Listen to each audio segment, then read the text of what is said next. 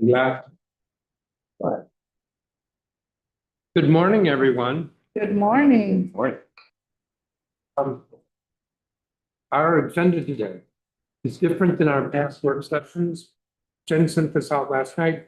I'm going to talk about our revenue estimates, the spending pressures, and there'll be some discussion. Then I want to go through subtitles that would be useful for me if we discuss Budget Support Act. And even though I have a list, I want, as part of the conversation, if there are budget subtitles that other folks have concerns about. Then I want to talk about council-wide priorities. I made a list. I don't know that the list is comprehensive. That is, there may be stuff.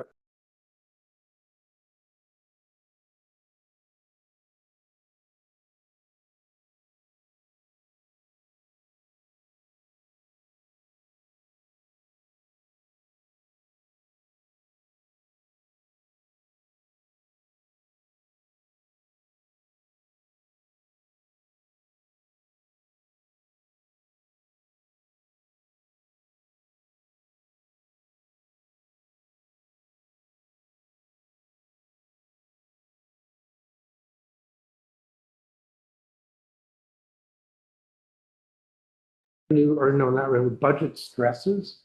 And so I wanted to start us off with that content. So we all know that we got the revenue estimates, got them last Friday, and they show that the revenue estimates going out to the financial plan are flat. The CFO made no changes because there's enough uncertainty about the economic climate that he said there's enough uncertainty, no change. However, he did say that revenues this year are coming in at just under $244 million above what the revenue projections were for on which the mayor based her budget proposals. And as we all know, we reacted by saying, oh gosh, that's $244 million. And I told folks that the CFO is not so enthusiastic. So that's what I want to go over.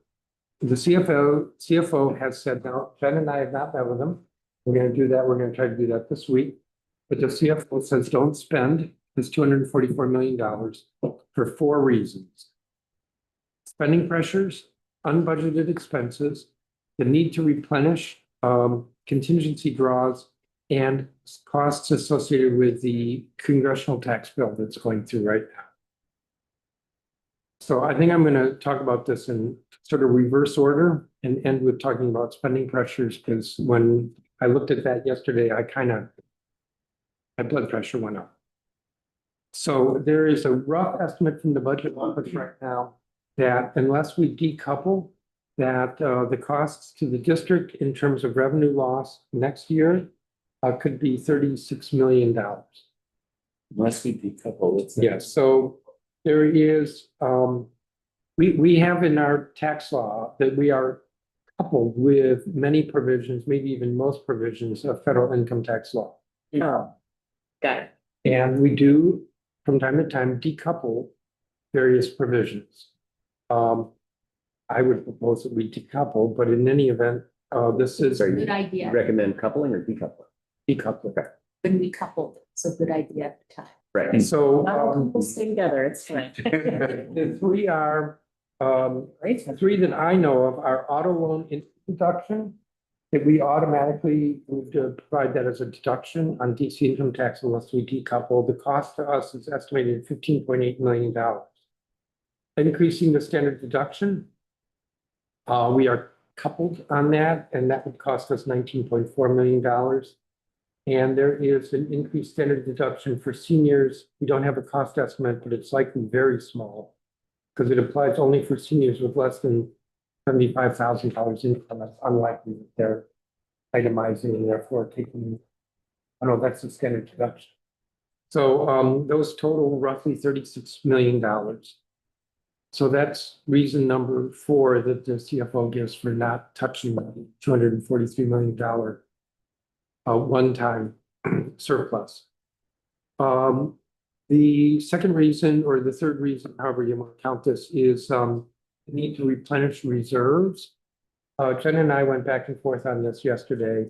It's not clear to me how much we need to do. And in fact, we don't have a clear picture of what the draws have been. The Federal Portion Budget Request Act that we adopted yesterday has a request that Congress change the Home Rule Act so that the council approves draws over $500,000 from contingency reserves. The problem is this, the law says that when the mayor draws from contingency reserves, the council, this is my paraphrasing, the council has to then replenish the reserve, the draws over the next 2 years. So last year there were draws, and so in the supplemental this year, as well as in the FY 26, there are repayments to the contingency reserves for those draws.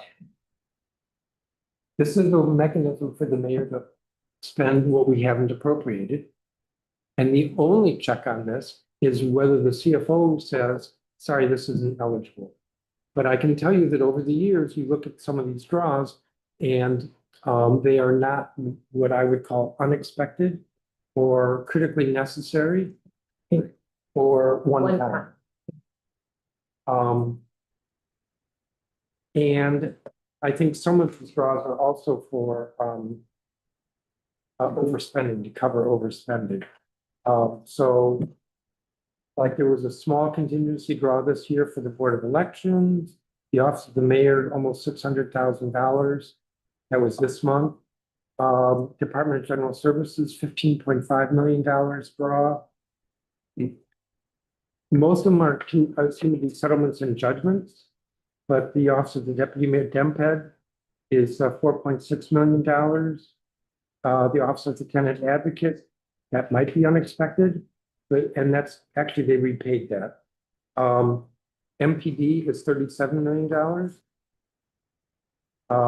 DYRS is $3.5 million. Department of Homeland Security, Department of Human Services is $54.8 million. These are draws from the contingency reserves. Excuse me, Phil, you're reading from a document. Do we have that? No, you don't. Okay. And it's doesn't really say a lot. We could have. I'm It sounds like curious. it's adding over. I mean, if you're gonna keep up and be a part, I was just trying to know. So the draws this year, this is where I get in trouble because we don't, according to this list, the draws were $159 million, of which they've repaid 10 million. Now, some of that is also repaid in the supplemental, but then we believe there have been additional draws since this list. This is of concern to me. And this is because what the CFO is saying is that reason number two, why we can't touch the $244 million is because there needs to be replenishment. Because this, on all those you listed, the CFO is the umpire, calling balls and strikes. Yep. And yes, we approve that draw, Yep. and then comes back to us and tells us. We have to appropriate. Well, so traditionally, we have always paid back contingency cash withdrawals through the year-end close. So, the mayor does contingency cash withdrawals, repays back a portion of it through a supplemental, and then through the year-end close, repays back all of it. The CFO's concern now is that the year-end closes have been getting tighter and tighter, and is concerned with the district's resources being sufficient enough to do the year-end close, paying back, overspending, paying back bond escrow, paying back contingency, doing the annual top offs that we always have to do for these funds and so on and so forth. So it's a concern that they have. So, for the past 3 years, it's been getting tighter and tighter. What do you recommend we do to examine this further with the mayor? Phil, did you want to do some sort of roundtable on the overspending or have the auditor look at it? What are you thinking? I want to do two things, neither of which help us with this budget. Sure. One of them is to have some hearings in the fall on agencies where there's overspending This would not be an oversight hearing, like, let's talk about the Department of Human Services, but rather, let's talk to the CFO and maybe the city administrator and the head of DHS, probably a joint hearing. What are you doing with spending pressures? Why do you have spending pressures? Why did you tell us in June at the hearing that your budget was adequate for next year? What are you going to do differently? How are we going to control this? But, so I think I don't feel like all agencies on that list are kind of made equal in this. No, they're not. Right, so like in PD, for instance, you know that some of their spending pressures come from events external to us, like a birthday parade, for instance, right, where everybody now has to be, Some of which may be reimbursed. and some of which would be reimbursable. But I feel like for some of the other agencies, perhaps some of those spending pressures are programmatic. And we need to have that discussion around, are there policy choices that we have made, not us council, but us as a government, that are leading to these continual spending pressures? And is that something that needs to be addressed as opposed to just continuing to draw down on contingency without plugging the problem? Well, I want to focus on spending pressures in a minute. So right now, we're talking about the reserves and in particular replenishing contingency and these contingency draws. I do want to say though, one other thing I left out when you said, what do I recommend? So hearings, individual hearings on agency budgets, that's kind of what I'm thinking. And only those agencies that are really overspending. And the other is that we disapprove the reprogramming to come to us in October. And that is probably a huge pushback. Because basically what we'll be doing is forcing agencies to be anti-deficient, excuse me, to be deficient. It's not that the district will be unbalanced. But you all know this. What happens is an agency a few years ago, CPS, overspends $20 million. And name another agency, healthcare finance didn't spend all the money it could have on Medicaid. And so there's a reprogramming at DCPS, and now DCPS couldn't overspend. There's a board of anti-deficiency review that Jen is on. Do they actually meet? I have a meeting next week. Great timing. I mean. When is the last time they held anybody deficient? Don't work too hard, because the answer is not. Incriminate. In fact, when DCPS had those 36 contracts that never came to us, Yes. Bradby, Board of, what's the Board of Anti-deficiency review. And Uh, review of violation. Yeah, Bradby Right. met and they said, oh, this is not our jurisdiction. I mean, Who's on that board? there are 5 people. Jen, the CFO, Angel is the chair. Okay. The city administrator, someone from the city administrator, somebody from the IG. But the reason why they said that the contracts were not a violation of anti-deficiency law, that there has to be a willful violation. And you know, like the CFO has to, in order for the CFO to be responsible, they would have to knowingly approve a contract that wasn't, Isn't that the definition? so it was referred to the IG drug instead of the Bradby. I mean, but that was, I mean, a reflection of the law, so. No, I don't agree. They do a report. And Okay, we're not gonna get into this. At any rate, we are gonna try, Jen's gonna try to get more information, I think, on the contingency draw. Is that fair for me to say? Yeah, Because we looked at this report, it's not clear how much. We think that they've been drawing substantially more since the supplemental came to us. And so the CFO is saying that to replenish these draws, that we should not spend 244 million. But the draws don't equal 244 million. No, but so far we're up to maybe close to 200 million. All right, so the third reason is unbudgeted expenses, and I mentioned this yesterday. And the unbudgeted expenses, I think, consist of this: bond escrow, the school advance, the WMATA payment, and the topping off of reserves. So let me kind of explain these, and I'll probably get this a little messed up and in sort of reverse order. Topping off of reserves. So at least one of the reserves has a requirement that it has to be fully funded.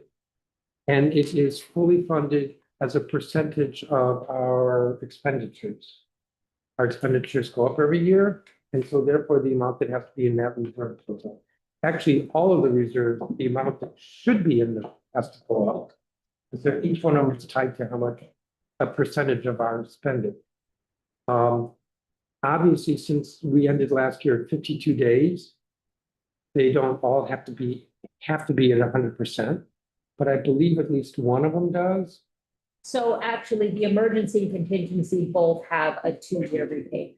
I'm looking at this document right now that I'm printing out and will be handing out to everyone.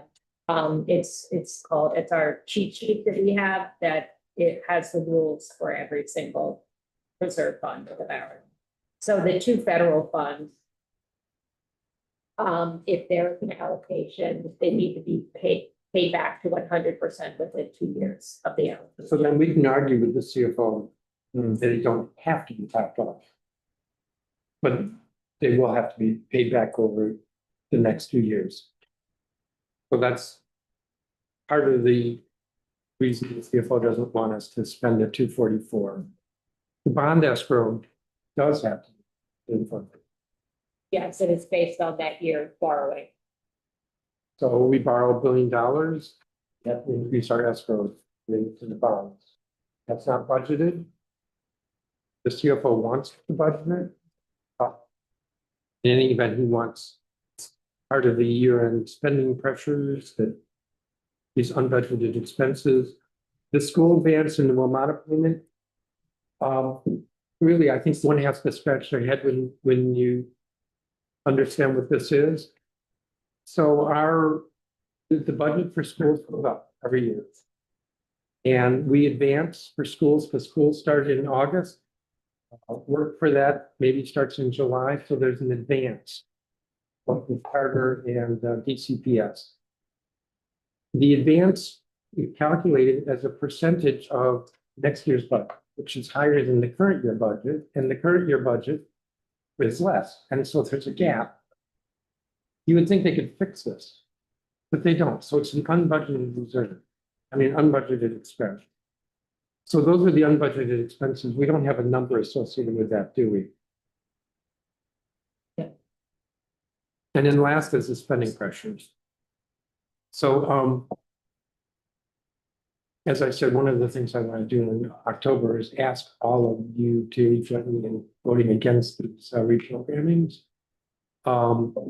When we had a meeting with the CFO a couple weeks ago, my takeaway was a reminder that the CFO treats, or the OCFO, I'll put it that way, treats the budget as a guide, not as a limit. That's my impression. And so agencies are overspending. Well, they have to overspend. We have to let them overspend. Then we have a spending pressure, as opposed to, no, you can't do this. Mayor, you're going to have to. You said the OCFO, does that mean it's been consistent across the CFOs? Yeah. It hasn't mattered so much because our revenues were higher than every year. Our revenues were higher. Remember, one year the revenues were like over $1 billion higher, $1 billion higher. How that was a Yeah. It was because we couldn't spend it ourselves. Well, that's true. But when you have that, then a lot of this, Right, it doesn't matter. it doesn't matter. None of that, that's like a rounding error with $1 billion surplus. Yeah. So when we talked about someday recouping the money that Congress has prevented us from spending, if I recall correctly, we talked about a lot of these spending pressures really taking up whatever that is, what, 400 million? Does that mean that we now could allocate that money to something? Instead, there's 212 million, I believe, that was moved from 25 into 26. There were spending pressures that were addressed and so on and so forth. Anticipating that revenue becoming available. Yeah, so it's It's been baked in. So I received yesterday a list of spending pressures. As I understand it, this is based on projections. Based on the FRPs, that's what the quarterly reports are. Every agency has to file an FRP with the Office of Budget and Planning. What does that stand for? financial review Plan. plan. Say, we use acronyms, we never say. Kathy Patterson in the past has written about this and been very critical because you look at an agency that's overspending and you look at their plan for how they're gonna rectify the overspending. And the plan is either non-existent or garbage. Just saying, at any rate, the FRPs through March 31st. Right. Lead to a projection of overspending this year, $403 million, How much? $403 million. No, that can't be. We can't have that. Wait, so that just basically means that we had agencies who started October with a spending pressure. Yes, Okay. Or lack of discipline.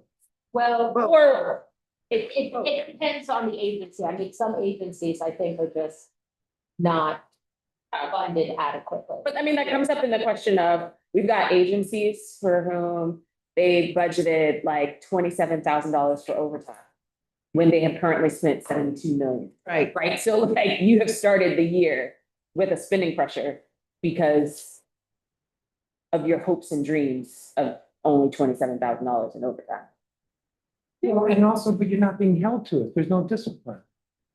Sat across from an agency director when you ask them, you know, what happens if you need more throughout the year? Like, this doesn't seem like enough. They say, you know, if we actually exceed the spending, there's going to be more available, like something along those lines, right? I've had that conversation multiple times over the years, and it just seems like the attitude there is, you know, Here, differently, the budget that the mayor's adequate for our needs.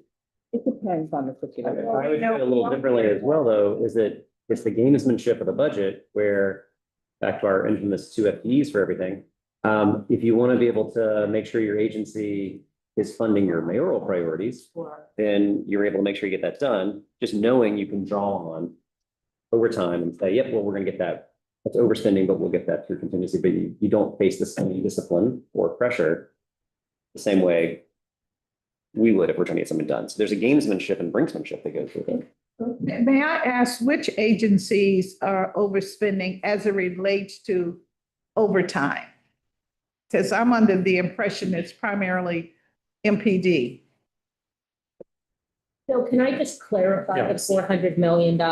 So there's, Can I get an answer to that, please? Okay, thank you. Well, it's a little hard for me to identify all of them, but DGS, $2 million overtime. And this is overtime. Mhm. MPD, 57 million for overtime. This is projection. Yes. I'm trying to see here.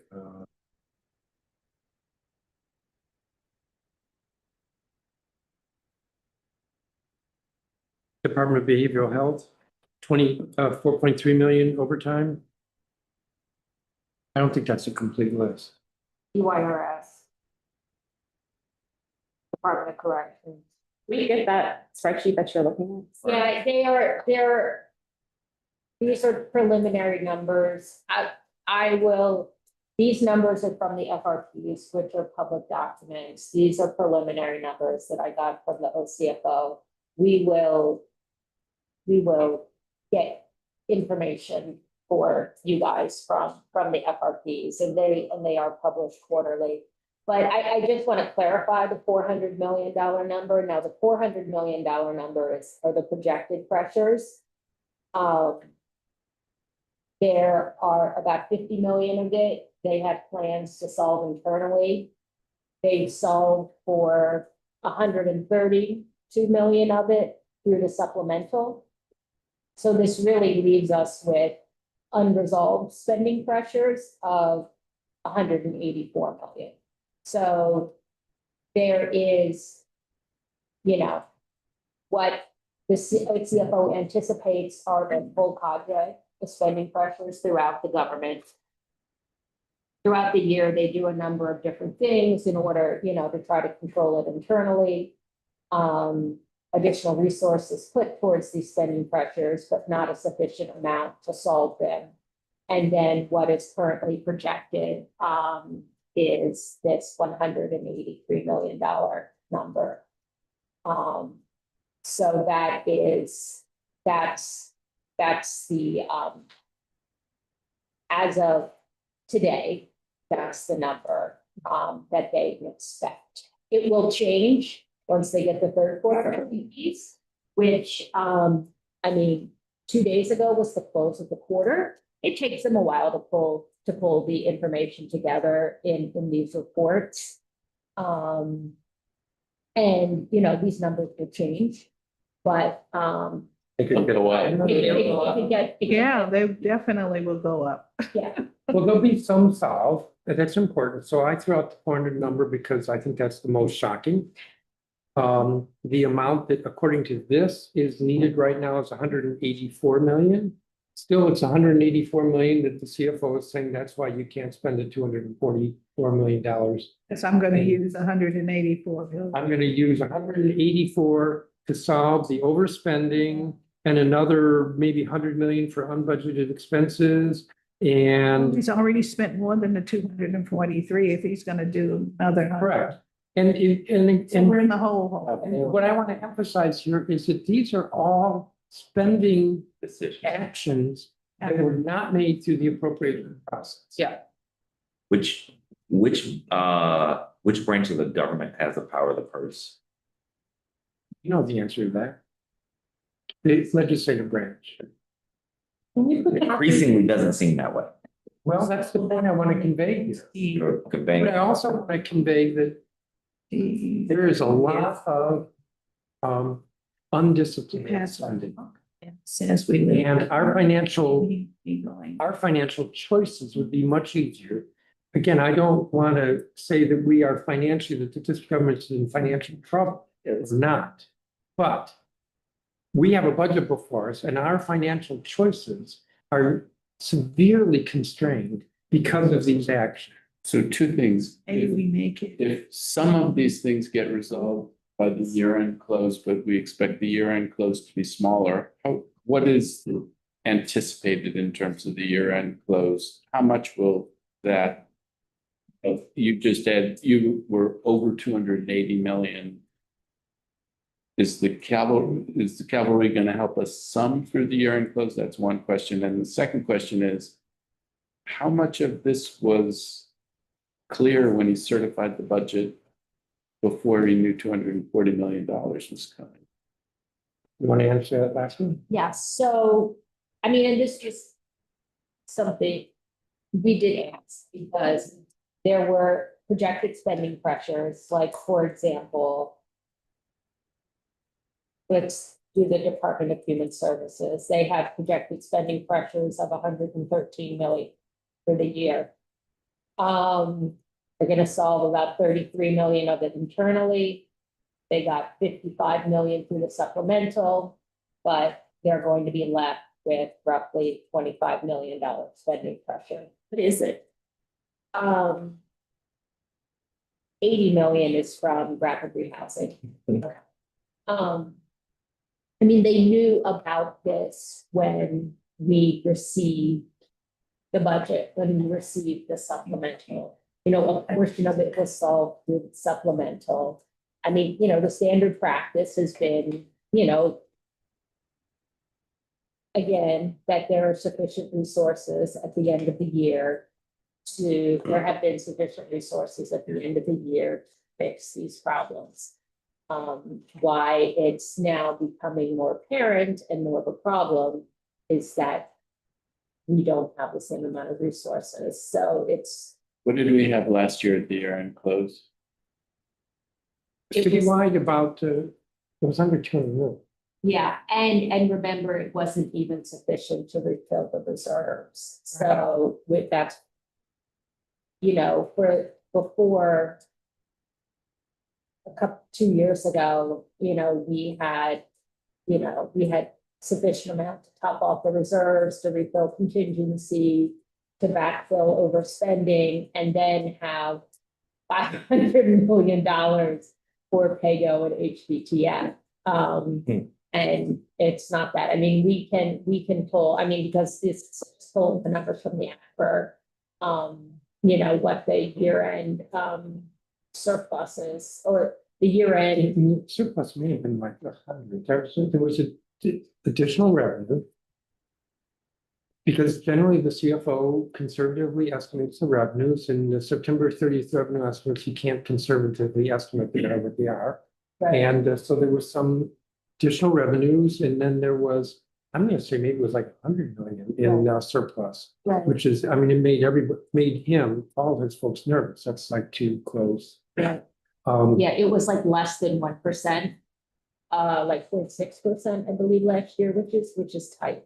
I mean, so basically the revenue increases in the September estimates and then in the December estimates. So like all of the final realized revenue after the fiscal year ends has been like what's been providing sufficient resources for us to get through these year closes. So let me just focus on Department of Human Services.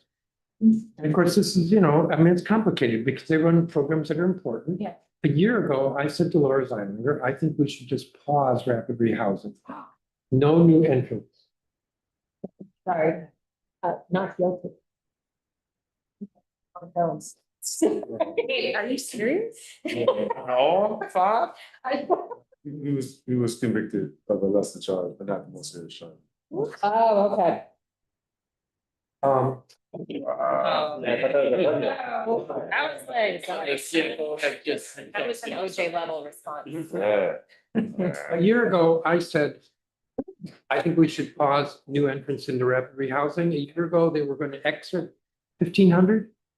So that's without a plan. policy decision that led to overspending. Oh, man, Laura Zeilinger came in and she said, this is the end of the world. If you pause it, we've got to go forward and we've got a number of strategies. We're going to stay within the budget on this. We've got, what are all the different, what the different programs are that they have. And so we have alternative programs. We'll do that. And we're going to exit these people. So their projected pressure is $112.6 million. They took $32.6 million from contingency reserves. The supplemental has a $54.9 million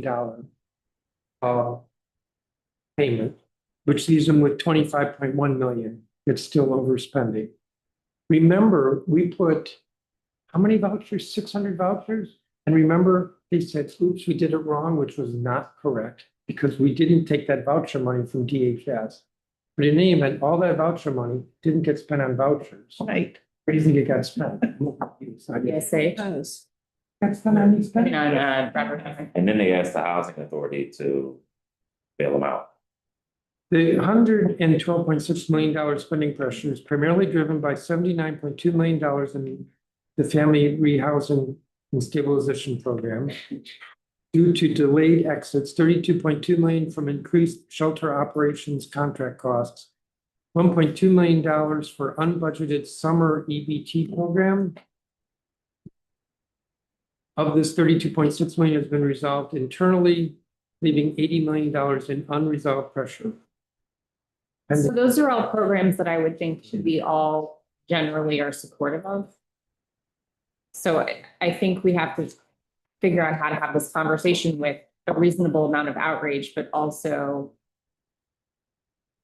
some honesty about places where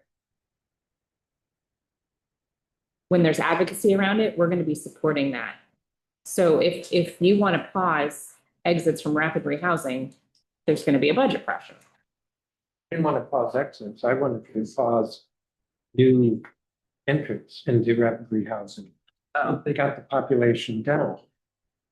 so that they would then be able to right size all of them. Okay, well, let's not have that conversation. That's a slightly different conversation. Well, yeah, but I do think we have to look at these Deal with it. programs in terms of, are they being effective?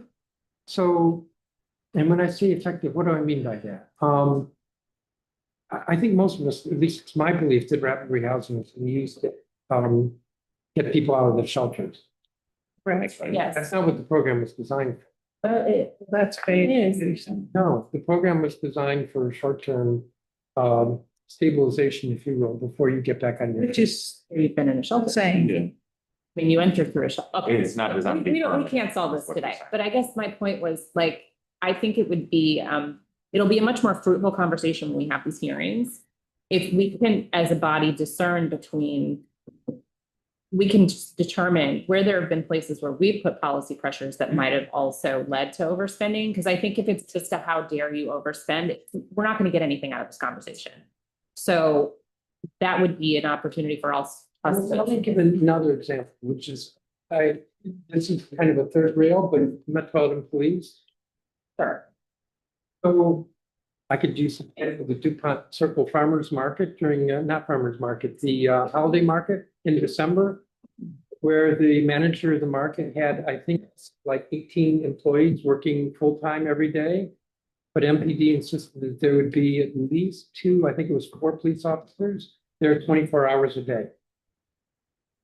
I mean, Is that really the only way that we can provide security? Well, I can tell you, like, maybe a slightly different example that wouldn't be the way that we do special events. So you know that I have been beating the drum about these deployable barriers that can replace heavy-duty trucks at the end of each block because they're safer and cheaper, and they don't require us using vehicles and people's overtime to shut down a street. That bill could save so much overtime. Yeah, but I see drivers sitting in those trucks. That's what I'm saying. You don't need that. If we use technology that is actually proven to be safe, and by the way, safer than a vehicle that has gasoline in it that could be rammed. We save overtime because nobody has to sit in that barrier. It's just a Correct. better thing. So there are some policy reforms we could do, I think, as a body. If we can prioritize those to reduce overtime spending, that would be MPD, that would also be DPW. Correct. But there isn't a discipline around how do we find a cheaper way to accomplish what we want to accomplish? Never mind. hear you. I mean, for some of You're you, in the meeting too. We can't hear you. Hear me? Sometimes, yes, because you went in one direction all the time. I'll look at We'll get you a microphone.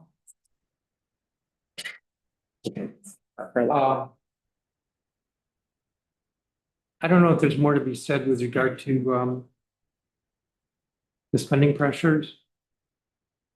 I mean, I think that on the spending pressure conversation, we should try to discern again between what is personnel versus what is policy driven. Some of it, right, I would imagine with DOC, that's personnel, that's not policy. But then I think the questions are around like, what are they really doing to increase hiring so you can reduce the use of overtime? There's like 200 and something vacancies at DOC right now. I think that's correct. So Wait, it's right around the corner, they got. Promise this time.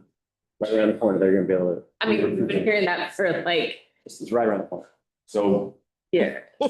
part of this plug in here, It's just hard to get. last year, now I want to revive this. So states under Democratic governors have done what's called financial performance reviews, where they review the spending and operations from every agency. That is usually done and should be done by the chief executive. But if the chief executive won't do it, then we have to look at the option of forcing. Jen and her team have been doing the work to figure out how far we can go with this without the cooperation of the executive. But if we're serious about examining these spending pressures, understanding them, and examining the inefficiencies, we've got to get serious about the financial performance review. Like, this is a thing that has been done, like where it addresses the issues we're complaining about, but it is going to require us to put some real pressure on the mayor. And if we're not gonna do that when we're in a deficit with spending pressures and we're clearly making inefficient decisions, I'm just not sure when we do that. And if we're not gonna take that step, then we're just not serious about this. We're gonna keep going around in circles. I'm gonna add though, because of the way the conversation went when I mentioned the police and rapid rehousing, some of this is also on us. Yep. Yeah. 100%. Are there better ways to accomplish what we want?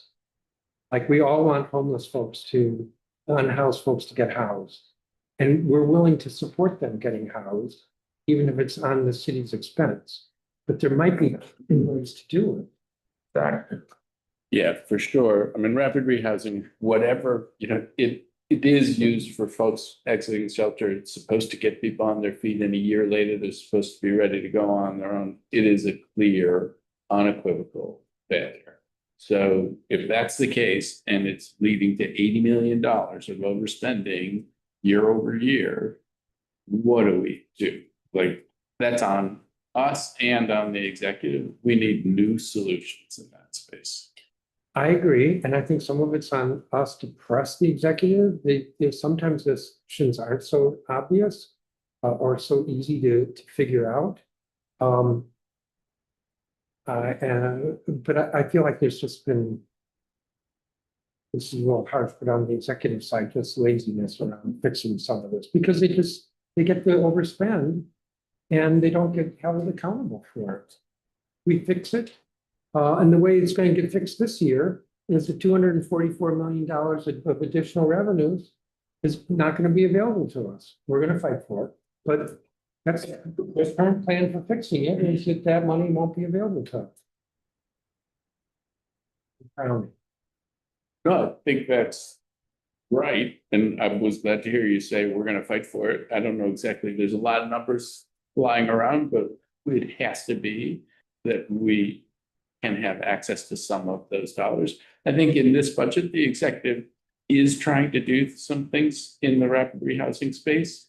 And they're probably not enough, but I think we need a pretty big rethink about rapid rehousing. So I wouldn't say they're not doing anything. I do think all of us are seeing this is a program that looked like it had promise, but doesn't have the kind of promise that we thought it had. And now we got to pivot. So I'm going to move on. Budget Support Act. Do you think it would make sense to talk about revenue raisers now before we move on to the Budget Support Act in the context of this discussion? I'm going to say no, but we could. I was guessing we would probably get there when we were talking about citywide priorities. Totally fine. So I want to talk about BSA, and I think the last couple of years haven't really talked about BSA. So the way I want to structure this is I'm going to go through a number of subtitles where it would help for me because I'm putting together the committee print to have feedback on these subtitles. I do not intend that the list I'm going through is exclusive. That is, there may be some that others want to bring up. And some of these subtitles could be, I don't think it's a good idea. Do you all agree? And some of it could be, well, I'm not really quite sure what to do. What do you all think? I'm going to start with this. When we met a couple of weeks ago, and I went through a list of subtitles that I think we should not move. And I would say out of, I think it was like 23 or 25, there seems to be agreement that like 20 of them should be moved, and pretty much the committees were consistent with that. I also said at that time that we are on a compressed schedule. First reading on the Budget Support Act is in 2 weeks, and our intent is second reading is in 4 weeks from now. And usually we take an extra 2 or 3 weeks in the Budget Support Act. So please let's not make the Budget Support Act longer. Let's make it shorter. So the committees and their markups came up with an additional 39 subtitles. Saying we came up with an additional 39 subtitles. Doesn't mean they were all bad. We're kind of going in the wrong direction and making this more complicated. Fire club. Right. One of the criterion that I have not articulated very clearly is how complicated it is for budget council and general counsel to work on. Just saying. So let me go through, this is in order of the BSA, not in order of easiest to hardest. So the first one I wanted to bring up was in Title I, Government Direction and Support, subtitle B, which is Community Affairs Amendment Act, which centralizes within the Executive Office of the Mayor the grant-making functions of the Community Affairs Office. The Committee on Executive Administration and Labor recommended keeping this and adding a somewhat duplicative subtitle called Cultural and Community Affairs Offices Consolidation Act. I could start with asking Anne what you think, or maybe ask Anita what you think. Why don't we start with you, Anita? Yes. We need clarification here Okay. on how to handle this. Let me just also add, this affects a number of committees Yes. because this is those community offices. Yes, what we did is simply added the titles that, the new titles that have been identified within the EOM. In other words, the EOM, the many offices are now given a title where one group is working with culturally defined neighborhoods. The other is working primarily with service delivery. And so we just added that one title. In other words, it's the same. It's all of them together as is proposed in the BSA, but just adding that title so that it is defined. We got that information when we had our budget oversight with the EOM and discovered that it's now three little groupings, so to speak. But that's all. It was just really adding the culturally title to the group. I'll find it here. There's a Yeah, question. My interpretation from reading the BSA, everything would stay the same. Be housed in the mayor's office of community relations. Yeah. From my understanding, it's just a title change, not a location change. Correct. Okay. Yeah. And when they submitted it, they did not specify, and maybe at the time that they did consolidation, they had not come up with the titles. But when we had the budget oversight hearing, that's when we discovered they have three little groupings, so to speak.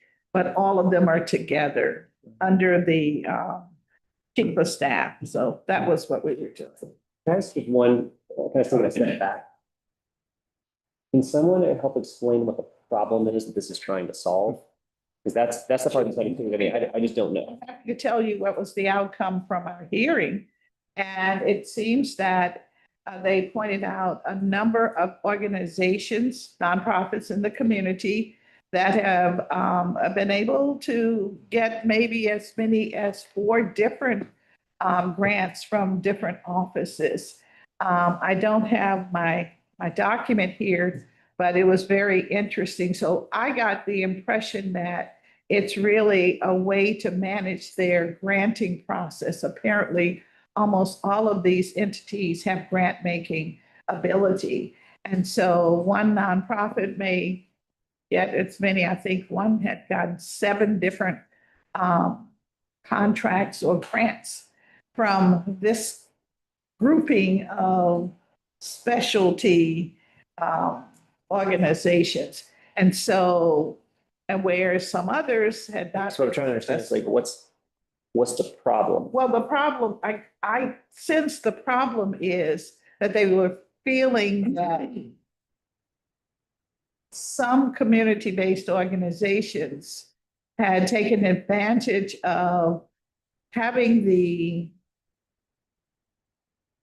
opportunity to sort of like double and triple and 4 times dip into this money. And so they wanted to spread it to more community organizations. That was the one major finding that they pointed out. But also, I think before the mayor's budget came out, many of us who had some of these organizations in their committees had been toying with, are there efficiencies here through reorganization? So the mayor kind of stole our fire and did it in maybe a different way, but I think that the idea that there might be efficiencies came up in a parallel. Yeah, and the directors of the offices will remain. So there's really no organizational change except I believe they are planning to not fill some of the vacancies, the staff vacancies. So it's a consolidation, recognizing that we all have to take a hit because we don't have the funding we once had. So that's it. And just my final question, from a grant making authority, would that shift to the chief of staff? It will still be a part of that unit that the Fine. chief of staff is supervising. But it will be more where everyone gets to talk, Okay, all of the offices, and they decide because, so everyone will have this is the way it was explained to us. All of the offices will have a say. So in other words, if you were a nonprofit and you received 10,000 from Latino office and 5,000 from Asian office and maybe 5,000 from LGBTQ, you are now they'll look at your need holistically as it relates to the constituencies that you're trying to serve. But they're not looking to save any money. They would take that savings in that grant and just give a grant to somebody else. I suspect, Bill, that is what will materialize. No, they did not say we're going to put a limit on the amount of granting that we do in the community. But I think that's going to be the outcome. Common sense says that if the complaint is that one nonprofit has received 7 different grants and it totals $150,000, I'm pretty sure that that's not going to be the future for that particular organization. Thanks for your work on this, Anita. Appreciate it. I think generally not opposed to consolidation. One thing this body had done last year was create budget autonomy for the LGBTQ plus affairs office for a very specific reason. The types of grants they administer, they have housing vouchers. It's a little different than the other constituency offices. So we'd still like to work with the committee as a whole to ensure that can continue. What does that mean? Yeah. See, I'm not very familiar with this subtitle. Part of the reason why we're talking about it. If they are part of this consolidated, Yeah. they would not have separate grant making authority. So are you saying they should not be consolidated? I would say that, yeah, I was gonna ask Anita, what's her recommendation? not to jump in, Brianne, but last year, the push from advocates and many in the community was a concern that there wasn't enough transparency and the office was treated as a slush fund. Their words not. And so by making it a standalone budget authority, it provided a level of transparency that was important both for the grants, but also to ensure that members of the community were being supported. And so to the extent that the office can be kept separate from this consolidation, I think that would be important. What we had talked about prior was consolidating the racial and ethnic offices and leaving external the others, if that makes sense. And that's the nature of the title change.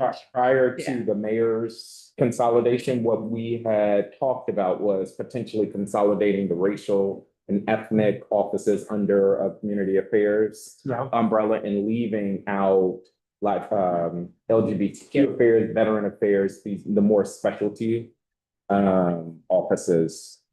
so that it didn't appear or come off as though we just wanted LGBTQ to be by itself.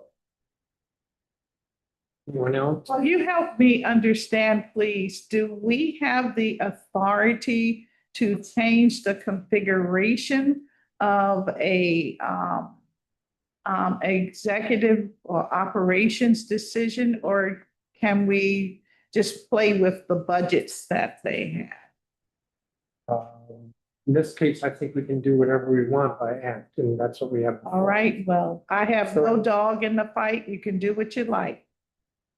I want that to be clear. I'm gonna turn to Amy. So you're the one who's going to reconcile the two subtitles. Do you feel like you're clear on what people are saying? And if you're not, how are you not clear? Not to put you on the spot. So everybody can get to the time. So we have, I understand what Councilman Lawrence is intending to do. I think that nobody's mentioned the move of the Orca office to the executive, unless they set his pen access and something like that. Orca, today, it's not including the subtitle. Orca was established as an actual agency. All these other offices were established as offices in the executive branch, but don't specifically say agency.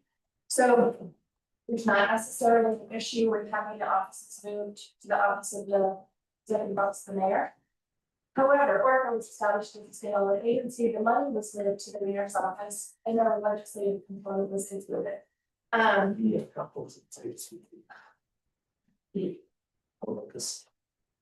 Okay. Sorry, Jermaine. So Orca remains an issue.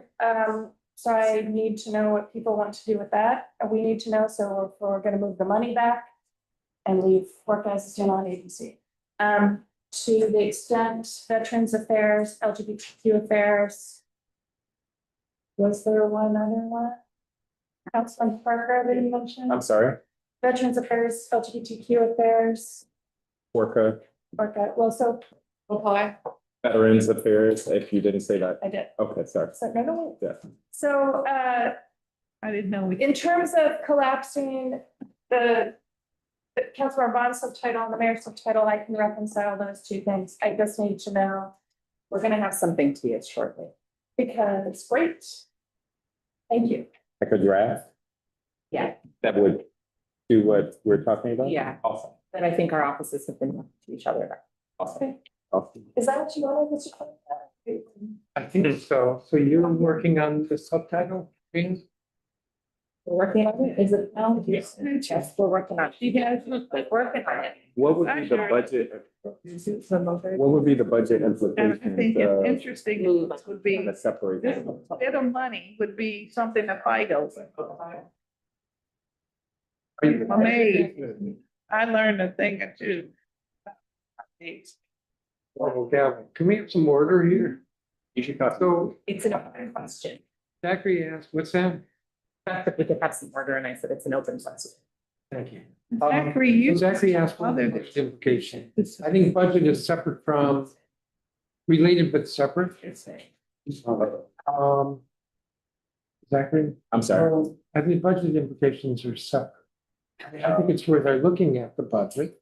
We're consolidating, maybe there's some savings here, but this is just a The reorganization. impression I got was to make, for instance, LGBTQ a standalone office, it was gonna come with a price tag. But it already is standing.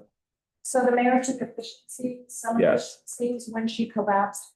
The subtitle says she collapsed grant authority, but what happened is she moved the budget for all of these offices into EOR. Yeah, yeah. So, and in doing so, there may be some efficiencies that were taken because each of them had other components. I don't have all the, That's right. sorry, I don't have a lot of access. She essentially took the savings.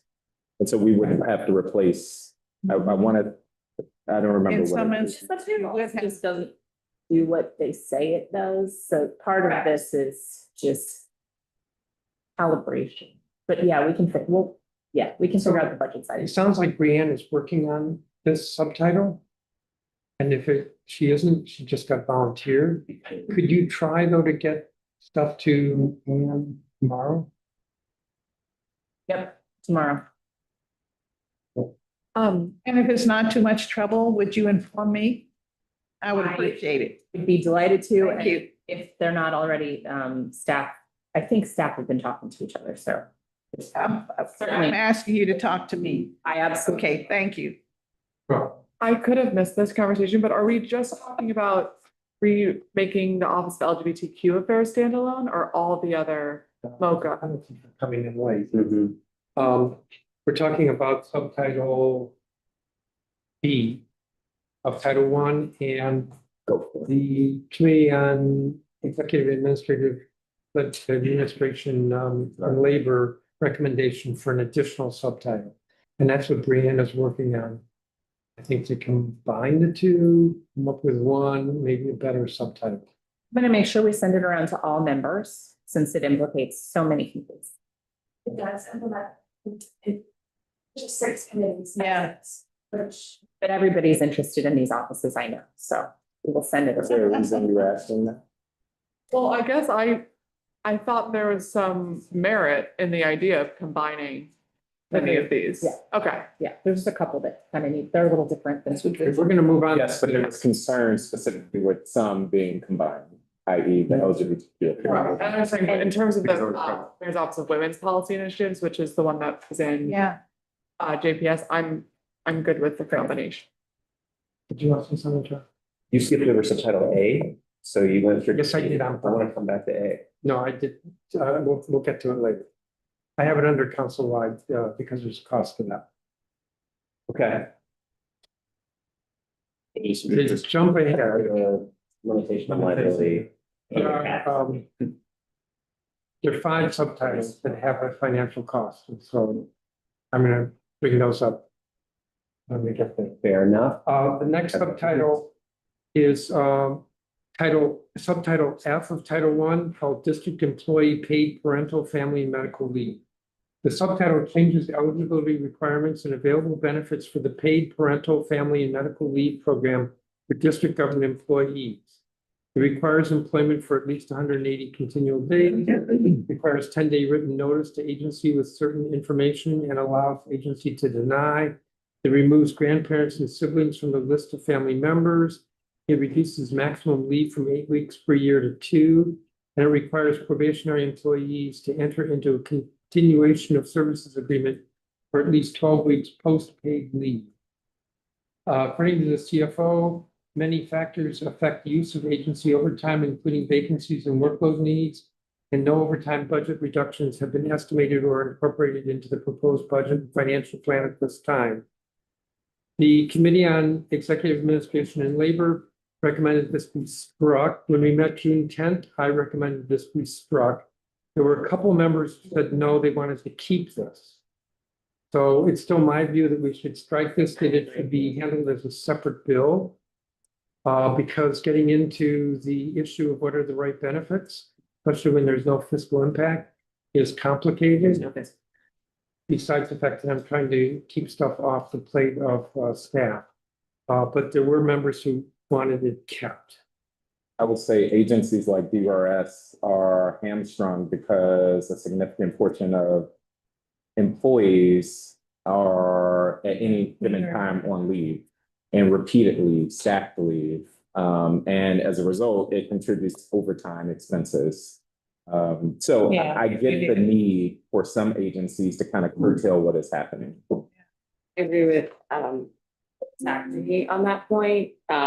Even in terms of, I know there was some conversation earlier around like the definition of family, where, you know, we have folks who are taking leave for like the second cousin. That's great. And also, I don't think that's how we originally designed for that to be. So in the conversation about spending pressures, while there might not be a fiscal impact directly that the CFO is saying, there is a fiscal impact overall that we need to contend with at some point. So I think you might have been the two who said, don't strike it when I recommended that June 10th. Let me recommend this instead. Because this is kind of broad and it gets into a lot of policy questions that I don't think we really looked at. I could introduce this as a freestanding bill with a commitment from Anita that she will have a hearing early in the fall and move on this. And then there could be a much fuller exploration of the benefits. In fact, we recommended that we strike this and we planning a hearing on it. We think it's pretty far reaching, Charles? so that the record's clear. I mean, I guess if that's what Anita is saying, that sounds like the right approach. Yeah. I'll just, my 2 cents on it. I do think there's room to fine tune the definition of family, because I do think Yeah, we have seen some agencies where that needs to be deeply explored. Cutting it to 2 weeks, though, I think that's Yeah. ridiculous. Yeah. So I think there's a lot of room around the conversation around how you define family, but I also want to be very careful, like cutting to 2 weeks is wrong. So if that's the approach, well, the approach was really to deal with the issue of what constitutes family. And to think about our budget constraints. 2 weeks was not really, we know that that's a reduction, but it might be the right amount of time. What happens today, individuals will combine the various leaves that we have. yes. Members who, well, some staff even here at the council have been able to do 9 months and to hold their position. And so it just seemed that we need to be clear as to what this law is intended to do, as opposed to what it can do. So So it sounds like you're writing it and then your Yeah. plan is to do that. That's what it and says. if I introduce it, you will have a hearing and move on this. That is correct. All right, so the next one, A question about that. Does this have this, or would it be, what? No, No, fix. so it would be able to go into effect immediately if we pass it in the fall. If we pass it and let's say we were to reestablish, maybe go to 8 weeks, as opposed to 2 weeks, it would have a financial impact. Yeah, right.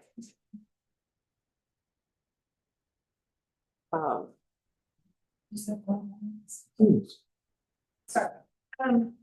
I wanted to, not that my support matters, but I think Councilman Vaughn's approach makes a lot of sense there. I know a lot of the conversation is focusing on the amount of leave left, but the subtitle, as introduced by the mayor, has several other very problematic provisions, which includes making an employee who is probationary who takes leave indebted to the district rather than requiring them to work a certain amount of time past that. There's provisions that also, it's just this wide open, the agency in good faith can deny leave and there's no sort of guardrails around that. I'm just concerned from a policy perspective, the writing is just like. I know. So to the extent that, I mean, so what I'm saying is, if it were to stay in, I think there's a significant amount of policy decisions that need to be made that. And I'm just talking about who's gonna do that and the bandwidth that we have and the time frame. So that's my first. And the second concern, if you're going to introduce it as a standalone, you might wanna tweak some of those things ahead of time, just to frame. no, I probably won't tweak it. Just, But that's take it raw. There are these- You probably won't. I probably significant won't. policy decisions of the. We'll just leave it as- I just want to be clear, my saying that we need to bring this up is not to endorse what was written as Agreed. strong policy, but to say that like, I think we do have to address this, particularly before FY 27. And I wasn't implying that, I'm just trying to back up what was said about in terms of how much work has to be done to make it acceptable to the members. It isn't just like it's poorly drafted and I can fix that. Yeah. It's like significant policy decisions that the members. Yeah, it really is pretty far reaching. I do want to add, some agencies are better at enforcing this than others. So it's not like DYRS is They don't- helpless here. They have cultural problems. 1,000%. And it's a hard job. I totally get that. But also people are gaming the system. And there is not a recourse. That's what's great in. Yeah. So when we hold the hearing, we will be Issue that. union That's lead people. primarily because they are, Actually. Okay, we're gonna They are the 25. All right, for sure. The next one, G. yes, Campaign Finance Reform Amendment Act. The Committee on Executive Administration and Labor did not recommend striking. It removes, this is an oversimplification, removes covered contractor restrictions for contributions under the Fair Elections Program. There's no fiscal impact. I'm going to add here, because some folks have suggested this to me, we could get additional revenue if we change the match from 5-to-1 to 4-to-1. Or 3-to-1. So I have this here to have a discussion with regard to the subtitle, as well as whether we want to go, whether there's an appetite to go any further with this. I would, oh, I'm sorry, go ahead, Tyler. I'm gonna recognize my. Yeah, I'll go ahead. No, go ahead. Y'all say the same enough first. Well, I spoke to this when we had our first meeting. I do think this should be struck. There is no fiscal impact to this. But a couple of things I think are really concerning. We have passed laws saying that people who have city contracts aren't able to make campaign contributions. So this would create two different systems so that city contractors under our traditional system can not give funds, but then somehow under fair elections could, which I think is wrong. I also think that this is, if we were to want to do this and revisit our campaign finance laws, the budget is not the place to do it. It should be, there's no fiscal impact. So this should be just like the last subtitle we talked about. This should be standalone legislation to get to hearing, hear the pros and cons and weigh that out. I'm also very concerned that when I heard, I think it was the mayor who said, well, but you know, people will be able to small contributions. And so it really doesn't matter, right? Everybody who's run with fair elections, when you talk to people trying to say give contributions, you're focusing on that small dollar. But let's say a ward race, for example, $50 becomes a $300 contribution using fair elections. That does start to add up. And then as a contractor, I think this is a backdoor to bundling where you're able to get people to say, everybody just chip in $20, $25. I'm going to take everybody out for drinks afterwards. But that $20 contribution times 10 times 5 starts to become very serious money. And I think it's wrong. So I think we have taken a very strong and good stand on pay to play and the way in which campaign finance runs. And so I think this should be struck. If there is an appetite to try to look at this, I would say it should be standalone legislation with a hearing where it can be fully vetted out and look at it that way. Yeah, I would respect that. Oh, I would just echo Charles's comments from the standpoint, if we want to revamp fair elections or campaign finance laws in this entirety, then this should definitely be a standalone. I know there's some things in fair elections that I would want to change. Yeah, I mean, I did a couple of provisions. I think the threshold should be higher. Right, some neighbors feel like it's a waste of taxpayers' dollars to have a lower threshold, and especially if we want to modify from a 5-to-1, maybe instead of 3-to-1, then maybe you gotta get 300 neighbors to contribute. So I definitely think this should be a standalone. To Charles's point. Yeah, we actually put together legislation. Well, you're talking about my subtitles. Go right ahead, sorry. well, I was just gonna say, I respectfully disagree. Oh. You didn't have to need that. Oh, no, she said, go ahead. I'll be saying that When we talk about your subtitles, you're going to be pretty ferocious about it too. So just really trying to tell you what our rationale was, why something is left in and something is not modified. The thought was pretty much that this is, while it's true that the contracting community can have undue or exert undue pressure, but the truth of the matter is we're talking about a small amount of money. Right. And because of that, that's why we said just leave it in. And let's see how this works, because we know because of this law and other laws regarding campaign finance, everyone has suddenly decided we want the public to pay the dime of our campaigns. So we said, well, maybe we just leave it and maybe it's time to look at this and see what happens when a company can make a contribution. We said that it's a small amount of money already. The chairman and the mayor and the attorney general, they get $200. This is $250. Okay, I'm just, just sort of playing it out. And on the other piece, if we talk about fair elections, we're really talking about, can we afford 5 times? Most places it's 3 times. Some places it's 2 times, but we chose 5 times. And we thought by saying, I think it's the school board, $20 times 5 does finally give you a contribution that you can spend for a mailer perhaps. But my point is that we already have very low limits. If we reduce the multiplication from 5 to 3 as an example, we already have something drafted. We've talked to campaign finance. We have also been sort of shopping it around to look at what the impact would be. Bill knows it would raise maybe 4 million or more if we went to that level that we could use for humankind as opposed to expression of our opinion kind in our budget today. So that was the thought about it. I agree.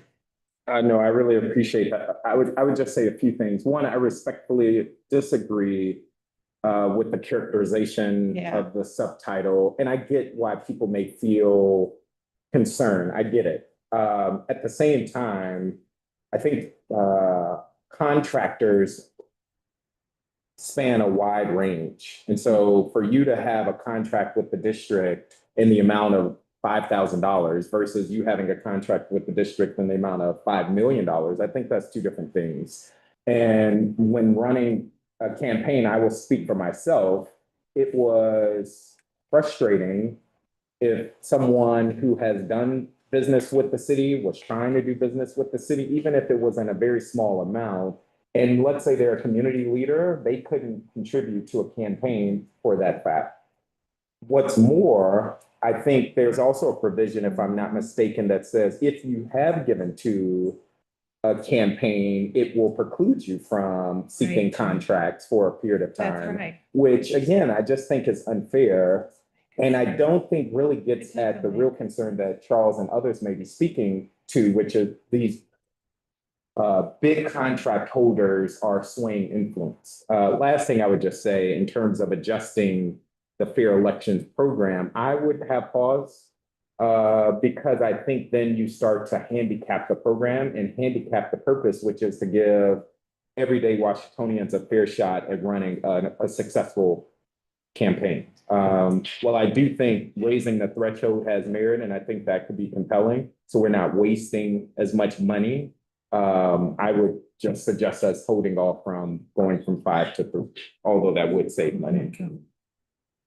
Yeah, so on the change to 5 to 3, I don't think we should do that. I mean, one of the things that's out there is independent expenditure is going through the roof. And so being able to be heard in an environment of independent expenditure, I really do think that it would disadvantage folks who were in the program. And I don't think that's a good idea. In terms of raising the threshold, I do think that maybe there are savings that could be achieved here. We have races where 20 people get in and they all get $100,000 because they've been able to raise a small amount. Yeah. And I think that's an issue that is actually not great for the system generally. So the idea that one might raise the threshold, I think it could be reasonable, but this is the kind of thing that should be the subject of a hearing and an extended discussion, not an 11th hour change around this table today. So. That makes sense. Clarification, that's not what the VSA subtitle that Anita's committee recommended says, so. They injected, Phil said, what, and also. Putting that to the side, because Yeah. Phil's trying to strike subtitles, so the idea that we're gonna change the Yeah. threshold on fair elections through the BSA after you just told us to No. cut some titles. Well, no, I think he I think that was a- saying that it's open to. But I feel like for what Anita is trying to do here, and to Zachary's point, the definition of a contractor versus someone who runs a nonprofit organization who receives a grant, people don't necessarily know the difference. So if my, I don't know, after-school program gets a $10,000 grant, now I feel like I can't contribute $50 to Janice's campaign. Is that what we intended? Probably not. For the Because we want $1 it. million more. Right, this is raising the threshold for which right now it says, if you get anything from the government, you can't participate That's in donations. And so one could argue, yes, let's have a hearing about this, but now we're gonna go through an entire another year and a half before it's resolved. And I felt like what was written and what the committee was recommending was a reasonable change, because it is a small change, in my opinion, that allows for more people to participate. And we're not talking about like the large. The law today is $250,000 or more. It's not $10,000, $20,000. I don't think that's added. It is, it's the law. I would just say during my campaign, if we could talk about that, I had to refund multiple people money because they were being threatened of losing their district contracts, which were well under $250,000. Now, that may have been an error. Well, that's not campaign finance. Can I just say that I find on the campaign trail, there are people who often use that, our law as a shelter to say, I'm so sorry, I can't give, I'm doing business, or their attorney is telling them you can't. It's just. All worthy things that would say, standalone legislation hearing to really flesh that out and get people. Yeah. You know, if I had my way, I would just eliminate the dollar value and make it very clear that everyone who operates in the District of Columbia, everyone who lives in the District of Columbia should have the option to contribute to any race they want to contribute to. I think that is the fair approach. When we carve out different communities, we are putting our thumb on the scale. I guess a few years ago, I think the city made a big statement about wanting to end pay-to-play politics in politics. That was a value statement that the city's that came out. I hear what Anita's trying to do. I'm just worried that because that was such a big moment here in the district of like, how are we going to try to end pay-to-play politics? And that was because of some of the things that had been happening at the council, continued to happen, you know, people being expelled, all these things. There was a notion that we want to reform it was a moment for the council to say, look, we want to reform our perception because of all the stuff that sort of muddied the council at that time. And this was one of those things that made the public feel more, sort of have more faith in us as a body again, after some of the things that had occurred. So I hear what you all, I'm torn in that, what you all are saying, but I think because I'm torn and because it's a values question of where the public wants us to go, I do think we probably we should have a hearing about it before acting here. Because then it's a shift in what the public may want to say or not say or continue to do. I would say. That's where I'm at. I mean, like. I just wanted to provide clarification. To Denise's point, I think since the implementation of fair elections, I think that it gives everyday neighbors an opportunity to participate in elections. I think people are satisfied with that. My initial recommendations, and I just want to provide clarification. If we are going to modify fair elections, I think that we should do it in a way that prevents individuals who run from wasting money. To Zach's point, I experienced the same thing. I don't think that now is the opportunity to make changes to Matt's point at the 11th hour. If we're going to revamp our whole election process, then I think that it should be more thoughtful. Not saying that and which can include more lengthier conversations, not necessarily a strip of the BS. I mean, I agree with you. The question is whether we want to do it here as a body within the subtitle, or if we want to wait and do a hearing and go through the public process. And I would say, I would lean towards going through the public process. I don't disagree with you. There needs to be some changes to fair elections. We need to do that. It's a question of if this nominal change is okay for us to be doing. And it's a tough question to grapple with. Anything else on this? So Are you keeping it? agreeing with strike? I thought he was keeping any of his recommendations. I mean, Charles, not to throw you out there, but Charles raised a question of if we made this change, would that then now say contractors can donate to fair elections candidates, but they can't donate to the traditional non or traditional? Yeah, that's true. That's what this would do. And if that's the case, then I And think. with everyone, except for the chairman deciding on fair elections, and he probably will do fair elections this year, it then captures any candidate. What do you mean, Kevin? Well, I mean, in other words, everyone will be taking advantage of fair elections. So therefore, they will be able to take advantage of this subtitle if it remains. So, let me see, 3, 4, 4, 6, 9 people have spoken. And my tally is that there are 4 who would want the struck. And there are 4 who want to keep it. I haven't. Unclear about like. I haven't seen Maybe it, because county everyone kind of did, but if you're tallying votes. Well, I don't know that I really want to be tallying, so. You just- this- Tallying. I need to strike the column, please. I think it should be kept. Keep it calm. Yeah, you can add me to the keep column too. Since you've made these.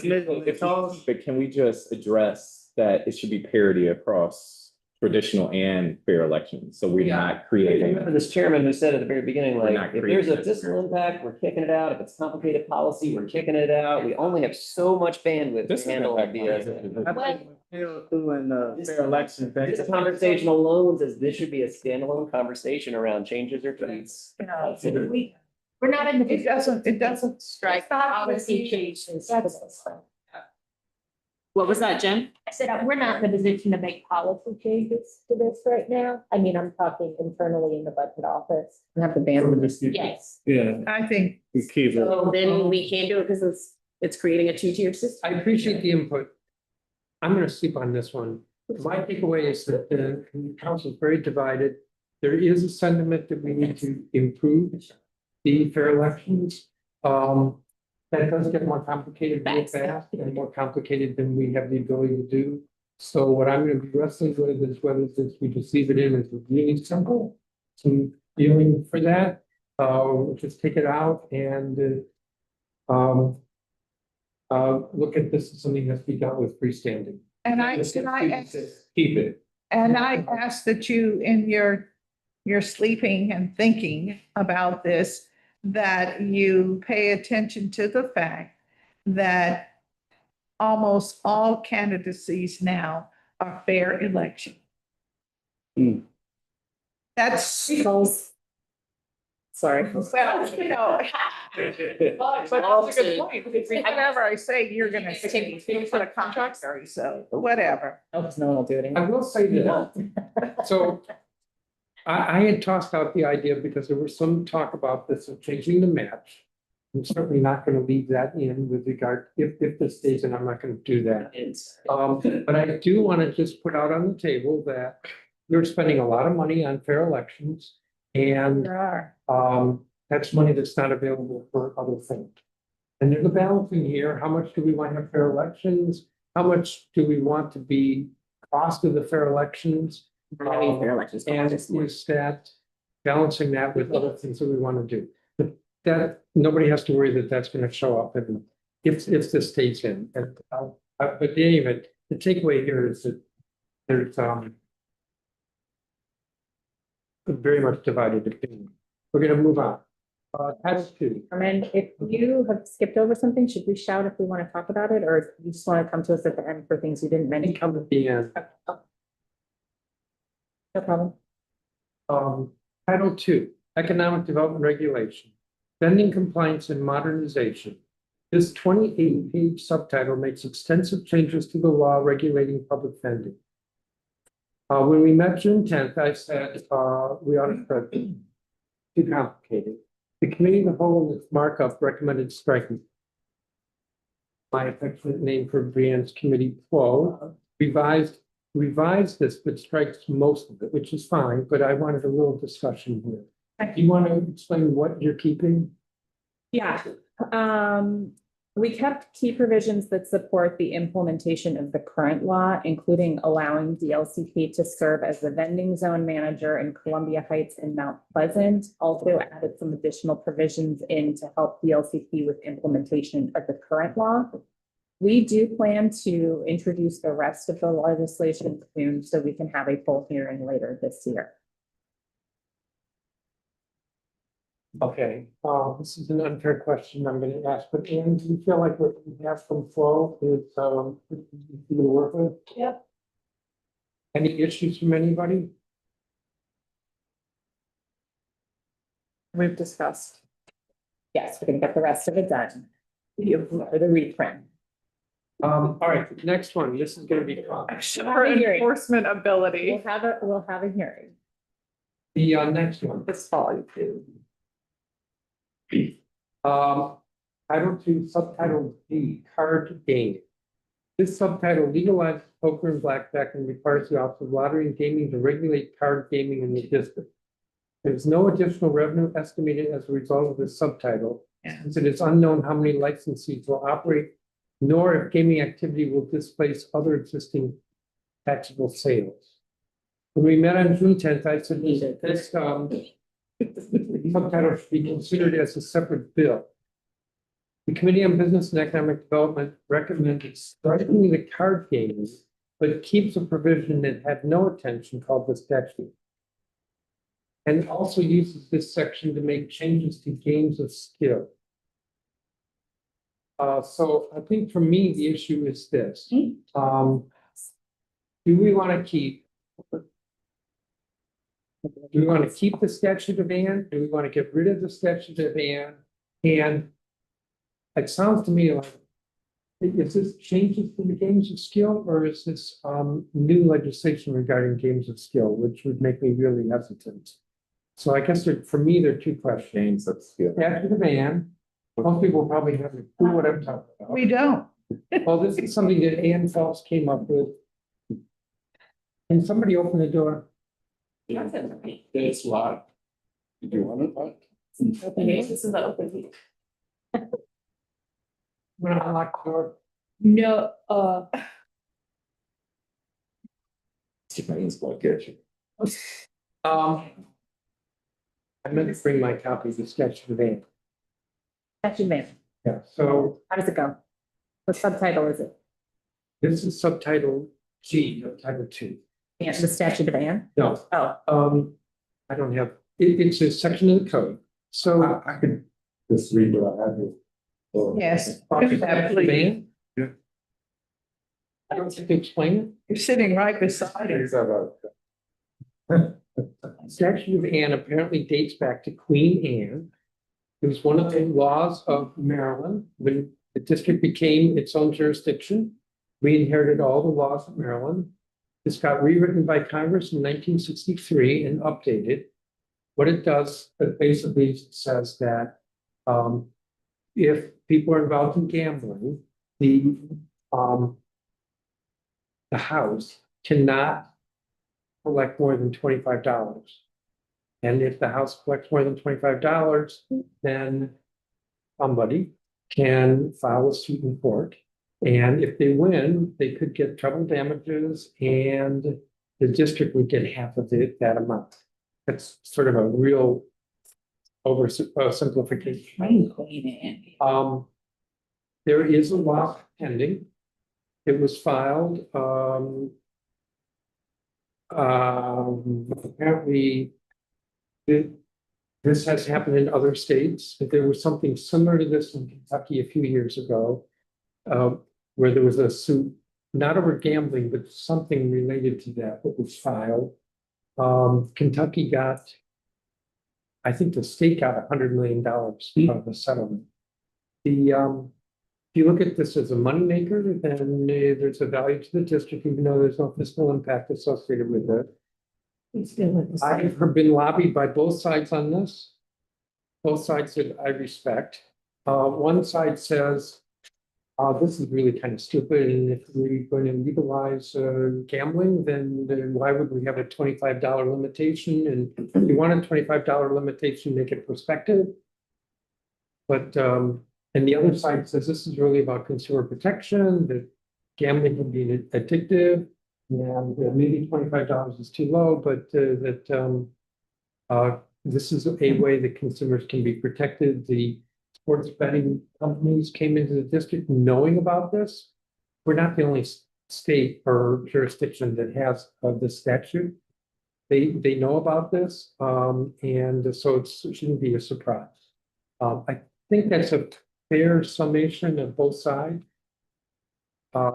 Consumer protection, or we legalize sports betting, and this is kind of stupid to enforce this. The mayor recommended taking it out.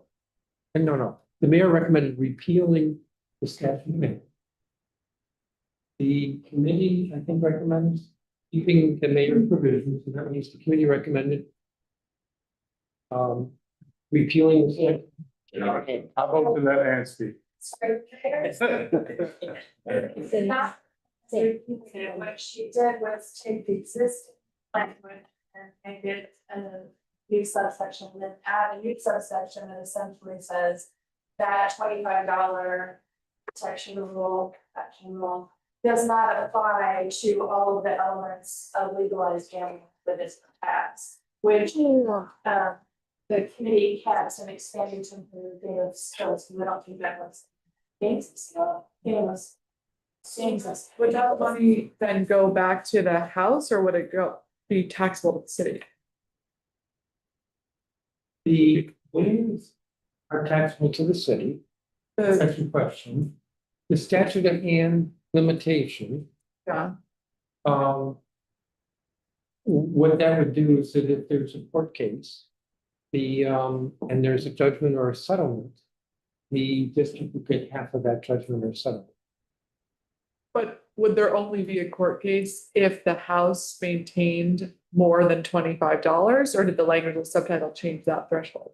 If a person loses $25 or more, they can sue, or others can sue on their behalf. They lose 25 or more? Oh, we can change that. But yeah, that's right. The law, it's It's everyone. the thing we did a couple of years ago, remember? A relator can file a suit. So you lose. Yeah. Can file a suit against FanDuel that they should not have collected $50. I see. Amount of discussion, it shouldn't be. There he is, yeah. So Robert funding and making money. I'm not entitled to side income, so if you could. That's true. Yeah. Kenny, you want to speak to those? Here we number. You know we did. I wanted to explain this section. You want to speak to these things? Sure. We thought it made sense to modify the mayor's subtitle in this regard. We kept portion that dealt with the statute and we tweaked the games of skill piece of shit, and then we eliminated the card games portion of the subtitle. it wasn't clear, there's some questions about whether or not it's even legal. And we'll get to it, I guess, next, but we kept the bingo. But there was less concern as it was with poker and blackjack. Sorry, so you kept it as it relates to the statute of Anne or kept it in legalizing it? So we modified, we kept the mayor's recommendation around the statute thing. Only for bingo? No. It's separate.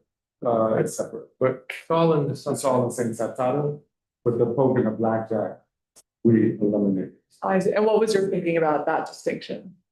Poker and blackjack? Right, like keeping it. I mean, it was a lot of people, but not a lot, but the people who did testify were concerned about it. We even talked to OLG during the budget hearing, and they had concern about whether it was, it wasn't clear whether it was able stuff, like, or physical locations or online. So it wasn't just clear what the intent was, and they asked OLG about the intent. They had questions about it. Didn't seem like they were really consulted much on this. I guess I can see questions, but I'm just trying to understand what's the distinction between saying, poker or other games of skill are not okay, but bingo is okay. Well, we were already doing bingo in the District of Columbia, number one, although it's not commercial. There was interest in doing bingo, and it seemed like it was more thought out. It seemed like it was something that could be administrable today versus some of the questions that linger with blackjack and poker and require, I think, a standalone bill. We're happy to talk to the executive about. Just because they're more complicated games or because the input around it is. I mean, but in the present report written, we don't know whether they intended for it to be physical poker, blackjack, or whether it was online, and there's some questions about whether you can even do online. And so that all came up with OLG during the hearing. And it wasn't even scored by the CFO number one. I think it came together in terms of the mayor's proposed budget, probably at the level. Okay. Is the change prospective or retroactive? It's into what? Like the statute of Anne change? Perspective. Okay. You mean like for the pending suit? Yes. I don't know how they would probably try to make the case or argue for it. I don't think we voted for the perspective. I don't think it's been perspective. I'm sorry. Retrospective. I don't think it's retrospective. So, no, but it would be arguable in court. If we make the change. Any lawyer, I imagine, is gonna speak to what we do and try to make the case if it helps their case, but it's not written in a way that is retrospective. So is there clarity around whether bingo has to be in person or it can be online? Yeah, it's simple. Okay, and for the statute of Anne, we're saying it's not going to apply to certain things? Yes. Okay, and why not? Like, why not just strike it completely or keep it completely? I guess it was written in a way that applies to the things that we actually do for mind use. And we just start meaning that legalize all that. Okay. So all the gambling that's legal will be exempt from the statute. Yeah, and it does include, I believe it's written in a way that includes things that we did not keep, like yeah. So if we were to move forward with some of the stuff that she proposed, but we struck, and I'm gonna look at Ann and Donnie, it would not, the statute of Anne would not apply to those things out. Like, with regard to games of skill, do we currently legalize games of skill? Yes. So this is just making some changes to existing Yes. law. I thought it was something new, it's just changes. We already have been disputed. They have not been enacted in OLG. On games of skills it should, but it's already been law. Okay, so what would be new is your recommendation, what is new is legalizing in-person commercial bingo.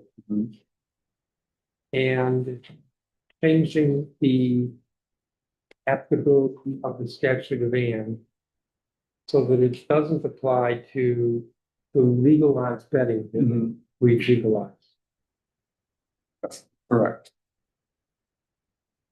Questions for me? Prospectively rather than retroactively. It just is a statement, so then it would be argued that, I'm sure the city would argue, I don't know if the cities have intervened, probably the sports betting companies would argue that this is prospective, it doesn't apply to the suit, and the I'm confused. There's some stuff that we don't even understand. It's down there.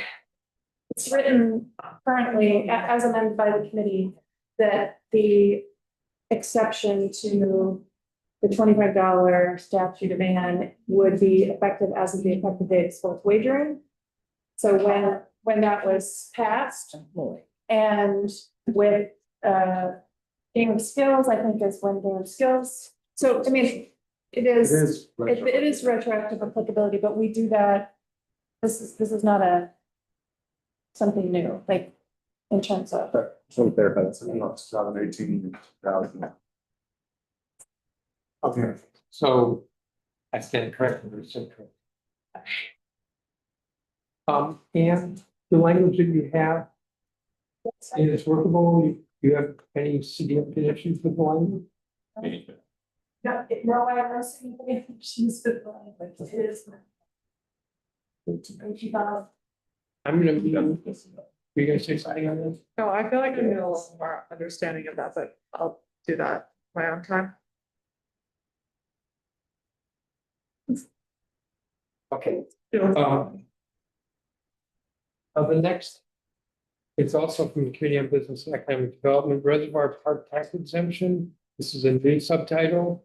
The real property tax exemption for 20 years for the real property and any improvements constructed thereon at parcel 2 west and parcel 4 within the Reservoir District. I know first one needs to be about putting tax exemptions or abatements in the Budget Support Act. It's outside the financial plan. I'm always uneasy, but they sometimes happen. Do we have any kind of a tax abatement analysis? That one in there. 14. We'll get it delivered 14. Before we vote? Yeah. Go. Outside the financial plan. I know that. It's still a tax exemption. And that's what's. What do you think it's? It is a tax exemption. Do you know how much it is?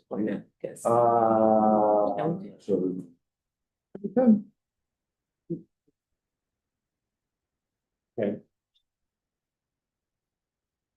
I'm gonna keep moving. Okay. From Anita's Committee Collective Bargaining Uniformity Amendment Act 2025 requires established ground rules to begin the negotiations process for collective bargaining agreements. Requires the collective bargaining agreements negotiated. Title. The Which subtitle. subtitle? It's a new subtitle. Okay. You recommended. Oh, all right, I don't have, I think, can't find it. Collective Bargaining Uniformity Amendment Act requires established ground rules to begin the negotiations process for collective bargaining agreements. First, collective bargaining agreements negotiated outside of the mayor's personnel authority, but still involve expenditure of public funds must allow the Office of Labor Relations and Collective Bargaining an opportunity to review the agreement prior to ratification. I understand there's no fiscal impact. I think since this is new, it ought to be freestanding and just look at the, have a hearing or develop a record and, have more, public input into this. Let me just say, the law already requires that, the bargaining units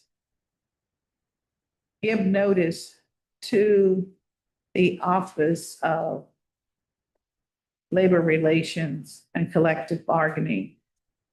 And part of the law specifies that there will be ground rules. What we're doing is saying there shall be ground rules because in theory, the way the teams operate, it's very difficult to do bargaining if you do not have or set ground rules at the beginning of the process.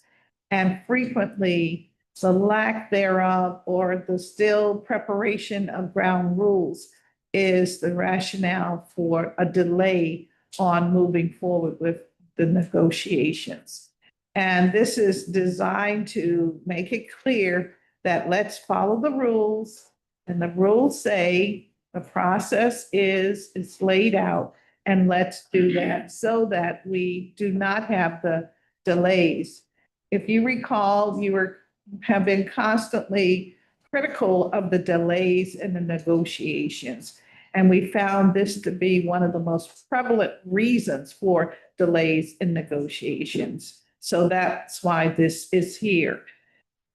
Does it rise to the level of a public hearing? I would say no, because it really affects the bargaining units as opposed to the general public. But do we know that the bargaining units are okay with that? Yes, we do know. They already acknowledge that this is what they should do, that they're asked to do this. I'm not sure that answers my question. So WTU bargaining last year, they never had ground rules. And they never had ground rules because management, meaning the mayor or ORCB, can constantly put off or stood in the way of coming to agreement on ground rules. Bill, if you don't want this in, just take it out. Okay, that's where I am. Okay, it affects the bargaining units. It does not affect our general population. Right. I think we hold hearings when it affects our general population. We know that most of the bargaining unit members are not even DC residents. But if you don't like it, and take it out. Sorry. Okay, well, I'm going to say a little bit more here. The collective bargaining process, the statute, I would say is very carefully written. And the different terms in it or requirements in it are played by both sides seemingly to their advantage. Very complex. And I'm uneasy about our stepping in with a statutory change without fully understanding what the implication. Management put off agreeing to ground rules with WTU, the teachers union, for easily half a year, if not a year. And ultimately, the only way that agreement was reached was without having ground rules. Well, So this would be another way that one side has to prevent the bargaining by requiring ground rules. I just don't know if the unions are okay with that. And there's also this provision that has OLRCB involved, even when it's outside the mayor's personnel authority. I'm not quite sure what that means. it just simply means that any negotiations that must take place with a bargaining unit and our government does require ground rules, that there should be ground rules that are developed and agreed to before they move forward. That's all that means. Brooke, did you want to say something? Oh, I was just gonna ask, the topic of collective bargaining, did you all end up striking the subtitle about the retroactivity pay for unions who had negotiated their agreements after May 15th? No, we didn't address that. I do think that's something we should take up as a body, that there are several unions who had been coming to the table for months and months in good faith, and including fire and EMS, local 36. And the BSA subtitle says that they cannot get their retroactive pay when other unions can. Yeah. And I think we should strike that subtitle to make them at least eligible to pursue it. That was my recommendation. We met to intent.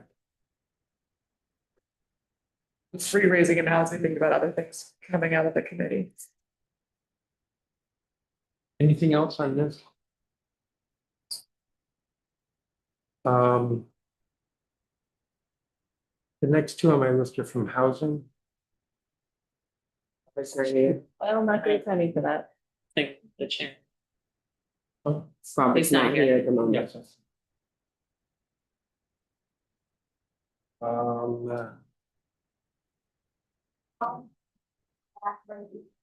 Excellent. Let's go to, there's a subtitle recommended by judiciary, violence interruption merger. That's on my list because I'm not quite sure what we're doing. I'm happy to discuss it, but I was just about to use the restroom quickly, so it feels like that might be a longer discussion. We'll Could we- let's let her go. Let's deal with this. And if you don't come back. Yeah.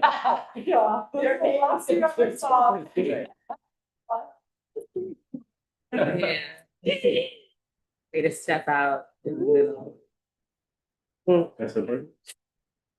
I don't know. I think people are just thinking it. Okay, So do you No, want they to have- take a 5-minute break? Have to take Or it. did you have other subtitle? What else you got? well, there was one more I was gonna bring up. There's the two from housing. There's violence interruption, so there's 4 on the list, and then any that anybody wants to bring up, and I think you said. Oh, you- okay. Oh, we have, yeah. We have a few. You want us to jump in with some stuff then? That's your list that you want to walk through and you're open up after that. Yeah. And then you're open, yeah. So, Got it. Like to jump back to the ones that we wanted to bring up? Yeah, we're prepared. let me do the one that is new that I've not discussed with members, didn't come out of committee. I was remembering. I have talked to staff about crafting a subtitle that would have sanctions for late submission of the budget. I was gonna say late arrivals for meetings. No, late submission of the budget. And what I'm thinking of is that if, so this is what happens, just to remind everyone. We, under the Home Rule Act, the council adopts a resolution in the fall, usually in December, that sets forth what we want for the budget submission. The budget submission requirements resolution, and in that we set the date. Last December, we talked to the executive and they said, please don't have the budget submission on March 22nd or 25th when we usually do, because we want more time. It's gonna be a really tough budget. We want to have some more time. And so we agreed on April 2nd. I think that in the past, we've consulted with them on the date. And I think before this year, we've always set a date of around the end of March, like the 20th. Sort of looking at the budget submission date. But this year, as you know, they just blew it off by 2 months. And And it's not the first time. Yeah, it's still April 7th. what's that? I thought we did April 7th. Right. We've never set it that late, but they blew it off. And it's not the first time they've missed the deadlines. Yeah, but it's the first time they've missed it by 2 months. But a unique set of circumstances, so. Yeah, I was gonna say like, Phil, what are we doing when you insinuated circumstances? Okay, start. The pencils down, even though the mayor sat in that seat and said she was done with the Let me budget, sit in that seat. Oh. Thank you. even though she sat in that seat and she said, I was done with the budget last week. And I don't know what you mean by pencils down. We got a letter a week later from the CFO. It said a week later, pencils down.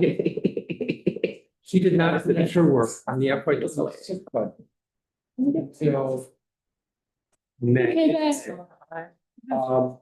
And the supplemental was later than that. No, I'm quite serious about this, that there need to be some sanctions, because we can't do this again. If we're, yeah, The sanctions that I'm thinking of, and the reason I'm putting this out here is so that there's some. That was really good. There would be, as long as there would be, hiring freeze and the spending freeze in the city administrator and the.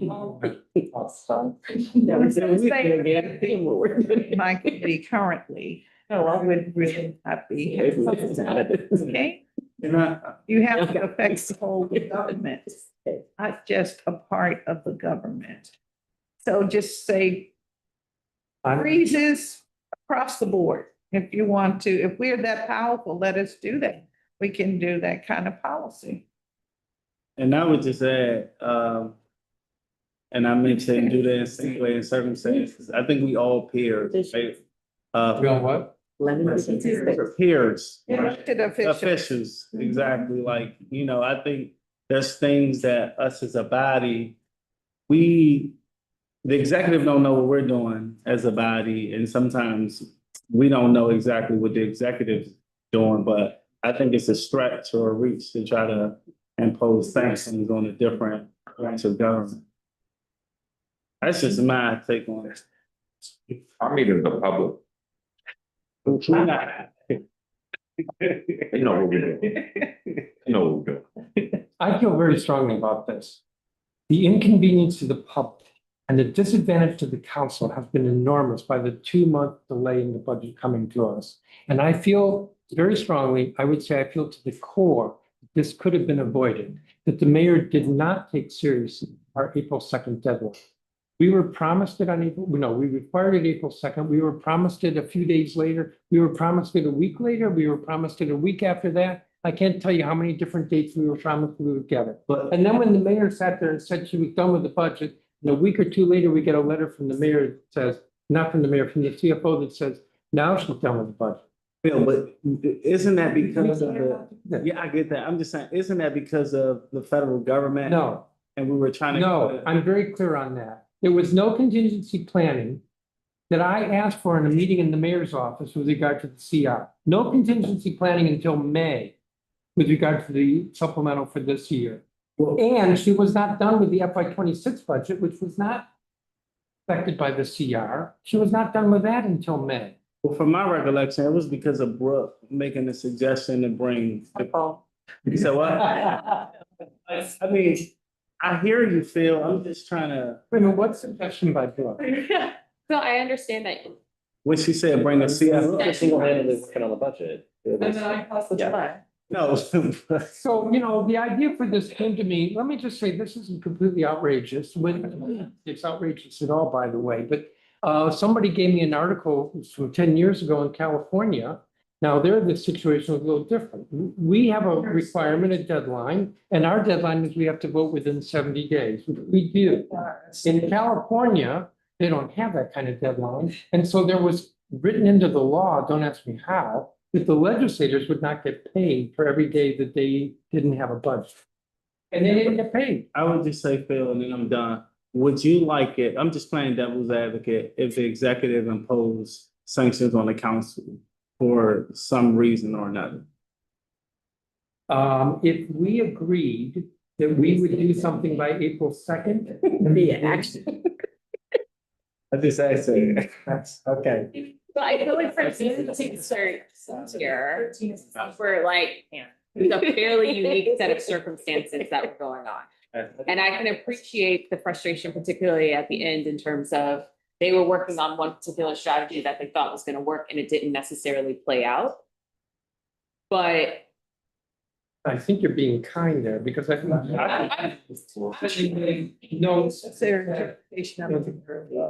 House isn't gonna take this up. We knew that in March, that the House wasn't gonna take it up. that's one person's opinion. I can't convince the executive based on their own sort of lobbying views around certain things. But what I'm saying is, sanctions is an extraordinary step based on a respect for I think, pretty unique set of circumstances that we were faced this year.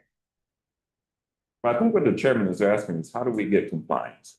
But we haven't had this Happened. Yeah, we missed the deadline a year ago, but not by 2 months. They missed the deadline a year ago. And this is also a problem for the CFO. This is just like a big problem in the government. Because the CFO has to be able to process the budget, and they don't know, it's like a moving target for them. They don't know when it's gonna happen. And it is really unfair to the public as well as the legislative branch. We don't know what our schedule is. So what's the point of our even having a deadline if we're not gonna be serious about wanting it enforced? And let me just remind you, it's not just that we're dealing with the budget in possibly August. I can clarify that in a second. It's not just that, it's that we have other legislation like the rental act. Robert was gonna have a hearing after the budget in June. Most of us were gonna have hearings after the budget in June. So we didn't have hearings before the budget in April because we were gonna have the budget then. It screwed up all of the committees. Oh, yeah. Look at the council business over the last 3-4 months. There's been very little that's come out of committees because of this delay on the budget. You were allowed.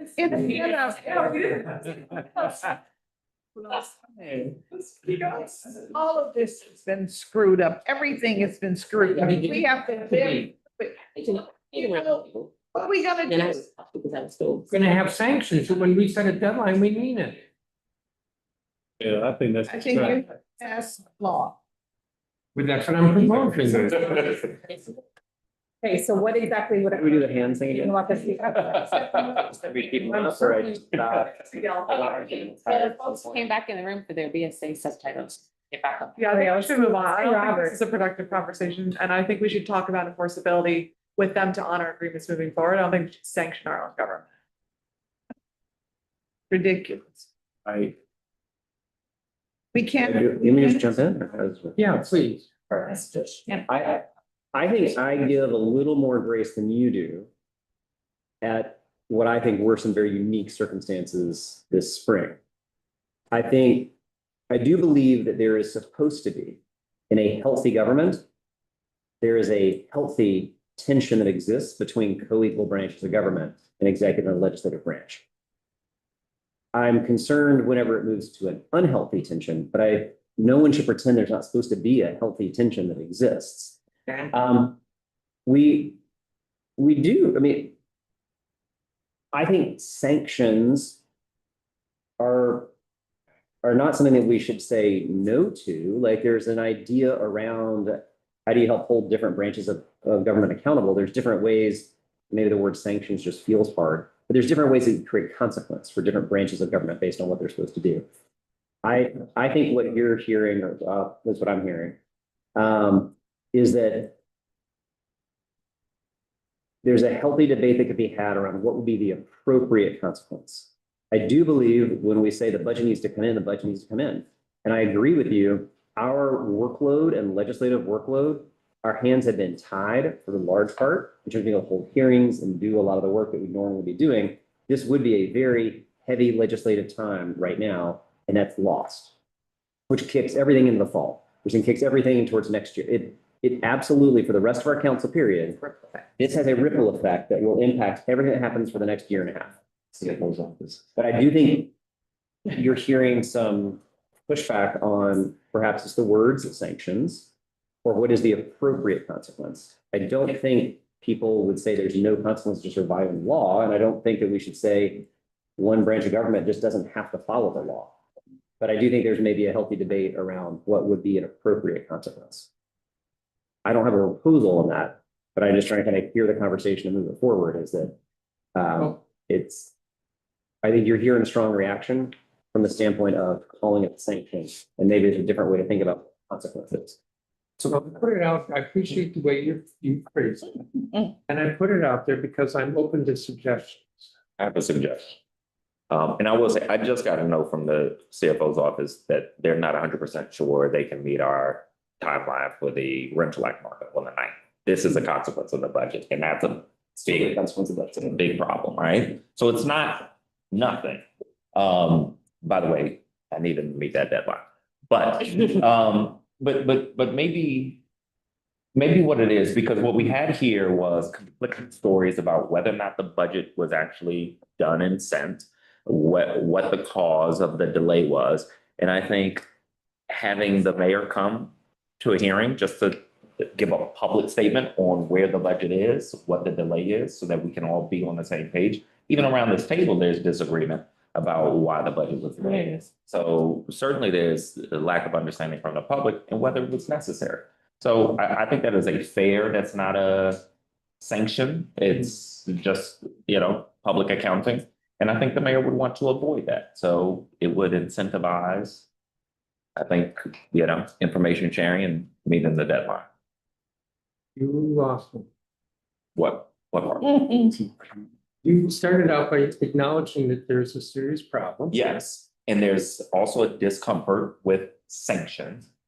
So what is short of a sanction, but still moves us in the direction of getting the budget on time, or at least the public accounting of what's holding it up.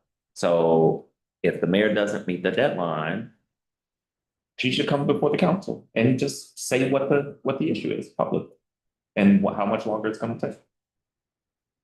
I actually wouldn't completely delink this from the conversation you started with around, are we an advisory body, just kind of laying out a recommendation on a budget? Or are we laying out like we are the appropriators? We are a co-equal branch of government. And if we don't want to treat ourselves like that, that's one thing, I guess. But we're a co-equal branch of government. And so if we set out what we spent an hour on earlier of laying out the appropriations, everything from, okay, you can't now have your markup because the budget's been delayed here. Like, these are consequences that we have to live with. Why are we not willing to think about what would a consequence be as a co-equal branch of government that we set the laws? This is what the expectation is from our co-equal branch of government. I can look at, I think all of us can probably do that. In each of our committees, we can look to examples where we passed a law or we passed a budget that was supposed to be done and it wasn't done. That to say that there's no consequence, like what I hear people talking about is maybe it's the word sanction rubs people kind of the wrong way on that. Maybe what is the degree of what that looks like? But I would be concerned if we're not at least thinking about we were hired to write the laws, we write them, they're not followed, there's some kind of consequence for that. But there's probably a really healthy debate and range of perspectives of what should that look like to accomplish it. If there was something like that, Or give a suggestion. if there was something like that, something like what Robert's talking about of an explanation, requirement of an explanation, because I actually think in this year, like, when Congress did what it did in March, the egg was so thoroughly scrambled, you could say, oh, they should go ahead and give us the budget based on the CR, which they then, in the middle of March, would have had to gone back and done a ton of things they were not going to make April 2nd. Should they have waited to try to solve it once we got it through the Senate to see if the House would do it? It's a judgment call, but could be an explanation. I actually thought they were doing the right thing at the time. I just think this year, the situation was so, the idea that they would be sanctioned isn't right. The idea that we could have had better communication in that period, yes. Last year, we had a different issue because things were late last year, but that was because the CFO's review period was done differently than it had been done in the past and slowed things down. Again, an explanation. When you got towards the end of the process and whether it was pencils down or not pencils down, I mean, ultimately we got an explanation of that, which was the mayor said, we finished, we gave it to the CFO. The CFO said, yes, she gave it to me, but I look at it and may ask for corrections, and she's not done until she's answered all of my corrections. The idea, we're frustrated, but it doesn't mean that there was delay due to some sort of a nefarious purpose. This was in both cases, that in all three cases, the delay off of April 2nd, the final part of this year's budget and last year with the CFO, it wasn't the mayor's choice to do it in the way that she did it, to make us be later and later. It was a very challenging set of situations, and I don't see sanction, I see explanation and communication. And Mr. Chairman, lastly, I won't beat a dead horse. I would just say, and Robert provided a suggestion in which we heard from the mayor. I think that she tried to do that by coming in front of the council with the CFO, and that's why I highlighted Brooks' suggestion, because you were saying one thing, the CFO was saying another thing, and it appeared that the mayor was saying something different. So bringing all parties together.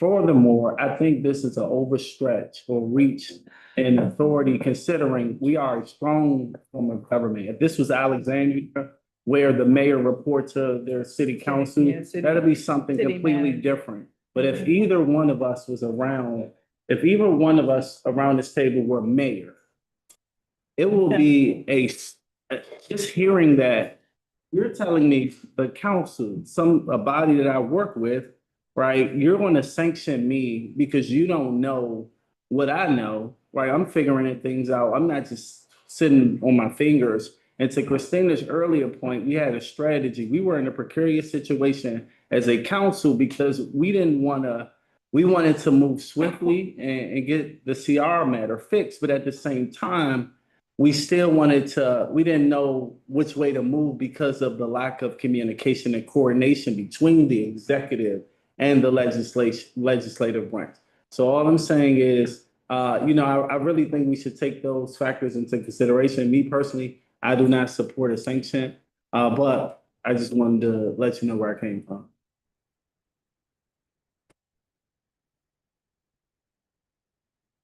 I feel somewhat constrained because there are things that I want to say that I don't want to say in public.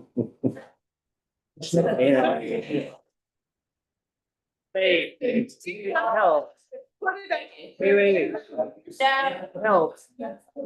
is being set up in the room next door in case we're feeling blood sugar run low. There is food that's about to be ready now. She doesn't want to say this yet. It's about to be ready. So To the next. I'm not sure it's helpful if we just pause and lower the temperature, because I don't know that this is so much about. I wouldn't worry about the temperature, it's blood sugar. I know more than I care to speak candidly about with regard to what happened over the last several months. I believe to the core that the mayor could have gotten us budget in April and possibly April 2nd. What makes you think that? No, please don't have an answer to that. We accept that.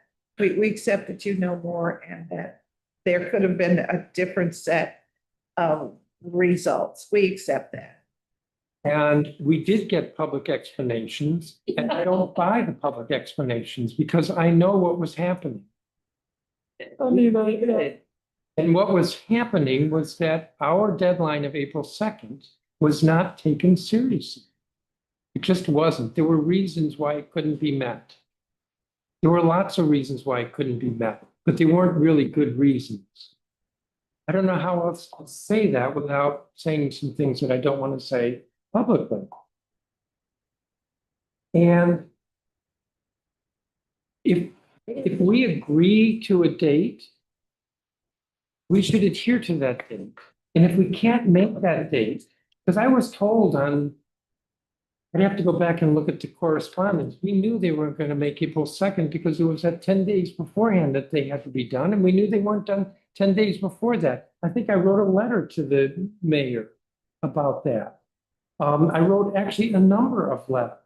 We had a meeting here with the mayor because of a letter that I wrote in May that I forget exactly how it was phrased, but it was like, this just can't go on. And we then had a meeting. And she sat right in that chair. And what she said with regard to her being done was not consistent with what I was saying or what the CFO said. That's a fact. The CFO sent a letter a week later that said pencils down on that date. A week later.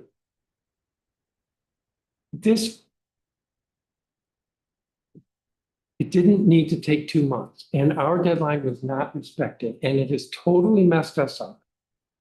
I have no problem with discussing with the executive the date. We discussed that date in December, maybe even in November, and then stick to it. And there has to be, as Charles puts it, consequences if you don't.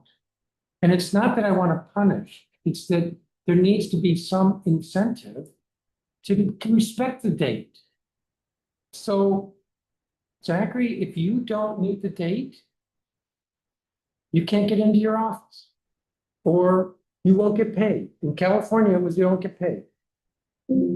I'm open to some consequence, but I'm gonna have a really hard time in December putting forth a resolution for us that sets a date if we're not serious about that date being met. Can I say something on this, Chairman? So we're having a lot of conversations about frustration, whether it's overspending, inefficiency, the mayor missing deadlines, and kind of everybody gets worked up. And then we're like, what are we gonna do? And we're like, that, right? So, I mean, at some point, it's already happened, like the lack of accountability and discipline just kind of sets in. And I think we have to be grounded in where we are as a city. Like, this is not the time when year after year, decade after decade, money is just rolling in. We can, kind of shoot from the hip, miss deadlines, have inefficient programs. That's just not where the city is. And I think like our heads have got to be in the game where we are now. And if we're not willing to make some tough choices and hold agencies and the mayor accountable, then we have to expect this to continue. And it will be bad for the city. So I don't think this is about how we feel about the mayor or tough decisions we want to make. This is about things that we need to do to really tighten up the ship for the city, because things are just not in a good place financially. And they will spiral if we don't start to act differently. So we got to figure out what the solution is, but we can't gripe about problems if we're not willing to do what's necessary to solve. Otherwise, let's just go eat lunch. Housing Committee has 2 subtitles you want to talk about? I'm open to suggestions on what the consequences. But I do think we have to set something forth. Well, are you talking about a budget delay, or are you talking about when the law is not followed? Because a Talking about a lot of budget. other frustrations I'm hearing people talk about is like a different issue of when a law is passed and it's not followed versus a budget being delayed, which sounds like your bigger concern. I think they're all cut from the same cloth, but I'm only talking about the budget delay.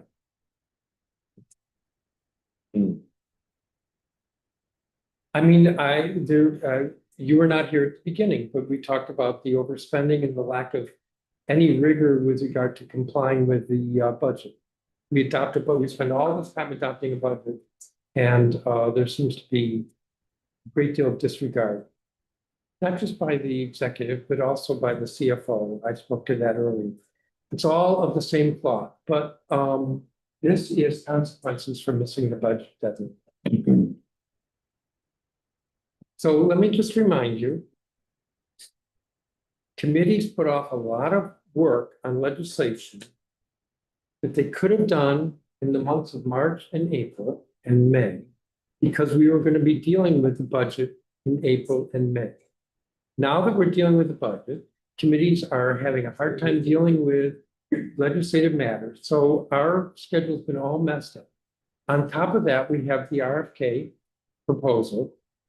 And it's no surprise to anybody that the team has been, and the mayor has been pushing really hard that we have to vote by next week, 2 weeks from now on that.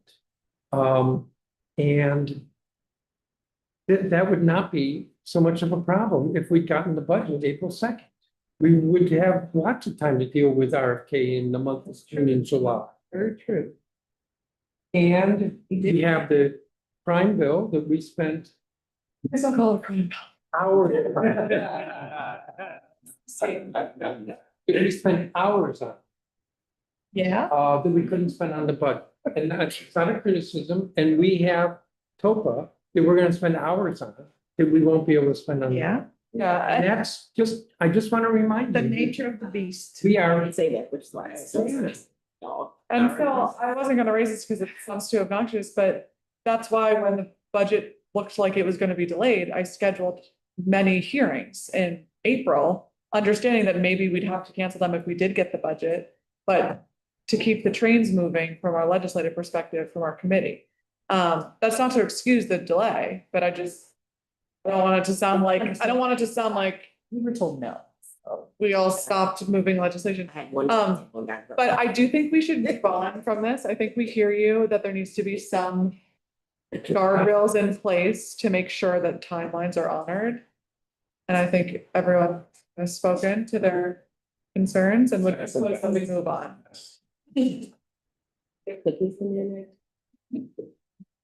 I propose a 5-minute break. Just have that and just get out. 1 second, but okay, second. Do we want to take a quick break and then finish up on subtitles? Yeah. Well, I think it's lunch ready? Yeah. It is. Okay.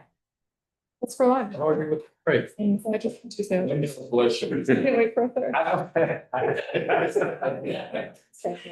I'm not very Thanksgiving with Robert today.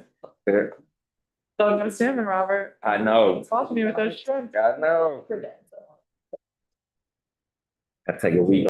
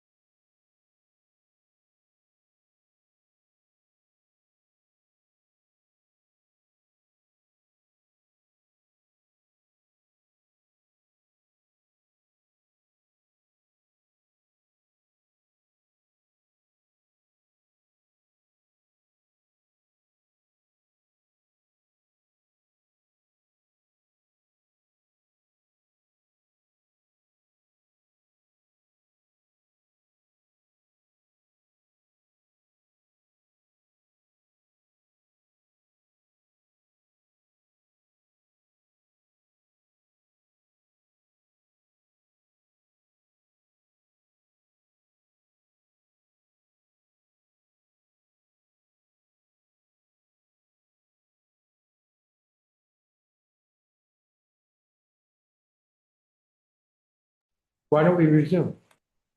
There you go. It's a great idea. There were three more subtitles on my list. The first two were new from the Housing Committee. HPTF preservation of affordable housing mandates that a minimum of 30% of HPTF project funds be used to support preservation efforts. There's no fiscal impact. I'm hesitant about this one. The Housing Production Trust Fund is about the production of new units, not preservation. And in the past, we have funded preservation separately. So this would be diluting the number of dollars available for housing production. And we can get a preservation by budgeting separately for that. Good points. The Housing Production Trust Fund is for both production and preservation. The DHCD has not prioritized preservation. When the new director came in, I started working with her about the importance of preservation, and they have slightly increased their preservation fund. Their use of HPTF funds for preservation, except for this fiscal year, which is an outlier where they use virtually all of it for preservation. But there's a little more clarity that it's important to put here. So the council has to make housing preservation a policy priority. Everybody knows we don't have enough affordable housing.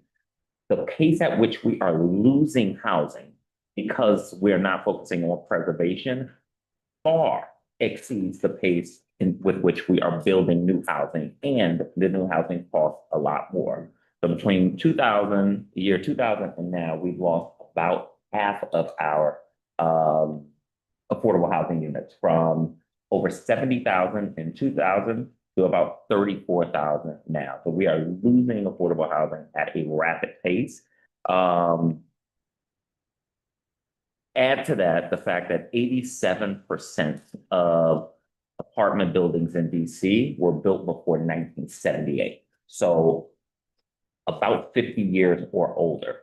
That means that the vast majority of our housing is old and needs to be repaired. And if we don't fund preservation, either the repair won't happen or the repairs are going to price out residents. We also don't have a lot of vacancy, so we don't have room to move. Our residential vacancy in DC is 6.1% compared to national average of 7.1%. Add to that the fact that on average, the new units we are building cost over $500,000 each. So it is not a policy change to use HPTF dollars for preservation.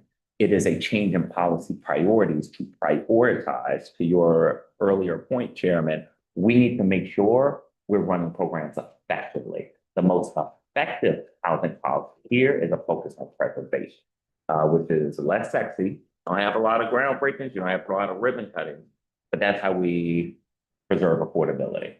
So there's more work we have to do here in the Rental Act, because we are very much at a crisis point, as we are not even producing as much housing. So 2022, we had permits for 7,264 multifamily units. Last year, the last year that we have record for, just over 1,200. So take the sharp drop in units that we're producing with the quick pace at which we are losing affordable units, and we've got to do some things. And those things are producing more and preserving more.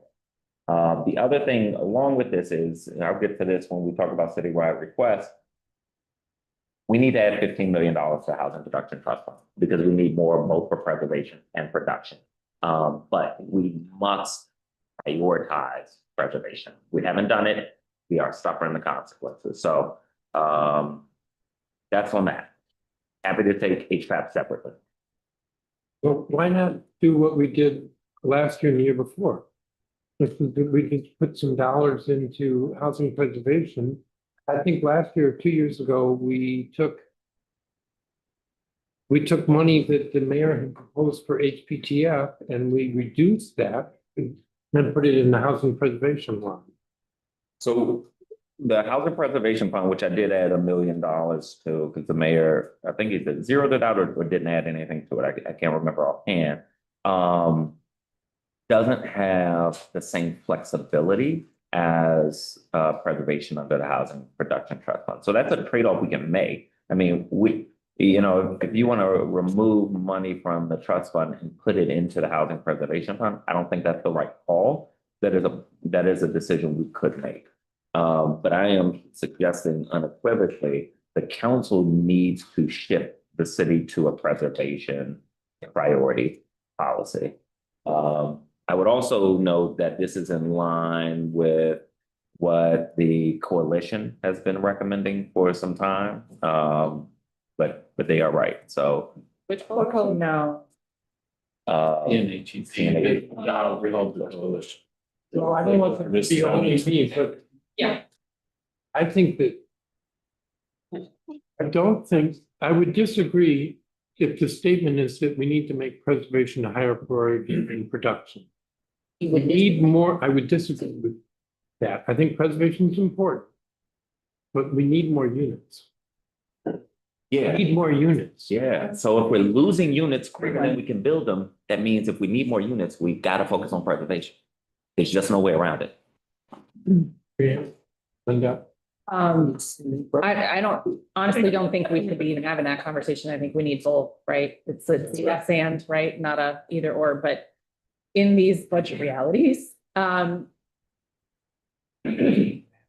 talked with the coalition just yesterday, it seems to me like they don't want to see a statutory change to the trust fund and the BFA. Although I think certainly we should be having a conversation about how do we get more preservation dollars where they need to go. I support your other suggestion, which would be if we need to do it this year, take some out and set it aside for preservation. If you don't think that fund is the right place, let's figure it out. But if we could do that without making that statutory change, and then let's go and figure out, like, let's have a bigger conversation about all the housing finance programs we have and if they're balanced. Linda? I do agree that we need to focus on producing more affordable housing, but Robert, I do understand the focus on preservation. You mentioned that we lost half of our affordable housing stock over the last 20 years. My question is, did we lose the number of affordable housing because of defaults on the loans, or did we lose our half of our affordable housing stock because we weren't maintaining and preserving the stock that we have among Clear?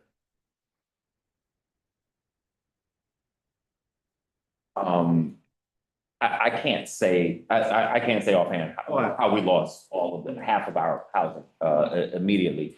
What I can say is that, again, we already can and do use the trust fund for preservation.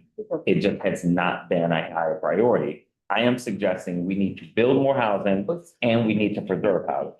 But again, if we are taking a strict look in a tight budget to say, to your point, Chairman, we need more housing. If we are losing housing at a quicker pace than we are building it, then we have got to stop that bleed. I'm not suggesting we don't focus on building new. This is 30%, less than half.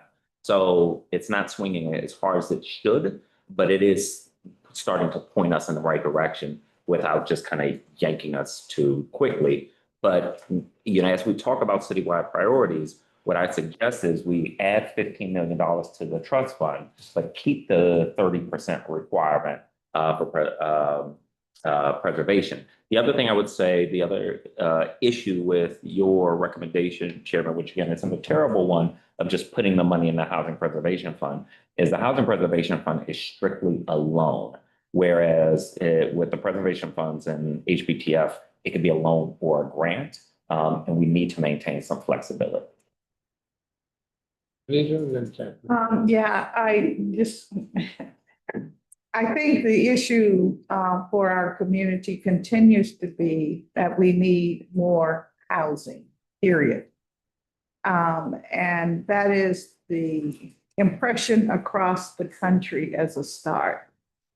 The issue Robert is talking about is very clear in that we do have old housing that many have lived in. We called it naturally affordable housing years ago. I don't know what it's called now. Yeah. But this naturally affordable housing was renting at a lower price point than the new housing. So it was preferred by many who are low income and moderate income naturally. And that housing is deteriorating very quickly, but it's all privately owned. And I think we need a repair program that can help with the process. As you know, with rent control units, we have a couple of provisions like, I forget the name of it, but one is gives the landlord the opportunity to do major repairs where the tenants pay almost all of it and landlord doesn't have to pay anything. I'm just thinking we need something similar for these buildings that have been considered naturally affordable. Perhaps we have a fund that does it 1/3, 1/3, 1/3, where tenants pay a third, landlord pays a third, and the government through the fund that we can set up would be also entering into agreement with them.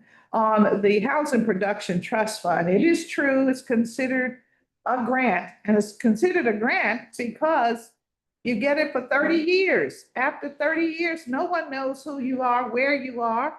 As far as the collection, we have over $400 million that we haven't been able to collect for a few years because it was given as the way it works. You pay back this loan after you begin to see profits. And a lot of folks don't say they see profits for 15 years, until they maybe have the property to actually change hands. So that's another part of our dilemma. How do we get that money? And if we had that money, we could use it for new housing and for helping with a renovation fund. Maybe when we get it, maybe we should put it in a renovation fund that would help with this naturally affordable housing. But then we got to think about what are we going to do with some of this housing that is 70 years old? Is it more cost effective to demolish and put up something new? I mean, and if we do that, perhaps we can increase the number of units and therefore we can have more housing that is affordable. I think that instead of I'm going to put it all out there. Instead of the IZ being 10%, it is time for us to make it at least 20%. If you talk to any developer, they will tell you that 20% they can handle that. And we need to up the amount of required affordability in our projects. Zachary, you want to do? Two quick questions. One, just a general process of like how this works. And I guess I just don't understand it. So would the idea of these grants for preservation be given out on an application basis for people to renovate or support existing affordability? Yeah, and again, DEC already does. Yeah. But is it the same idea that they are expected over time to pay it back? Yes. Got it. For the loans, they are. The loans through the trust fund are long-term loans, which is better for residents.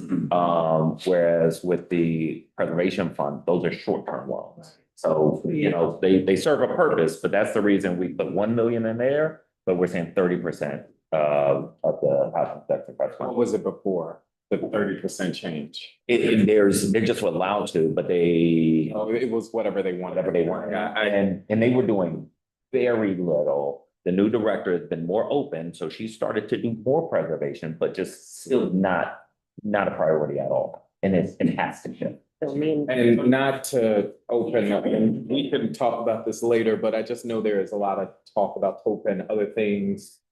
Some would argue the proposed changes there seeks to protect affordability covenants. Like, how is this related in the grand scheme of protecting affordable covenants? Because I take your point to heart that we've lost a lot. We want to maintain what we have. But it just seems, I guess what I'm getting at is, I don't know if 30% is the right number. I take your word for it, but how does this all fit together towards getting us to a goal? Or do we not have that type of projection? So what I'm doing is prioritizing affordability and doing that by focusing on both preservation and construction. So on the preservation side, because unless we mandate it, there will not be a policy shift to start to focus on preservation. 30% is the lowest possible, I believe. We should go harder there, but I think it would be too drastic. It would cause some. Has there been any model, say, if we do 30% for 10 years, it will get us to these many units? Not exactly, but we have the data. So new construction is according to DHED oversight. On average, we spend $530 per unit for preservation. $530,000 per unit. Preservation is $300,000. Timeline for preservation is 6 to 18 months.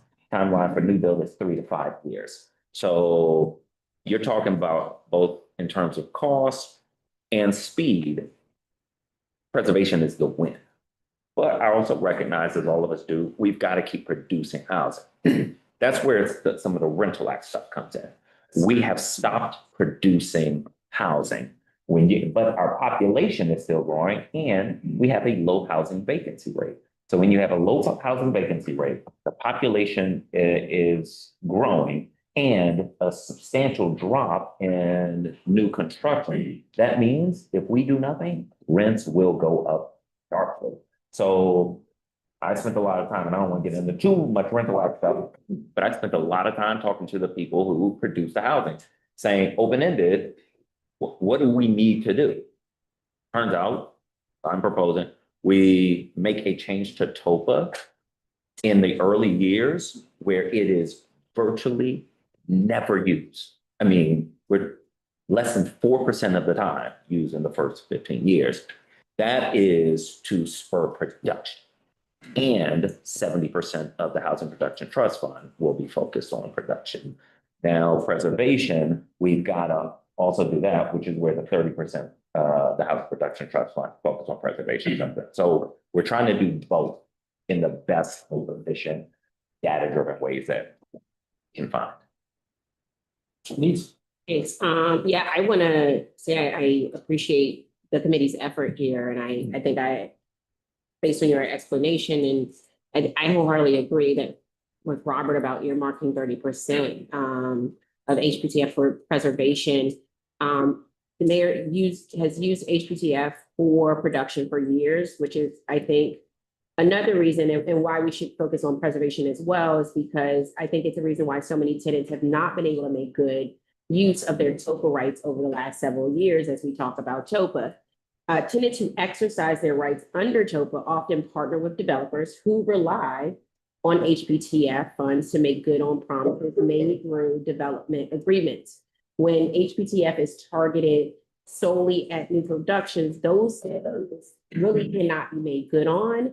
And it leaves tenants to terrible housing conditions and puts developers in a spot where they can't actually improve those conditions. So for me, there's some good developers out here that end up becoming what people might refer to, unfortunately, as slumlords. But to me, it's because one of the reasons is because to get the investment they need to preserve and stabilize affordable properties, both naturally occurring rent stabilized and subsidized like LIHTC. So, in my opinion, building units does not really do anything to ensure that our current residents are living in good conditions, and making sure some of the HPTF has to go to preservation will actually help this. And so I think that's an argument for us doing this as we're looking at TOPA and TOPA rights and sort of where we are. This is actually a step in a good direction, I think helps everyone on both sides. Why don't we do in this. 50-50 or flip it? Well, I mean, I think Robert said that. I think your argument is compelling. Yeah. I guess what I'm not convinced or sure how we landed at 30%, because it seems like maybe we should be doing 70-30. Yo, if y'all are, I'm thinking about what I can come to this table with and not have people say, let's throw this out because there's, there'd be a real problem if we don't make a policy shift. But I think we start with 30 and then we, look at whether we do more next year. Yeah. But I also, so. That's a good question. Brooke was next. and then- I'm just curious in terms of, because I'm not on your committee, but were you socializing this with the multifamily developers around? So like, we had one year where HPTF was severely reduced. Then we had another year where we had to use part of HPTF to pay for other things that was not production, but in some ways just preservation, right? Because of the number of places that had arrears. And so now this kind of seems like, at least from what some of the multifamily developers are saying, is like another hit that, yes, it's 100, but it's not really 100. So, I mean, to the point that someone else made, I'm not opposed to the part about preservation, but you said the preservation fund doesn't have the same flexibilities. Then why not add those flexibilities to that fund? Then it becomes the same as the Preservation and Housing Production Trust Fund. So, I mean, we could do that, but it really is the same thing. So we could change the rules of the Preservation Fund, but then we're gonna have to get that money from somewhere, so. Yeah, but then I'm just. Essentially, it sounds like you were wanting to combine the two anyway. No, it's already, we're not changing any of the regulations around the trust fund. It's already eligible to be used for both preservation and production and is used for preservation and production. Now, if I'm a developer, then I don't like this change because I only want the money to be for production. If I'm a building owner, I love this change because I'm struggling on the preservation piece. So, but both are important. How much is in HTP, Housing Production Trust Fund total? 100, I hope it'll be 150. Okay, Mayor proposed next year. next year, okay. I don't know how much, do you know, is your question how much is in it? There's something, yeah. Oh, for next year or now? Yeah, This year, I think it was 80 million, but they used just- virtually all of it 78 for or preservation.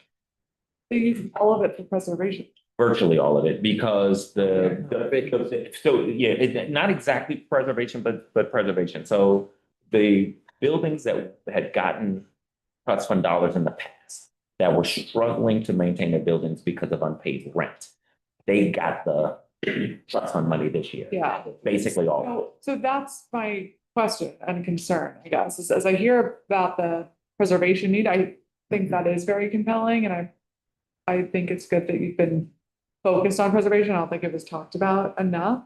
But if there, like in the case of the emergency in the housing market that we've had this year, having the Housing Production Trust Fund as a backstop to be able to say, okay, this is going to make sure that we don't lose these tens of thousands of units of affordable housing that I think would have been lost, but for the intervention of the trust fund.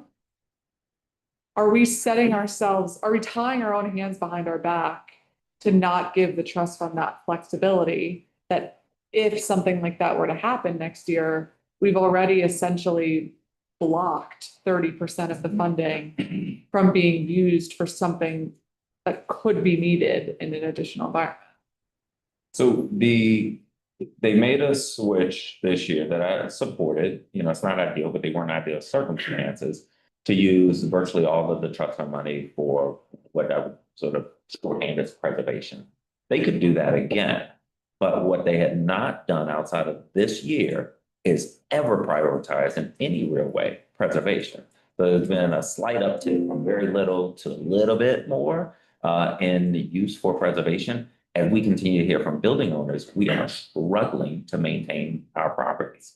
So we need to push preservation as a policy priority because they're not gonna do it on their own. So when you say it's kind of preservation, would you argue that the definition of how you're defining preservation in this 30% requirement would encompass what went on this year with stabilizing housing providers?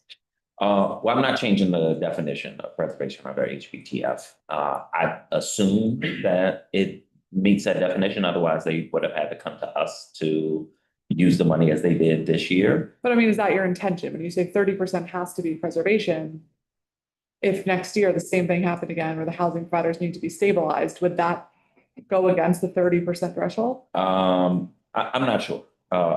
Would it go against the 30% threshold? No, I think that would be in line with the 30%. Well, I guess what I can't say offhand is how the trust fund defines preservation. But how did you define preservation? I'm not changing the definition from the trust. So I just have to refer back to the statute. Okay, so sorry, the payments that went out in the last couple of months stabilized housing providers so that we didn't lose those affordable units. Yeah. The intention would be that that would count as preservation. I think that does count as preservation.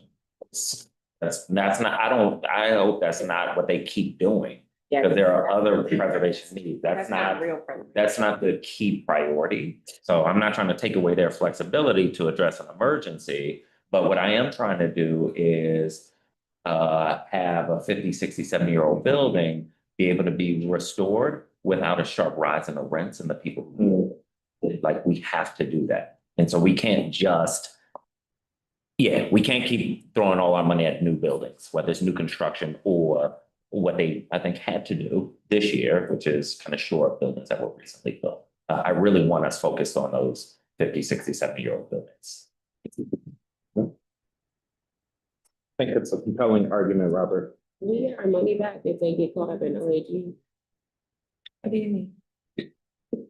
No, it goes into a different settlements judgment spot. Anyone else on this? Right, if we pay for them. I think Robert makes a compelling argument.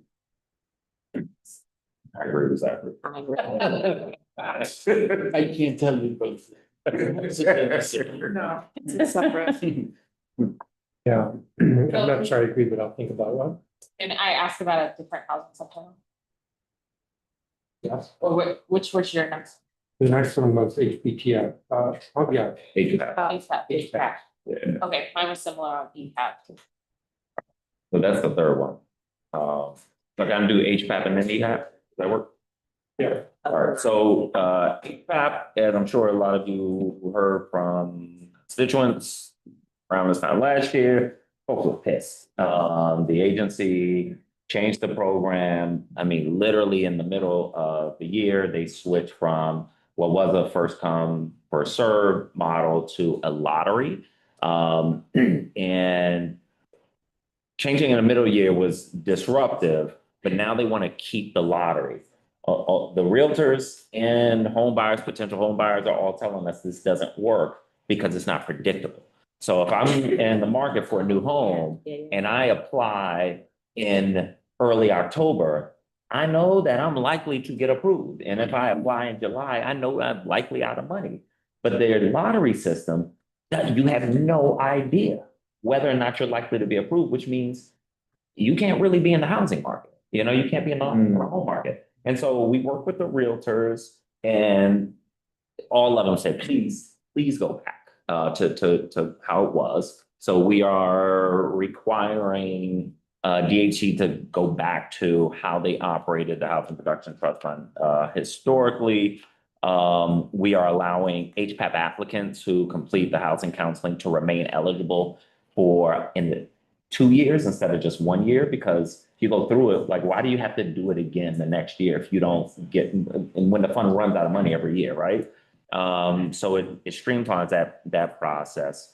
And we're adding some accountability and transparency requirements because that's just been important, you know, for us to know how long is it taking them to get applications through.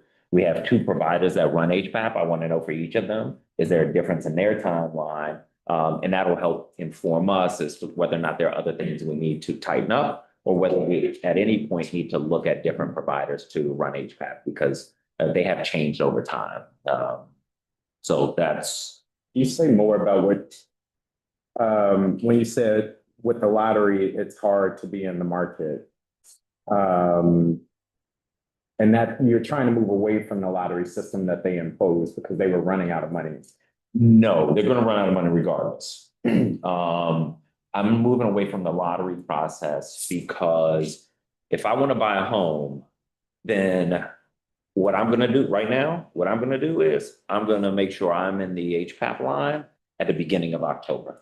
And if I get in line and do everything I'm supposed to do, I'm gonna get my letter of approval, which means I can go look for a house. And frankly, I could start looking for a house in August, September. Yeah. And because it's first come, first served, and they're not gonna run out of money in the first month. But the change they made last year abruptly, without consulting any realtors or consumers, is they changed it to a lottery. So you have no idea, regardless of when you apply, your likelihood of being selected. But isn't that fundamentally more fair? Like, why should I be disadvantaged because I'm applying in March versus October? I think he's talking about the unpredictability about it. Yeah, It's unpredictable. Yeah, why should I be? because you could strategically, everybody could say, you know what, let me line my stuff up. I know when the fund goes live at the beginning of the fiscal year. So that's when I'm gonna line up for, right? But with a lottery process, like, you can't even start looking for a house until you get approved, but then you're also on the clock because you will lose that funding. And so there's just, the lottery is just, it's too unpredictable. It's gonna run out of money regardless. There are gonna be plenty of people who don't get the funding. Yeah. But at least the way that it used to operate historically, you kind of knew when you weren't gonna get the funding. Because it was based on when you. Right, that the lottery is more fair, but what Robert's saying is that not. It's not predictable. It's And because you're now making it that you're eligible for 2 years, if I apply in March, I could just be in line for the following October when it opens. That's, I think, different. The housing counseling, Figured it out.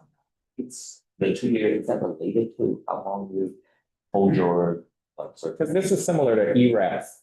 And so Matt and I were talking about this. To me, I get it and why we would make this change, but I also worry that if you're at the end of the line, you're just out of luck. Yeah, you get the chance to apply next year in the beginning of the year, but it's just with real estate, You don't have a way to. you gotta have this predictability or. And it's Okay. not like it's an Yeah, easy okay. process. Yeah, so, yeah, and let me clarify one thing. So eligible, you can be deemed of eligible, you've done all your stuff without being approved for funding. So the eligibility lasts for 2 years. Which to me makes me feel better. So if I am applying in March and we run out of money, I could be first in line in October the following year because I'm already eligible. Got it. But you don't get approved for money until you have purchase that is the focus, right? Yeah. So, and the challenge is, if you're trying to buy something and it's May and you're trying to close on a deal, the deal's gonna be contingent on you getting your HVAC money. But if it's a lottery process, then you may not know until the next time there's a lottery. So Yeah. the landlord's not gonna hold it for you. Yeah. But then, are we gonna end up with a wait list, a long wait list? Because then what will happen is people will just get added on over time. You know what I'm saying? So like. Public housing wait list. It's only 2 years, so it's 2 years instead of 1.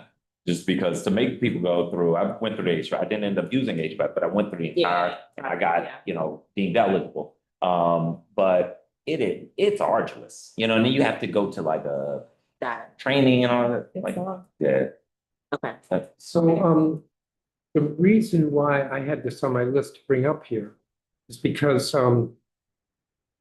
there's an argument to be made, since there's no fiscal impact, this should be freestanding with a public hearing and developable. It should be. This is a little bit more complicated, you're describing, because you're also doing eligibility, you're expanding eligibility to transfer workers, as I understand it. No, that's for EHAP, but let me say on HPAP. This is, the reason this needs to be in the BSA is because the funding is going to become available at the beginning of the fiscal year. And it has been made abundantly clear that this lottery process is not working. So when this funding comes out, we've got to have clear, consistent rules. We can't keep like jerking people back and forth, and we can't keep the process that everybody agrees, except the agency, it just doesn't work. So your argument there is we got to have this in place before October 1st. Yeah. I mean, that's the logical. My brain was saying yes, saying yes to you, but I was like, oh, yeah. You wanted to bring something up. Yeah, so on the EHAP piece, and let me say from the offset, so like, I support public transit workers. Oh, it's a retired public transit worker. However, comma, adding public transit workers to EHAP without adding any additional money to the pot. We are going to have the same problem that we have HPAP when we increase the amount that someone can get and we never increase the overall pot of money. And so I want people to be cognizant of, you're adding thousands of more employees in terms of eligibility, and we didn't add any money to it. It's going to go much faster. So great point. We don't spend all of the EHAP. So it's not like HVAC.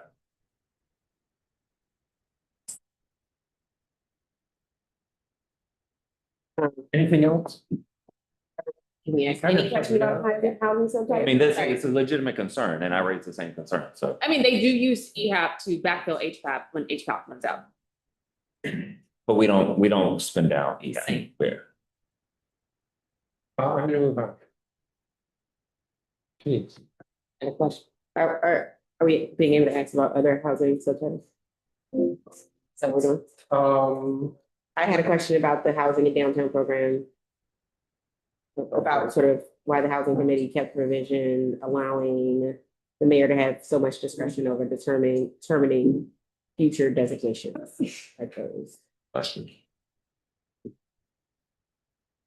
The housing and downtown program, I was just wondering why you all kept the provision allowing the mayor to have so much discretion over determining future designations like those. I'm sorry, can you speak up? I can't hear you, I'm For sorry. the housing, unsatisfactory answer. I didn't hear it's about it, so we can pass with it right now. Can I speak to this?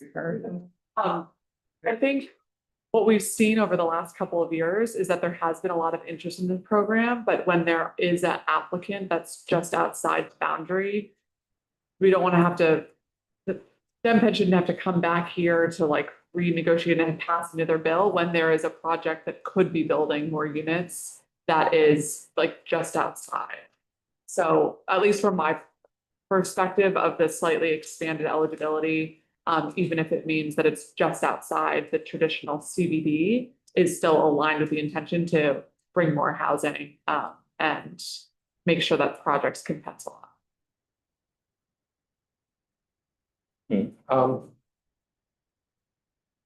I'm gonna move on.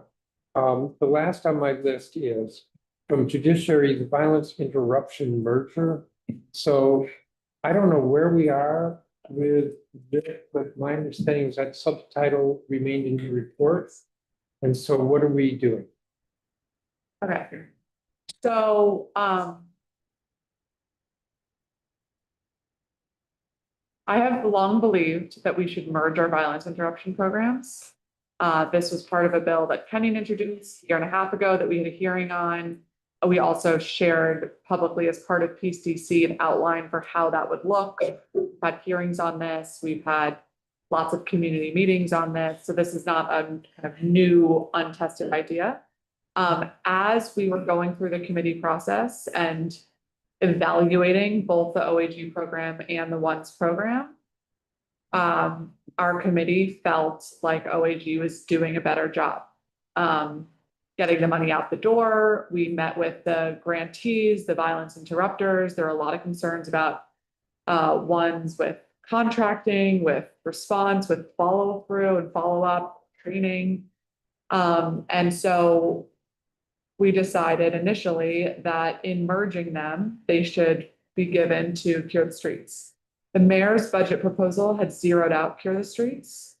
So we proposed initially dissolving ones, sending the pathways money to NEDA's committee to be managed out of DOES, and then having the violent interruption grants themselves all managed out of OAG. So that they're doing 6 sites now. We initially proposed giving them enough funding for 10. So it would be almost doubled. There was a lot of pushback to that plan, and every member of the Judiciary Committee asked me to reverse that, as did the mayor and the attorney general. And so we worked, and thank you so much to the budget office, and with my team overnight to basically redo much of our budget that had dissolved once. In terms of the BSA, the initial BSA had articulated what that merger would look like, and the dissolution of ones.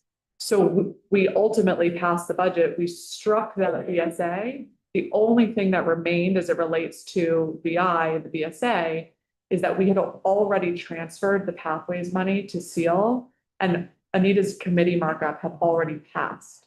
So we couldn't go back in time and take that money back.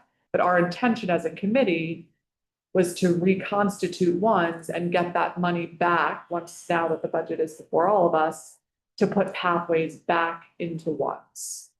Well, my notes are that the subtitle is still alive. It was still in your report. We had to keep the part of the subtitle as it relates to pathways, but we struck the other language as it relates to the dissolution of ones, and it's not.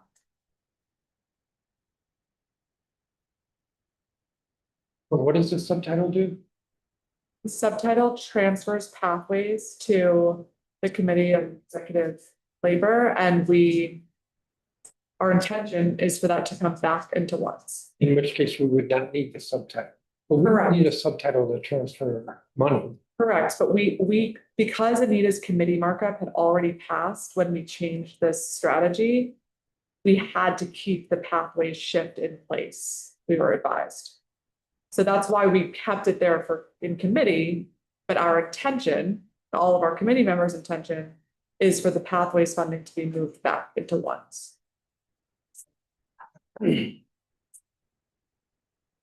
Because when we dissolved ones in the initial draft, we legislatively placed pathways in DOES to make sure that the program is protected. So that's why we had to keep that part of the BSA. So the subtitle is not necessary, if assuming that which I will do, move pathways money back to ones. Correct. So there's no subtitle necessary with regard or contemplated with regard to violence interrupters or Cure the Streets. No subtitle. There's no subtitle right now. Now, we do have a signed agreement with the mayor about conditions at ones set to improve. And so that language exists in the signed agreement, but it could exist in BSA subtitle. We would want to. Yes, appreciate the challenge that was presented the chair and how nimble they had to be in working with the budget office to get to a point where there was support for the committee's recommendations. But I guess my answer is a little bit further though, with respect to the violence interruption programs. Number one to build I think he's in full engaged. He's like that. his ability to multitask. Well, I heard his right ear is better than his left. Feeling right? We're gonna strike that one. I didn't hear a word you said.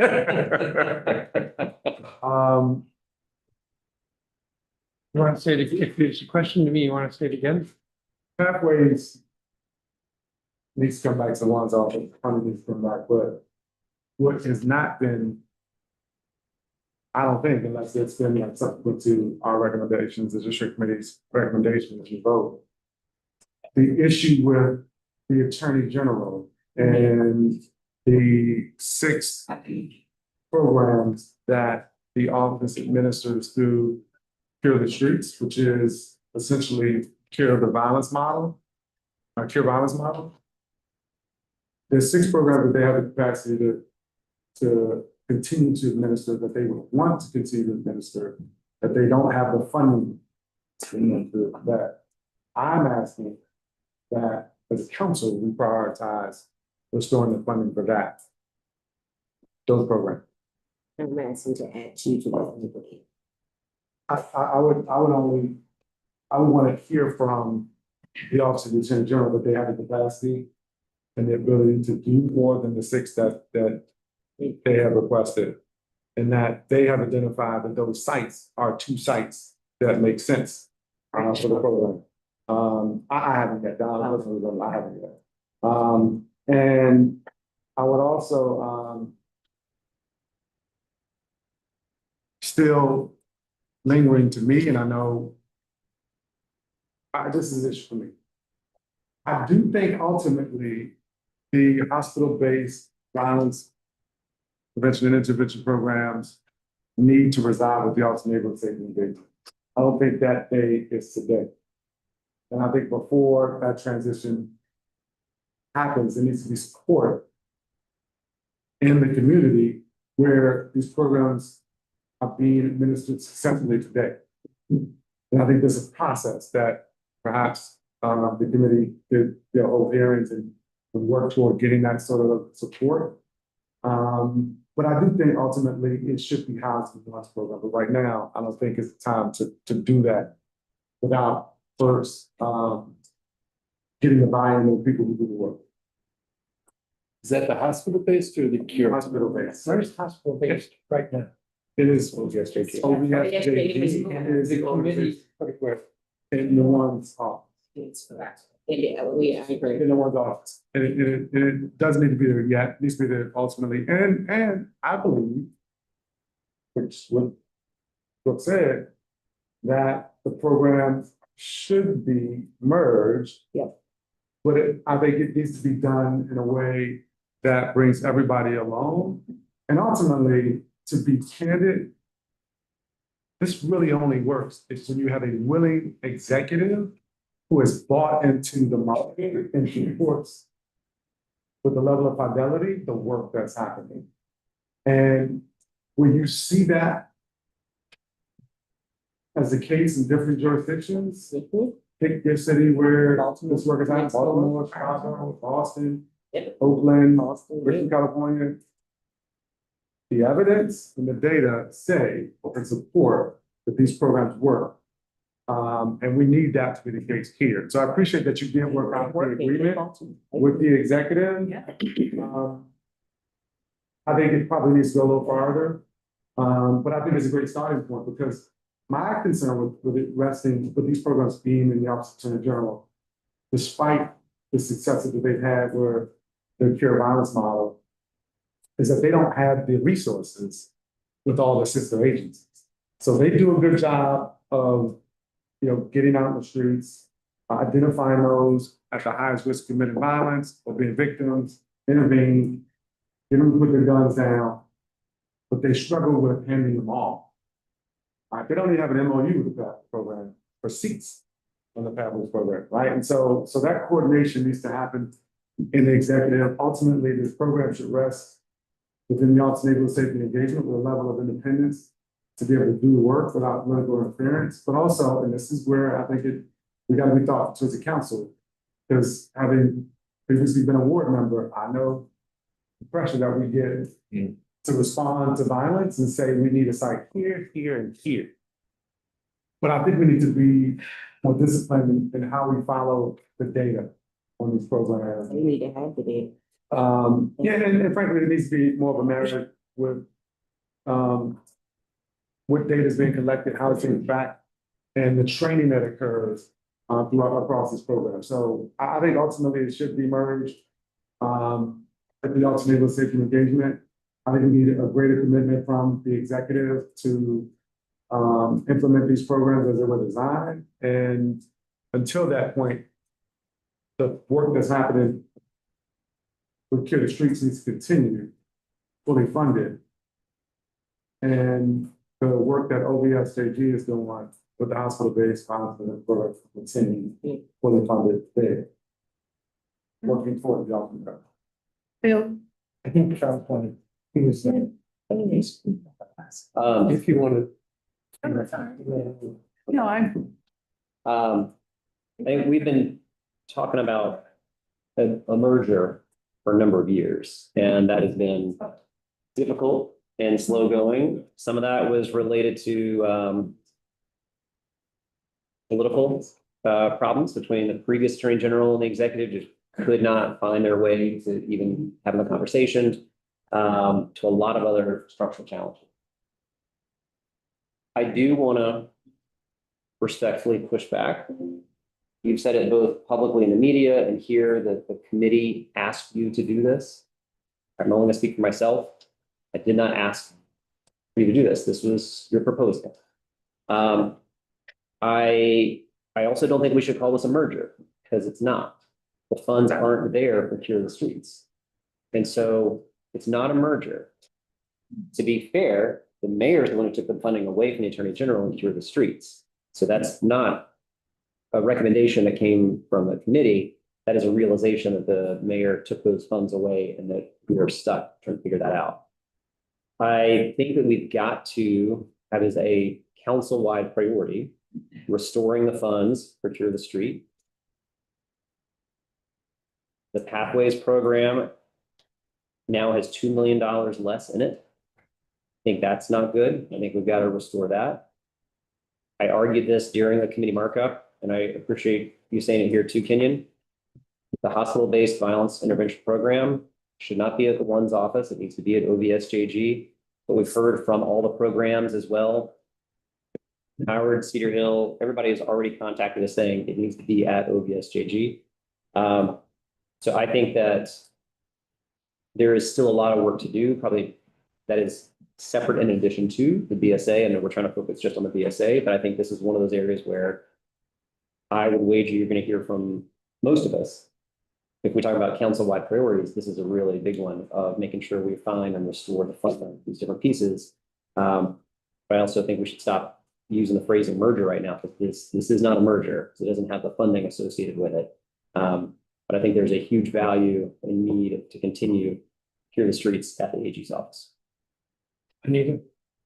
in the event that we make a determination that these two programs need to be closely examined in the public domain, I think might be where we should head.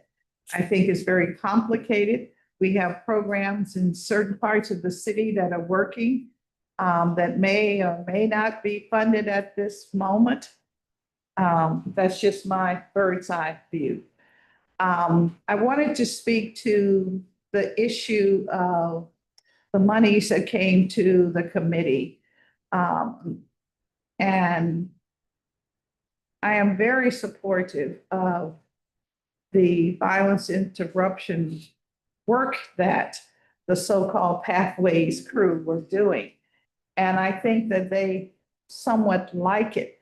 But after the hearing, I want you all to know that a number of those who were in the audience came over to say, oh, great. So we get to advance from violence interruption work to maybe getting a real job. They like the idea. I'm just sharing with you. Okay, that's what they. That's all I'm doing. The idea was that they would have an opportunity to go into an apprenticeship. I'm not arguing for the money. I agree that the money should go back to whatever program you feel it should go to and all the good works that it does or doesn't do at any given moment. My point is that whether we like it or not, these are individuals who do hard work and they are deserving of an opportunity to go beyond just violence interruption. And we should keep that in mind and we should find a way for them to have an opportunity for longstanding employment commitment so that they can get on with their lives. So that's the point I wanted to put into the discussion on this matter.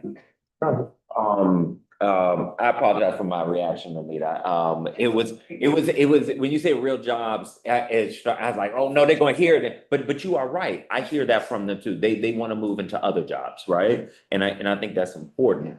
And I think we got to think about that and the mental health aspect. That's another thing that I hear from them.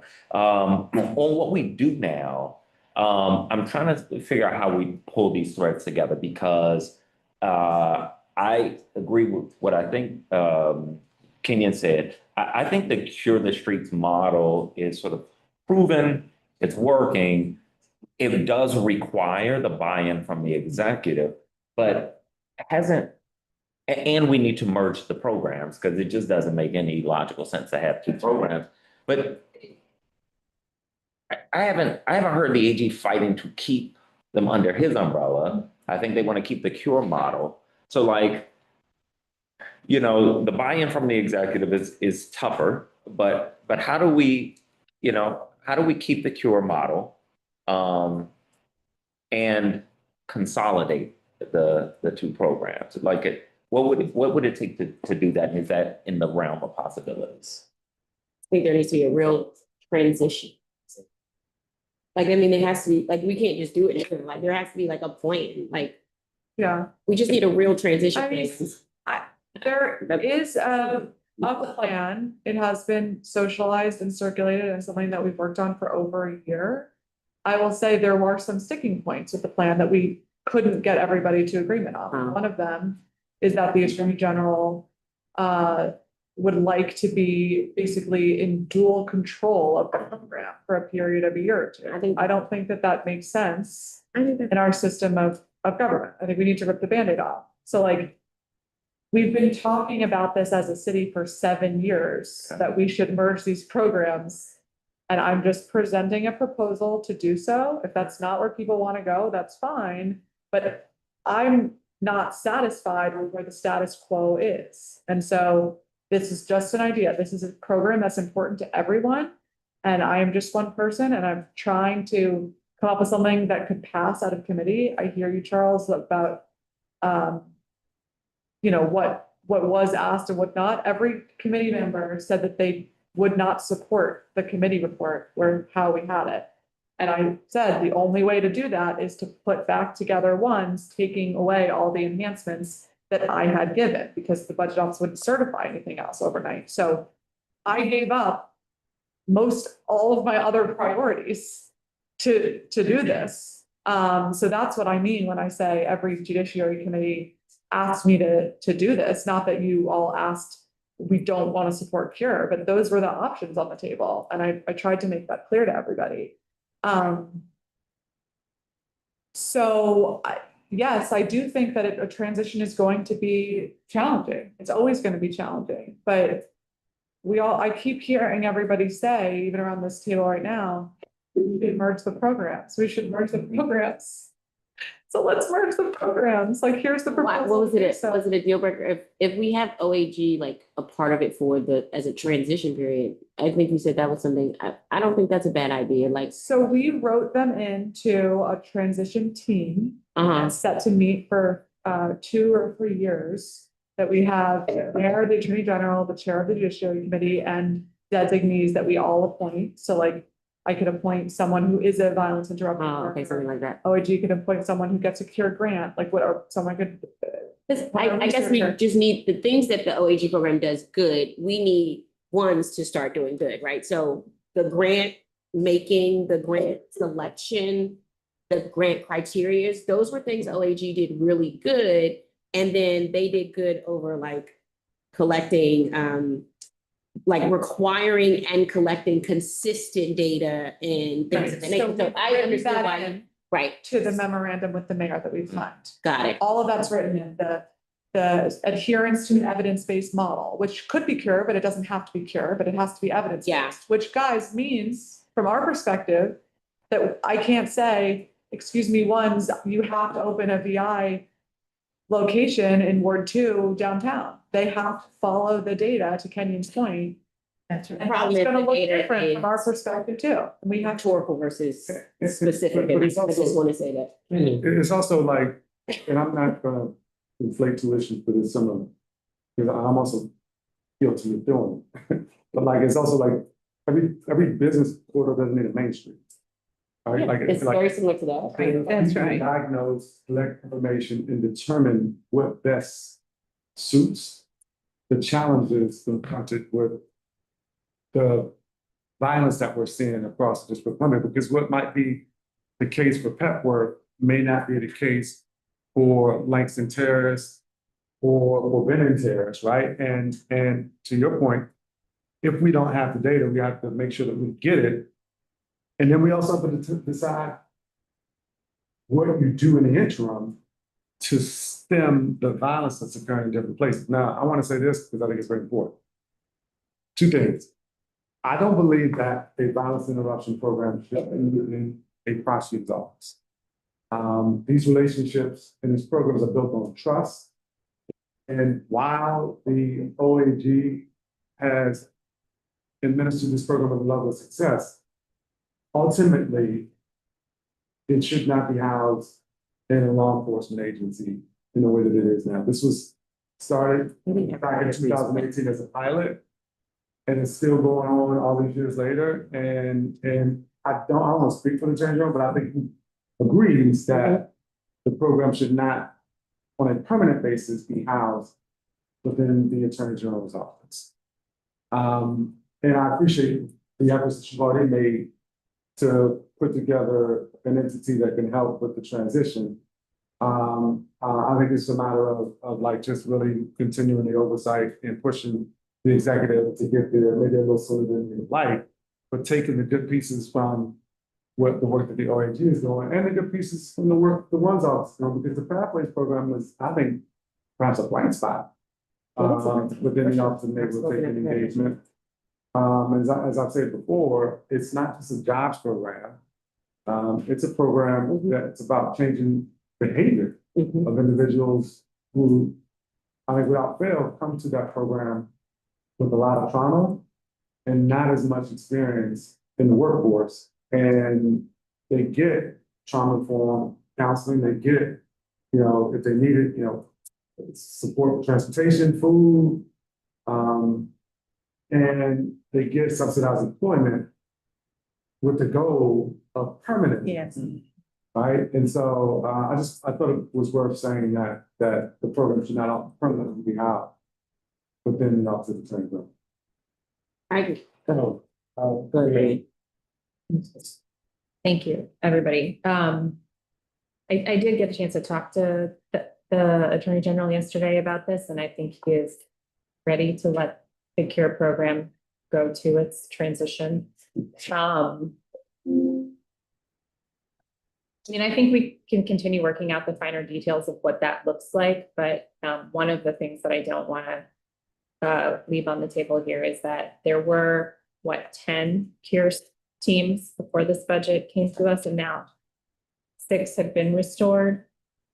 No, None have been restored. He cut 4 before. He the cut mayor 4. Budget for 0. So, I have a disagreement with him that it was okay to cut those 4 teams, but also he never got any funding for them. He was always throwing it together, right?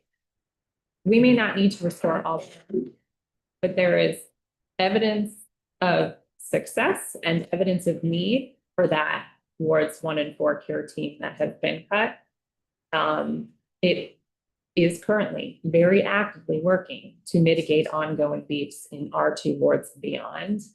And the mayor's budget effectively more than halves the resources to R2 wards by cutting that. So because we all want peace and safety, I think that has to be a focus of whatever restoration we're doing. And it is rooted in data and it is rooted in evidence. And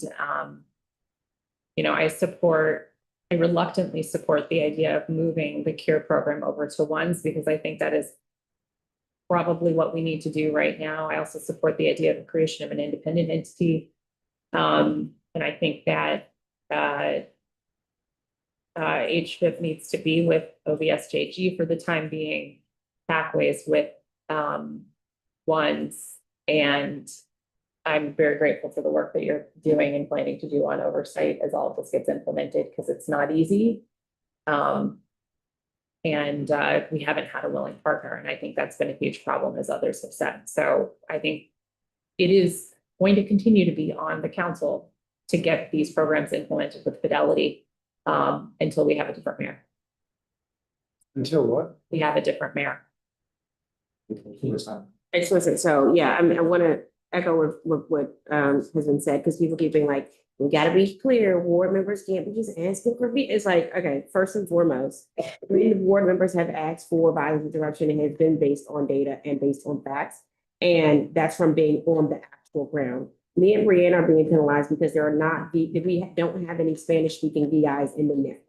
And so we don't have a provider who can provide the type of intervention that's necessary, but not that the intervention is not necessary. It's just that we have not expanded to Spanish speaking VIs. That does not mean that our programs are not worthy and we are not having the interconnected fights that we are having on the ground. It means that we need a provider to step up and actually recruit Spanish speaking VIs, right? And that's on every side. Even MPD has said we need to get more Spanish speaking officers because we need more help in those areas. So we're not just making up like, oh, wards 1 and 4 needed because it sounds good on paper. We're making it up because on the ground, we are having the exact thing VIs were created for, which is when you're having violence based on crew, neighborhood interactions that can be mitigated through what VIs have done on Kennedy Street.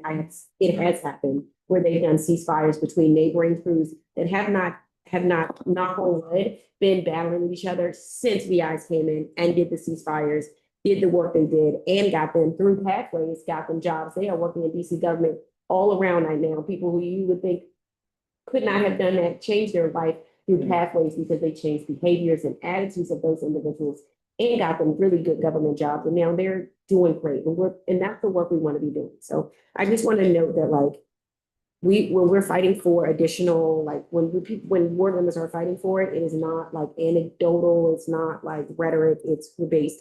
And when I asked, what's the data to say that the CURE model no longer supports what's happening? They're like, we don't have that data to provide. So you don't. Who said? One. The attorney generals. You had a lot of trouble getting into Kennedy Street, right? That's right. Years ago when it was. Yeah, and I had to fight for Kennedy Street, and they had to be like, we don't know if it's there. And then everybody was like, Yeah, like a half. Can I just say? so I would want that to be the case. Let me be clear, I'm not challenging any ward member about what their needs are, because y'all are gonna know it before. Other members who are not the ward member would know it. I guess the question is whether specifically the CURE violence model Yes, is that's the right. solution. And that's what I'm saying, knowing the definition of the CURE violence model, both from being at OAG and doing that work, being that work, but like the actual definition that anyone can read online. We're talking about crew and neighboring intervention. So if Parkview and Petworth are beefing, that's the exact CURE model that you all are talking about. And that's the one that NPD actually appreciates the assistance of being able to do that. I'm not challenging that. Let me be clear. Yeah. I'm not challenging what you all are saying is needed. What I'm saying is the entity that administers the program has a process where they do an analysis and make a determination what's appropriate. If they disagree, I would want to hear why. That's all. Yeah, I will too. And if they feel like that's not the appropriate solution, then tell me what is, because the problem exists. Yes, correct. I Right, agree. and it has to be mitigated. I right? absolutely agree. And so that's all I'm saying. And I think one of the challenges for us is that we didn't see any Yeah, improvement until we got the CURE team. right. Even though ones had been on the ground for a while. Right. No, So that for us is that's the evidence. in our- I got a lot of thoughts about some of the things that one's doing in terms of that aspect of it. Yeah, and that's part of it, Yeah. but I'm gonna push this one. Okay, That's so great. I think a lot of what people are talking about, I have made clear my concerns about ones and their operations.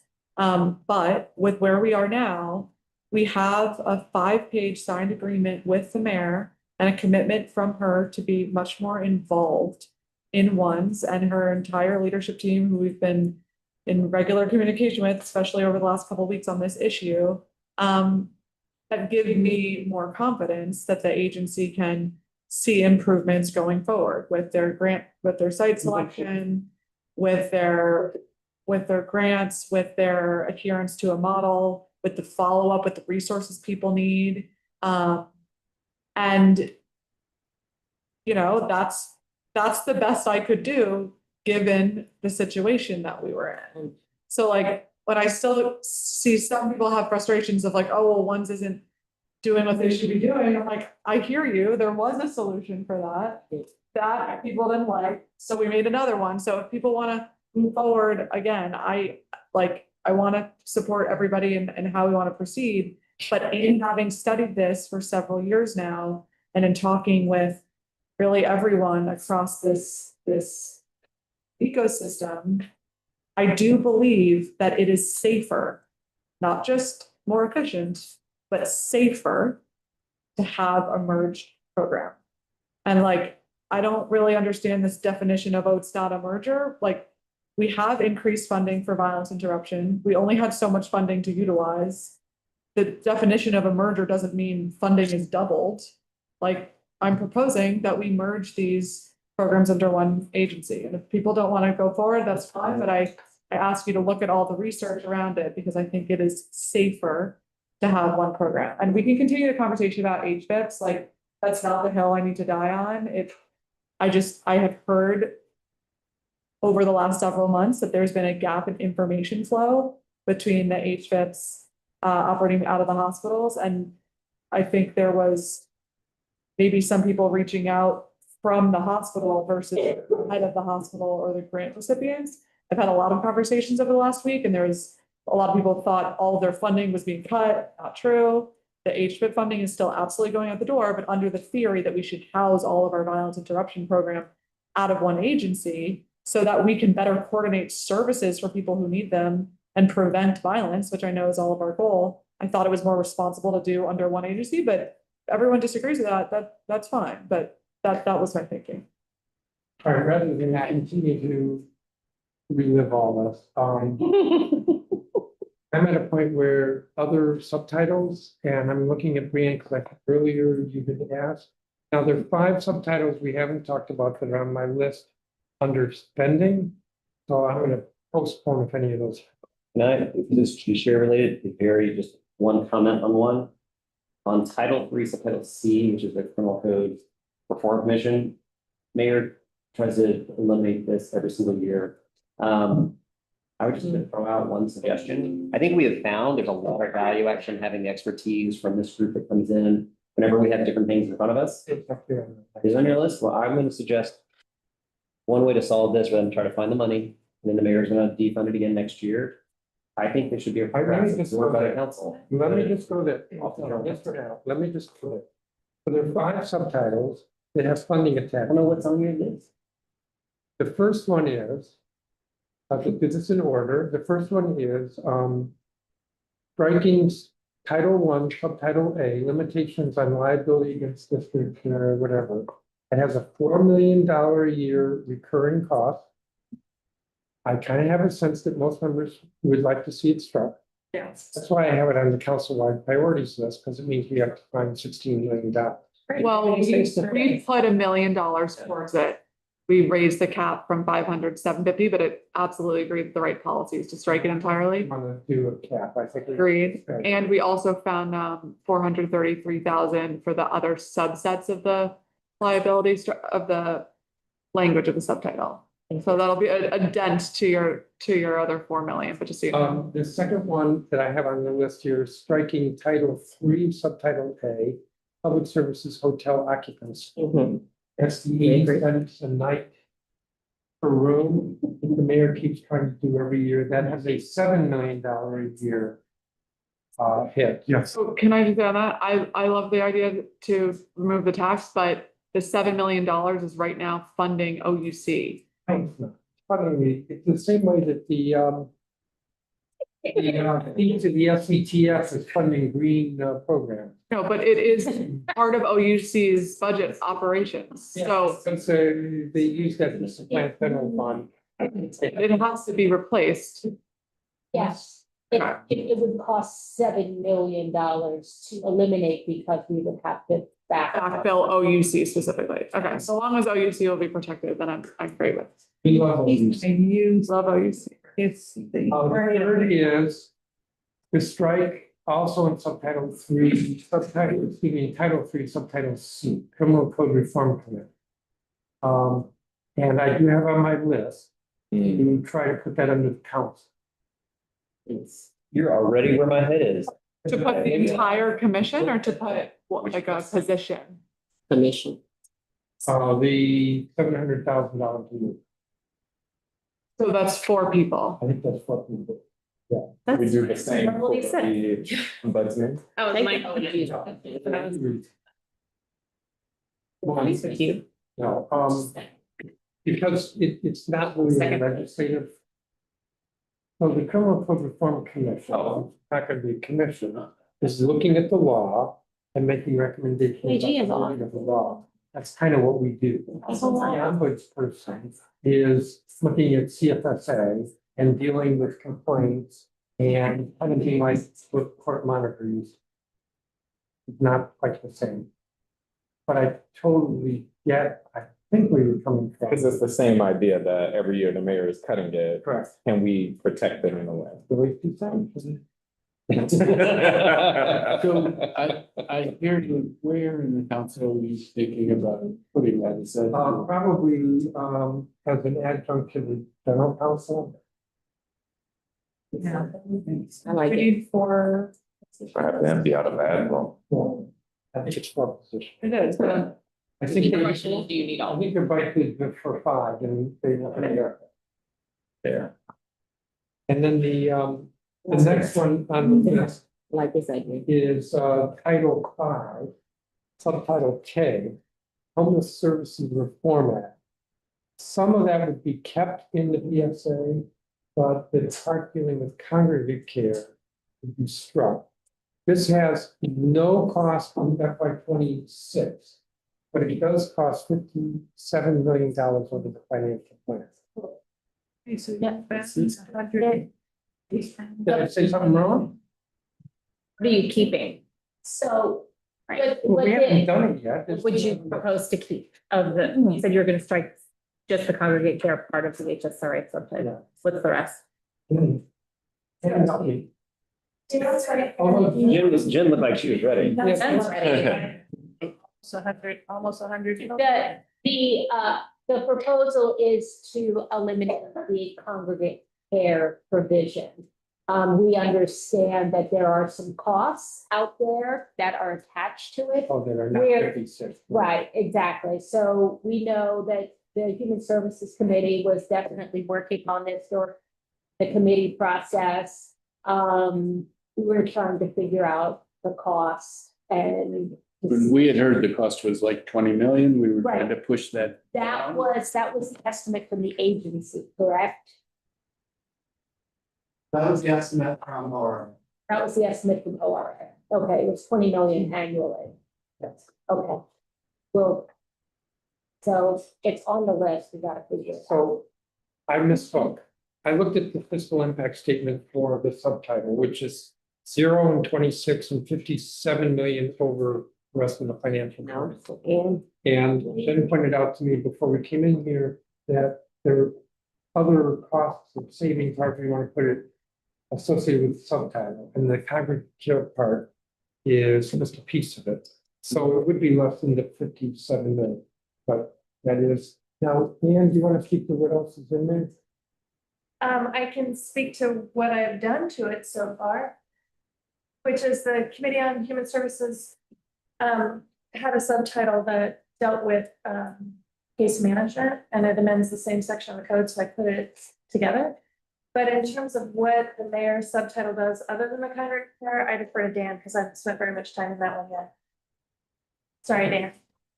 No, that's fine. So, beyond the provisions on congregate care and shelters, of which there are 2. The first is allowing district residents to be placed in congregate settings, but there's no non-congregate settings available. The second is allowing interim eligibility placements for everyone in congregate settings. The other piece of this, which was the original $57 million FIS, was some provisions regarding rapid rehousing. So the BSA exits approximately 1,167 families from FRSP on September 30th of this year. And it ends benefits pending appeal and exits families after a year as a hard stop, which realizes $19 million in savings, I think, in the first year and 57 over the time. So that would be the other part of this. After we got into the committee process, we found that on top of that $57 million for us to deal with the rapid rehousing provisions, it would cost another approximately $20 million a year to take out the congregate housing provision. So you're saying the FIS understated thing? Yes. Well, a lot of times it's, if we're not allowed to provide congregate care, then we will need to extend an additional $20 million a year. So this is our safety valve. What I think what the Human Services Committee was looking at and what we want to look at council-wide is if we have the ability to eliminate congregate care as a safety valve. I mean, if it's $20 million a year, I don't think we're going to be able to get there, but we're working with, to see what we can figure out. Yeah, and we had worked on different kinds of ideas, so let's stay together about how we might approach it. My impression also was that we thought that Dan was in the process of pushing on the 20 million, that it may be that that number could come down. But so what I'm hearing is that the fiscal impact statement should have said 78. And it's worse than that, it's $20 million a year, so it should have said 137.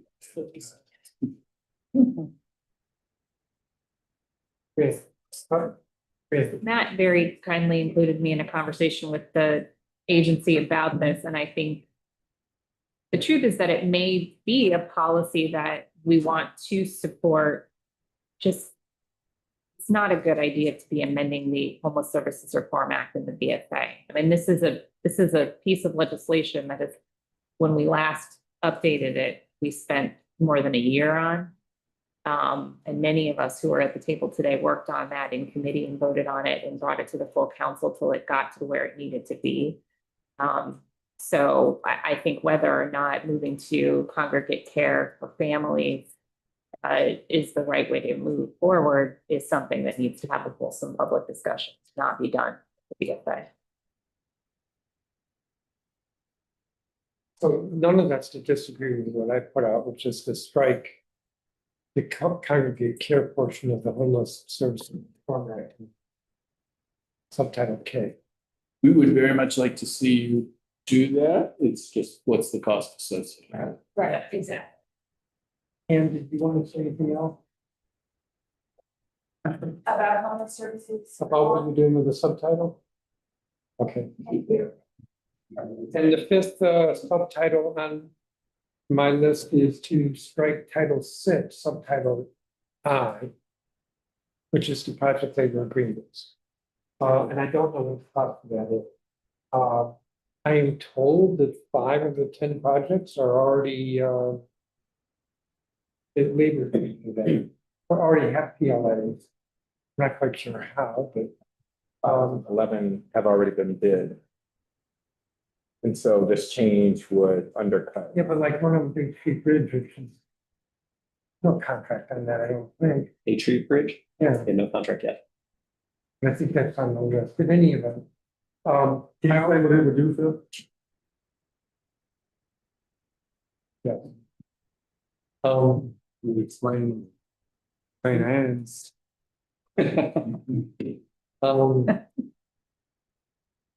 So we've had in the law for maybe 10 years, that project labor agreements. But the projects in the capital budget over $75 million, I think it is, would have to have a project labor agreement. A year or two ago, we amended that, Brianne, with the legislation, so it was projects in the CIP over $50 million. It's the mayor, I don't mean to cast any shade, but no, fan of labor PLAs. that you can save money by going to $100 million, I think that's what it is. And that we will go back to 50 million in 2032 or something. My sense is that a majority of members don't like what the mayor proposed. The CFO said in the FIS, it was kind of a funny FIS, if I remember correctly, that there is a cost, but then didn't say what the cost was because the our savings. But that, so to undo the subtitle, then we would have to adjust various projects. That's my intent to talk to the CFO and make another run at saying that there should not be a fiscal impact. I think we do have some numbers, just trying to find them. I have some I more have a number. fun supporting information too. Of the 11 projects she cites, 5 of them already have been bid out and awarded with PLAs. So I can't see how you would ever justify that that would be a difference in price. And the building trades are telling us that rebidding each of these projects without a PLA would cause substantial delays, create confusion among the contracting community, lead to lawsuits, and ultimately cost the city more money. If DC were to remove PLA requirements from contracts that had already been awarded, contractors could submit bid protests. And while a bid protest is pending, the performance of the contract is automatically stayed, resulting in delays. And if it's successful, the government would likely have to resolicit the bid for the project, resulting in further delays. Well, the CFO believes that the PLA adds 10% to the cost of every project.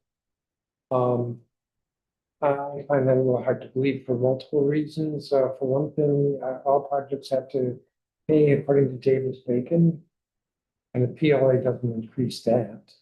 In addition, I think we all have come to realize the dollar value and the CIP associated with the project is. We get in trouble if I say this, we're a little squishy. And so 10% above what? And there's also some emphasis on the project also. But the CFO is saying that we would have to increase what's in the CIP for each project. That's not the same as the project cost. And it doesn't reflect that DGS does not value engineer any of its projects. And I've never been convinced that PLAs have to be more expensive. I will say this though, and I support generally speaking PLAs, but I think we need to push and not just blanket accept that PLAs are necessarily better for the district and understand who gets hired. There you go. You have these PLAs. Are these DC residents being hired at the union shop, or is just a enough person up for the jobs? And what benefits accrue if they are not DC residents being hired on these PLAs? And I have some data for you on that. Is that something that anybody else is interested in? Is that something you're interested in understanding? Well, I think they're still required to comply with first source, don't they? They do, but Yeah. that's new hires. Well, so only 2 projects have been completed under the PLA law. That's Cedar Hill Regional Medical Center with 468 DC residents employed, 107,000 apprenticeship hours. The goal was 15,000, but they exceeded it. 35% CBE requirement met, and 29 local minority businesses earned over 117 million. The challenge, not to that, I've talked to them about that. Sure. On the monumental and sort of crafting, because we wanted the PLA, but we also want to not have our PLA create tension with our CBE community. I think there's a way to do both thoughtfully. Yeah, it seems like they struck that balance with Cedar Hill. Well, I'm just saying that Yeah.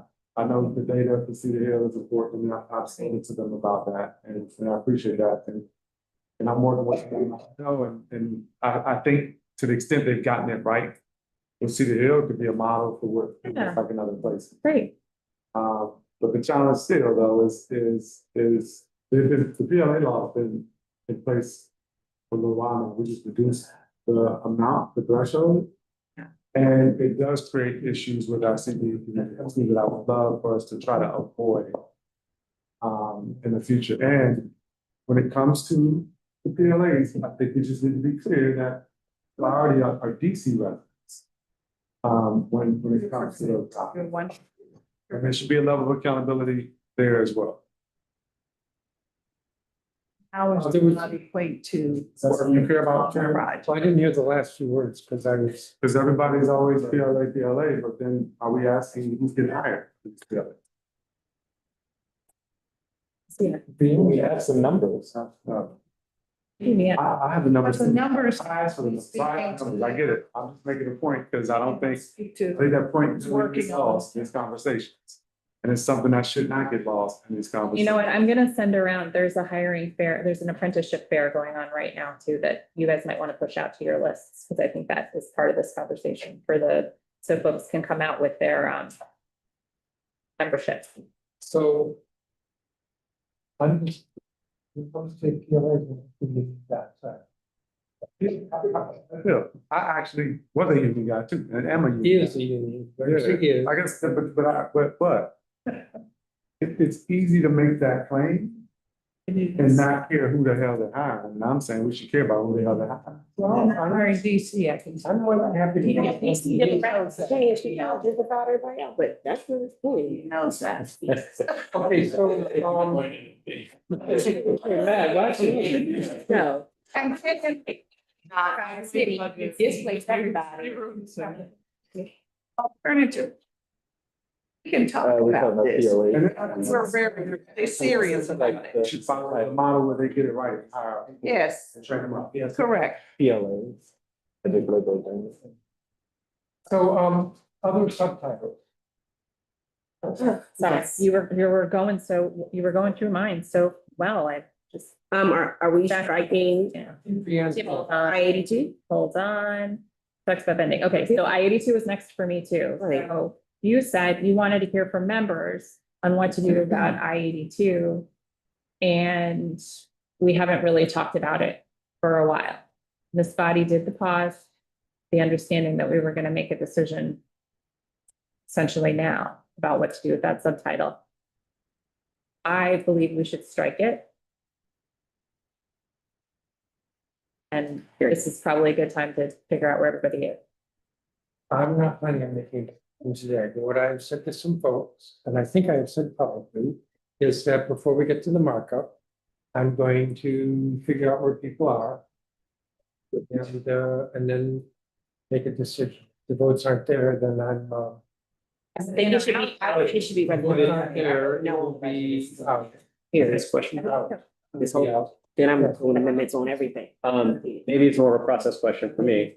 I thought part of why I supported pause was that there was going to be an effort to work on some kind of compromise-ish, land the plane type of language that was not a full repeal, but that recognized realities that we're trying to work with a lot of our local businesses, restaurants. So in my mind, at least, we weren't advancing in a repeal through the budget because there was an effort to find some type of compromise in these 90 days.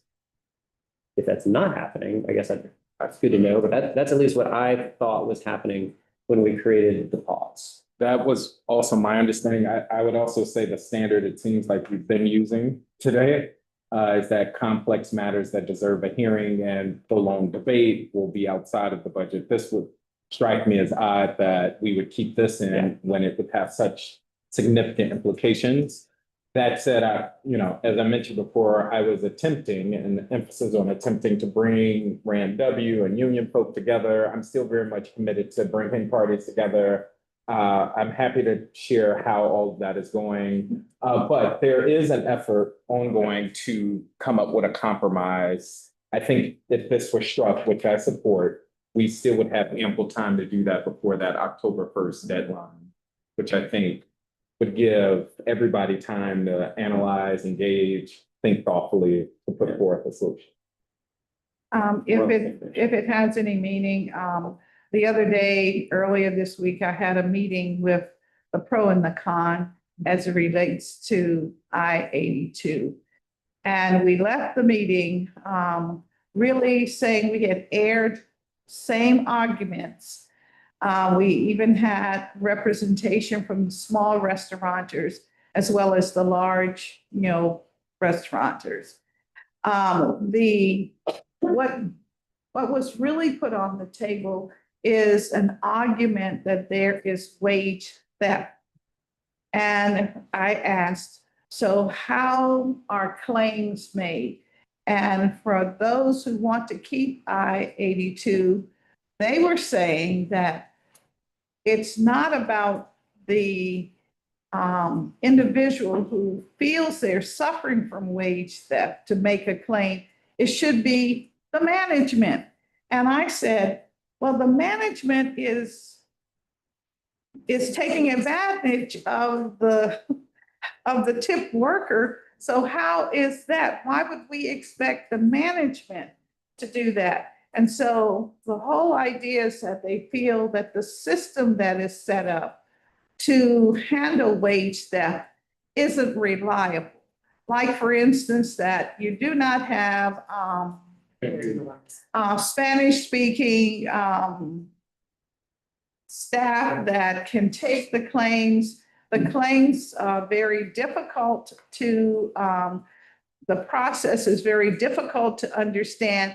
So I'm just sharing with you what was the outcome of the meeting. So it was more focused on wage theft than anything else, which I was surprised about.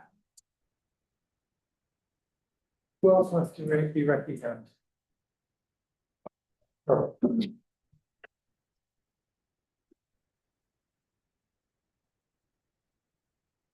What type of, for those seeking a compromise, what type of compromise would be of interest to you?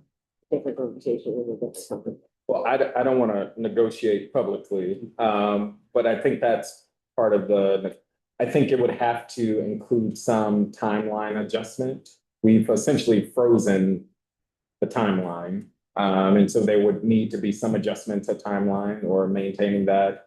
Ideally, I would love to see supports, enhancements for restaurants, as well as some benefits for workers. I'm happy to work with folk. We do have an outline and draft of things. The goal was to try to see if we can have something that all sides would agree to. I will say, and maybe I'm getting too far ahead of myself, but my conversations with union partners, I think they recognize where things are and that there will likely need to be a timeline adjustment. That doesn't mean they love it, but I think they're realists about it. I think for a lot of the other issues we discussed today, I found very persuasive and agree with a lot of the arguments that like some of these policy conversations should happen at a later date. I think with this, I think it is germane to the budget. I think other investments that you may be thinking about as part of this, whether it's for restaurants or for workers or for funding, is important to include in the budget. And I also think it's important for certainty for the market that we're all on the same page of what our wages are here in the district, what our wages are for tip workers, for minimum wage workers, and can kind of move forward as opposed to having this uncertainty undermine the stability of our markets. But there's current uncertainty. Right. Until October. We had a lot of certainty. And then there's certainty after October. I mean, this is, and what worries me about this, Phil, is you're gonna count noses and you could get to a place if it's 6-6, which it could be 6-6, and then you decide, okay, I'll leave it in, and then an amendment to strike will fail 6-6, that we would overturn the will of the voters on a procedure like that. I think you need, in order to do it through the budget, it should be pretty decisive. Yes. And I don't think that it's anywhere near pretty decisive right now. A repeal could happen at any time, doesn't have to happen budget. So to, at a minimum, leave time to try to come up with a solution between now and October. My idea of a solution and Zachary's idea of a solution could be very different, but if there was a pause, that creates the opening to do that. To then do the pause and then do a repeal, and it's particularly if the repeal is based on the mayor putting it in a 6-6 tie on the council, and that's not enough for an amendment to pull it out. Boy, that's not a good feeling to me.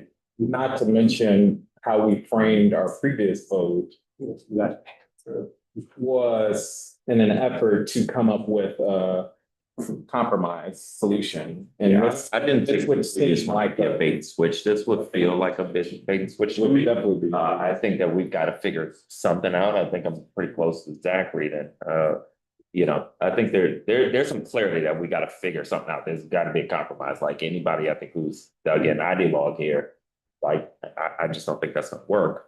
But we gave ourselves 90 days to figure it out. But that was a month ago, right? That vote about, Yeah. so. But I will say Ram W, in full transparency, Ram W and the union agreed to come to the table. Ram W, for whatever reason, said they didn't want to come to the table anymore. That's not what they said. Well, I will tell you, my Union conversation, get one it, second, yes. my conversations, we, Workers. if I can finish. My conversation with Ram W and the union is that we had a date set and we were going to meet.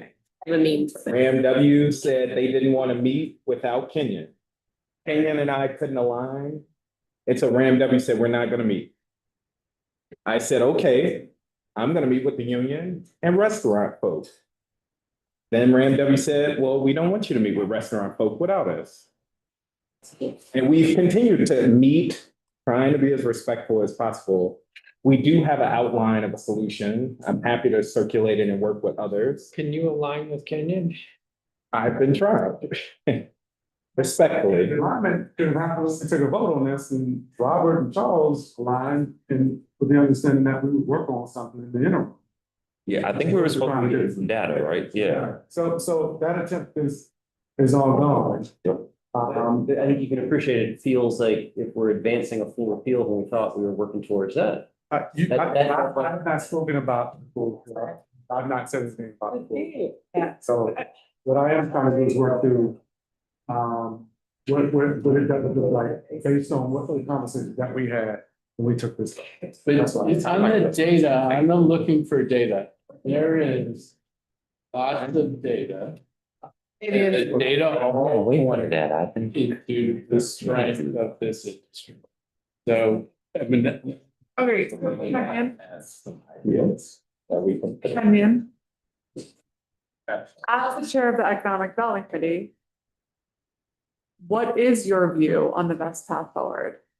I'm working through it, and what I'm waiting for is to hear back from Local 25. Local 25 has said they don't want to meet unless it's in a collective meet. That's what they told me. Because as I was trying to meet with Ram W and the union, they said, well, Kenyon has reached out and tried to set up his own meeting. And now they're saying, well, we're not going to meet. And I think we need to come together to try to read. They haven't said that to me. That's not what they said. Can we also be clear that Ram W and Local 25 are not the only affected folks here?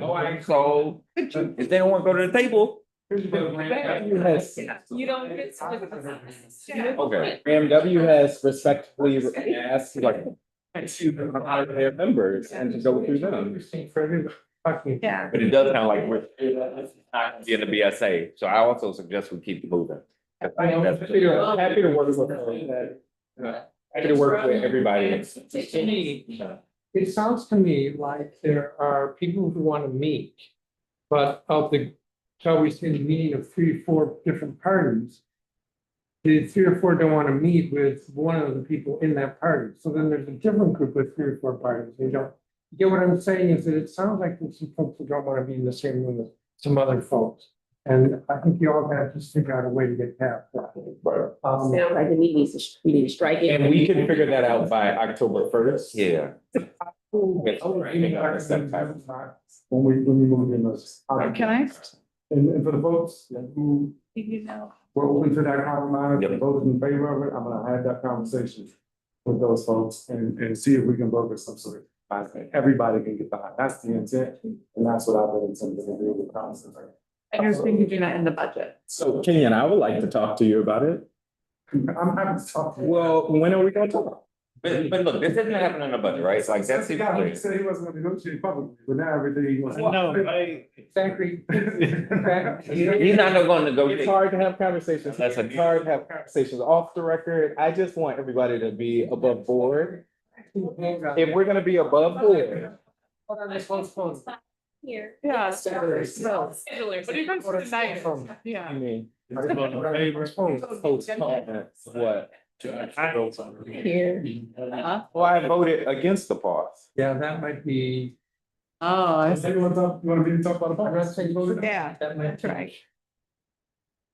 Think about it. So what? Think about Hey, I mean, I'd like to invite myself to the meeting as well. So let me, two things.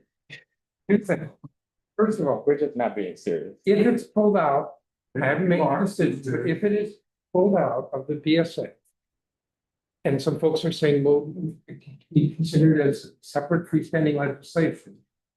A bill could be introduced, no, a bill can't be introduced until September 15th. That's right. And then there would, and arguably there would have to be a hearing, we'd have to kind of fudge, if there's not a hearing. I mean, you had a hearing on the 17th January. Did, and I I, had a hearing on BSA on June 18th. Maybe there's not to be a hearing. The point is that we would come up against the postponement deadline. So if it gets pulled out, there's gonna have to be a willingness to extend postponement. that's right. Because I think that postponement was until October 1st. So you're saying if you agree to postpone right now, you'll pull it out? No, I didn't say that. But, I If mean, I pull it out, there's gotta be an agreement. But what Phil is bringing up raises a valid question of can you come up with a solution that can be marked up and is going by October 1st. So I'm saying, what are some of those solutions? 'Cause it is relevant. But that's also not what we're here to meet about. We're meeting about the budget, It's in the BSA. but it shouldn't be in the BSA. It's people's perception, but I think the vast majority, right? Like, I think the vast majority. vast majority, it's like half and half. It is. Not even close. Crazy.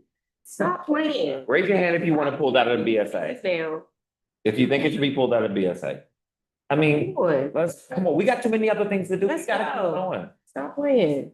Yes. Out of y'all. Sorry. Sorry, you know how I get without food. Okay, so I should continue? Sandwiches in the other room. Can I just? Yeah. Okay. Still on me. How funny is that?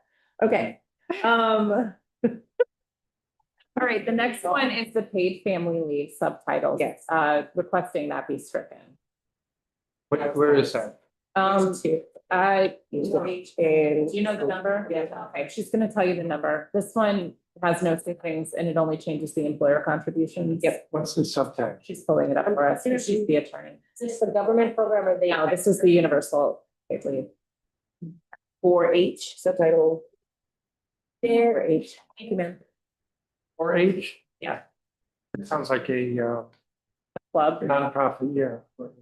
We need to confirm. Yeah. If pulling it out I do not believe that it's a 1-for-1 match. Okay. So we're trying to figure that out. Okay. Just to put that out there. Okay. Subtitle 2. No, let me see. I think that's what Jen just said. We've been talking about it. Okay. My inclination is to leave the fee at 75 cents. Not that I think it's wonderful that it went from 22 to 75 cents. I think this 3-cent savings, have not heard anybody speak to it. I'm afraid I might now hear lots of people speak to it, but I don't think it really makes that much difference. So leave it at 75 cents, not change the benefits. But we have to kind of Okay. figure out whether that The works. benefit piece is pretty big. Yeah, okay. Thank you for that. Thank you for fully examining it. You struck the Zoning Decision Appeals Amendment Act 2025, and I know Councilmember Henderson had raised this last time we talked. I actually think this is the kind of thing that could build more investor confidence in new housing construction rather than scapegoating tenant protections like we're doing in some conversations. So You did this a few years ago with McMillan, Christina has already said. What? We're waiting for it. It's a drum roll, it's a long drum roll. Get to it. No, that's it. I think that we should leave it in, but if you are pulling it, you're gonna be hearing on it? No. Wait, what are we talking about? This Zoning Decision Appeals Amendment Act of twenty That twenty-five. changes. I'm not hearing a lot of. If I remember. No, I mean, this is just from a policy standpoint, it's not like something we're getting lobbied on. Yeah, I understand. Well, actually, I had a hearing with Department of Buildings. Yeah. And I got testimony on this, and then the June 18th hearing, I got testimony on this. At the DOB hearing, it was also the same day as Office of Zoning, so I asked them for statistics. Okay. There are a number of problems with that subtype. Okay. The premise behind it is that these court cases are delaying development projects, and as a result, people aren't willing to invest, and these projects are going away. The data doesn't support that at all. In the last 5 years, there've been 2 appeals. Two, and neither of them were successful in the Court of Appeals. What is a concern is how long the zoning commission is taking between its decision and issuing an order. If I remember correctly, is an average of, I want to say 190 days, might be 90, but I think it's, no, I think it's 90. An average of 3 months to come up with a final decision, a written order. So the data is not there. Before the pandemic, there were an increasing number of these appeals, and the zoning commission was losing, not often, but they never lose, and they lost like 4 times in 2 years. A couple of them are over McMillan, one of them was Brooks Tavern. The orders were written horrible. What we did was we put resources, we the council put resources into the Office of Zoning so they would write these orders better. Yeah, I do remember that, and I think that was a good And move. it's made a big difference. It has. There are, I mean, it's in the committee report. And I'm inclined to run into the next. And there, no, I mean, you don't have to, because I have actually familiarized myself with that, but Okay, but the percentage has gone from like 37% of zoning orders were appealed to like 7% of zoning orders are appealed. But more than that, the way it was, the subtitle was written, it would exclude, for example, Ames commissioners from being able to file an appeal. And it would exclude some neighbors from being able to file an appeal, or neighborhood associations from filing an appeal. And it also would make filing an appeal very difficult. So you wouldn't be able to appeal based on, well, the zoning commission got it wrong with regard to the traffic analysis. You'd have to appeal showing that you were specifically and particularly harmed. Well, that's just all wrong. So that's why. I think you're more passionate about this than I am, so I'm gonna move on. I will just ask the question, are you suggesting that there are no changes necessary to the appeals process? Correct. However, in this budget, we have one more attorney to write decisions, the PCA's behind. And we also need to keep pushing for judges, because the Court of Appeals has a 20% vacancy rate, and that slows everything down, including land use appeals. Okay. Do you want us to talk about things that we've added in committee or late to the BSA, or do you want it If I didn't bring it up, it's not an issue. It's only if somebody else brings it up and says, you know, Brianne, why'd you do this? Great, then I'm finished. Thank you for your time. Christina, did you have any subtitles you wanted to bring up? I'm not going around the table, but I thought earlier you. No, I mean, I guess it's not really a BS6 subtitle piece, as it is around. I guess it could fit in the citywide or council-wide priorities conversation going on. Okay. Which is, we spent a lot of time talking about one initiative, but we've never talked about the other one. We were, that's pending. What initiative? A3. We need to keep track of People like to forget that one. So you know this. But it's not BSA, right?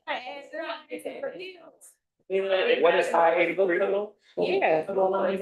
Interested in repealing, put that on here. Christina, what is I-83? Let's discuss. What's I? Let's discuss, since y'all wanna do all the other stuff. Maybe like. Open the door, why It's not a fancy subtitle. That's fair, that's which is why I said. Like the budget. Yes, I don't have a subtitle, issue. Does anybody else have any subtitle? I did, and Wait, are we not gonna talk about I-83? Do you have a? He's checking other stuff.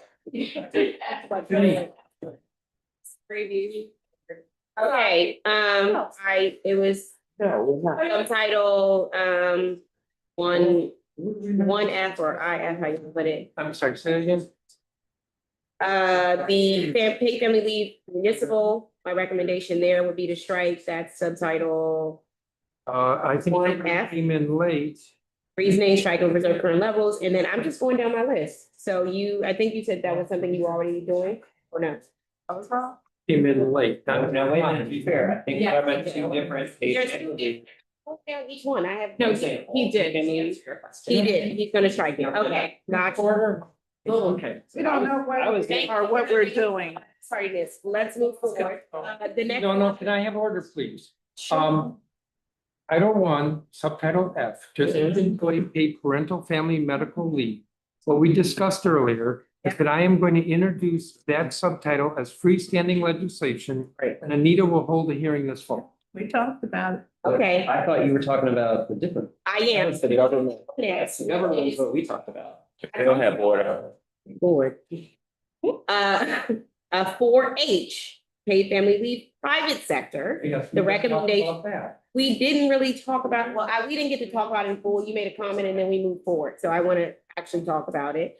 I think striking it would preserve the current levels of paid family leave benefits. For districts, private sector workers, the subtitle rating would limit maximum weekly benefits for the most popular and utilized component of the universal paid leave.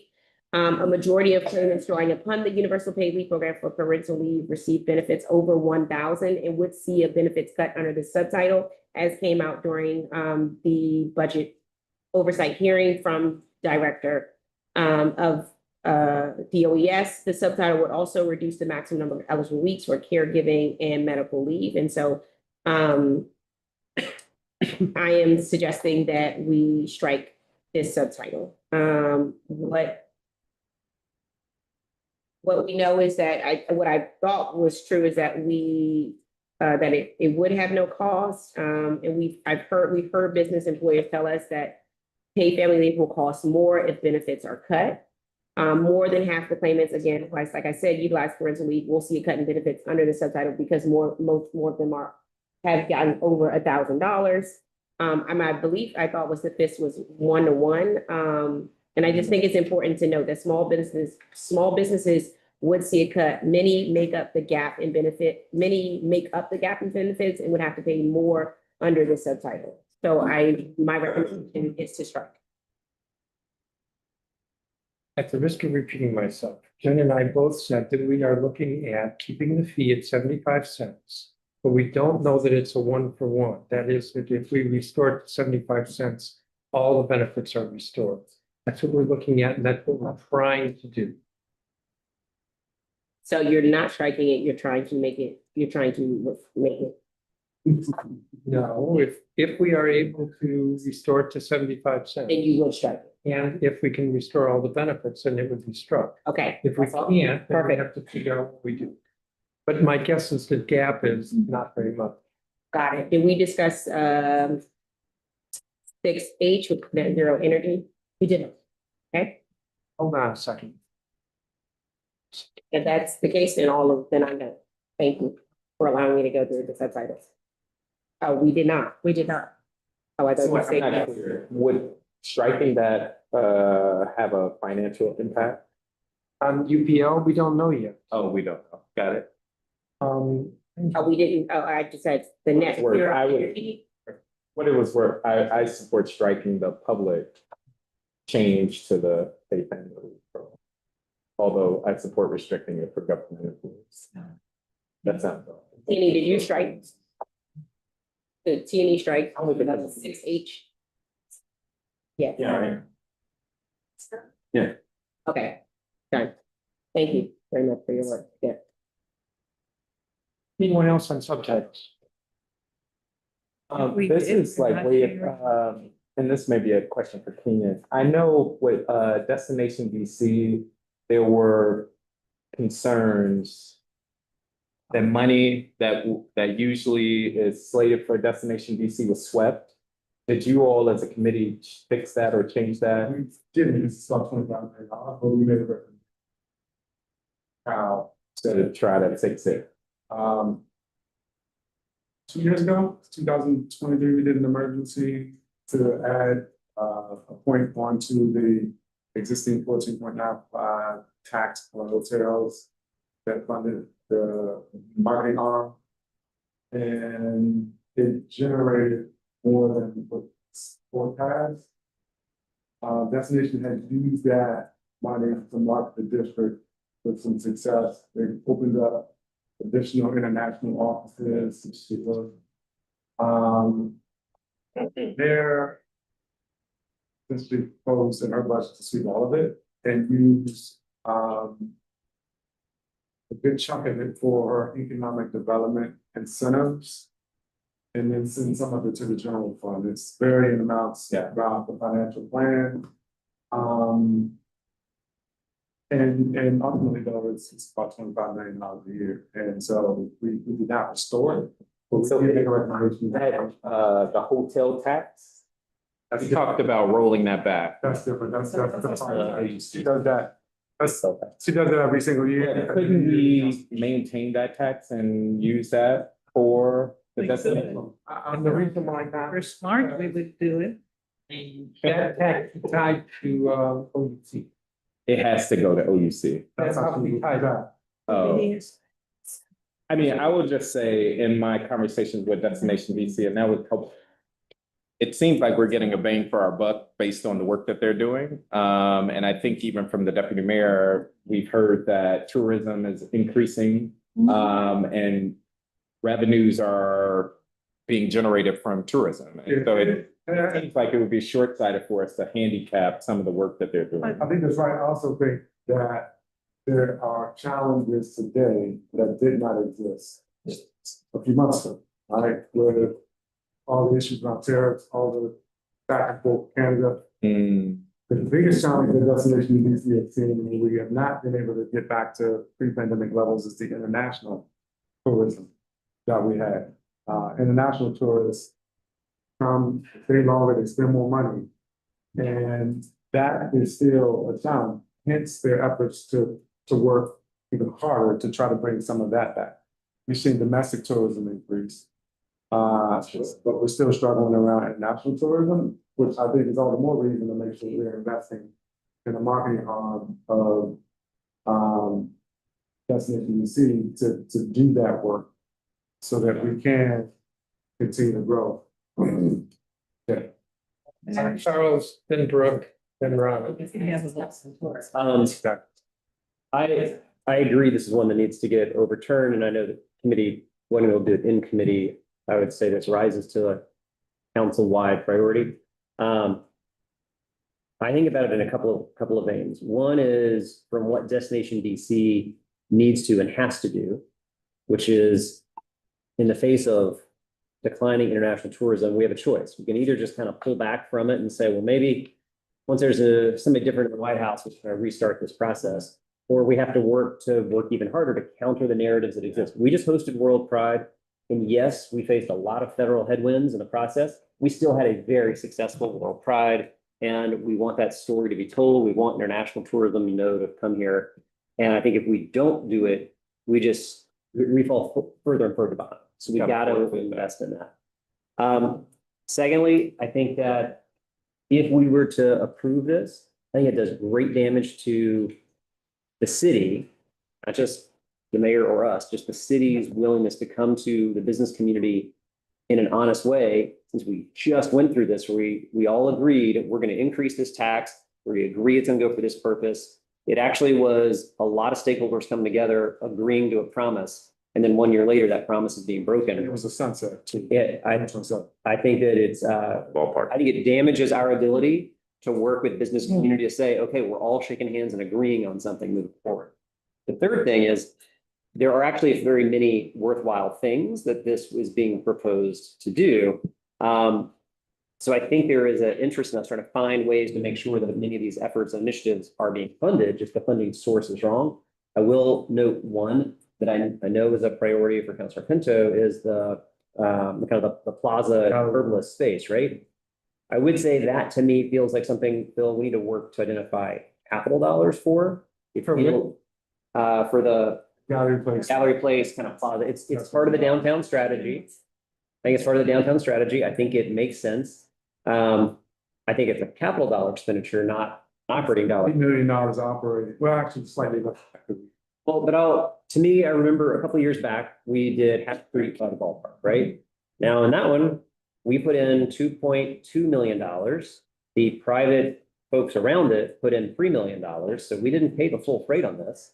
I don't think we should be paying full freight here, but we used capital dollars to make that investment and create a curbless space that creates a really great pedestrian activity space. It's great for the businesses, a great entryway. And I think that's the overall vision here as well. So I want to be careful as we talk about this because for our colleagues, there are investments here that I think we all support. It's just a funding source. And I certainly would say that's a capital expenditure, not an operating expenditure. And I'd love to see the private property owners chip in on it, just like we did for that project. I have a sort of a tiresome view of our spending millions of dollars redoing streets when we think it's sort of fancy. And then It's not fancy, it's just smart. 10, 15, 20 years later, we redo it again.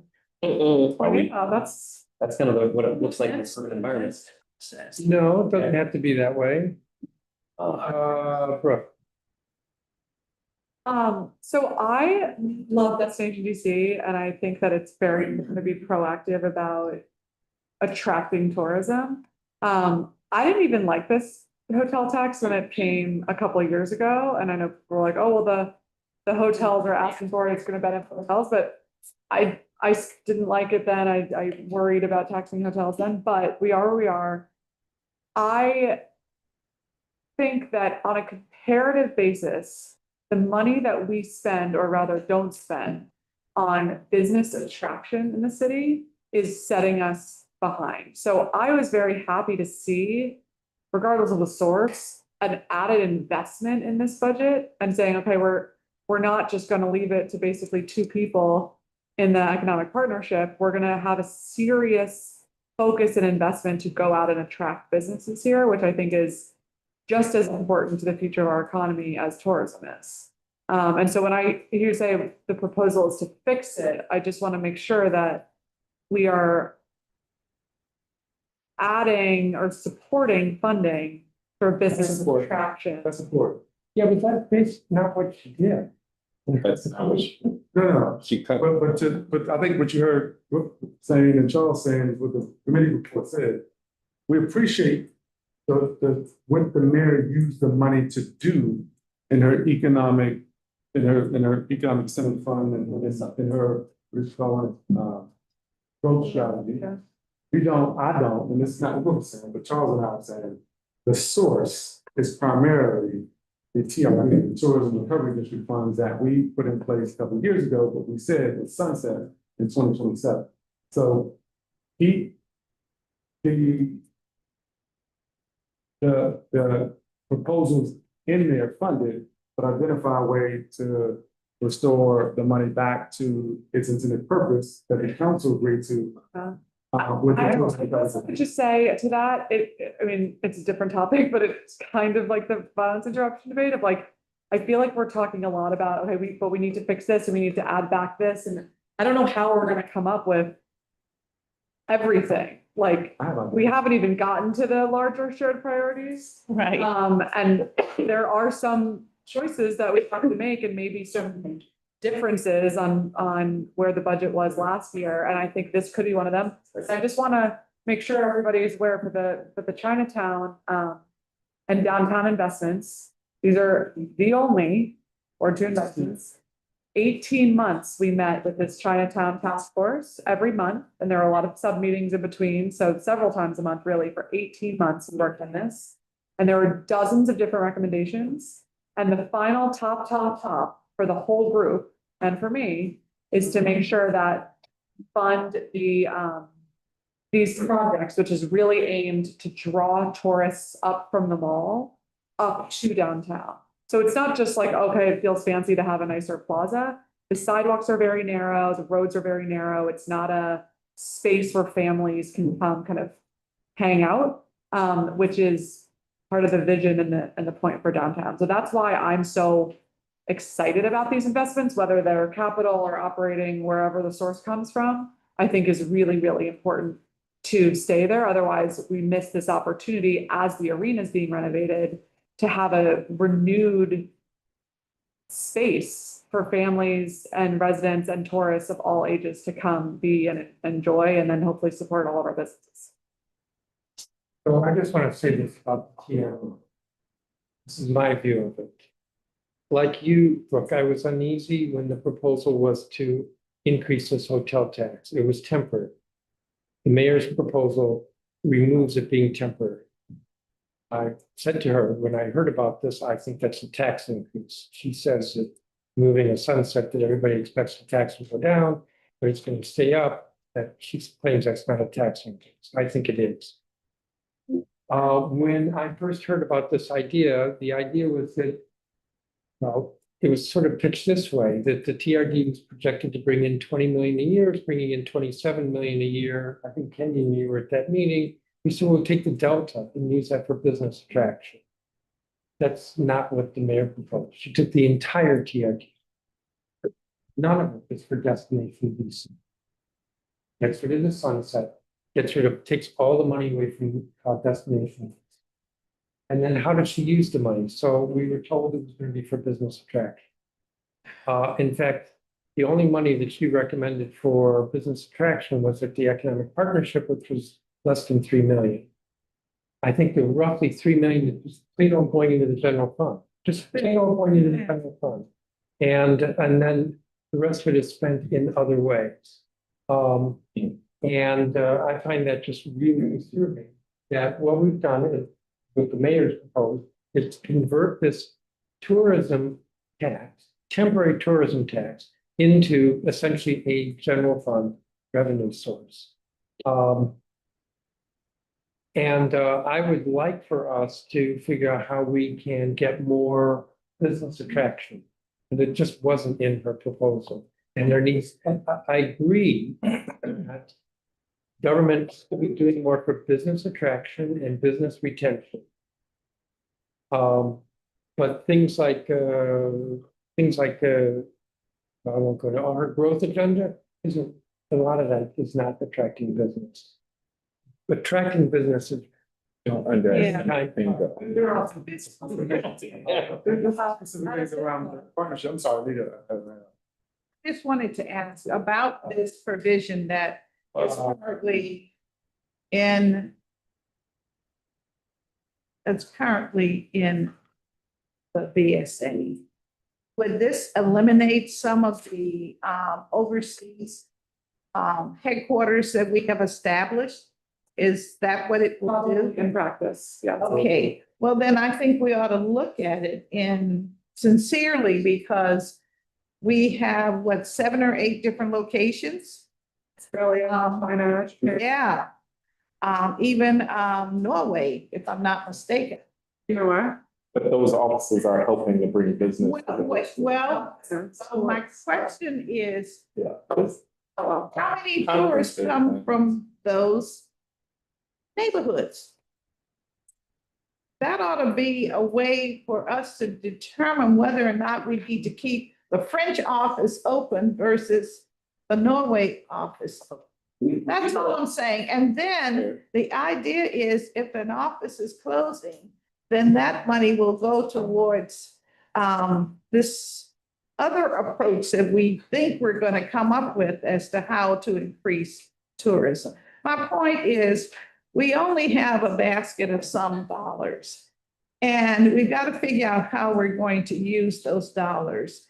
And we always say that data is so important for any decision that we make. So if we have some data, let's look at the data, and that can help us understand where we are flourishing and where we're not doing well, and how we might use those dollars that going to waste at the point this time, or not producing what we want, we might use those dollars in another manner. Well, if you want Elliot to come in here, he can talk your ear off on how the TRD has. And if you want to talk about business attraction, then Alfred can come in here and talk your ear off on what more we should be doing with business attraction. Well, we've done that for some of the other issues we've discussed today. So I'm not suggesting that. I'm just simply saying we ought to have a process. And we can go around the table. We can be here till midnight talking about our opinions, our feelings, how it sounds. And I'm just suggesting if we're going to move the dial today, then we ought to have some data. That's all I'm saying. In the lineup, and I think what I was going to say is responsive to what Anita said. I think Destination DC, like, we do have data that fund has worked, that they have done well. So why we would not continue an investment that's working doesn't make sense to me, but there is something we need to understand from Destination DC. And this will be important for you to catch, Phil, because it impacts the city. So NPR was reporting this morning, probably not surprising to anybody, but international migration in the United States has decreased, right? Yes. What impact is international, is there a decrease in international travel? So we. Thank you. So we'll need to understand from Destination DC, you know, if there's going to be a shift that frankly, like this, not going to be as wise an investment. But the other thing somewhat related I want to flag for colleagues is the district's population has risen over the past several years because of international migration. International migration is decreasing, which means there's a decent chance our population will also decrease. So as we make budget decisions, we also need to be mindful of the fact that we also may see a population decrease. Put anything it'll impact you, right? There is specific money in the budget that the mayor proposed, which the committee recommended keeping, that is in there for business attraction. What the committee was saying is, we need to give a walking to dump. We can do that. We should look at the source to be able to do all of it, because as Charles pointed out, and again, not to harp on the gallery place, because great recommendations that came out of the committee, not nearly enough of them got funded because of the budget situation we're in, but yeah, except for this, right? So we want to keep this, but they did use capital funds to do this. And there's a question whether operating funds to do this. And there's a question whether or not we can identify capital somewhere to be able to do this and not use all operating funds to do this. But the other piece is, just to be clear, there's money in the economic partnership that the mayor proposed that he left most of. There's money in there for business attraction, specifically earmarked for services to generate business attraction. That's 1.5 each year in the financial plan. There's money in there for repositioning the federal buildings, but there's also money in there to address some of the challenges with making commercial office downtown. So there's things that she proposed in the growth agenda that are specifically designed to do business attraction. Some of it, I imagine you'll say is long overdue, but I wanted to make the point to say that it is in there. But we also need to be able to not let our foot off the gas with what Destination DC is doing in terms of marketing. And as my mom would say, we shouldn't be robbing Peter to pay Paul when it comes to this work. And I know your mother would say, she would say that.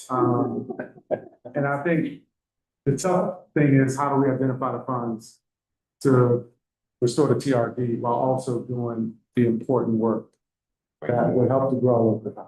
And by restore, is it the view of the committee that it all needs to be restored in order for them to? What I had said to the mayor, and Phil mentioned when we first heard about the proposal, it was, why not take the delta?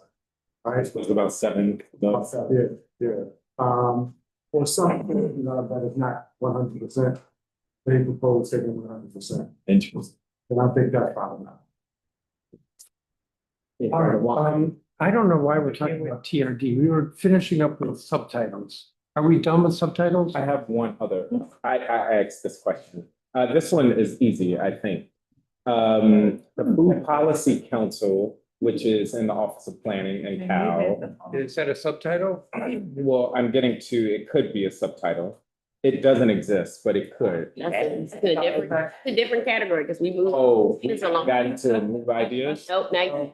Okay. Go for it, go for it. Okay, so the Food Policy Council, it's my understanding, is hiring a procurement person to work with OCP to ensure that there is like food, like advisement on food purchases for major agencies.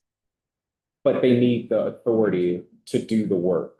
And so it seems like that would need to be an adjustment in the BSA to give them the authority, if I'm not mistaken. Because it's been a lot for a while, so if they're telling you they need something else, we should talk. That is the recommendation is for this, yeah, let's have a. Look how fast that. Tell me what that. Yes. I'll send a note to my staff right Can I now. just ask for the sake of planning, what's our roadmap here? We're about to get into the fun conversation about council-wide priority. Okay, which means that we haven't gotten to committee actions and this three. So are we staying or are we doing it two part? I have a public safety meeting. It's 30. Just trying to determine if I can pick up my children or someone.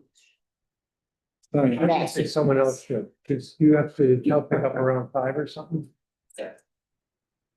We could be going until about 6. I have a public safety meeting at 6:30. 4. Man. Okay. We pushed off this, Robert and I had something at 6 that we rescheduled, but it sounds like we should be done by 5:30 or. Well, we can go through council-wide priorities in 10 minutes, but How do you want our actors? Just gonna run through what you have already. There's no shot. Okay. It'd be more helpful if you would share, like you have those council wide priorities, because we're gonna give you a list of 40 things. correct. So this is kind of new and different, but so people aren't gonna want to stay, 6, 7, or 8, but if people have to be somewhere by 6, I wouldn't be surprised if we're done at like playing it close to that. And we'll see how we feel after we're done with council-wide priorities. So typically what happens is that after the committee markups, we do this work session, we go through all the committee stuff. And I'm listening to folks, and people come to me and I sort of have a list. And then I work with the budget office and we try to identify dollars, and then I sort of figure out how to spread that among the list. And then Matt, you'll come to me and you'll say, but did you do P-keep? And no, it's not on my list. Let me see if I can put it on the list. And in the end, that ends up being the committee print. So part of this process is that I develop a list. And I'm about to hand it out. And we'll see what people think. And I'm guessing there'll be a few additions.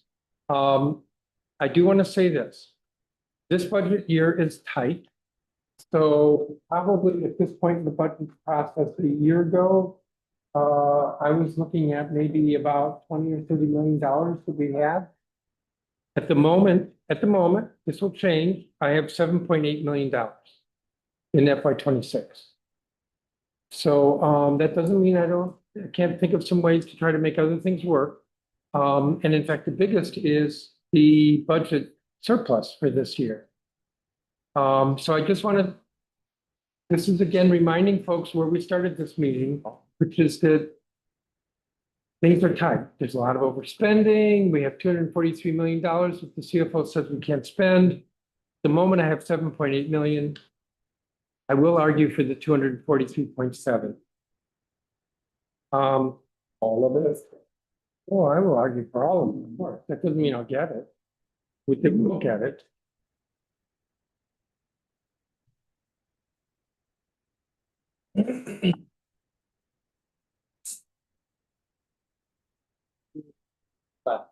Yes, sir. This is the wrong idea. And Robert.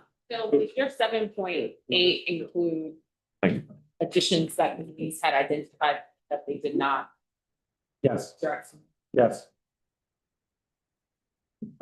Most of the committees were very generous and left no money for the committee of the whole. What is listed? I had a portion set aside for you that I had to use in the What's that? What? just like you to know, I had a large portion set aside to send to you, but I had to redo it in the kerfuffle of the part too. Yeah, I had come Meant to use to, the Bill. word. I had come to. Yeah. I still have all of them. I tried it. Round. I had like $20 million until the CFO said I couldn't do it. Taken. Get No, but mine's a little different. And I had another 15 million until Jen said I couldn't do it. Bit like 50 or 60. So Does everybody have one of these? The child tax credit. No, it's not on here. Because I didn't think to ask, that's why. But it's 15 million a year. Child tax. Yes. Yeah, there I you know at least 3 or 4 members mentioned I it. did, it was on my list. It is on my And list, certainly on my my committee sent money for it. So that 7 million, at least includes that, and the committee on. No, I didn't. Still not nothing. It was for our go and tell you what is. Well, so I'm not quite sure how to structure this conversation. Yeah, tell us what this means. So maybe I'll just run through it quickly. The first part, the 4,007,700,000, we talked about that already. That would be striking those different subtitles in the PSA. And those figures are included in the figures bottom of 120 million. But the congregate housing Well, thing, yeah, that number will change. All these numbers are gonna okay, change. but it's not shown, It's not what? it's not listed here. Yeah, it says 0. Oh, okay, I'm sorry. Because these are FY 26 numbers. Oh, yes. Yes. So maybe I can run down the list really quickly. The 19.4 million is to restore access to justice to the current year budget. The 5.4 million is what the Attorney General was necessary for the street site. The $750,000, I don't know if the committee funded that. I put in $1 million. So then that, if you did, then that's funded. The CJCC Justice, that 4,700,000 is over the financial plan, so that's not just 1 year. Sorry. I think it's operating, you know, if it's over. But that was also in the federal budget request letter. 7.2 million is the figure I have for restoring cuts to victim services grants. It's not the total ask from the advocates.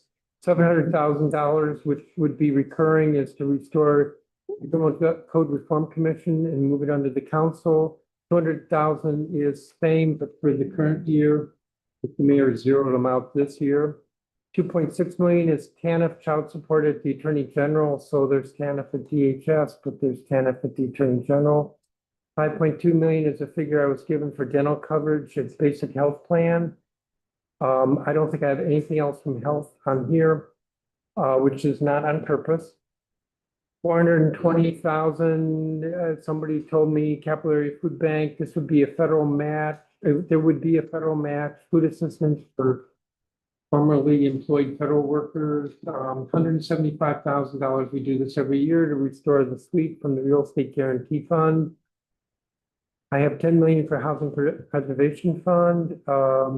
Even though Robert said after I typed it, 2 million in that's the 30 million. 18 million for add to Energy Trust Fund. That's the figure that I have Sierra Club and other advocates have argued for. Maybe advocated for it. Right. I didn't read committee reports. Continue advocated for more. 3.5 million for the Green Finance Bank. 15 million childcare subsidy shortfall, which I don't think is on anybody's list, but Afi said that there's a shortfall. No, you can move it to. The 4 million increased pay equity fund above 70 million. I have it here. That doesn't mean I'm convinced we should do it. 2.4 million community schools grants. 1 million lead testing for charter schools. $70,000, but this is recurring COLAs for the State Board of Education staff. 1.5 million, annual grant to the Cherry Blossom Festival. 1,150,000, which I think Casey doesn't have money to be able to do it. we always put money into events DC. I know, but I got. And then they add to. You might be right. If we could do that. 1.15, 1,150,000 of the Capital River Fund bid. It's a little different in the past where they ask for a little bit more than that for the two parks.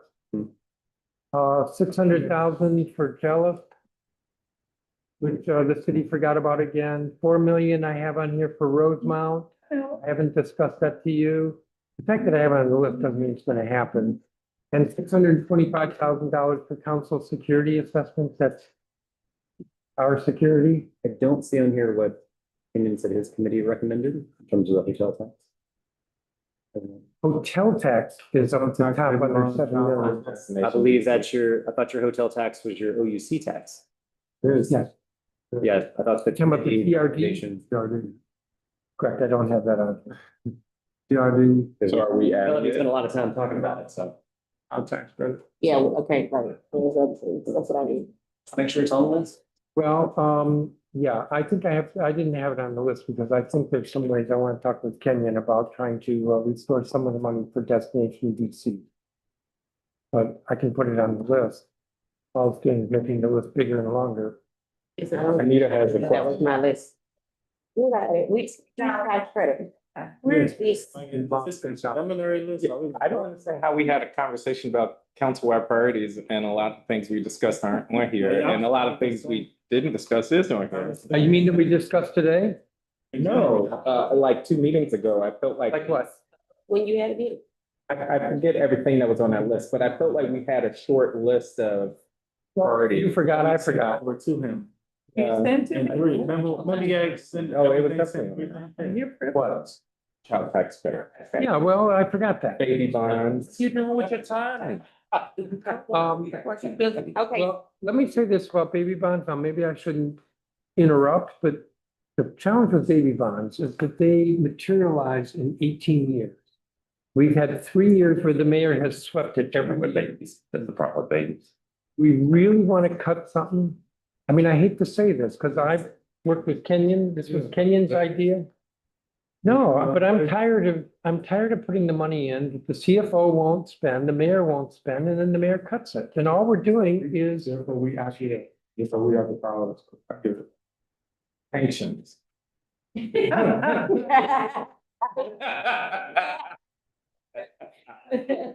like it. What all Thinking about? of savings. I'm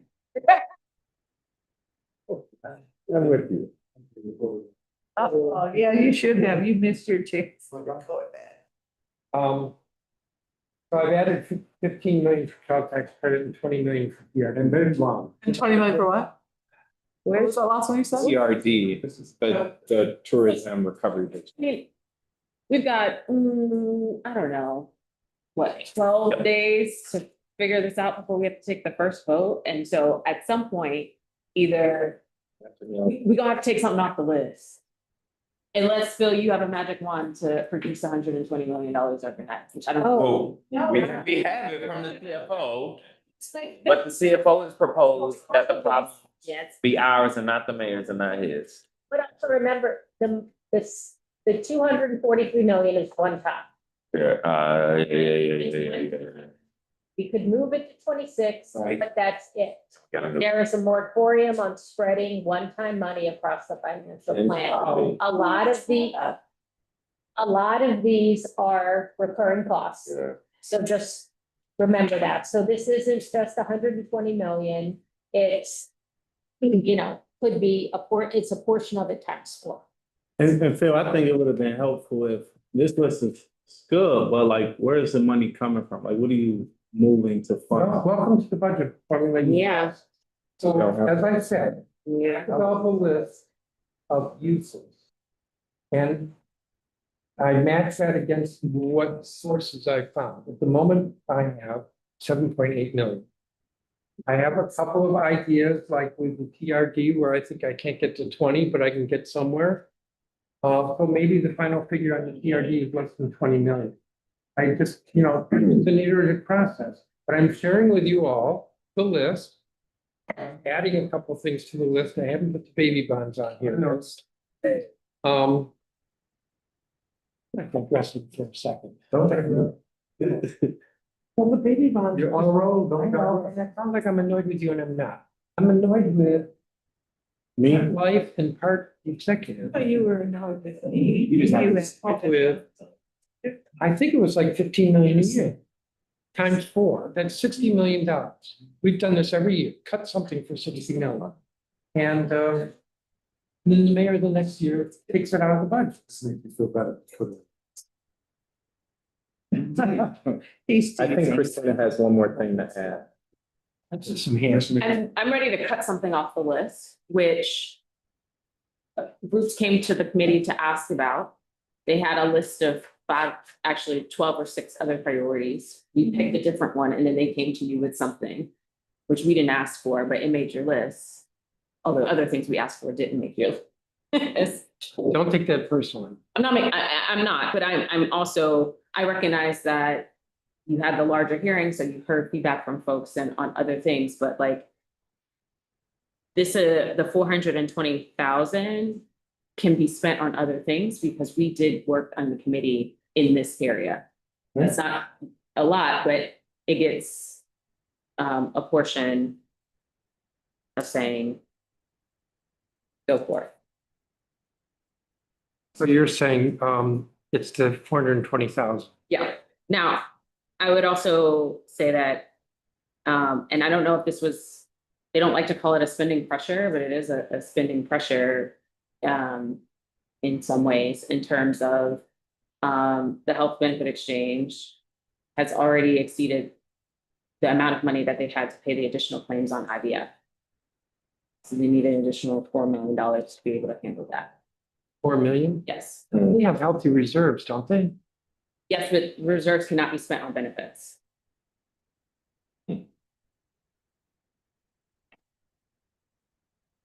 We've gone round and round with them on some of those things.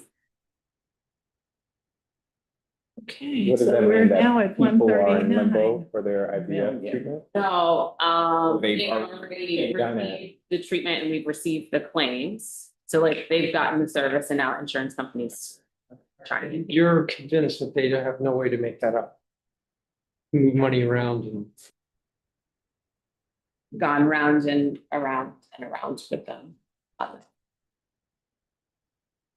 I worked on it. Christina, is this a 25 or a 26 It pressure? could be either one.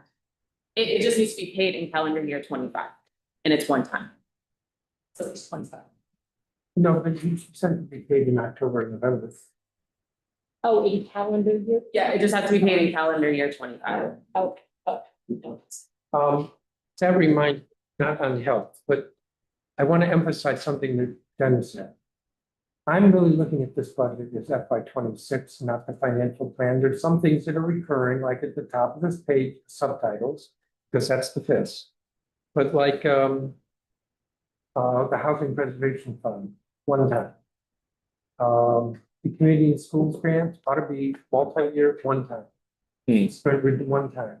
And there's some frustration in my voice. Pay equity is the poster child of this.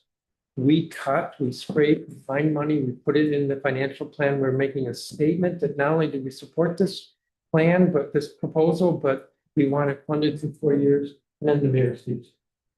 And done that, I'm looking at Charles, how much he swept in the environmental programs. It's just not worth coming up with the money for multiple years when it's going to be swept. There will be in the report a discussion about how many of these programs we want on a recurring basis. And that the fact that we're funding them on a one-time basis is only a reflection of our experience year after year, where we fund it on a recurring basis and it's then struck. For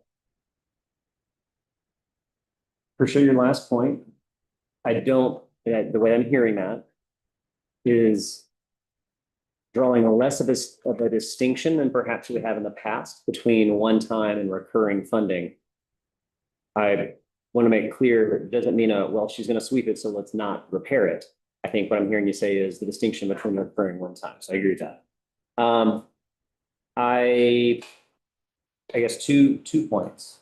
One, and I know you're not going to like this one, but I think looking at this list and knowing that if we spend 15 minutes, we can probably double the list of things that are priorities.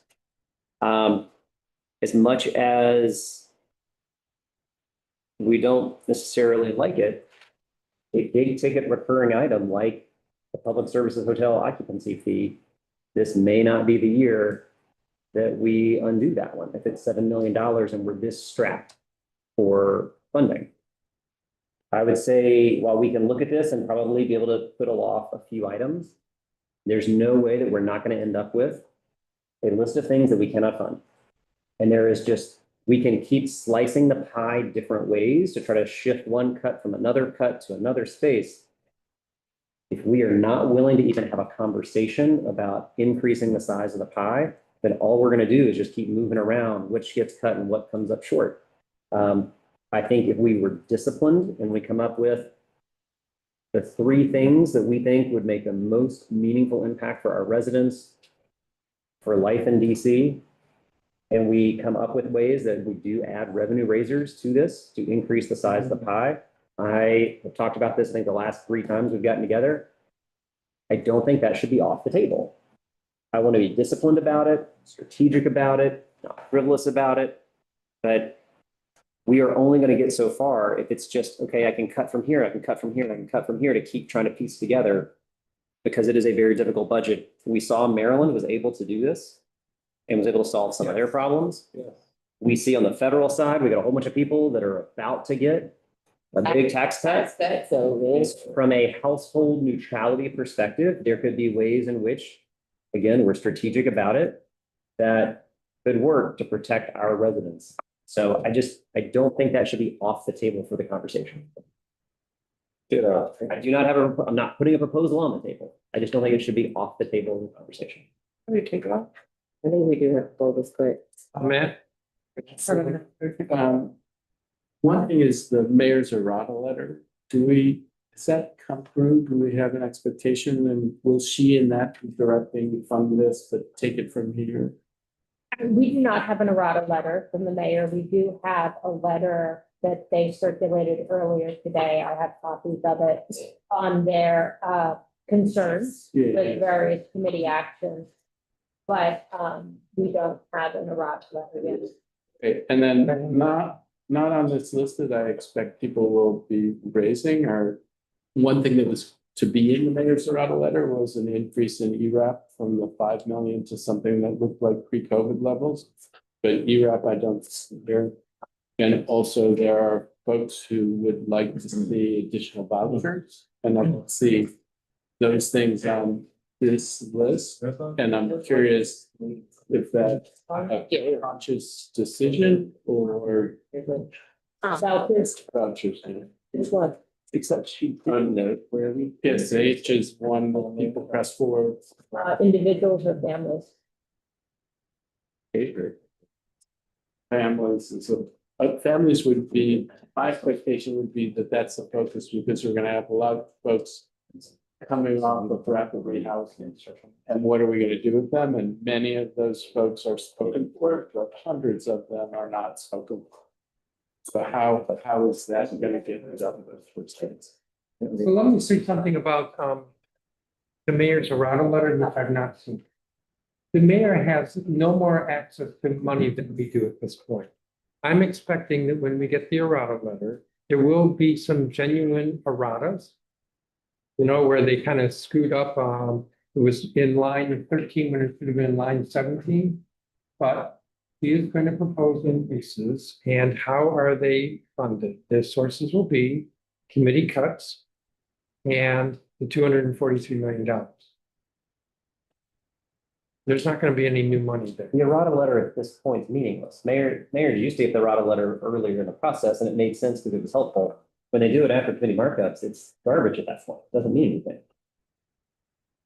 Sorry, just one, like, there's no point in sending an errata letter after committee markups. And it's never useful. It's, Yeah.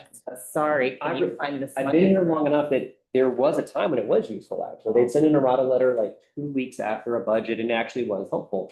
If they're not gonna do that, they wanna wait and see what you do in committee and then send an errata letter. It's meaningless. Yeah, I think we should just forget about the errata letter. Like, I brought it up because it was brought up and No, that there are no secrets there. So if the mayor is proposing to increase money for ERAP, what's the source? And my guess is the source either specifically or implicitly is going to be $243 million, or it's going to be some cut that Zachary took.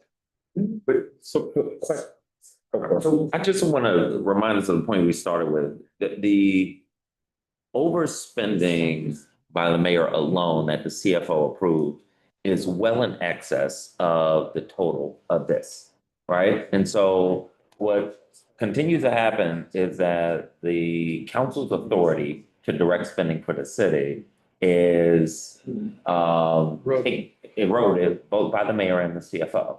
And then they're saying, okay, the council cannot direct the spending because the mayor and the CFO have already directed and authorized it. And that just cannot be the case. Like, that is not their legislative authority. That's not the role of either office. And we have to rein that back in. And so I think that we've got to put our foot down on this 243 million and move forward, because they've got to start to figure out the problems on their end instead of putting all the spending issues on and restricting our spending. I agree. Can I go back to revenue raisers in process? Yes. There's a way that we could do this by amendment. There's a way you could take ideas and include it in your proposal. I guess, is it worth us discussing the best path for that? This is a free discussion at this point, so you're free to discuss what you want to. I'm working on this stuff. yeah, I mean, maybe what those of us who want to do the revenue raises, we could put together some proposals if he wants to incorporate. We could do that. Would you be amenable to that? I'm resistant to it, so the discussion here is more useful. Wait, what do you know about you being able to use this money from the 120 million?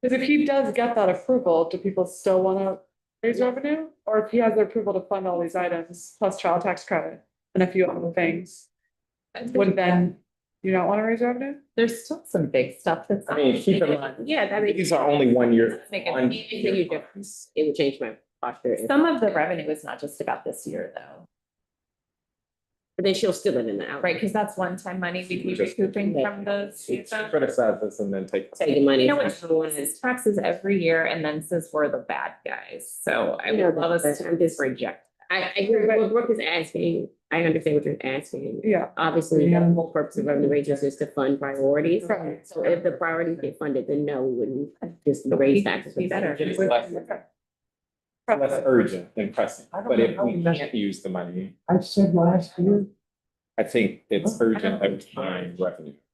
I do.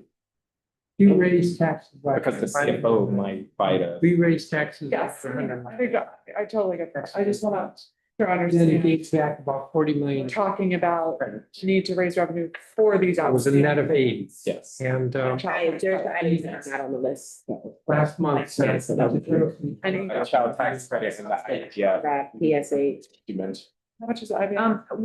Are you accepting conditions while we're sitting around for priorities? Because Because that, I thought this. great list here, and then I know we want to talk about revenue, but maybe it's easier to talk about revenue raises once we have the full list together. Can you go, Do that. can you just go by everybody and say, is there anything on the list missing, and you just, Yeah. but like a quick, one, don't give an explanation, just say what it is. Yeah, Don't give us your, 2 minutes. don't give the like pitch for it, just say it. Can we just do that? Yeah, okay. Thank you. Denise, we'll start with you. Dang, I know it's me first. Okay, obviously an ad would be child tax credit. My other ad, you have most things on the list. My other ad would be, lead pipe replacement, making up the difference, for, that was not included to replace, be able to replace more, lead pipes. You have permanent supportive housing for single adults. SNAP, Which is lead Yeah. replacement. it's a small amount, I'll give it to you. It's not a small amount, I just meant it's a, It's only 50. I'll give you the amount, it's a smaller amount. And then my only one, and the only other thing was, you have cure sites for 6, and I am asking for an addition, for it to be to fully fund cure as it was previously, which I guess would be 10 sites. Because that's what the VIs have communicated, is the ask. That's it, that's my list. Next. Efficient. Christina? Okay, so I mentioned the one-time cost for the IVF coverage. About a $1 million hole on HIV AIDS grants. We were able to do about $1 million ourselves to. HIV AIDS grants? Yeah, HIV prevention grants. I'm trying to be judicious on my list here. We have one more change that we feel like is important on Alliance, but we haven't gotten a score on that yet, so I'm not, which would basically be for beneficiaries who lose their coverage for administrative reasons, giving them the opportunity to reapply, but we're having some trouble getting a number from ORA. Can you give a rough sense, like you're talking about 500,000, 500 million? I honestly don't know. I'm being honest, I honestly don't know. There is a portion of the youth crisis response contract that got cut from DVH. It's a one-time of $594,000. What was that again? Youth crisis? Youth crisis response, Chance is the contractor. And then the childcare subsidy. That's on I here. think you already have that, yep. And then you have security. And then the only other thing that wasn't on the list was UDC needed 2 FTEs to be able to implement the sexual assault bill. Remember what this was? For the 2 FTEs. No, I don't know the number off the top of my head. Okay. We can get that.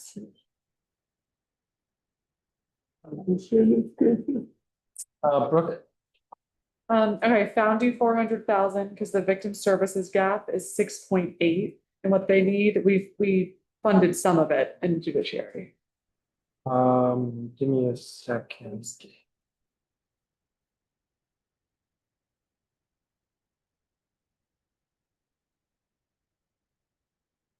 You funded how much? 53. 52.7. They need 59. They need 58.4. So the delta they need is 6.8. 0.8. So you funded 900,000. No, we What's the funded. difference? I'm not talking about lead. Yeah. And bills. I'm talking about DOE only got. We're going to this asking members if there are things. Okay, So these, yeah, yeah. He's So asking. that's a deal of money. Okay, so first I want to make sure that the LSF cap can be fixed. The LSF, the litigation support fund funds Care the Streets, funds a lot of important things, but most important, I think, is that it funds relativity, which is how OAG pursues litigation and discovery, and it's $6 million. OAG is fun. And the I met litigation. with Brian, I met with Brian on Monday and he said, It just needed an increase in authority. Yeah, but it was a little. it's all been fixed. Oh, it's been fixed. Yeah. Worked it out with the CFO. What? He said it had all been fixed. That doesn't mean we don't have to do something. Are you aware of that? I heard that there's, we need to make sure that the language is, the mayor did it at the beginning of the year, so it's more complicated, like the last couple of years, we've raised the cap, but it's more complicated this year. Right now. Okay, great, that means they could fund relativity. Add to that certain. 300? Yeah. 300,000? Yes. That's it, minimum. To increase the number of lines that can be replaced. Okay, so never mind on that. So I'm at I've found you 400 so far. I put DFS DNA testing on the list. That's 1.9 million. That also was in the federal request letter, and we're working with some of the federal public safety partners for them to ask as well, but that is DFS what? DNA testing. We're outsourcing all of it, which is costing the district way too much money, and it's just basic operations that they should do in. Well, why wouldn't that be a net savings instead of an expense? If we reduce contract and we increase the, Yeah, that's a good point. We can take another look at the numbers, but it's like it's a big, the first year cost is high because it's a new system that they have to purchase. which would be the. You need to. Okay, we'll do a little more, but it's 1.9. This is true for everybody. If you're looking at any, researching anything, really try to get back to budget office tomorrow. Okay, I know that's really short, but. got you. Okay, no problem. The amplified noise bill, it's 1.9 million. Sorry to be noise girl this week, but gotta fund it, I think. Child, This is amplified noise. That's the one that I moved. yes, that's your, The one that, it's the one you introduced, but Brienne moved out of committee. That different than resident. Yes. 7.9, child tax credit. Sorry, on there. I was just adding to it, definitely support that. And then Fresh Starts is a provision from SecurityC that improves the food service at DC jail. And it's 5 how much? 5. Million. 5.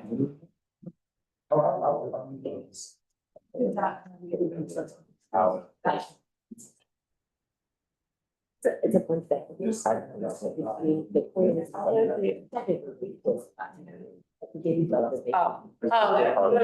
Chairman, the DFS issue is further exacerbated because it was something I wanted to fund anyways, but then the mayor cut the funding for the outsourcing. So it would be a kind of undermined our basic ability. Yes. And the vacancy savings rate is so tight that they can't even hire. Yes, because that's the number they. You're gonna need. We need that. Okay, fine. Okay, that's it. Thank you so much for the other ones. Dan? Thanks, this is a great list. One thing that I don't have a number for, but want to get out there is funding is still needed to push back the August 2025 moratorium for new Alliance enrollees. Sorry, say that again? The August 1st, 2025 moratorium, new Alliance enrollees over 2026. Basically, nobody new is allowed on. And that goes into effect the day we have the final vote on the budget. So if we can save that, then people will continue to be able to enroll in Alliance. Okay. We talked about Cure the Streets. I just want to flag that to add back that Ward 1-4 team, it would be $1.2 million. I'd like to advocate for the restoration of ERAP to the FY25 levels, which is about 21,000 more. She had 21 million more. She had 26 million in the FY25 budget that was fully tapped out in 24 hours. And the current budget has 5 million. Yay, okay. So individual PSH for individuals. I know the committee had the opportunity to focus on families. There's a need for 1,260 more individual vouchers for PSH. And I know the Committee on Human Services is also working to try to do a subtitle for Wider Circles grant. This is a grant that a lot of our offices work with them on to help people moving into housing as they're exiting homelessness and need furniture and other things. Let's see what else. I'm sorry, did I give you an amount on that? No, I did not. One time of $250,000. 250? Yes. Educator wellness grants, 350,000 needed in dedicated funding to ensure the program continues for the current grantees. 2 million for the educator retention fund. 2.48 million for community schools. Is it on there? I'm sorry. Thank you, I missed that. And What was the then 2 million for? For the educator retention fund.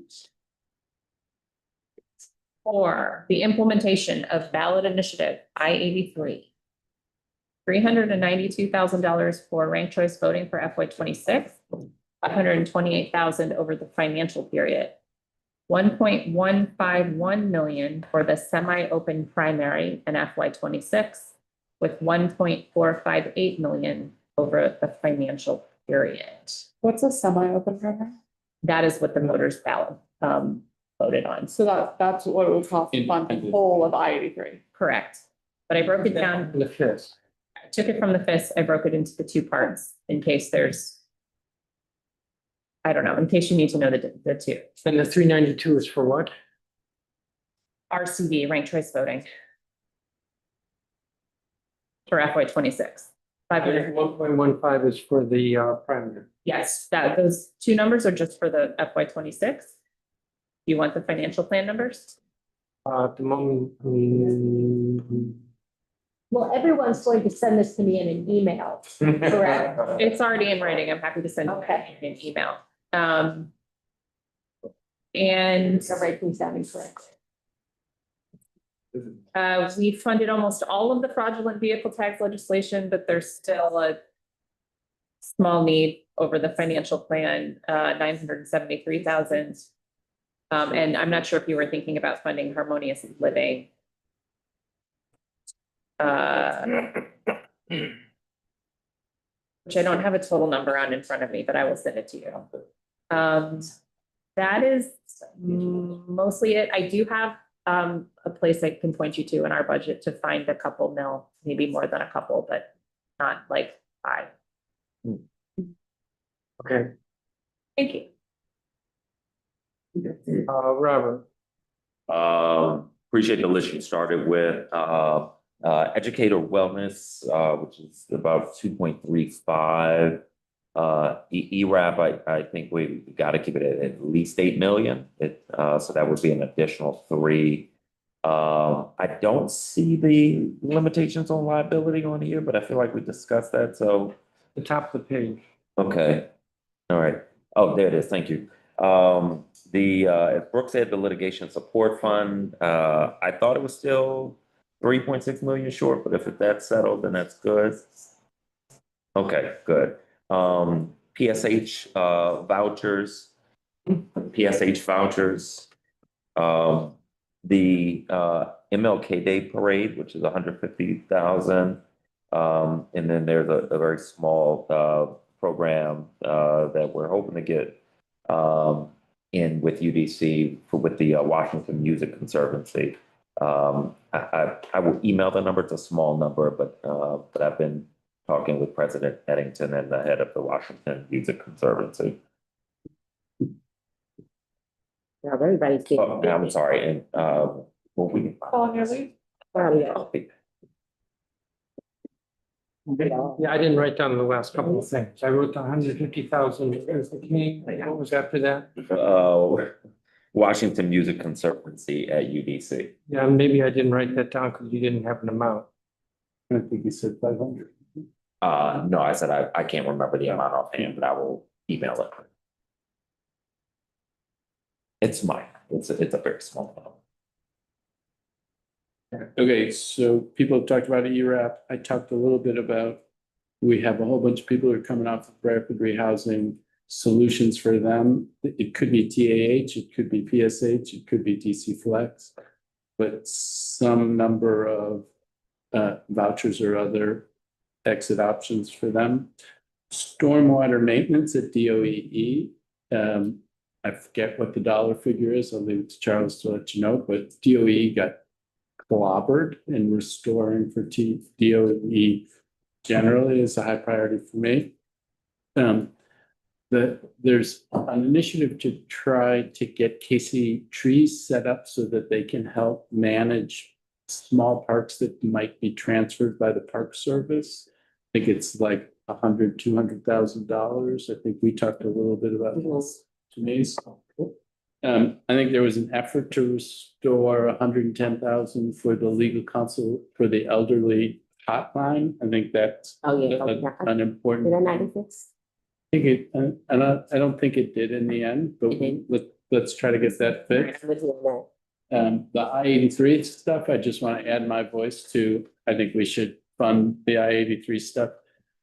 The child tax credit, I've had a little bit of back and forth with Zachary on this and the revenue raisers generally. One of the things is there has to be an interplay with what happens on the federal level. And that picture is just coming into focus. But there will be people who benefit on the federal level. There's the benefit that comes from the extension of the Trump tax cuts, but that's not a difference year to year. But there could be benefits that come from SALT. There could be expansion of the SALT deduction. There could be benefits that come from expansions of the standard deduction. The idea that we might claw back some of that to fill gaps created by what the federal government pulls away from us, I think is worth thinking about. On the child tax credit, the federal child tax credit is going to grow some, but the federal child tax credit skews to wealthier people and doesn't give full benefits to lower income people. So if we were going to do something on the child tax credit, I would want to see it focused on lower income folks to get everybody to a similar kind of benefit. So it's not as simple to me as just re-upping what we might have thought of last year. I could be for it, but I would want it to be properly complementary to what happens at the federal level. And that goes on the revenue raiser side generally. I get it. He's against us. I'll just note it feels like we're taking the same size pie and just trying to slice it a lot more ways all of a sudden. I will just re-up from a committee, Pat, real fast. You got on here, obviously restoring more of the SETF. Related to that, the utility assistance programs that are partly funded through SETF and DOE also cut. On the federal side, we see RFK Jr. has been trying to freeze LIHEAP funding. It's a huge part of helping keep utilities on for folks in the summer and the winter. So all the more reason that the local and our version of support is going to be more important for that. Also throw in support for DC water utility assistance. On stormwater, absolutely, we've got to restore more of that funding there. I will say how much I enjoyed reading the mayor's budget here. They apparently, for the first time ever today, are saying that the pot of funds that working with the budget office that our committee identified had a bunch of leftover funds in a WMATA fund that we worked with Joe and the budget office and moved that in the committee. They apparently, all of a sudden today said, oh wait, we had plans for that money. So an errata letter that didn't come weeks ago that could have helped out with that. They're now, so when you read this letter and it says that the committee somehow is cutting stormwater, not so much, but that's kind of fun to read. So in a completely different. Correct. Which they didn't say, but it's not an errata letter, but it is their version of saying, but no, it's not their version of saying, whoops, it's their version of saying, we forgot to do this, but let's just find a way to try to blame somebody else. I'll just echo through the streets, pay equity fund. Christine already talked about CHAMPS. I don't think it's gotten a lot of attention. I just want to note that. I think that's a really important part.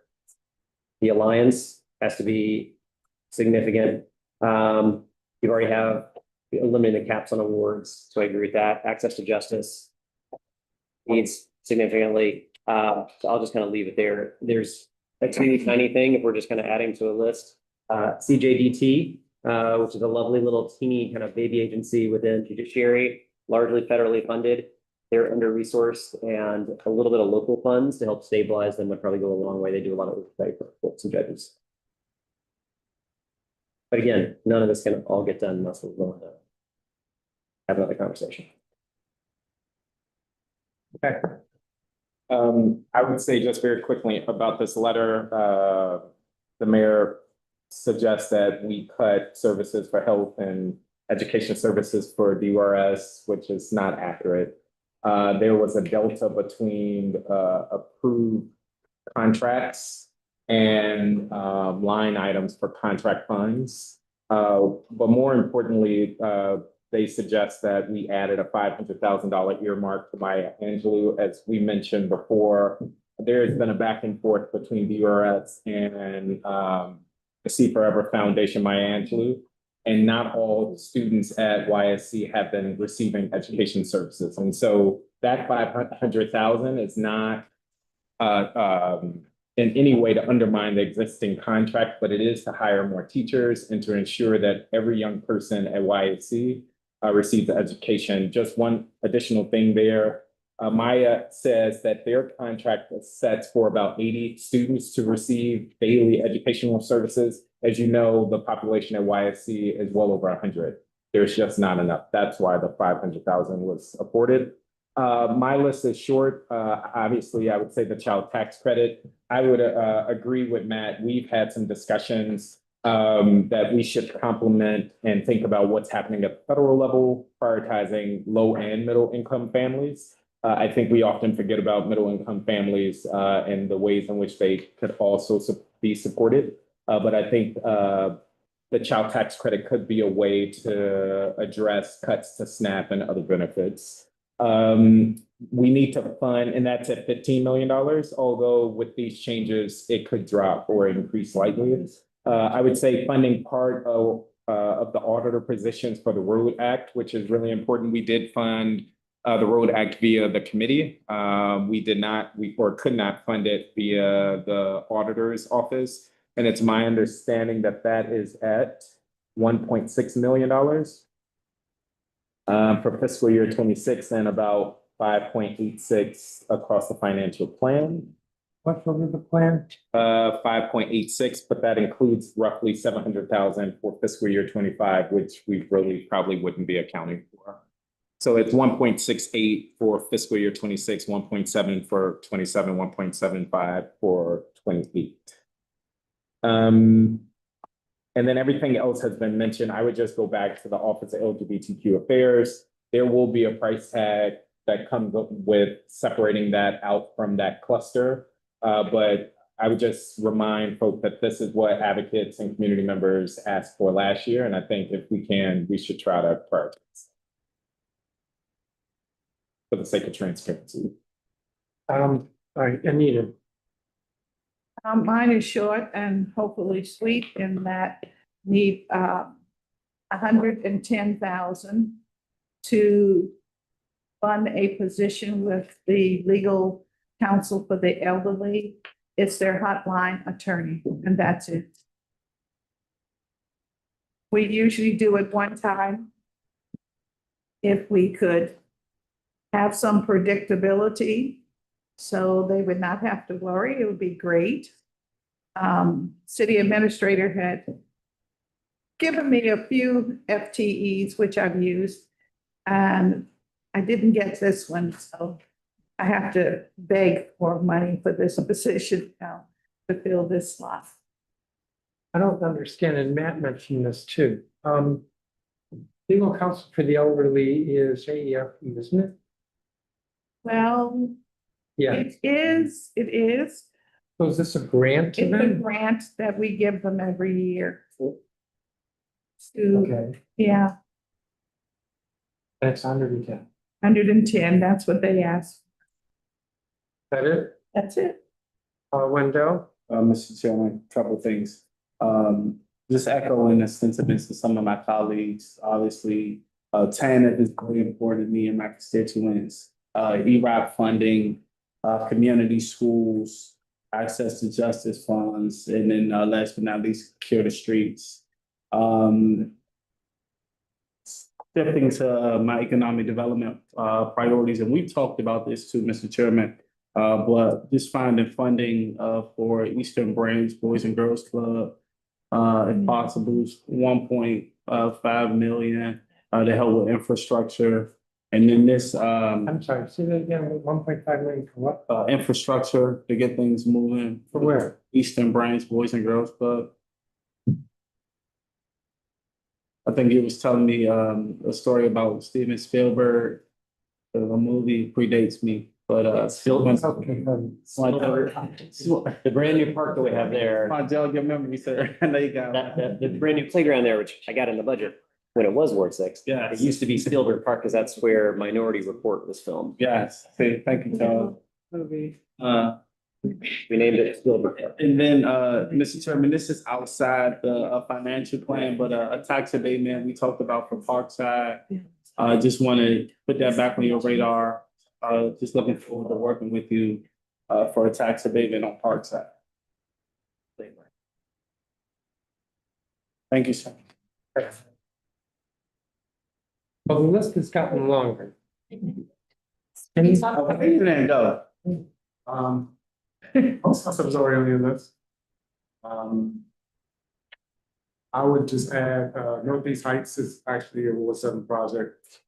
For years, that project was supposed to incorporate a tip of approximately 20 million for the second phase that was not in the proposed budget, and I would list that. I actually think this other than putting the roof on Holly Field would generate some revenue for the city. But I was just mentioning that as a priority and try to figure out this budget process if possible. Not sure if it's possible, but I'm gonna name it because I know there's been some interest in other colleagues in support of others. Mr. Chairman, I'm sorry, I had that Northeast Heights on my list too. I just wanted to. It's like downtown Minnesota Avenue in Venice, across from the DGS. No. It's a development. It's the name for the commercial area around Benning and Minnesota. Yeah, Parkside, we talked about. And how much, what is that for Northeast Heights?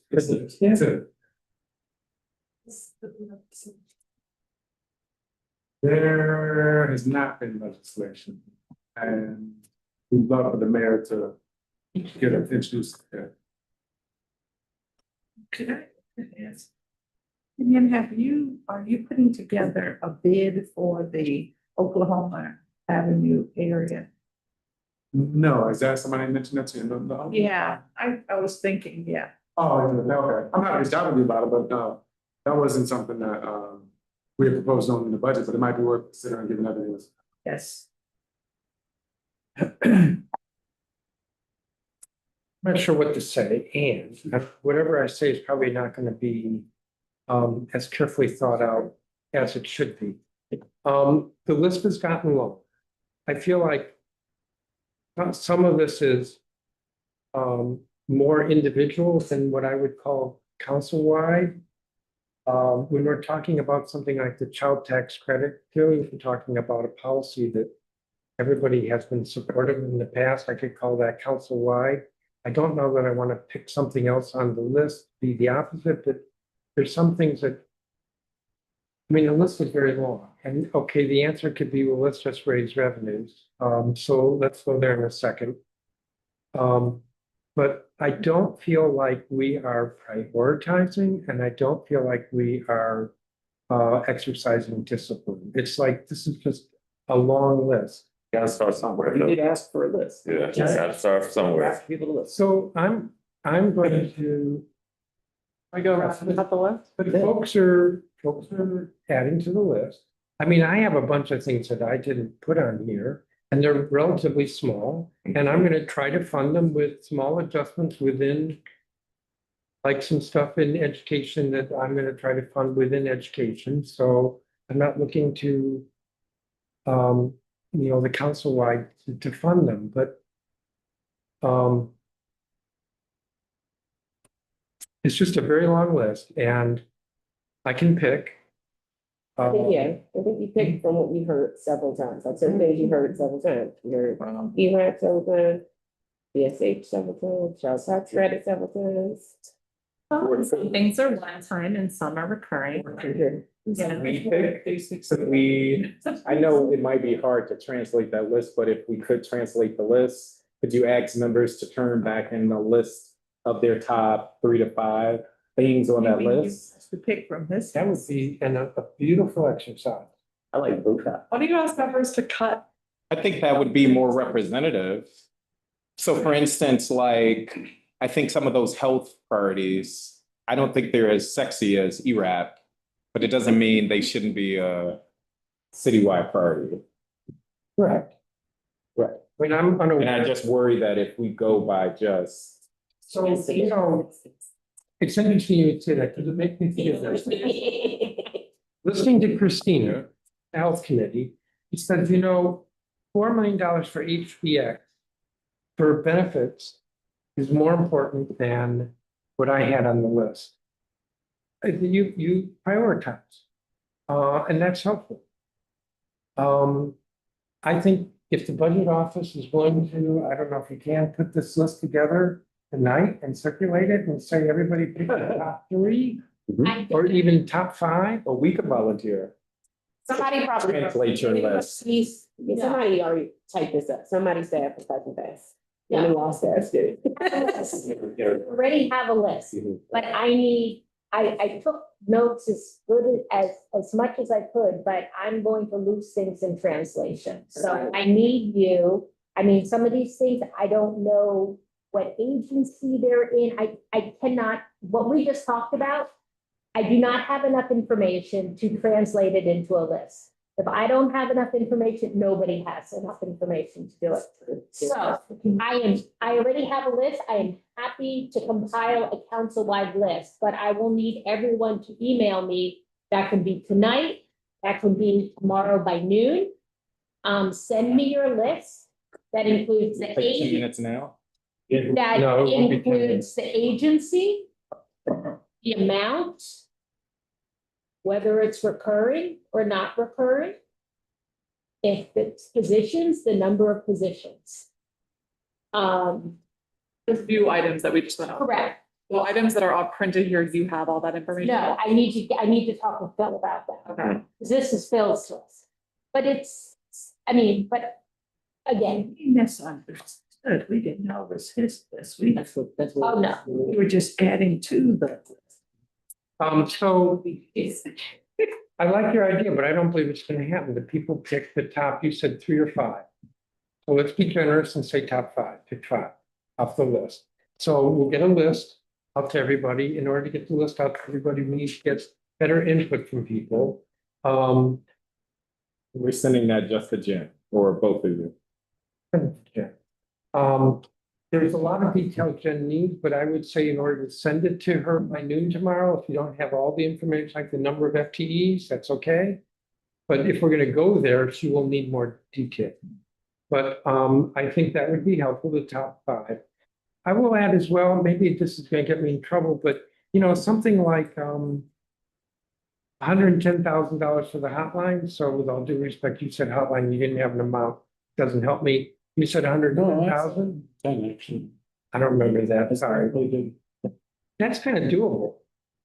No, Adding $20 million on a recurring basis to something is a lot more difficult. I was gonna say, I would actually recommend if you're gonna go down that path, separate those, like, because if you're making me look at, gosh, would I like to restore access to justice? And a major program is benefiting tens of thousands of people, or a COLA's, $110,000, right? I'm gonna view those things very differently, and I'm gonna almost every time choose access to justice. So I think you're gonna invite people to, well, this gives Not first, even seniors if- access. right. But what I'm saying is I don't want people to be drawn into, I gotta pick 3, so I'm gonna pick the big thing, and I miss out this other thing that's very impactful too, which is actually So very. then how about if we do this?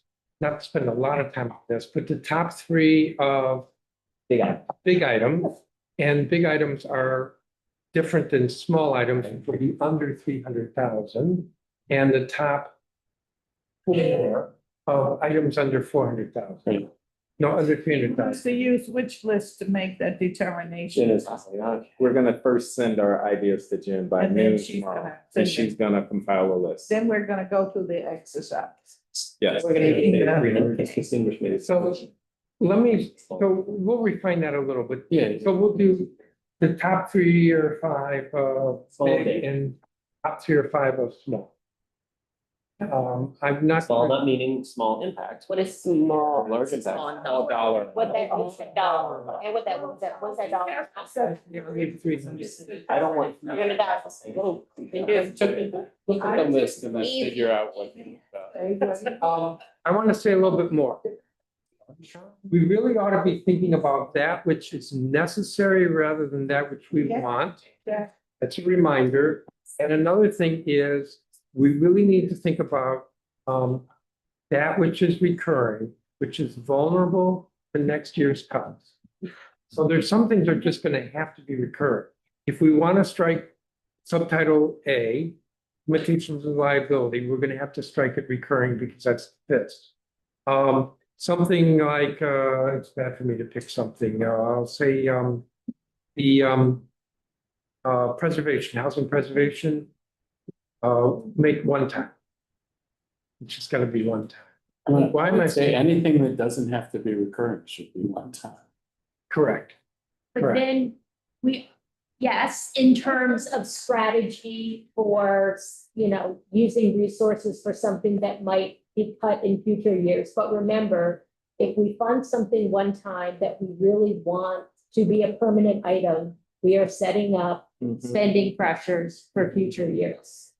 Just to put that on the table. I understand, I think with a lot of these things, we just need to fund them one time because it's sort of a game that we're playing now. But we do have to recognize that this is going to cause the same problems for us next year when we want to continue to fund these same items. So I would just ask that, we're not going to be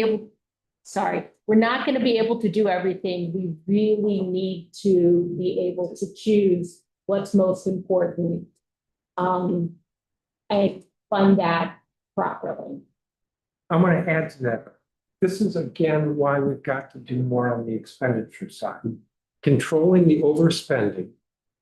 As well as looking at, seeing if we can find some efficiencies in spending.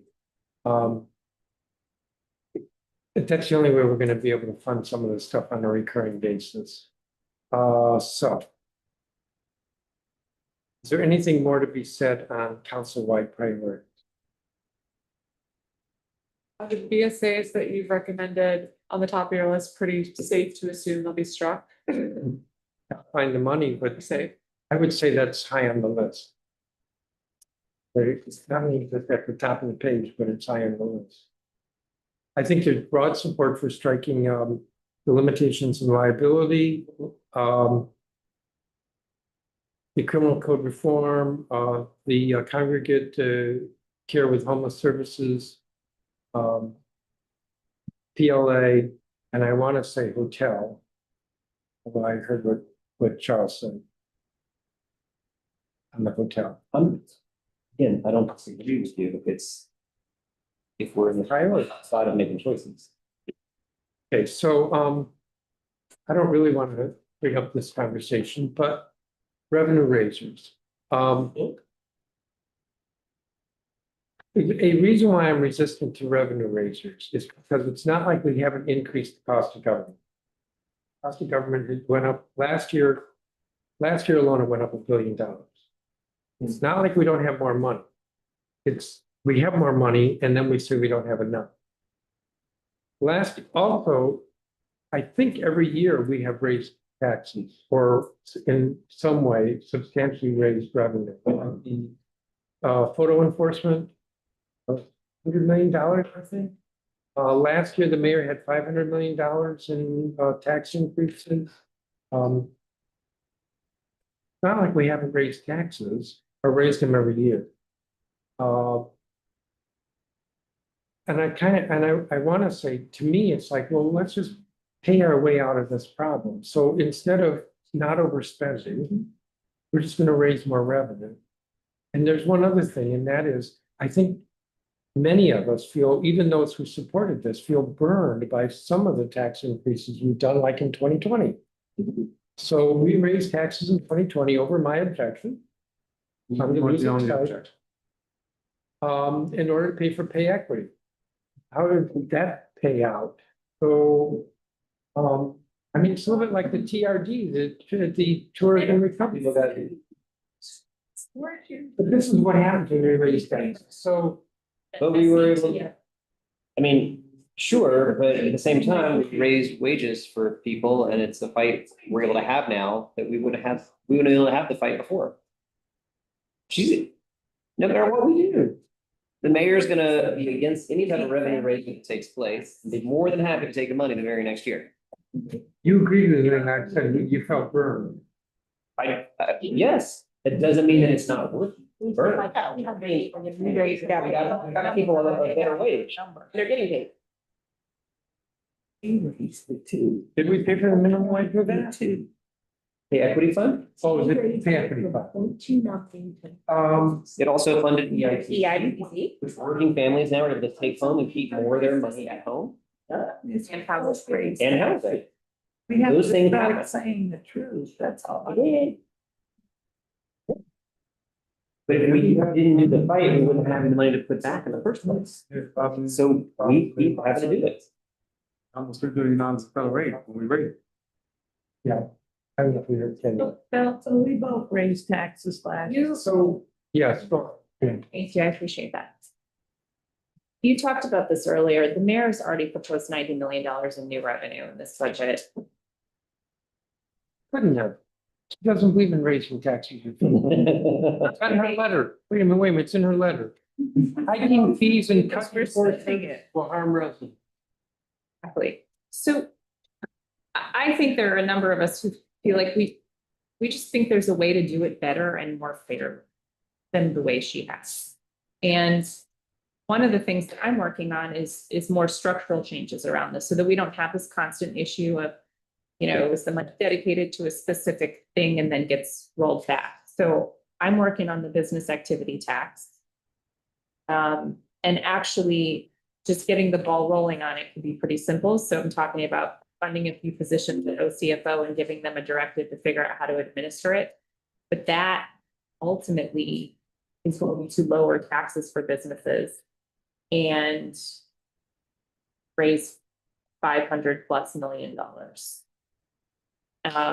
And also the land valuation tax, land value tax, another one that I'm working on that is a fairly simple approach and could help us with our WMATA funding decisions.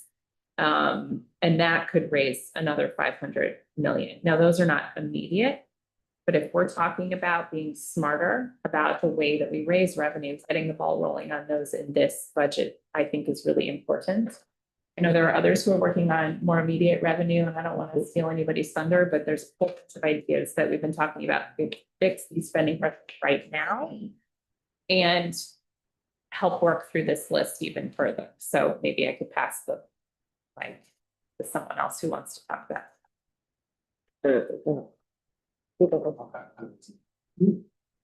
I'm happy to say, we're actively looking at raising the surcharge on capital gains, which would be for very high income brackets. And so I'm not talking about the average middle income person. I'm talking about a very well-off person that's making usually millions of dollars, as well as reducing the ability for similarly wealthy individuals to itemize deductions on their taxes. Both of these, I believe, were considered and to varying degrees endorsed by the Tax Revision Commission. And to Brianne's point, would provide immediate revenue to us, which I would say complements what is happening at the federal level. These same individuals are receiving significant tax cuts. And so it would provide a way for us to provide support for many of the programs that we care about while not overburdening the very wealthy. Mr. Chairman, can I ask Zach a question? Yeah. Zach, you mentioned you are in the process of looking at this. Do you have a number of like how many millionaires are in the city? And if we were to impose this increase in taxes, how much that would generate? We actually are waiting to get it scored, so I don't have that number. But I would say on the surcharge of capital gains, think we're looking at 1% if you make between 501 to a million, 2% if you make over a million. And I think it tops off at 3%. Sorry, when you say if you make over a million, do you mean if that investment yields more than a million? Yes. Where you're at? So capital gains, which comes from any number of things, including selling stock, or it could be selling a very valuable property. There would be a very small percentage that would be recouped by the district. Is that what Maryland just did? It is what Maryland just did. And Maryland was able to save many of their vital programs, and they improved their triple bond rating. Well, they improved their bond rating as a result. Okay, and these would be investments that took place in the district, or that if you're a district resident and made an investment that you yielded? It's the latter. It's the latter. And only capital gains instead of annual income? Yes, I'm looking at capital gains versus income. Okay. The itemized deduction, reducing it, I want to say from 7% to 5%, it would be tied to income. So if you make over a certain income bracket, you would only be able to itemize to a certain point on your taxes. Again, we're talking about. Did you mention income tax? For which one? Yeah, like. It's deductible. I did for capital gains. No, you No. mentioned capital gains, Capital well, gains. I asked them, is this annual or is this only capital gains? And I he can was tell you, told, give me 1 second. and this is individual or merge? Like, The itemized deduction, we're looking at, we're waiting for it to be scored, but we're trying to reduce the itemized deduction by 7.5%. For the capital gains, it would be, I misspoke, it would be 1%. If the gross income is between 350 and 500, 2% if it's between 501 and 1 million, and 3% over 1 million. is this household a full or single? What do you mean? Like when, is this? It's not, it's just based on the profit that one receives from the No, selling. so if I'm selling, if, you know, like when you do your taxes, actually, if you're single, you married. So if my household makes over, let's say 500,000, are you looking That's a at? good question. Yes. I believe it is single, but I'm not sure. I'm gonna ask my More team. details. It's just based on household income, the It's individual. just that. Based on the profit from the gains. That I don't know, but let me get back to you. Yeah, yeah, get the facts. Yeah, we got people that are. It is net capital gain, and so my guess would be, it would be for the household, Oh, that's a Oh, whole man. different Yeah, thing. all different ballgame. the plot victims. Those are- Yeah. Is And, this, I'm sorry. Go for it. is this the same structure that Maryland implemented, or is this? We copied from Maryland, yes. So it's the same tax structure? This Yes. is just, because there have been a lot of different. It is mirrored off of Maryland. The capital gains proposal is mirrored off of Maryland. The itemized deduction proposal is from the Tax Revision Commission. So while you're waiting for it to get scored, if the tax revision commission looked at these things, were they tens of millions of dollars? Millions Yes. of dollars, tens Yeah. of millions or hundreds? Tens of millions. Tens of millions. But I think the tax risk commission, correct me if I'm wrong, we're looking at also the sort of cumulative effect of what they propose, Yes. right? And I get concerned about conversations about raising taxes without the consideration of the cumulative effect that it has on individuals who might be asking themselves, like, what do I get in return? Yeah, because I know the Tax Revision Commission was really set on having a neutral proposal. And that's again why I think us keeping in mind what's happening at the federal government level, in effect, can balance I'm things gonna out. push back on that. I'm gonna push back really hard on that, because taxpayers don't look at their tax burden that way. It's not that, oh, I'm saving some money from the feds and therefore I'm okay with paying more to the district. It's gonna be either I'm paying more to the district than I did last year, or it's gonna be I'm paying more to the district than I would if I lived in Virginia or I changed to Florida. I mean, how we look at it, because we went through this in 2017. I respect they may not. I really, that argument just really bothers me. Because taxpayers just don't look at what their total tax burden is. They look at what their DC burden is, and they look at their DC burden relative to last year or relative to another jurisdiction where they can be. And in our case, they're looking at how many times we've raised taxes. Most part, it's the constituency. Yeah. Over the last several years. That's right. Which will make me. I'm gonna throw out one other thing which nobody's brought up. Do you have capital gains up with the $350,000? You have either the most progressive or the second most progressive The tax most structure progressive. We still have the most, yeah. in the country. Is it completely progressive? No. No, Progressive it's not. means upper income people pay more as a percentage than lower income people. Is it completely progressive? No, because we have a sales tax. We rely on the sales tax. Sales tax is regressive. It is.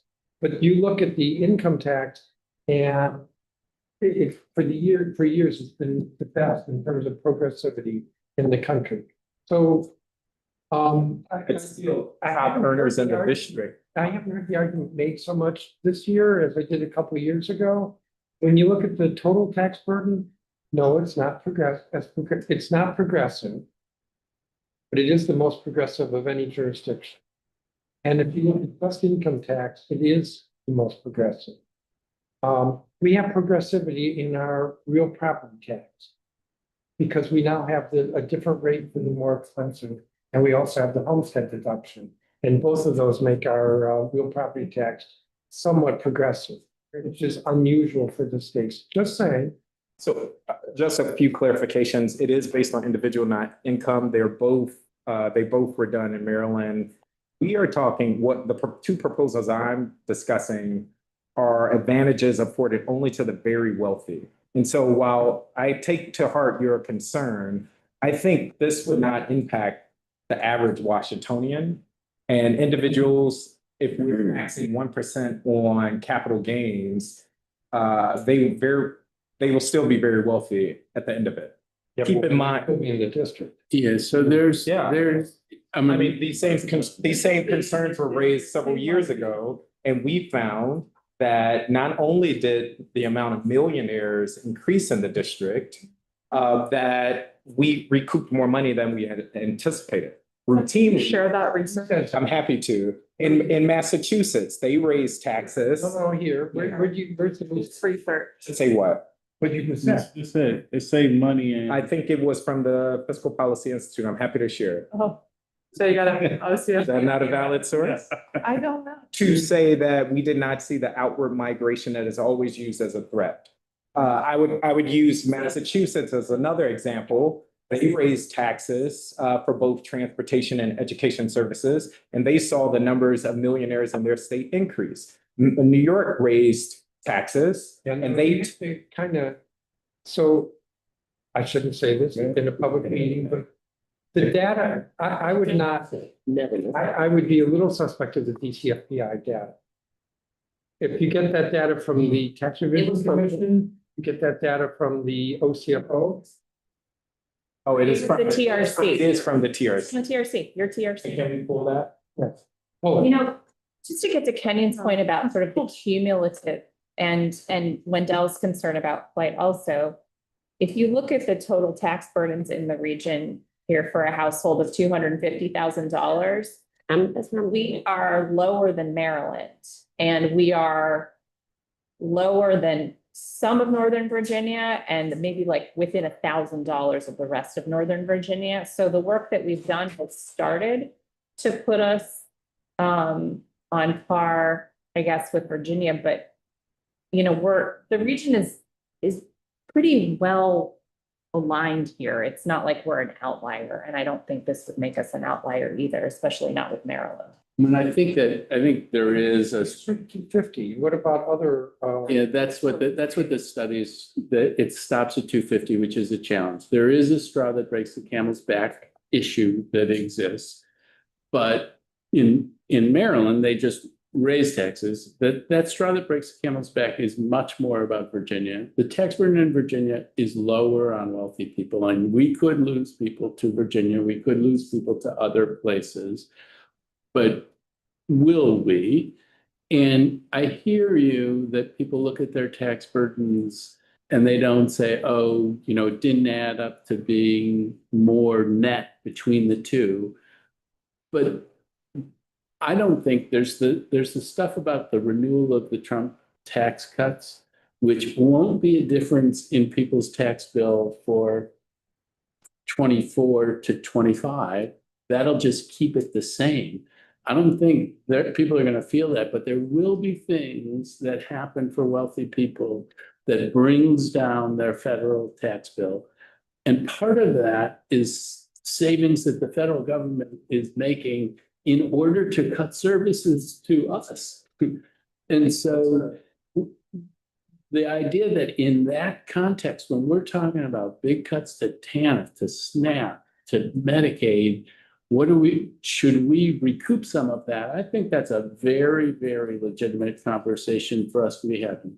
You're right, we have the most progressive system overall. And it doesn't make sense to take this tax and this tax. It's overall tax burden. And the overall tax burden peaks at 12% in the middle incomes, and then it goes down from there. So a middle income family is paying 12% of their income in overall taxes, whereas folks making over $1 million are paying closer to 11%. Doesn't mean we should raise it forever on those folks, but even just to get to something that looked like a flat tax on middle and higher income people, there is some headroom.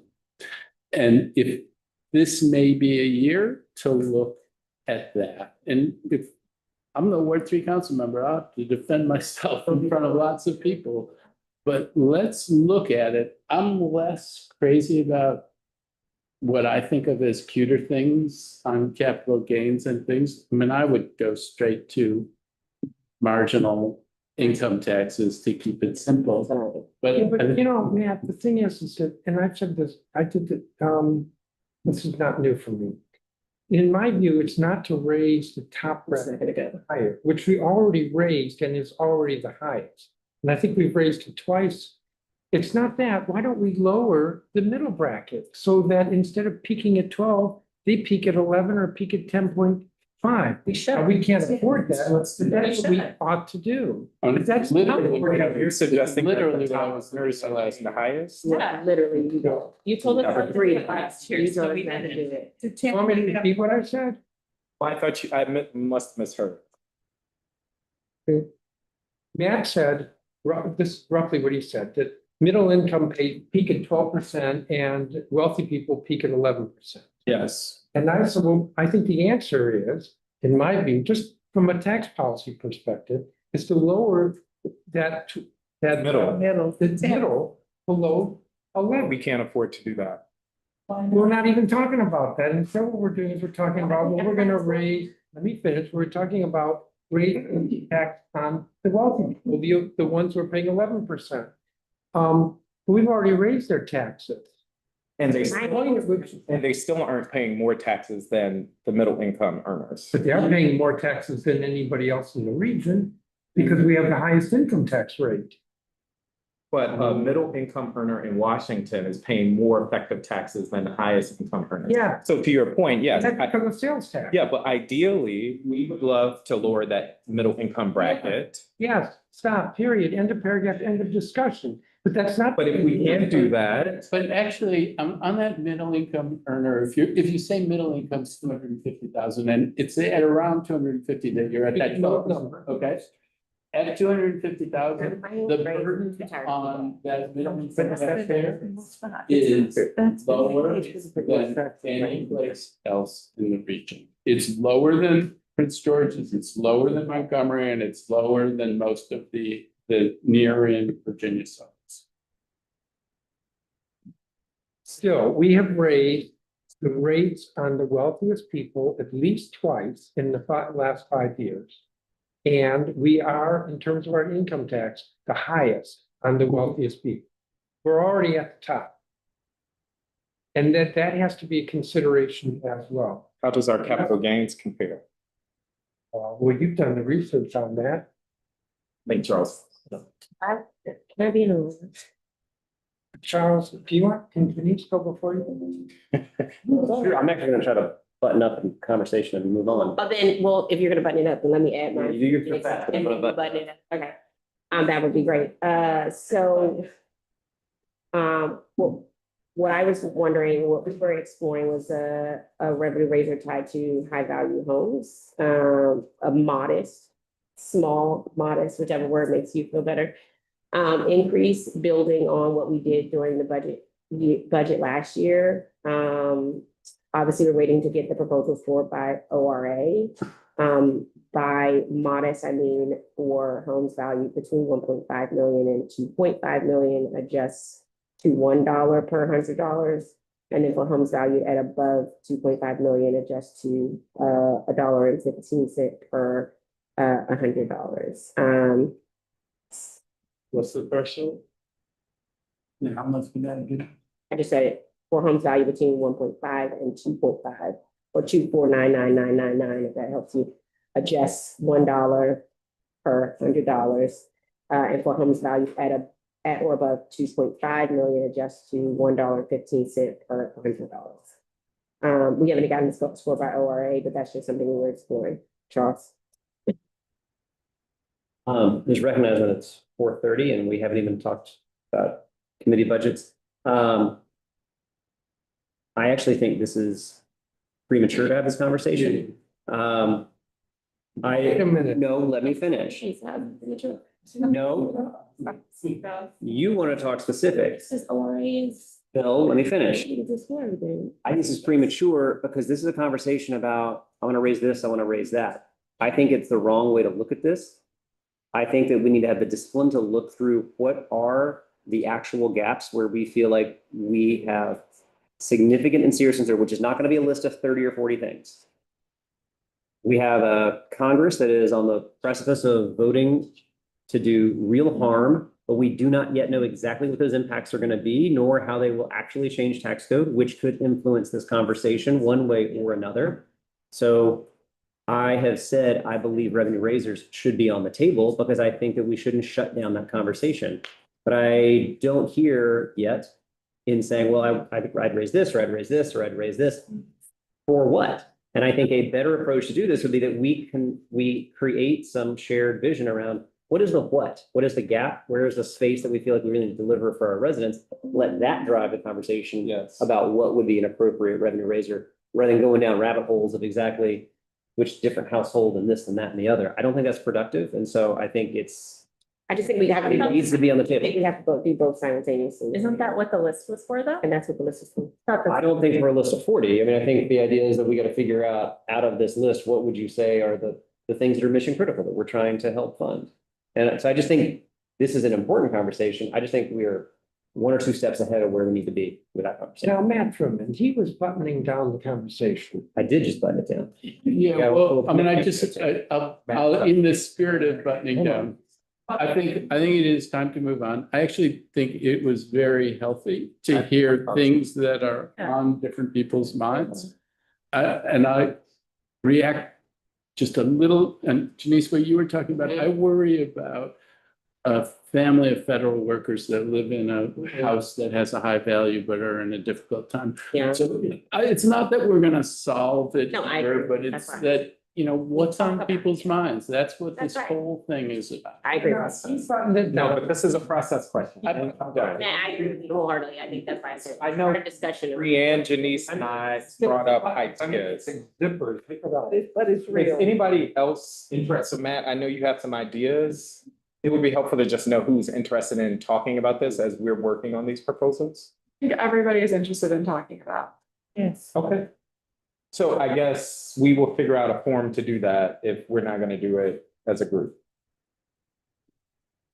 Well, We are doing a group. I agree with that. I think it's interesting to hear what's on people's minds. So would people support more discussions like this as a whole group? Yes, focus solely on revenue raisers. yeah. I think I'd first. like to make sure we know, like, what is the hole we're trying to solve? Yeah. First, $1,000. CFO certified, use money, and then we don't have a need for 100%. revenue. Okay, and we have a process for that. So Yeah. by noon, we're gonna send, I agree. List we already discussed. yes. By noon tomorrow. I'm gonna propose that we meet again next Tuesday at 9:30.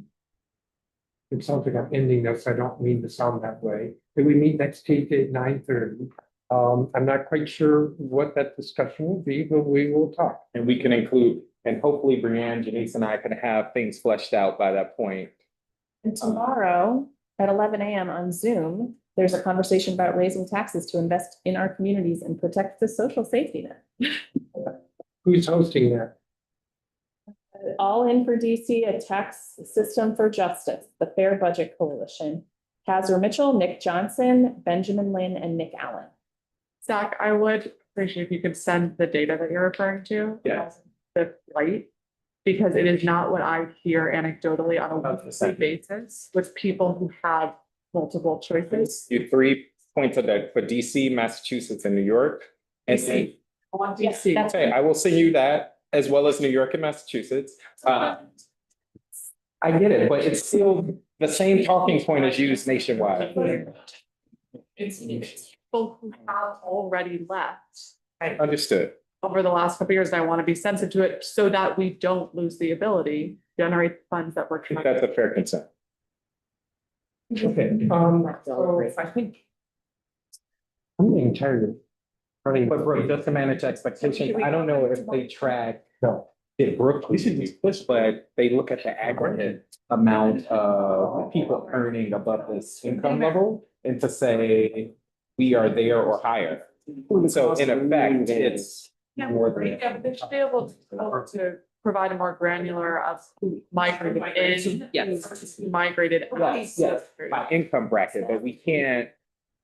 Yes, yes. It shouldn't just be total, be in versus out. I think that will help. I'll share what I have, but what I have is total based on income brackets, who's moving in and out. I see. It exists. So if you this year had 30 millionaires and next year you have 40 millionaires, some of those millionaires may have moved out, but others moved in. Right now. So the aggregate. Let me ask for. That's what the policy is. Do folks want to take a break before we go to committee?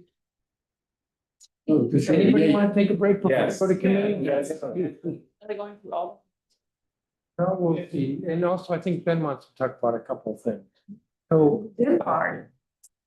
If he doesn't, I'm still gonna ask her to. Why don't we, let's shoot for 4:35. We'll just do a short break.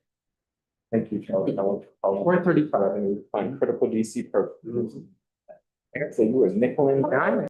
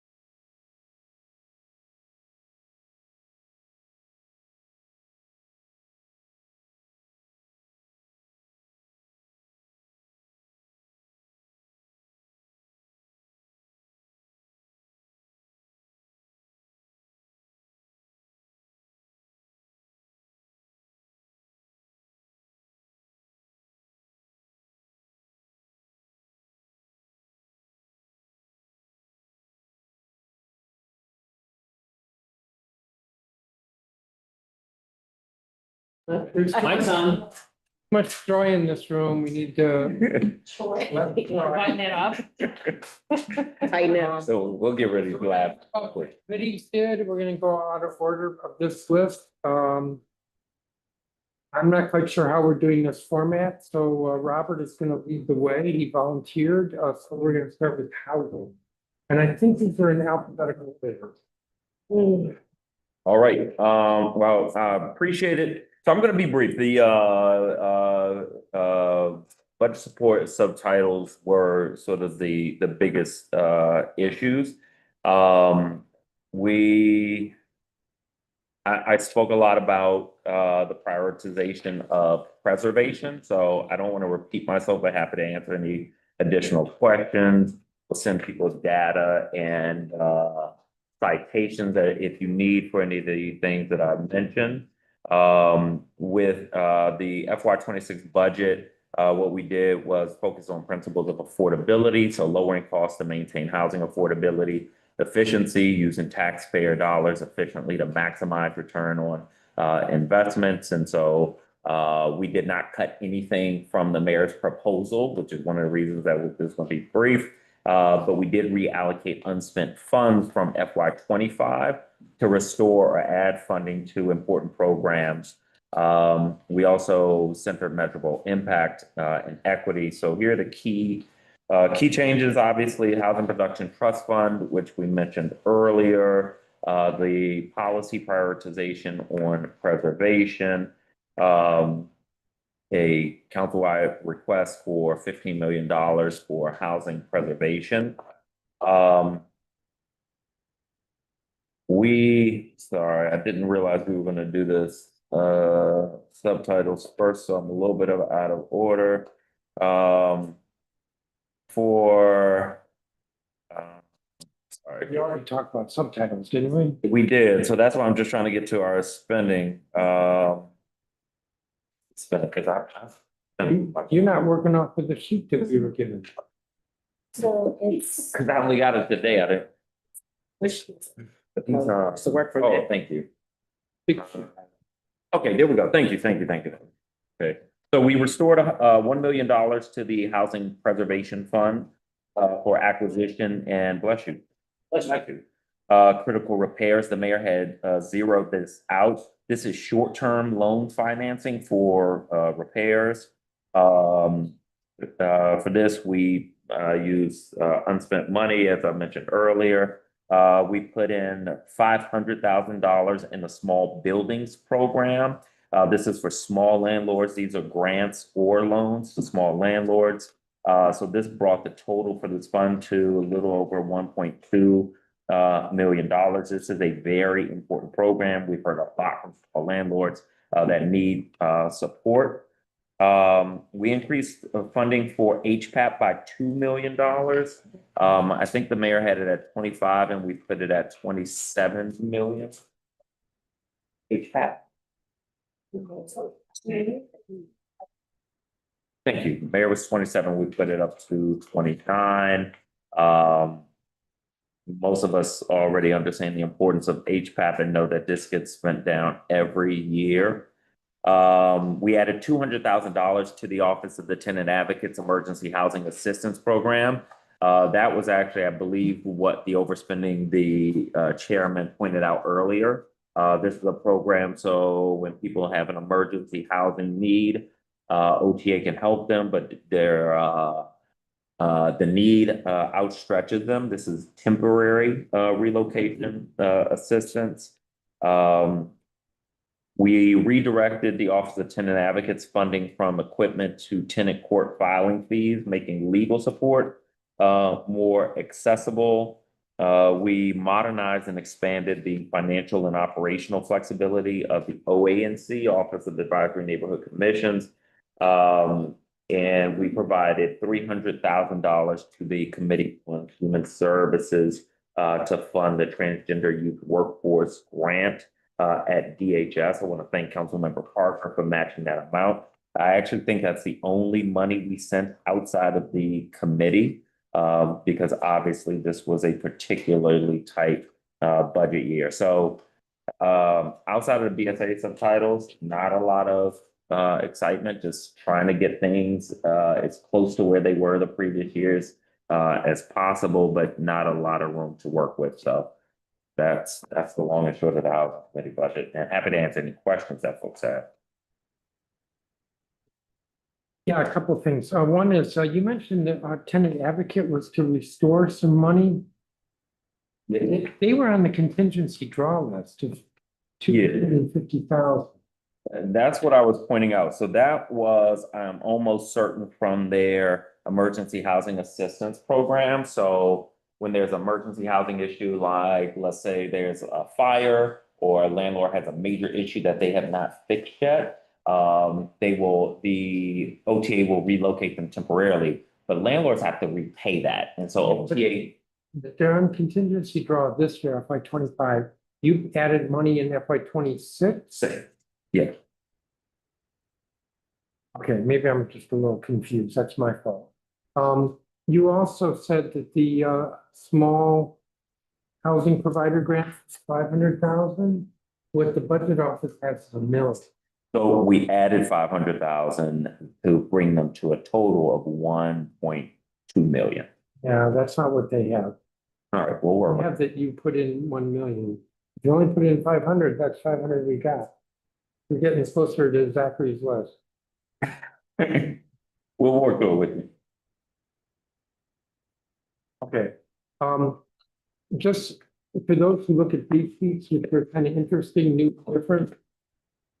I'll use this opportunity to say at the top is sources. So the housing committee did budget reductions totaling $18 million in FY 26. And they also took fund balance of 4.3 million for a total of 22.3. That's at the top of this table.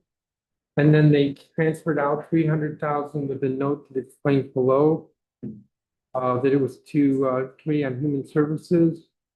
And then you look at your budget, the uses, budget expenditures. So here it says $1 million for housing preservation, $1 million for small housing provider, 1.8 million for funding home purchase assistance.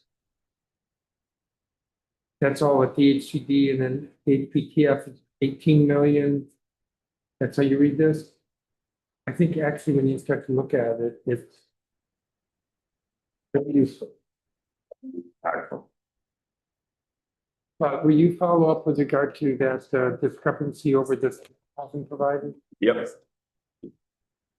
Any questions? Yeah, the mayor's letter complained about your changes. The HVAP will dilute. Yeah, it will dilute the number of ribbon cuttings. Yeah, but we talked about that already. I mean, preservation, like there's just really no choice there. So it would be irresponsible of us and financially inefficient for us to not start to force a preservation as a policy priority. And this is something I worked on from an oversight standpoint for a number of years. You know, I do want to thank the agency director for moving in that direction, but we've got to go a lot further. And the council is obviously going to have to take the lead there. But there's nothing more in housing? Oh, no, I thought Charles was after. Oh, Charles. I'm happy to go, but I definitely say Charles. Charles? Robert, you set the example. Great job. Good. Follow up. Okay. I'm gonna do my best not to touch on BSA subtitles. Let me first actually start with, this is gonna address some of what was in that really fun letter a second ago. So within the committee, we've talked a good bit about in our previous meetings, the agencies with the steepest cuts across all of government, Department of Energy and Environment, cuts to DDOT. So the committee started in an absolutely massive hole to try to dig out of. We obviously were not able to put all of it back together again, but we did some. Let me just talk very briefly through something. The mayor's letter, it's a little bit baffling to me that of all the challenges they've got in front of them, thing they want to focus on. It could be because people have just been so roundly critical of their proposals on DOE and DDOT. Maybe they're just very sensitive, but we looked at a lot of different fees of the DMV and DDOT for registration and made adjustments. In several places, we actually reduced permit fees, and I'll highlight that again because that somehow was missed in the mayor's letter. Reduced fees and costs for permits and registration.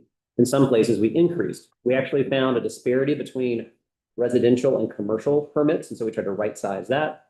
And then we did make some adjustments. For example, RPP for your $20,000 car goes up by $5. A little bit of a sweet irony that we see a complaint about that when the mayor also just increased bike share membership by $25, 5 times that per year. So I don't think $5 on your $20,000 car is going to be a big deal, but it does help us kind of right size and balance a lot of this. We also, I know from my ward colleagues, if you're like me, you get complaints about how dumpsters sit out on streets forever and ever and ever. So one of the things we found was that they charged us $75 for 3 months. Anybody who's doing a home construction project, you kind of want to like figure out when you're doing your dumpster and like get that in and out fast.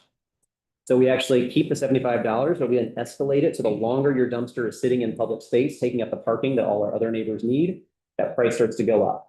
So that over time, it just helps create an incentive. Get your work done, don't leave the dumpster out there. Because I certainly get a lot of complaints from neighbors who they need that curbside parking. The dumpster's just tying it up and not getting used. So I think we kind of create an escalating piece just over time. Sorry, can you talk a little, like, how much does it escalate? Like, if you're doing a renovation project for 6 months, does it go up every day or? No, it's by month. So it's still $75 for month 1.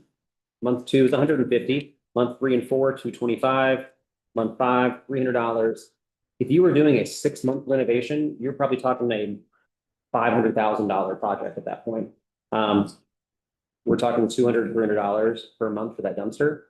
We also want to incentivize people to be more efficient with when you're using a dumpster. So it keeps the $75 for the first month, but it just starts to step up as you continue to use that public space because there's obviously a cost to it because neighbors need to park there and you're taking up the space for everybody else. So let me talk through part of what we did. I want to ask, do we charge for the streeteries, particularly those that have been there and not used long-term over a year, 2 years? We don't touch streeteries here. There was some of the streeteries that got started during the pandemic. I have found at least, and if you've got any, please let me know. I found somewhere I think DDOT actually forgot they were there. And I had to get them out there. They actually removed like these concrete bunkers that were taking up parking spaces and things like that. And they weren't being used by the restaurant. Yeah, some of these I'm looking at are wooden structures and they're just beginning to deteriorate. They're not being used. used. Yeah. If you got it, we can follow up afterwards, but if you let me know where you're seeing, I'm happy to ask you to take a look at it. Thank you. So part of what we have done, let me talk about where we try to right size things. We've been able to find and identify the funding to help fund implementation of the next phase of the STEER Act. So this is legislation that the council passed. Step 1 is where we had the Attorney General now able to go after dangerous drivers, not only in DC, but in other jurisdictions. Step 2 looks at dangerous drivers now. So as we have repeated dangerous drivers, we'll be able to actually boot and tow those vehicles, but also be able to actually say, if you're getting so many dangerous driving citations like this that you're going to be booted and towed, you have to take a safe driving class where you get your car back. Because at the end of the day, what we want is we want our safer drivers.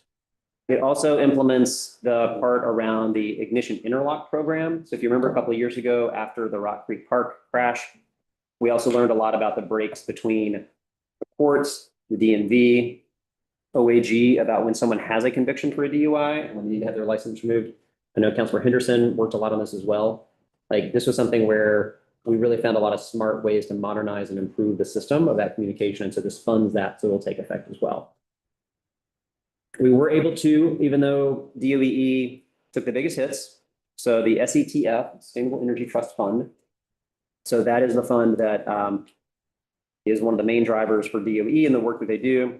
The mayor took $71 million out of it, which was just impossible to restore.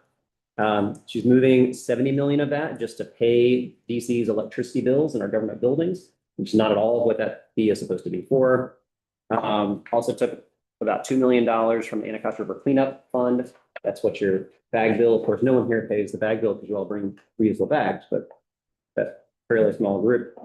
So we were able to restore the funds there. Those go to a lot of our local nonprofits and school groups that actually do a lot of work on the Anacostia River. So we were able to restore that and prioritize that, as well as getting additional funds back into the SETF to help implement our Healthy Homes Law that was passed here by the council. We have been working with Councilor Nadeau and the Public Works Committee to help restore some of the stormwater funding, and kind of that work will continue. Let's see, what else? We talked a good bit earlier about the Green Bank, which was getting cut pretty significantly. We had this idea that we really explored, which was, could the Green Bank create essentially the district's first green bond, which would allow it to be more self-sufficient? We wouldn't have to be putting money into it, but we start to create this bonding piece. Working with the CFO, we really explored it, kicked the tires on it. It's not ready to roll out this year, but we do put $250,000 to the Green Bank to spend this next year, really working to build out the finances of what that can look like, so that next year, my hope would be we actually can roll out this green bond idea, which I think will help set it on a much more sustainable path from a financing perspective. And I know I don't have to convince this group of how important the Green Bank is overall. On the DDOT side of things, there's a couple of quick things to highlight. We were able to restore a good amount of the bus priority funds.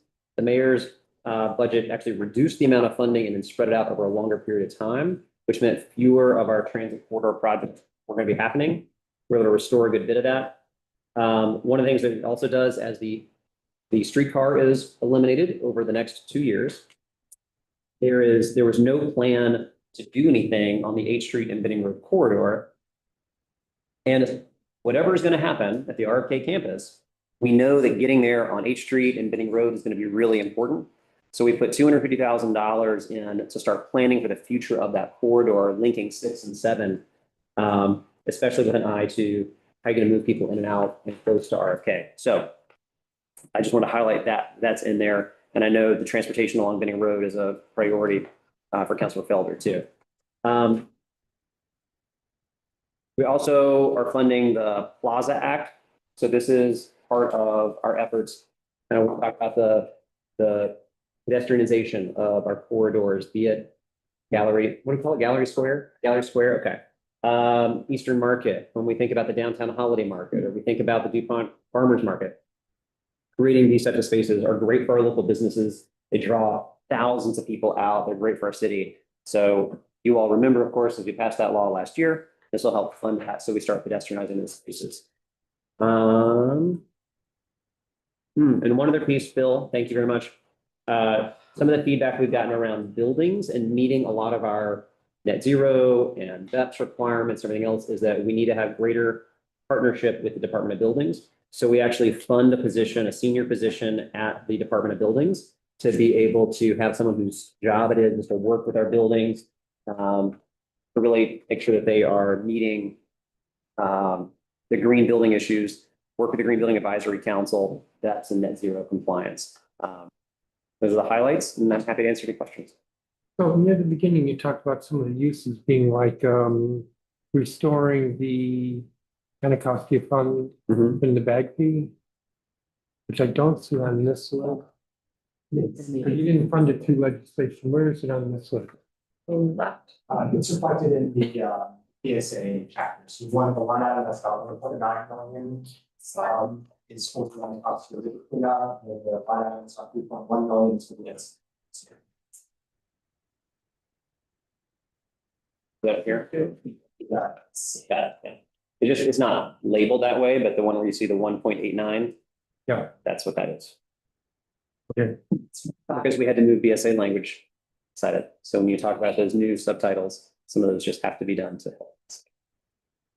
If you were a big contributor to the BSA and we want to thank you, we will send you a donation letter. You're welcome. You're welcome. Questions from members? Were there other uses that, or sources rather, that you found fund all these things? What were they rather? See, well, like there were FTE, there were vacant FTEs, for example, the DMV. Then we swept those positions and then we gave them back to the DMV to help meet the SEER Act requirements. So they would have their FTEs for that. That's one source that made up a good bit of it. I mentioned like the dumpster fees, the RPP, vehicle permit. So like for a smaller vehicle, which I have a lot of, we reduce that. But for the car, like your cyber trucks, we increased their license fees by like $25, $50, I think. But those are the different changes that were taking place because a significantly heavier vehicle does a lot more damage to our streets. Their fee to just drive on the roads or for parking or? So every vehicle gets registered. So when you think about, your vehicle registration fee. So the way the DMV does it is they break it down by the weight of your vehicle. So for example, a vehicle that's 3,500 pounds or less, which you can think of as a smaller car, it's $70. For a vehicle that is 6,000 pounds or more, so almost double that, it's $550.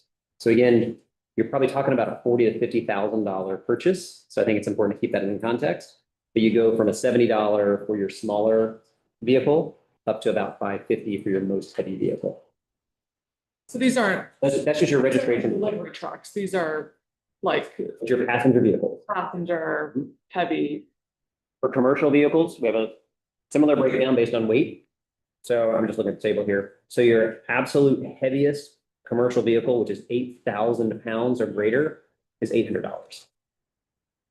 So our registration fees aren't astronomical when you think about how big these things are, but that's the breakdown. So it ranges from $115 for your smaller commercial vehicle up to $800 for your biggest. Are you increasing those fees? We're actually reducing them in some places. So for your smallest vehicles, for commercial, for example, which if you think about this, this would be like for a lot of your local businesses, they may have like one commercial vehicle that's like a small vehicle or a small truck that weighs less than 3,500 pounds. It goes from 125 today to 115. So we're able to lower it down a little bit. But for your heaviest vehicle, the 250 now goes to 325. So $700 increase if you're just 6,000 pound vehicle. So it changes a bit, and we're talking $75. So we're not talking big dollars, but those are the little adjustments that we made. We also found though that residential, like passenger vehicles and commercial vehicles, they weren't lined up in the same way. So we kind of just took some time to right size. So they just made a little more logical flow. The other piece I just wanted to raise, and this isn't just in regard to this committee, but I appreciate, especially with transportation environment, there are so many gaps, so many issues to try to resolve. The Deputy Mayor for Planning and Economic Development is concerned, and I had a long conversation with her the other day about this, of she feels like a lot of their growth agenda has been removed from where we are now with the committees. And so I just wanted to raise that to this group as we think about the combination of things in this committee and then CBED and other things that we're thinking about. Because each intervention we can debate, and maybe some are the right ones and some are the wrong ones, but I would hate for the perception as we're trying to make sure that businesses stay here and are attracted, that we're not leaning into the idea that we want to grow. And I just wanted to share that it's come up in regards to a lot of the BSAs that have been struck. I'm just looking through this letter too. I don't know that. I think that's a healthy thing to talk about. I would hope people have a pretty healthy pushback on that type of narrative as well, though, because when I look at least in our context, if we think a $25 on a commercial vehicle is somehow going to be harming a growth agenda, but the executive completely eliminating the funding for the Green Bank, which literally finances growth in our city. If we can't recognize the difference between those two things, I think we got a problem and we're not really moving a growth agenda forward. The complete slashing of things that actually help grow our city, at least in my committee's context, is pretty stark and is absolutely not a growth agenda that maybe is reflected in their vision in some other committees. Yeah, I think that's fair. I think she was more referring to some of the building requirements. And I know we've had this debate for several years about BEPS, but I just want to make sure that in the next couple of days, we're talking to those property owners about their ability to implement some of this, because there's still a big concern there. And I think a lot of the property owners are going to the deputy mayor's office. And so just want to make sure we're hearing that feedback loop. As we think about what is workable as we try to keep also moving forward our environmental goals. Sure. On the BEPS piece, it didn't come up in the BSA conversation we had earlier. So the mayor, for the second year in a row, tried to roll back a lot of the BEPS requirements. It was pretty jarring to see this year because we actually worked with the mayor and all those building owners, and you all voted for it. We made a huge reform to our BEPS program, which reflected a lot of the compromise there. So to have them come back just a couple of months later and then say, wait, we know we all worked here on this, but actually we don't want to do it. We weren't going to move that forward. It didn't have support, and we didn't hear that. Frankly, we heard other business owners and property owners who have made the investments that were like, that's not fair. Like, we did these things. I do think, though, that's why you see the senior manager position reflected of going to the Department of Buildings, because I want a DOB that's going to work with and actually have technical expertise to be able to help property owners be able to manage through these things. But there's nothing that's not outside of the rhetoric of it. There's nothing about our BEPS law that would be anti-growth. It actually is really important to our plan, like, to make sure that we are building our buildings the right way for the future. Good. Great job. We have a little language for the Plaza Act that I tried to do last year, but ran out of time. That's to allow for school streets. Is that amenable? Allow for what? For what? School streets.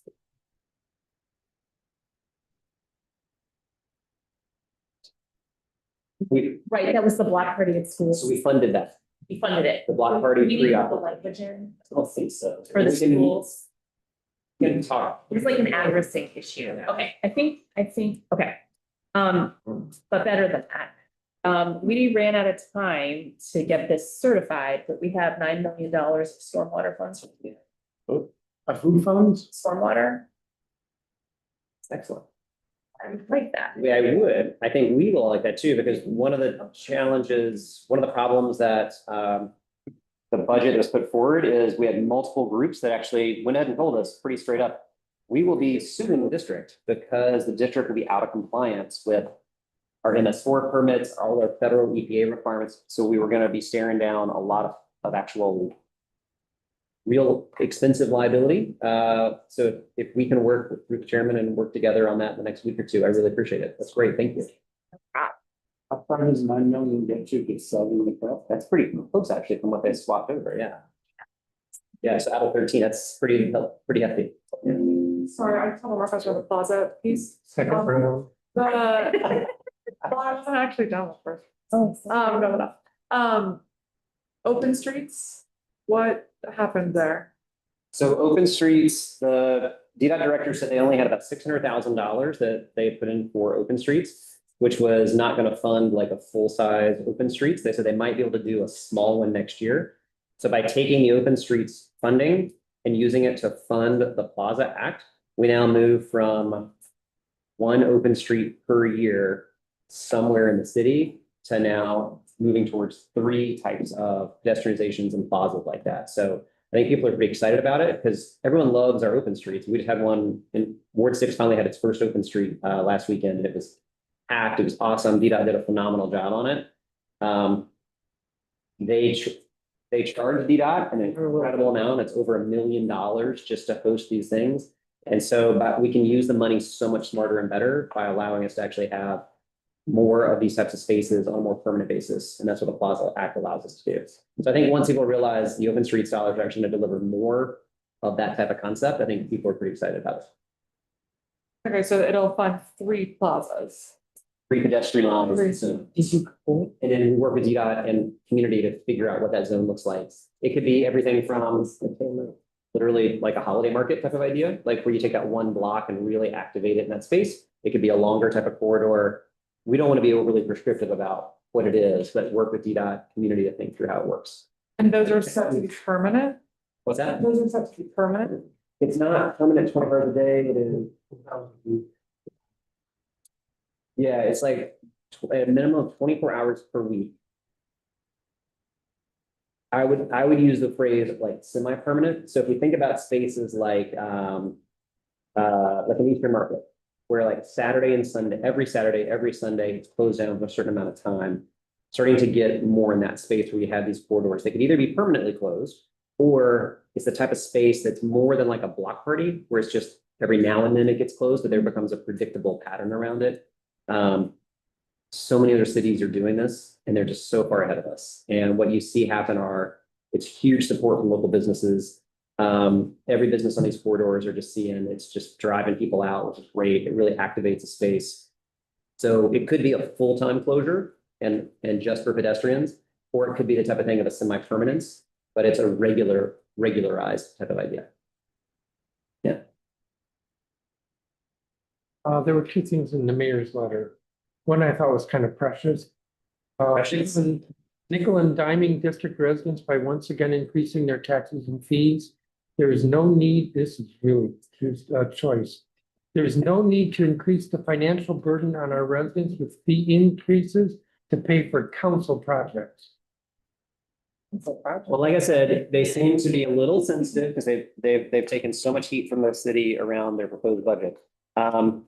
They seem to leave out the fact that actually we reduce a lot. They don't seem to note and say, good job there. They only focus on one part of it. Now, there was another one, the elimination of funding for green infrastructure maintenance.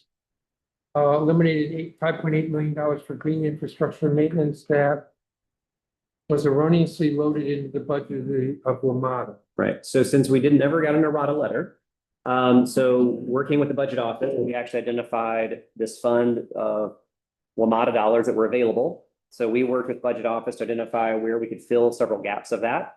I guess they now feel like after the fact, they would rather put those dollars somewhere else. So that's why they're seeing it that way. But I don't recall seeing an errata letter. So sending it today after our committee markups just feels like they just kind of wanted to find a different way to spend the money. See the errata letter. There's nothing else on E&E. Janice? Thank you. Committee on Facilities, the proposed budget, the mayor included had a $1.8 million reduction for the summer 2024 blitz that we, as you all know, we do every summer starting next week. Things will be kicking off, as the schools get ready for summer readiness. The committee plugged that back in, and so we made up the 1.8 million reduction so that DGS could be at full capacity to be able to complete the summer project. So those are the things like the HVAC issues they address over the summer, some of the security issues like locks and doors, and then ADA compliance, automatic doors, elevators, ramps, and things of that nature. So we filled that gap from the reduction that was in the budget, in the mayor's budget. One of the problems has been sort of persistent waste management failure across the DPR facilities, with overflowing trash and recycling cans. This is largely due to the operational complexity from multiple agencies being involved, with DGS handling recycling cans and DPW handling the black litter cans, creating really unclear responsibilities. And so we did cut 633 in recurring operation funds from DGS Solid Waste Management to transfer the responsibility to DPW for recycling collection on DPR property. So now that there will be that efficiency there where DPW is now doing the job that DPW should be doing, and does a good job of doing across the network. For DPR, we added 166,000 in recurring operating funds for 2 DPR 1 level maintenance positions. This is because DPR's massive portfolio is continuing to grow. Their maintenance team right now, only 5 FTE staff currently handle level 1 maintenance for what is 80 recreation centers, 36 pools and aquatic centers, 244 park sites, 20 dog parks, 7 urban farms, and 38 community gardens. Therefore, with such a large portfolio, I mean, obviously we want to do more, but adding 2 DPR level 1 maintenance positions to help out with the maintenance issues across that very broad portfolio in conjunction with the work they do with DGS. Our hope is that you will see more across the board. We will see improved, at least work order input and response times, because there'll be more people to help do some of that work. And so we won't see the sort of longer lag times we've seen in work orders at DPR sites. So that's why we put that there. Special Olympics, we added 85,000 one-time operating funds for DPR for the DC Special Olympics, as you all know. And this is a restoration, but you all know Special Olympics DC does, and who they serve is 2,500 children and adults with intellectual and developmental disabilities. And they do that at no cost to participants, which eliminates those financial barriers, which is why that was important. We did make a minimal cut to the Sportsplex at RFK of 12 million, and we made this cut for two primary reasons. One, the 89 million does not actually represent the ultimate cost of the Sportsplex, and all 89 million is not needed now, especially when there are we have these current capital improvements. I want to say more here. When asked about this, DPR is currently just now in the process of completing market research with other jurisdictions with facilities of the same size, trying to figure out, trying to get a full understanding of the scale and the cost of the project and what it will actually cost. Neither DPR nor DGS sort of, because they're doing the research right now, had an estimate about how much a facility would cost to operate once it's constructed. They are working on doing that research, but did not have that cost there. And really didn't have much information on the specifics regarding the price. And we did ask for further providing of that information. That information just was not available. In my opinion, the minimal 12 million we cut was us being very friendly and nice. And I thought I would get a clap for that versus, thank you. Thank you, Phil.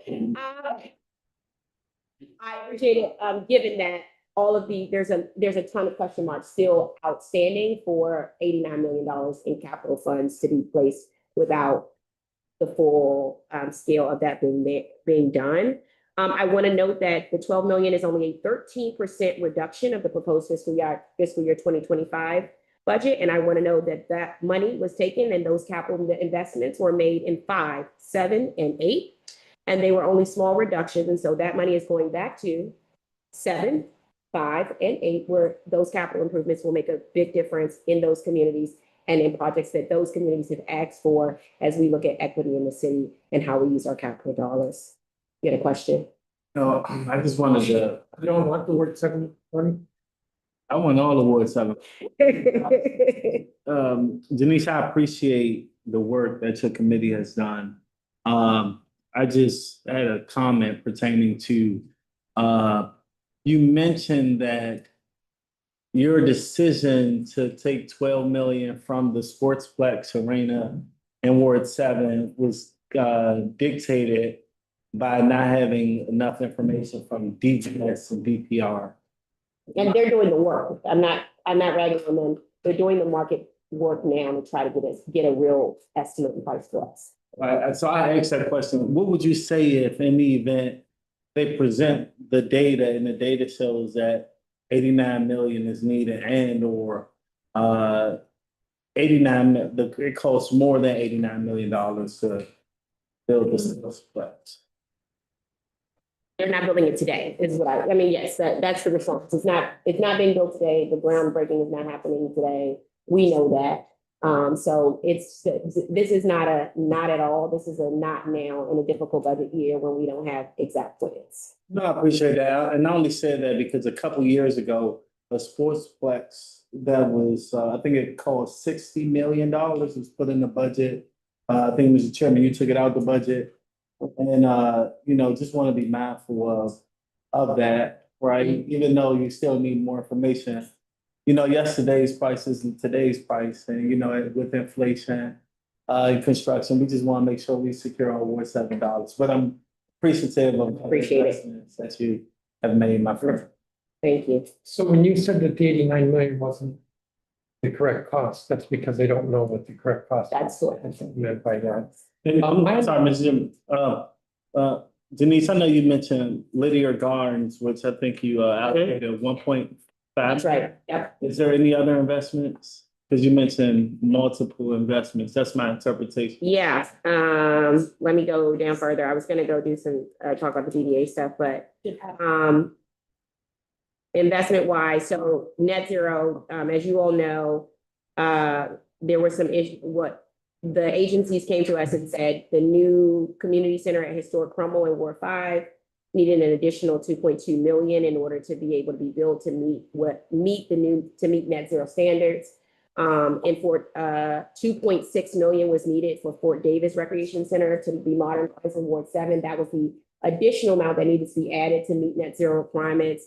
And then they needed an additional 5 million for the Congress Heights Recreation Center modernization in Ward 8. So in addition to Lederer Park, which is what we put 1.5 million in for Ward 7. In addition to that, we put an additional 2.6 million in for Ward 7 for the fourth.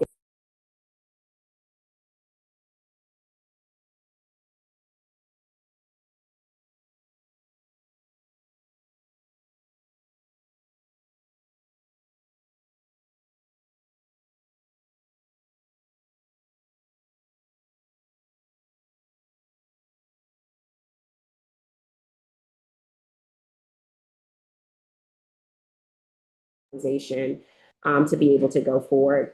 We also added 500,000 in capital funds for DPR's athletic field and park improvements project for field light replacement projects, which all of my wonderful colleagues have emailed me about lights at fields, and many of our nonprofits who utilize those fields have also emailed us about field safety nets, another fun one that I get lots of emails from colleagues about, nets being broken for years on years in. And so we put in 579 in capital funds for field safety net replacement projects to happen across the district. And I already talked about safety net for fields, but not for low income people. And then I talked about letter. We did make transfers out. Again, we sent money to DCPL. 2 million in capital funds to the Committee on Human Service for DCPL's General Improvement Fund, and this will go to some of the facilities needs that they have as well. Work orders, small cap projects, things that were unable to be complete because of those cuts. We also funded, we sent 1.35 in operating time funds to the Committee on Youth Affairs for CFSA to fully fund Safe Shores.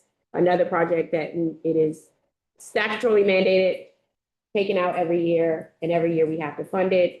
I want to pause there for a second. Yeah. So you fully funded Safe Shores. Correct. Which the mayor fully eliminated. That's correct. You deserve a gold star. Thank you. Gold star. We sent 100,000. We said 100,000 in one-time operating funds to the Committee on Judiciary and Public Safety for OBSJG's Access to Justice Initiative.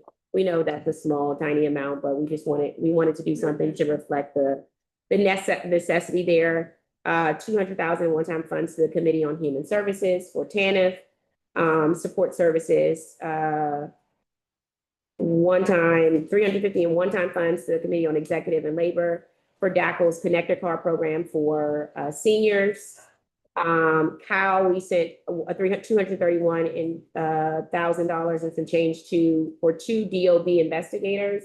And this is to go support what we believe is to support our rental housing inspection program and do that vital work for proactive inspection for tenants. We spent money to PWO for the sweep inspectors. 2 sweep inspectors. We did spend money to seal for Hattie Holmes Senior Wellness Center in Ward 4. And then we sent 1.2 to Ward 5 for Langdon Elementary School as well. Those are not on the budget charts. It is. This is their capital. On the Capital, they're there. But they're not on the sheet here. Okay. Questions? Couple things. On the sportsplex, so I'm sort of looking at you when Doug brought it up. My understanding is Mayor voted the entire 89 million in FY 25. And Voted 89, yes, that's my Yeah, recommendation. and typically the way these projects work is that there's a planning period. There's a planning period and then there's the That's what I was saying. funding. And depending on how long it takes to build, it could be 2 years. So that's usually like 3 years. So the earliest there would be planning would be next year. And then it would be funded over the next couple of years. And it's not unusual that we would underfund the total project until we know what the full cost is when we get to the point of construction. Then we I'm aware of that. I just wanted to know what was the decision behind the reduction. Nonetheless, I appreciate Denise. Well, it might get reduced a little bit more.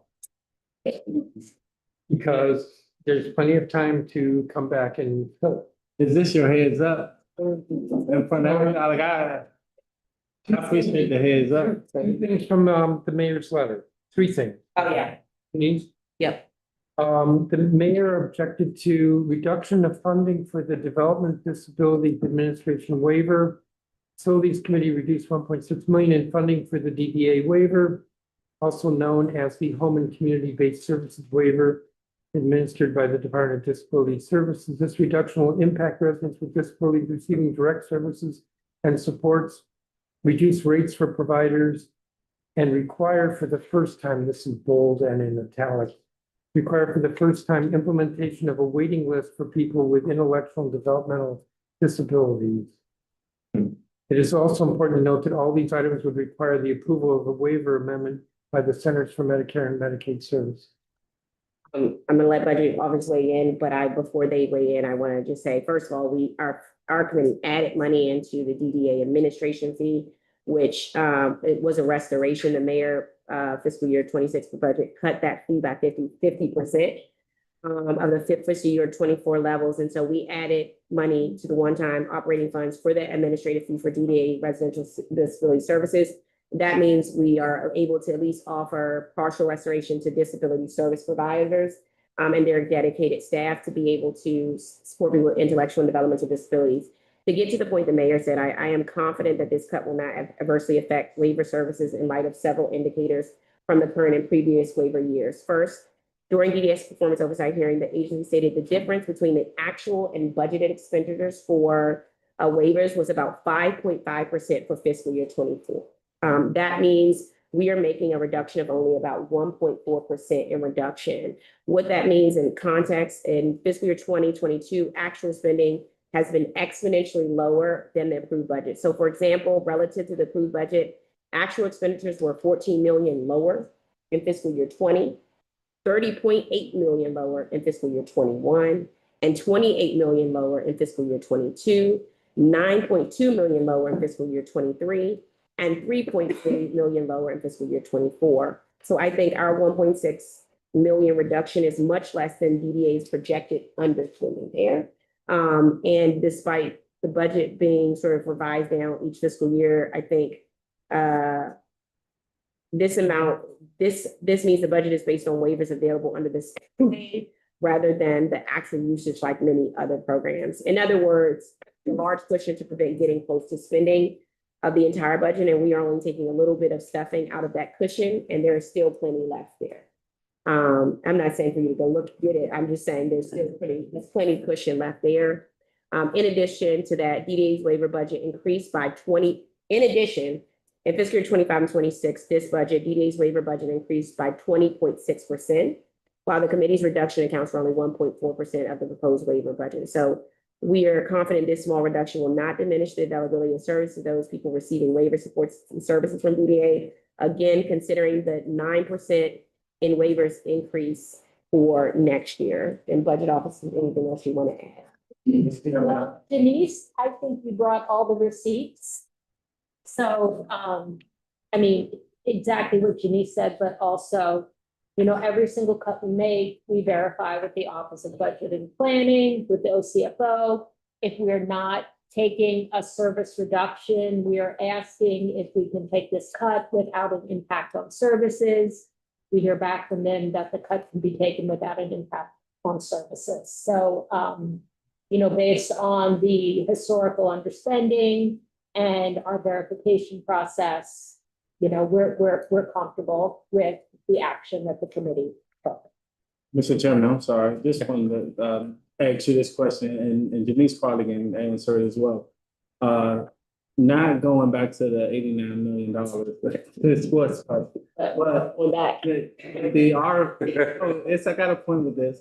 With the RFK, you took the money, you took the subtitle, you took that language out of the subtitle, you could preserve the funds in this budget. You don't look at the Sportsplex being a part of that overall development project. And I say that because one of your arguments for pushing the deal back was you need information, and then you mentioned that, or the commanders have recently said that any delays will delay their timeline. So I'm thinking about timeline for the development of that project, and then if this Sportsplex isn't fully funded, then that project can be delayed as well. The Sportsplex is not part of the deal with the command. It is part of the mayor's announced vision for the RFK camp. So I don't see what needs to our discussions with the commanders or their ability to proceed, because they're focused on the stadium and the two adjacent districts and plaza, as they call them. Districts. Districts, yeah, thank you. And this isn't one of them. Thank you, Phil. Thank you too, Denise. No problem. I understand. The mayor had a second objection. This one's longer if I read the thing. Reductions to recreation opportunities for DC residents. The Facilities Committee cut $12 million from the new indoor year-round sportsplex on the RFK campus and eliminated $2.9 million for funding a new Olympic-sized indoor heated pool at Carter Barron. The committee uses these funds to add $9.8 million for net zero changes to the Crummell School Recreation Center in Ward 5, Fort Davis Recreation Center in Ward 7, and the Congress Heights Recreation Center in Ward 8. For each of these recreation projects, the council's net zero requirements will result in delays to each project's timeline, additional costs to redesign each facility, and likely reductions in the amount of programming offered to meet these burdensome and extremely expensive requirements. In addition, the Facilities Committee is requiring DGS to use new mechanical systems that have not been tested for their stability in the district and with no consideration to the increased costs of maintenance. I asked the council, I do think this is weak. I asked the council to sit down with my administration and discuss financially sustainable options for implementing the net zero goal that reflect the realities of complex buildings and site location. Don't we call that a public hearing process before we adopt the legislation? Well, for me, this was me giving money back to the agency. They said, look, these projects are held up because of net zero. And so we said, okay, well, wow. What does that mean? They said, we need additional dollars to do the projects because of net zero. So I gave them additional dollars to do the projects because of net zero. So because we didn't budget on the front end, the building requirements, I budgeted on the back end so that Ward 5, 7, and 8 could get the what they deserve. As relates to the aquatic pool, obviously I'm not against the aquatic pool. Again, this is another area. The Olympic size pool, which would be indoor Olympic size pool. I don't know. I think it was like is indoor. I think it's outdoor because that's actually a good price for an indoor pool. No, it truly is. I think it's outdoor. We Get it together. eliminated $2.9 million of funding for a new Olympic-sized indoor heated pool at Carter Barron. Okay, so Different than the press release. I want to just address that. First of all, what happened with the funding here is that Walter Reed actually was supposed to get a DPR pool. And this budget actually cuts the pool that was supposed to be at Walter Reed, which was going to be a DPR pool at Walter Reed. And many people moved to the parks at Walter Reed, excited about the fact that there would be a pool on the campus. What they did is did some digging, initial work, and found, all right, it doesn't work in this particular area. Like it's actually like the worst round to try to build a pool, to try to do it. So I'm not hating on them for that. They just stumbled upon it. So I think then this became a new idea. The issue with this idea is that Carter Barron is still National Park Service land. There has not yet been any land transfer. There has not been the conversations of a land transfer negotiation. And so when we're in a tight budget year, We can't be planning for land that hasn't even been transferred to us right now. So it is, again, not a, Are you looking for another gold star? I mean, yes. So again, this is a, not at all, it's a not right now in this difficult budget year for a pool to put that money towards something that has not, a land that has not yet been transferred to us and plans that have not yet been actualized. I'm happy again to work in the future, once if and once we get a land transfer and Carter Barron land becomes somehow a part of the District of Columbia's land, then we can start doing all the wonderful work we're doing for RFK. We can start doing that wonderful work on Carter Barron and what that will look like for the community as a whole. Exactly, amphitheater. Anything else on facilities? Let's go to, It's on the road. Okay. Oh, very good. you will be followed by judiciary.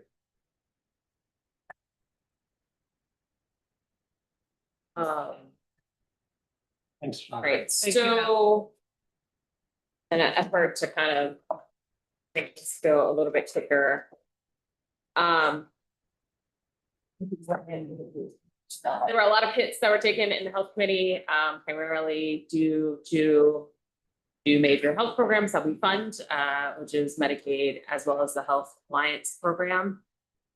Some of these are also interactions of changes that we're trying to make on healthcare at the same time that there is a reconciliation bill that's being debated and discussed that will also make further changes. And so while the committee was able to make some changes, I'm already anticipating that we'll need to come back and make adjustments depending on what's in the final bill that they eventually get around funding or not. The biggest issue, regardless of what was happening in terms of the reconciliation bill, was that without any adjustments, like if we just kept the status quo for all of Medicaid and for all of Alliance, we would have needed an additional $182 million in order to be able to just keep the status quo. Both of the programs have had exponential growth over the last, exponential spending growth over the last few years that was just clearly outpacing revenues, but we were able to make some changes there. I'll just talk about the two big things. So one on Medicaid. Right now, our eligibility for Medicaid, we are probably not the most generous, but one of the most generous in the country. So federally, all states are required to cover up to 133% of the federal poverty line. DC, we cover up to 221%. You can be on Medicaid. Maryland doesn't do it. Virginia doesn't do it. That is the bulk of a lot of, it's a policy choice that we made to try to make sure that as many people as possible can be covered, but it is also a costly policy choice that we have made as well. So one of the plans that the executive proposed was for anyone who is between 138% of the poverty line to 221%. And we will transfer you from Medicaid to another health insurance program, which is called the Basic Health Plan, although that's not what we need to call it in the end of the day. But it is another insurance program through the Health Benefit Exchange that on many things like primary care, preventative care, going to the emergency room, there is coverage, but there are some differences. So the primary big ones is that the Basic Health Plan does not cover vision and dental, which is currently covered under Medicaid. And so we were unable to identify the 5.2 million that's estimated to add dental to the BHP coverage. Federal law prevents health exchanges from offering vision coverage. So even if we wanted to identify funding for vision, it's not something that we would be able to offer on the exchange due to federal law. So that's a big one there. In terms of the Alliance, we were able to roll back some of the anticipated changes that were coming down the pipe on that front. So for instance, the executive had proposed a reinstituting the 6 months face-to-face recertification requirement. We had some conversations with the executive about that. We asked them to reforecast the enrollment, and we were able to take that back so that it now goes back to annual recertification. Face to face. No, we were able to take face-to-face off for FY 26 for everyone. Now, we were not able to do that throughout the financial plan. This is going to come back up again because in the federal reconciliation bill that was approved by the Senate, they add in a 6-month recertification requirement for Medicaid. And our biggest thing that we have decided, like we have always been doing, is parity. So we can't have a situation where on Alliance, you can stay on continuously, but if you're on Medicaid, you have to recertify every 6 months. It just we could, but operationally, there would be some challenges on there. We were able to add back in coverage for durable medical equipment. So durable medical equipment is like wheelchair, if you need crutches, if you need a glucose monitor. The executive had proposed to cut that benefit, and we added that back in for Alliance as well. The big thing that we were unable to do is that, as Brianne noted, so one, there's a cap that starts on enrollment on August 1 of this year. So if you're not in Alliance by August 1st, you cannot join. And then the other is the phasing out of adult coverage on Alliance in FY 27.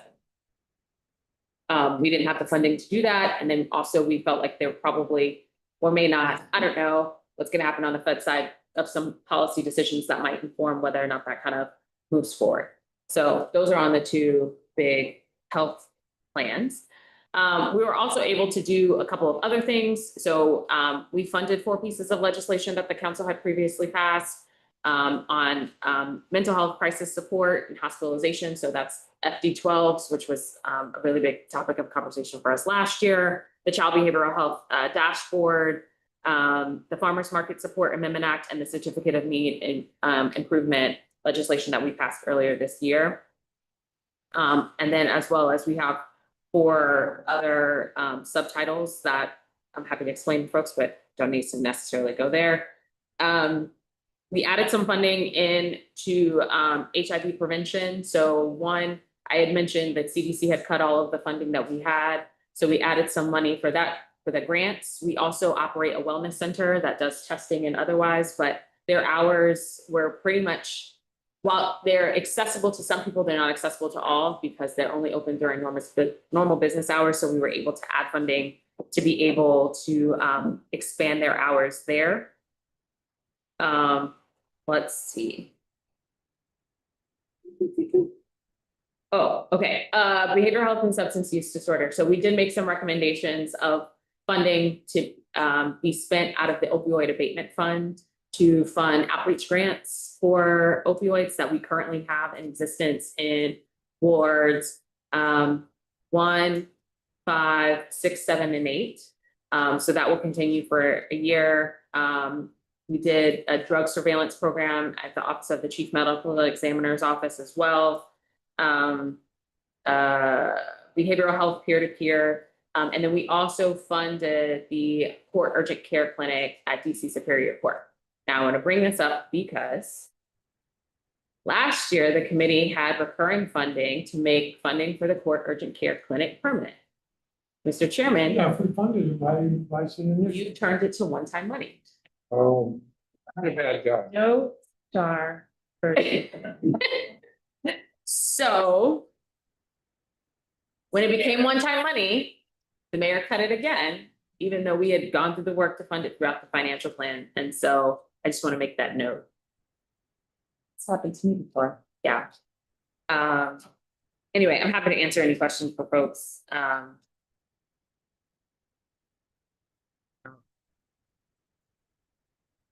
Sometimes the way to fund things is. Take it from your colleague. Thank you, Christina. I feel like this was a particularly crazy health committee budget, and thank you for all you did. I actually think not that I'm going to. Go crazy. We may have zeroed it out, and then before first reading or second reading, we realized, because I vaguely remember we thought it was funded. And then you're nodding your head. But we thought it was funded, we took it out, and then to put it back in, we could only do it one time. Or else we were gonna have to cut, I don't know, pay equity. Made some, yeah. You guys are probably getting emails from people. No one is satisfied in terms of the health piece, but we also, the committee did not have the money to put all of Humpty Dumpty back together again. That being said, I would also add that at least on some of the Medicaid pieces, and we'll talk more about this later in the fall. We've got some more oversight work to do around managed care and the amount of money that we're spending or not spending. On that front, we had asked Healthcare Finance to run for us a list of how many people we were paying for who had never had a claim in 3 years. Meaning you didn't go to the doctor, you didn't go to the pharmacy, you didn't go to the emergency room. So either you could be incredibly healthy or you're not here, but we are paying for you every month as though you are. And there definitely needs to be some cleanup around that on, about 4,000 folks. Wow. Wow. And when you think of the cost per member per month, yes, it's a lot of money. Thanks. Can you elaborate a little more on what you did on the FD12 issue? Yeah, so we had passed this bill last year to improve timelines and then also change in terms of who can do the evaluation for someone to be admitted. So we added funding for that. Oh, I guess going back to priorities, I didn't mention this, Mr. Chairman, but this is definitely probably.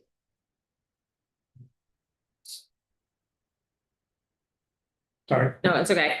I had mentioned this before, but it didn't make the list, but there's some serious concerns around the funding for St. Elizabeth's Hospital, which is part of this FD12 conversation. The mental hospital. Yes. In the last 3 to 4 years, they have had some significant decreases in their budget, but the population is now back to pre-pandemic level, but the demographics of the population have changed. There had been a time before where it was about 60-40, so 60% of the population was coming from forensic cases, so like court ordered that you needed to be there, and 40% were coming from the community. We're now at about over 90% of the individuals who are there are court order. So there's a wait list if you're in the community and in need of, inpatient treatment in that way. But from a security standpoint, not just in my opinion, but in the opinion of the unions who represent the workers there, the hospital has not made the necessary adjustments to match what is happening day to day. So they have some of those spending pressures from DBH are most certainly from nursing overtime because they're having a really difficult time hiring. And part of that is because there have been a number, certainly an uptick in terms of assaults on staff by patients in their care.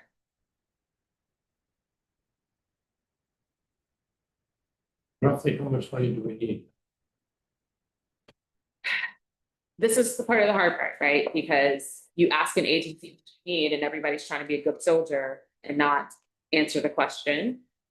But think of St. Elizabeth's Hospital. Many of you have either been there or seen it, right? Whole hospital.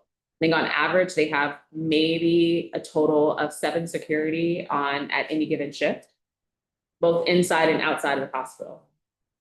So if something happens, don't really have a lot of support there, which is a bit different. So let's say if you have a patient, if you have someone who's at DOC and they have something that happens health-wise that they have to be referred to, say, MedStar Georgetown or MedStar Washington Hospital Center, they have an officer with them the entire time that they are there.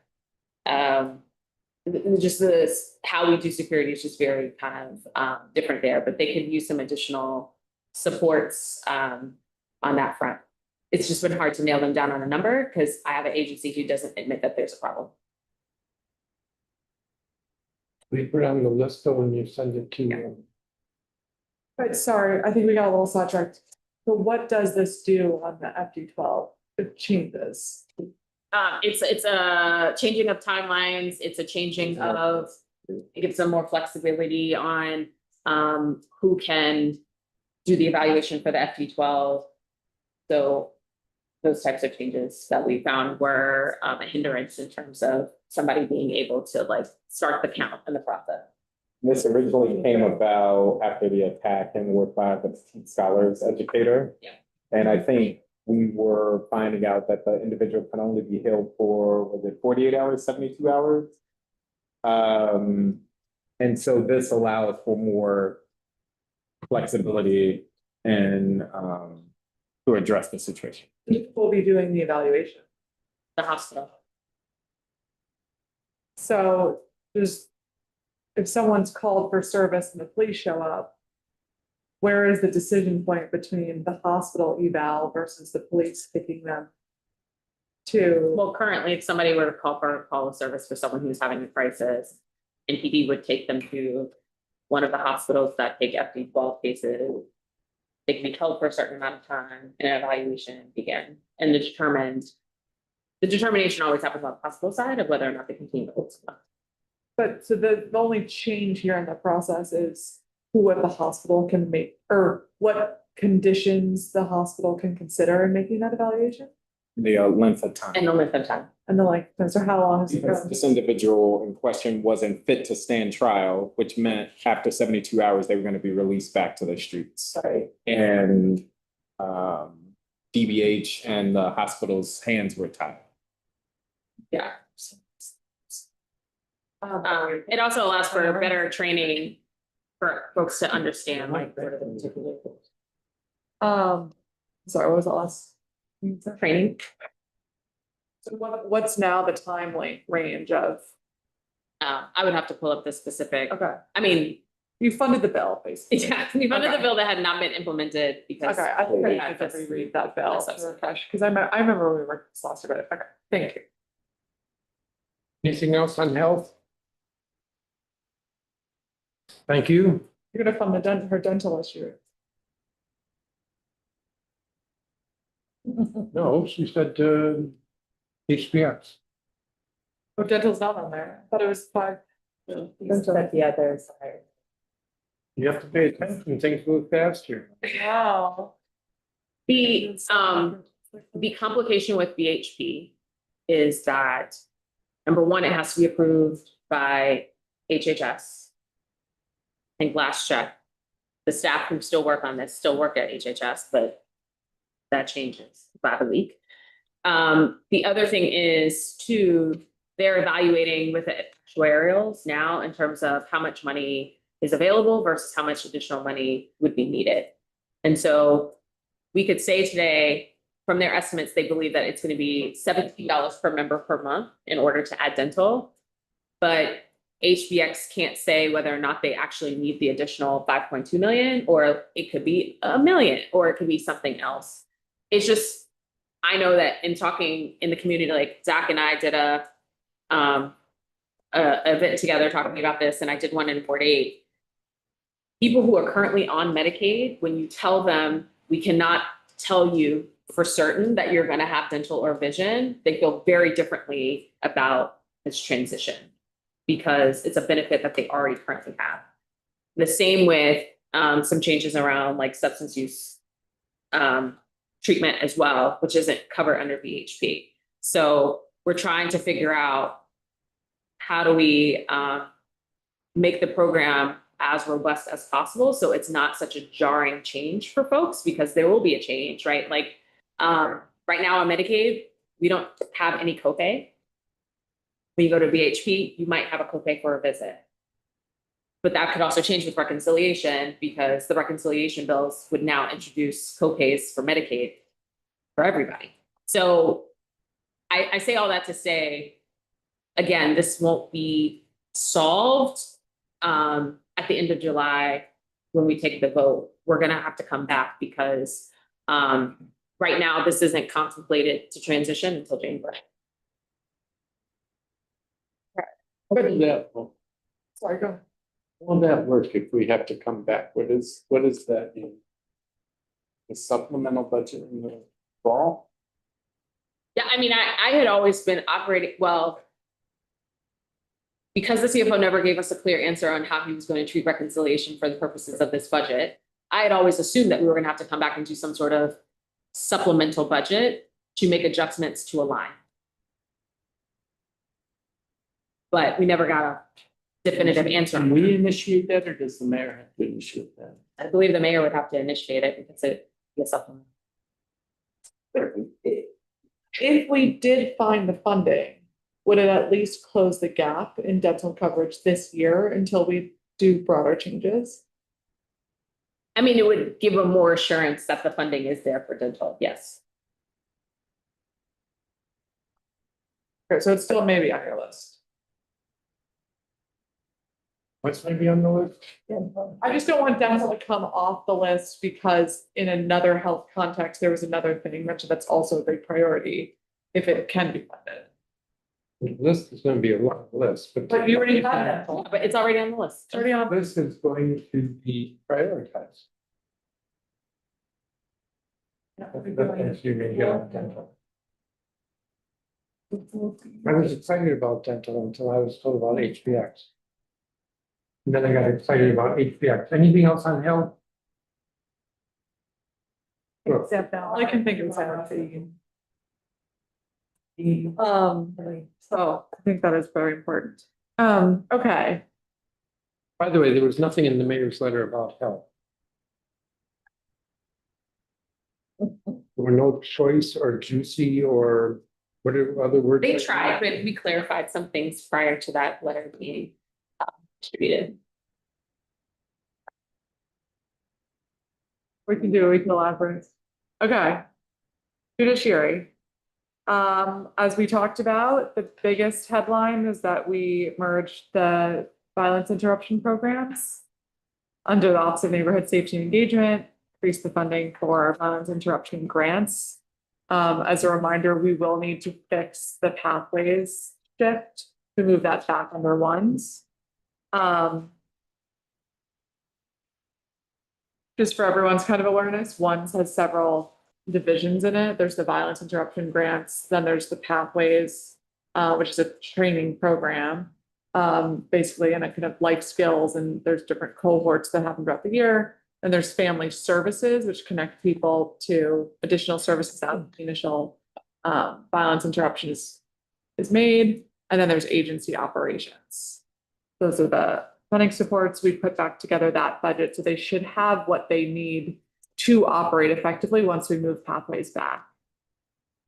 We provided $12.3 million for access to justice. I'm really glad to see that's on the list. A very stark, drastic number to me was that access to justice last year served 40,000 district residents. So it's a very, very important program. We talked about the litigation support fund, so we'll continue to work with the budget office and OAD to make sure that's resolved so that their cap is accommodated for. Victim services provided $52.7 million. Zach sent over funding to fund the part of the Road Act that requires a study for what a unified juvenile justice system looks like. So that is in there, which is great. Almost $20 million for grants and supports for returning citizens and those at risk who are of becoming justice involved through OVSJG. There's some capacity at MPD to hire additional staff to implement the Second Chance Amendment Act. I will note, in order to do so, they need buy-in from the courts, our other justice partners, which we don't yet have, but that's something that we're working on. We funded MPD and staffing needs for all of our agencies that we've seen a lot of staffing challenges with MPD, DOC, OUC, Fire and EMS. Provide an enhancement for the police and fire clinic for preventative medical services to our first responders. Pay raises for 911 and 311 call takers. $90 million for fire and EMS facilities and a new fireboat and firefighting safety gear. It's been really important. Something that firefighters have been asking for a long time, our EMT workers. New software for OUC. Safe Passage program, as a reminder, that's now run out of the Deputy Mayor for Public Safety and Justice's office. We also funded part of PCC that we passed yesterday for Safe Passage training. Increase the amount for the TANF pass-through, and thank you so much to Matt for finding this funding to send so that families can get more of the funds that they are entitled to as opposed to going to the district. We supported grants for the Safe Commercial Corridors grants. It's a program that we started 2 years ago that's been pretty successful in our commercial corridors to provide supplementary security. We've provided $1 million for the Safe and Secure Nonprofit grants. These are for nonprofits and religious organizations that have had. Which was that again? 1 million.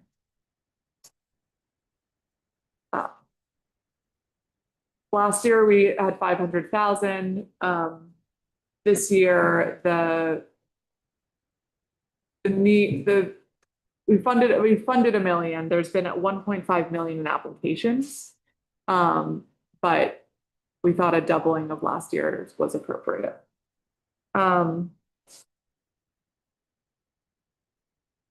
then we sent grants and money for the public restrooms, which we're really excited about.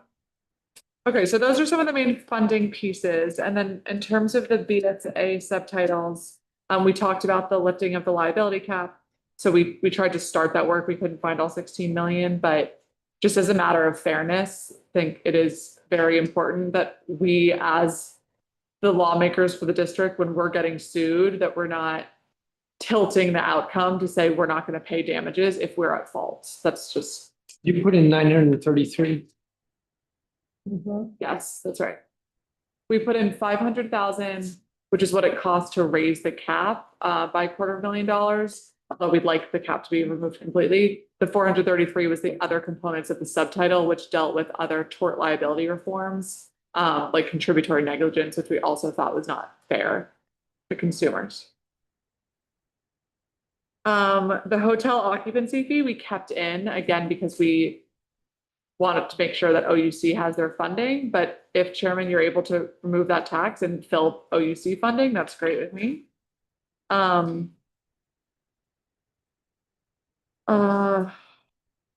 Criminal Code Reform Commission, we maintained that strike. We weren't able to find the funding there. We struck the detainer subtitle. Everyone knows what I'm referring to there. Say that one more time. You Yeah. struck the what subtitle? The sanctuary.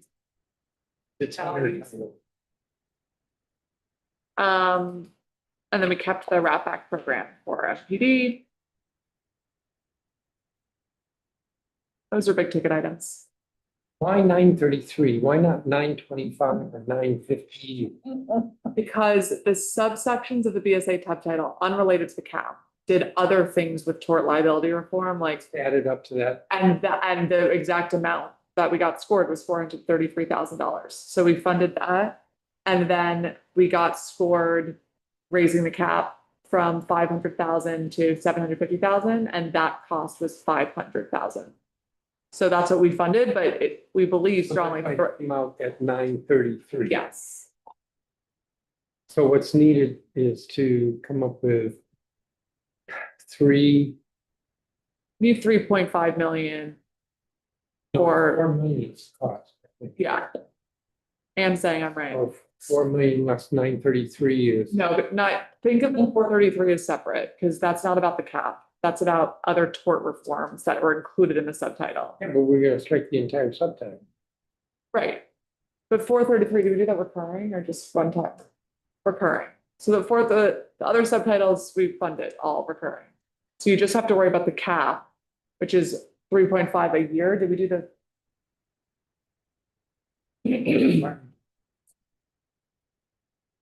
3.5 a year and then you did 500, so it's 3 different. No, it's 4. I think. Four, and We put in 500. But she funded 933.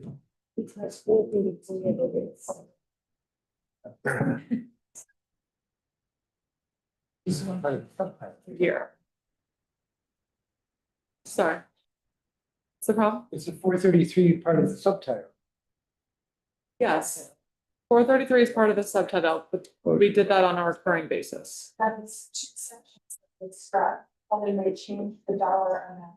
Yeah, I got that, but if the total cost of the subtitle is 4 million. But we and already. we're striking the entire and we are striking the entire subtitle.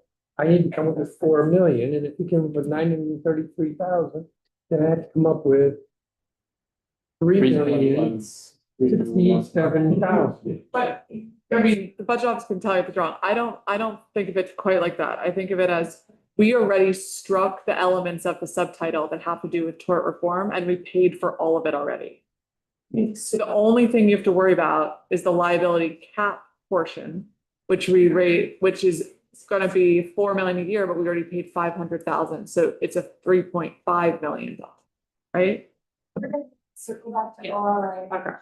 On How we split. okay. So my understanding is. Okay. Stop losing revenue. And understanding more understanding. We need. That's all I need to know to sleep. This impact statement says that the subtitle costs $4 million. We're striking the subtitle, we have to come up with $4 million.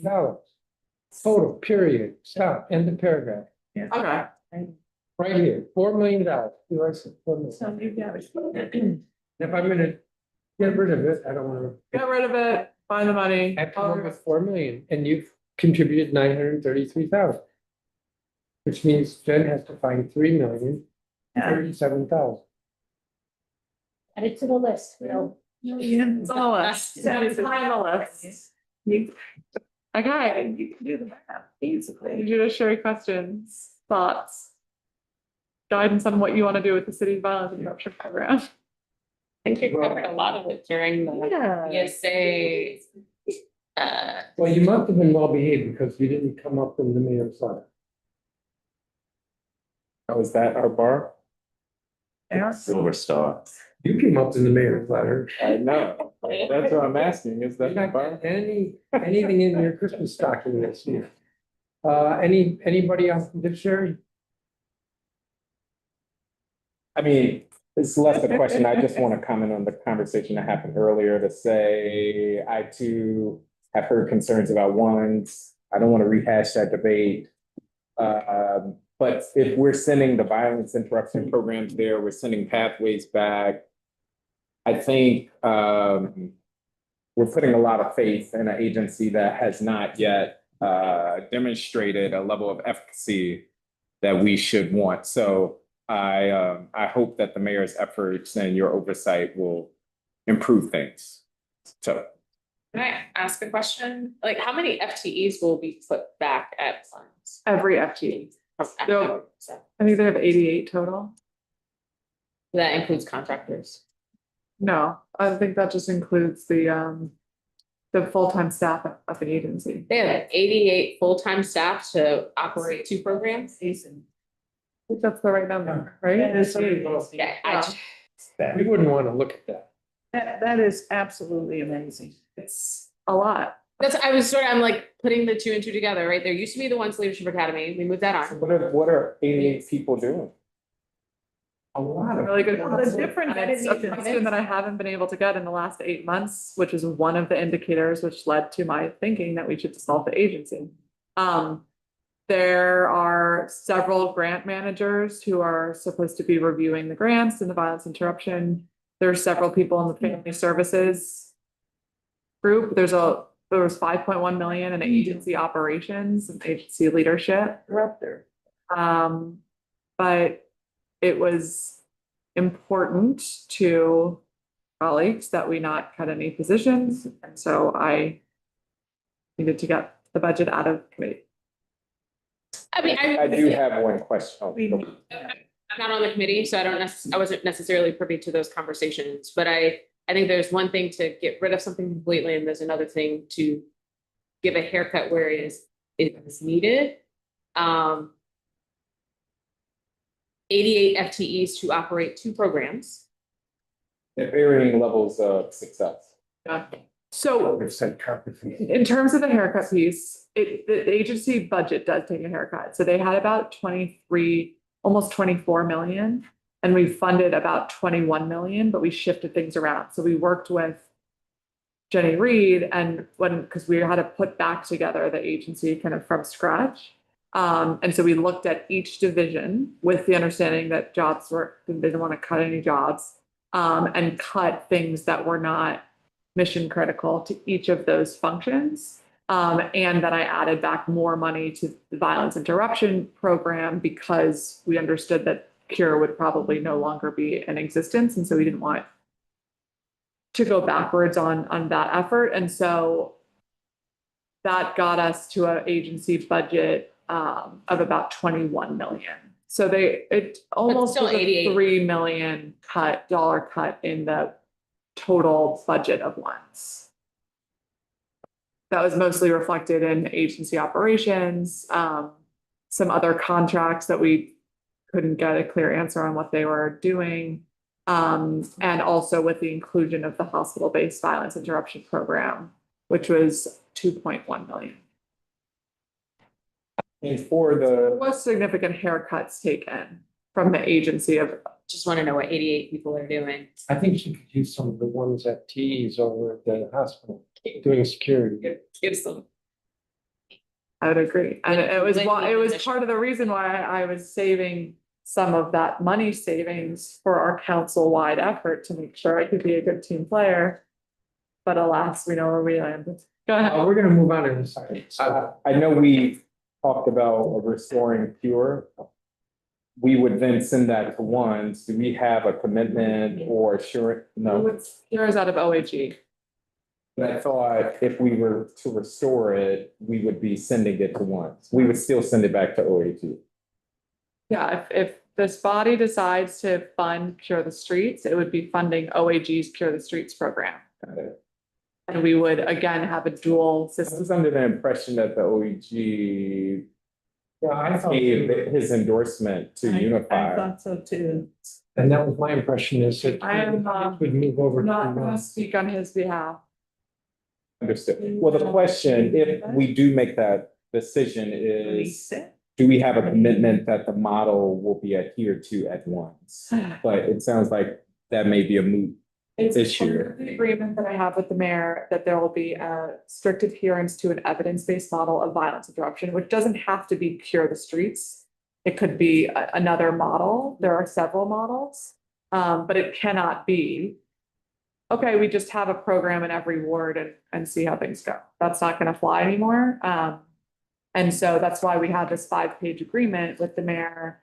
And I've had a lot of conversations with her and the city administrator and the deputy mayor about improvements that we need to see at the agency. And we kind of listed all of those out. And that was all part of a public process over the last several months because we were always planning on merging the agencies anyways. We're gonna keep moving.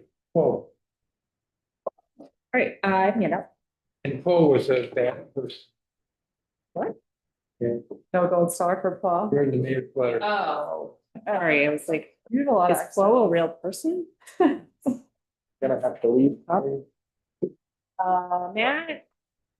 And I'm just gonna walk around. We've been sitting for a while.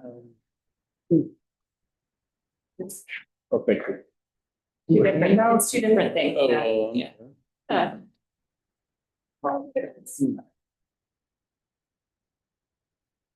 Work hard. Work hard and you will achieve it. Thank you. All right. So I'm gonna just do a quick set of highlights. Really clean from our computer report to ensure you can print it. Covered. Thank you. No problem. Okay. So, Jeannie's touched on this, but we consolidated a collection of park litter and recycling cans in DPW. Litter cans are a really big topic in our committee and around the city, so we spend a lot of time trying to get that right. We maintained and expanded the public works, this public restroom program with help from many of our colleagues. We funded most of the fraudulent vehicle tag and parking enforcement modernization act. We funded the Fairness and Human Rights Administration Amendment Act. So that's a new route to justice for individuals who experience discrimination. We also tried really hard to look for places we could cut.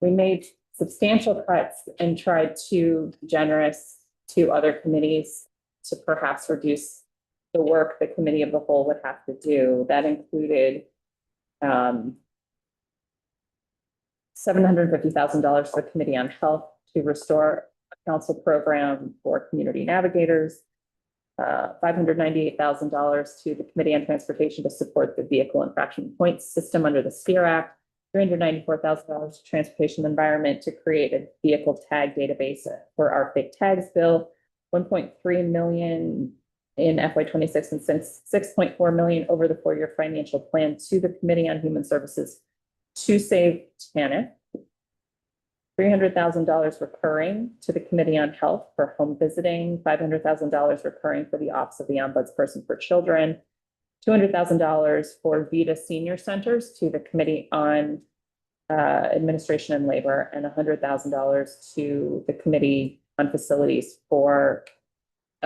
maintenance for the restrooms at Walter Pierce Park. We made the bad list for some of the cuts we made. I'm happy to talk about those. And I also gave you a page, a couple of pages to look at when you have a minute about the signed sweeping program. We really did a deep dive on how streets get cleaned in the District of Columbia. And we made some big changes in the budget to create better policy for all of that work. We really do want to have a clean city, and we're going to do that. We have to be wise about where we put resources and staff and what technology we use. And the budget we received really didn't do that. It was confusing. There were lots of questions. There were things we could never get answers to. And in a budget environment like this, I really felt it was important to be bold in cutting things that didn't have reasonable explanations for being funded. So that is what we did. And I'm happy to answer any questions. Linda. Brianna, I appreciate the work that the committee has done within your committee report. Just a couple of things, I'm very grateful for a thrown bathroom. In Ward 7, litter is a big issue for me, which is why we've had conversations about supporting a bottle bill just to crack some of that litter. But I will say I know that we talked about this the other day, just the Clean City Initiative that will get rid of 60 FTEs in Ward 7 and 8. That program is very important. And I just wanted to know, since our conversation, I've been on some emails with you and the director. It seems like he's giving you the information that you needed. We will work with the chairman to try to restore this initiative, or? Oh, great question. You're talking about the Clean Cities Camping. This seemed very exciting when it was first announced with a very large press event this spring. And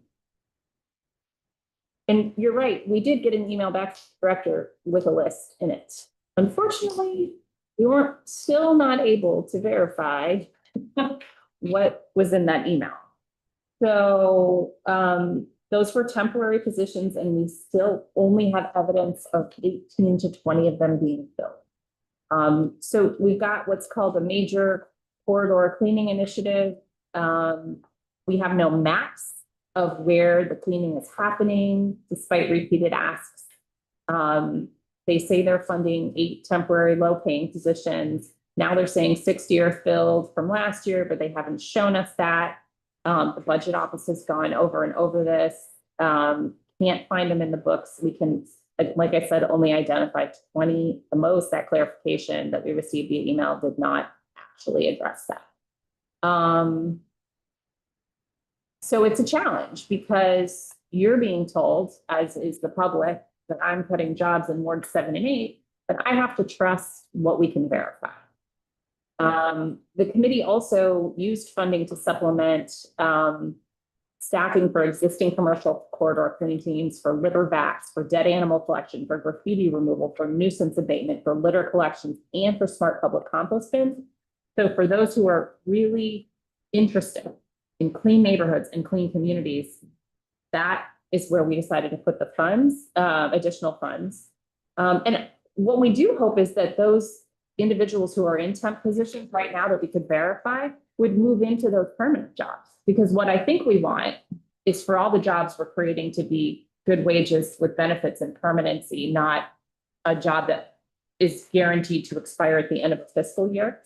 So that's where we landed. I feel confident in that. I would say, like I said, I'm appreciative, but if my residents are looking through the committee report, as a matter of fact, I got a couple of questions. It was like, well, I'm excited about the throne bathroom, which is $100K, but the reality is Ward 7 is dirty. There's no ifs and buts about it. Yeah. Litter is a big issue for me as a council member. Ward 7 is a beautiful ward. I mean, it's a Very beautiful ward, right? I mean, I'm paraphrasing, right? I mean, yeah, I mean, it's a very beautiful ward, but litter is a big thing, right? And as we tend to beautify our ward,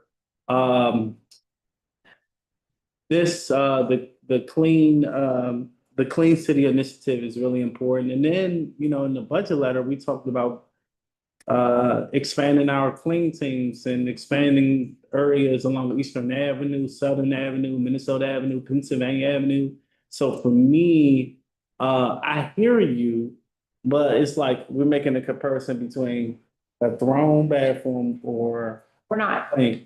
Actually. Can we connect? Let me say it again. Would you be opposed to reprogramming the 100,000 that you did allocate towards 7 to a clean thing? Well, that's a different conversation. Or towards Clean teams. some of the FTEs? I did fund a clean team adjustment for Ward 7 last year. Which were This year, we created some grant making authority to give more money to clean teams. And in our budget, because you know, the clean teams are in Kenyon's budget. They're not in our budget. Yeah, and clean teams are not, sorry to interrupt, but clean teams are not as simple as we want a clean team when we're there for a while. I remember for a clean team, there has to be a buy-in from the business community. That's why TSLPT puts it together. Not What am I thinking of? Main Street. Oh, okay. Okay. But they also put together. Doesn't the Main Street run the clean team? Not always. That's what you. well, even you're right. Clean teams are in Kenyon's committee. What I'm asking is, in the event that you said you need additional information. It seems like we're running out of time, and Mr. Chairman, I want to be mindful. But let me just reiterate. I just want to say one more thing. What I'm saying is, would you be opposed? Would you support my recommendation, even though this is your committee, instead of funding a grown bathroom, to either repurpose that money to go towards hiring individuals from the Clean City Initiative in the event you get more information? That's what I'm asking. So we can talk about that. The throne money is one-time money. I would not recommend using that for a job, and it's maybe enough for one person if you were going to do a full-time position. The reason that I do not,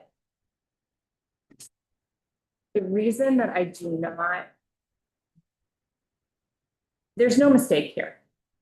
The reason we don't have the information is because it doesn't exist. If it did, we would have it. This is a stunt. I got an email from the director of DPW on Thursday, and within 15 minutes, a reporter had called us about that email. That is not in good faith. And in the lead up to that, we spent a great deal of time pouring through every document. And at the end of the day, all we could find were 18 people in jobs. And what we did was create permanent jobs for them, which I think is much better than temp jobs that are low paying.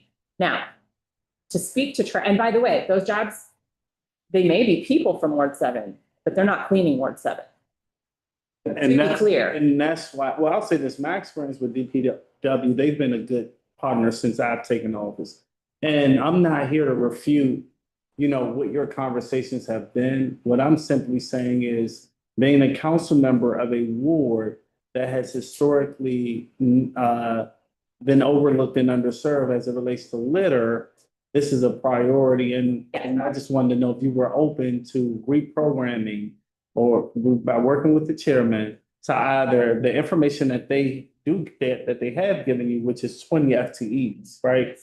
Would you be willing to fund those FTEs versus not funding any of them? I did fund those. Okay. So those are funded. And in addition to that, and this I think is more important to you, Right? full-time, Full-time, okay. full-time with benefits. Okay. So we also added staffing for existing commercial corridor clean teams, for litter vacs, for dead animal collection, for graffiti removal, for nuisance abatement, for litter collections, smart compost bins, and Jeannie sent us money for additional sweep staff. Citywide? Yeah. I'm just focusing on. And for the maintenance. Well, they're gonna go where they're needed. So I assume you have issues that fall under these. So that I think I think that's the answer, is that what we are trying to do is make the whole city cleaner by making the cleaning program work. Yes, but I get that, but think about it. The city that is less clean, or least clean compared to other wards is Ward 7. So I'm just trying to figure out, like, you say Special attention. more special attention will be needed to Ward 7 and 8. So that's my argument, not to refute your efforts or intentions. But when I see this program cut, given the population is Ward 7 and 8, that's kind of what I'm trying to focus. How many clean teams do you have in Ward 7? That's the thing. I think we have 2. And then my budget letter to you, Yeah. in Kenyon, I think we asked to expand 3 new territories, which is Southern Avenue, Eastern Avenue, Pennsylvania Avenue. And as a matter of fact, I think Nanny Helen boroughs as well. We're trying to prime our ward for development. So I added $350,000 to clean teams. So that may help. That's citywide or? Yep. Yeah. It includes the Ward 7 teams, which got a cut. Right. Yeah. Yep. I'm grateful. All I'm simply saying is, and that's why when I was looking at your report, it looks like only $100,000 was given towards Ward 7. I wish $100,000. Close. Yeah, Okay, Rock. I'm being really repetitive. I love y'all. $100,000 doesn't get you a clean team, unfortunately. I mean, I know that. we want to make sure talking about that. level of investment. Yeah, I Right. hear you. I mean, I truly do believe that we are making investments to help your ward. I'm very familiar with the issues there from all the oversight. And take a look at the handout that I gave you on the street sweeping, because what it shows is huge gaps in Ward 7, which is what we're trying to fix with the new program. So I just want to reiterate, we can close discussion. This is not personal. I just get passionate about my work. you should. We have all the makers to be the best ward. Well, I hope I was able to answer your question. You were. Thank you, Brian. Thank you, Chairman, thank you, and I appreciate you raising the litter. I don't dispute this, maybe worse stuff. It's a problem across the city and it's bad. And so I appreciate your efforts, Brianne. Quick question. Well, thank you for the consolidation of park litter and recycling. That's just been a mess for too many years. So this is common sense and I love it. But the $394,000 for vehicle tag database, license plate readers. That database is going to be national or just DC? National, it's for the fake tag bill. Okay. Yeah. Okay. Yeah. All right, that's it. Thank you. Database of the designs, not a individual. Oh, yes, sorry, yes. Right. Even better. Yeah. Okay. What's that? So the database that is gonna be at the DMV helps parking enforcement officers and others determine if a license plate is actually a real one, because it gives you a directory of what they look like in every state. It's not a direct anything. That'd be cool, but.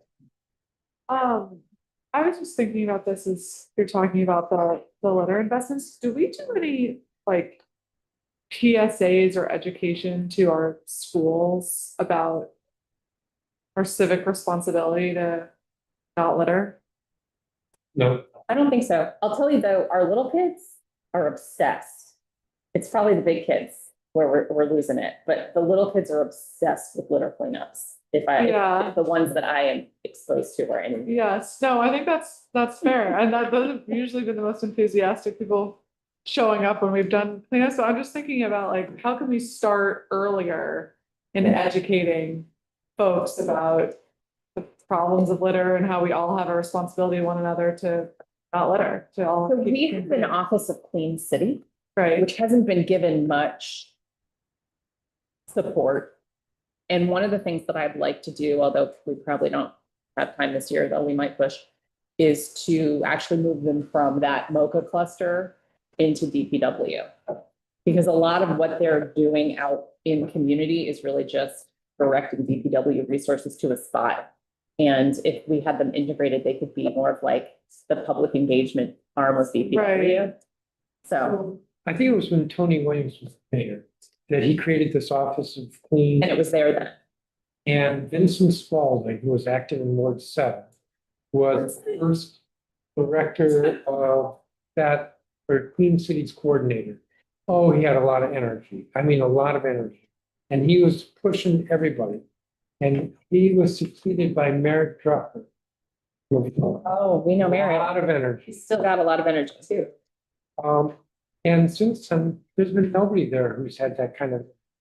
And so it's like, I don't know, it feels like it's. And I think she's got a lot of energy. She's come on some of our health safety walks and has even talked about like people who came with safety concerns and stuff, the intersection of having communities and picked up trash and been fantastic. But I would add, I think related to this is, that in my view, the Department of Public Works has no commitment really to either recycling or clean city. Oh, I don't feel that way. Well, I do. Is that recycling?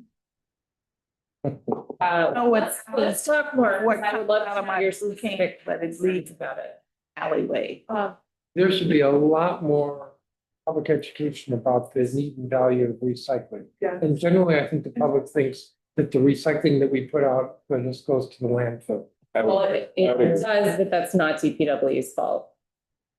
It's because it's a longer conversation, but single stream recycling is kind of a failure, Yes, but that's what all cities do, so. yes. But recycling is a different conversation. I even just mean like, yeah, people just walking down the street and leaving their chip bag, just dropping their chip bag, like. That's a psyche thing. We can. Yeah, I agree with you. We can work on that. You handed this out, but you don't have a solution proposed for this. We're working on it, but I mean, I think the point is redirecting resources. I mean, the budget that we received had. Oh yes, bottle bill. So I don't, Part of the solution. I don't mean to be criticizing. Not at all. No, let me say more about that. So part of our plan, part of the thing, look. The program that we reallocated staff from is referred to as Clean Corridors, Consistently Clean City, and Spring Cleaning. See, 3 different places. people are running. What we want is more and better cleaning, and that's why we are reorganizing where the cleaning people are throughout the budget and where we're funding things. And we are going to be reworking the sign sweeping program so that it makes more sense, and we are getting Thank you. sweepers up and down commercial quarters. We kind of have it backwards right now. We do the residential sweeping on blocks that have less trash, and we do hand cleaning on the major corridors. So, and the hand cleaning seems to do better than the sweepers. So there's a lot to get to, and this is a big area of oversight for us. But, you know, we talked about this a couple meetings ago, and we checked. And your block had only been swept twice in 2024. Yeah. 2024. Of this decade. And I believe they sent one after our meeting to your block, but there's a lot of work to be done for sure. So it's the handout on the sweeping is like sort of a download on what we're thinking about right now. Sorry, one more question. What happened to composting? Oh, great question. Let me tell you all about that.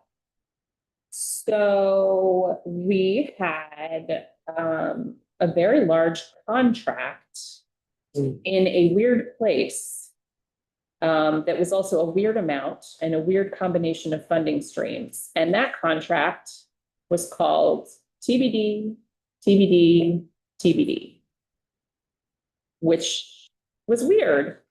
And we asked and we asked and we asked and we asked and we asked, and nobody would tell us what it was. So we cut it because it's a tough budget year, and I'm not going to let a multi-million-dollar contract with recurring funds just sit there in my committee. Yeah. Turns out the composting funds were within that. So one of the things that we will do with the committee of the whole is restore those funds from unallocated funds in our committee that are there. What'd you say, Jen? It's almost enough. We need to restore 4.4. I think we have. There's not. Yeah, well, that's a next year problem. Okay. But I think that, Is 4.4 how much was in FY 25 or how much was proposed in the mayor's 26? that is how much is proposed for 26. So that would be the 12,000 households. Gotcha, okay, because 4 million is FY 26. Yep. Store curbside composting. Yep. all right, because this is as you know, super popular program. I totally hear you on like We never want to sketchiness. press that on purpose. Yeah, You know, here's my thinking on this is like, you know, I don't regret making bold choices. It's very hard to do collaborative budgeting without transparency from our partners. And, you know, I think people expect a certain thing from me, and perhaps sometimes I get played because they know what I'm going to do. So I'm not accusing anybody of anything, but the fact that we asked and we asked and we asked and we asked, and after we marked up the budget, we found out. And then it became a whole thing. So, you know, but we'll be fine. We're going to restore it. We have the funds. you cut TBD. Right. But TBD. This is something that happens every year with multiple committees. We can only make decisions as good as the information that is provided to us. And if the information isn't provided to us correctly, then. That's right. otherwise I was gonna put that back. That's right. Yeah. Like, so I'm going over the mayor's letter. I haven't read it yet. You talk about curbside composting, elimination of 60 filled FTEs who work on the Clean Corridors Initiative. The committee proposed to fire 60 Department of Public Works workers dedicated to cleaning our main corridors, removing graffiti and abating illegal dumping as part of the Clean Corridors Initiative. Unless corrected, DPW is notifying these 60 employees, the majority of whom are Ward 7 and 8 residents. Council is cutting their job. That's what I was just discussing with Wendell. We've only been able to identify 18 people. That you cut. No, we didn't cut those because we actually converted the 80 term positions to 20 full-time. So everybody gets a full-time job. Elimination of all household hazardous waste collections. Committee eliminated all funding for household hazardous waste drop-off. This means residents will not be able to dispose of household hazardous waste in FY 26. How much did she say that was? Didn't say. That was in the TBD contract, apparently, which, by the way, was under the executive administration budget line. Composting in the past had been under Office of Waste Diversion. I'm not sure where Has Waste had been. So it may be that we need, no, that's 300K. So we'll work with you to restore that. Adding new requirements for DPW without sufficient staff or equipment. Public Works and Operations Committee accepted a transfer of $633,000 and added 9 FTEs to shift Department of Parks and Recreation and Recycling collection from the Department of General Services to DPW. While this is well intentioned, the funding is not sufficient for DPW to take over this function. We also added $43,000 for 250 new public litter and recycling cans, but failed to provide any additional staff or resources for DPW to collect these new cans. Unless this is corrected by properly funding these new requirements, DPW will not be able to undertake them.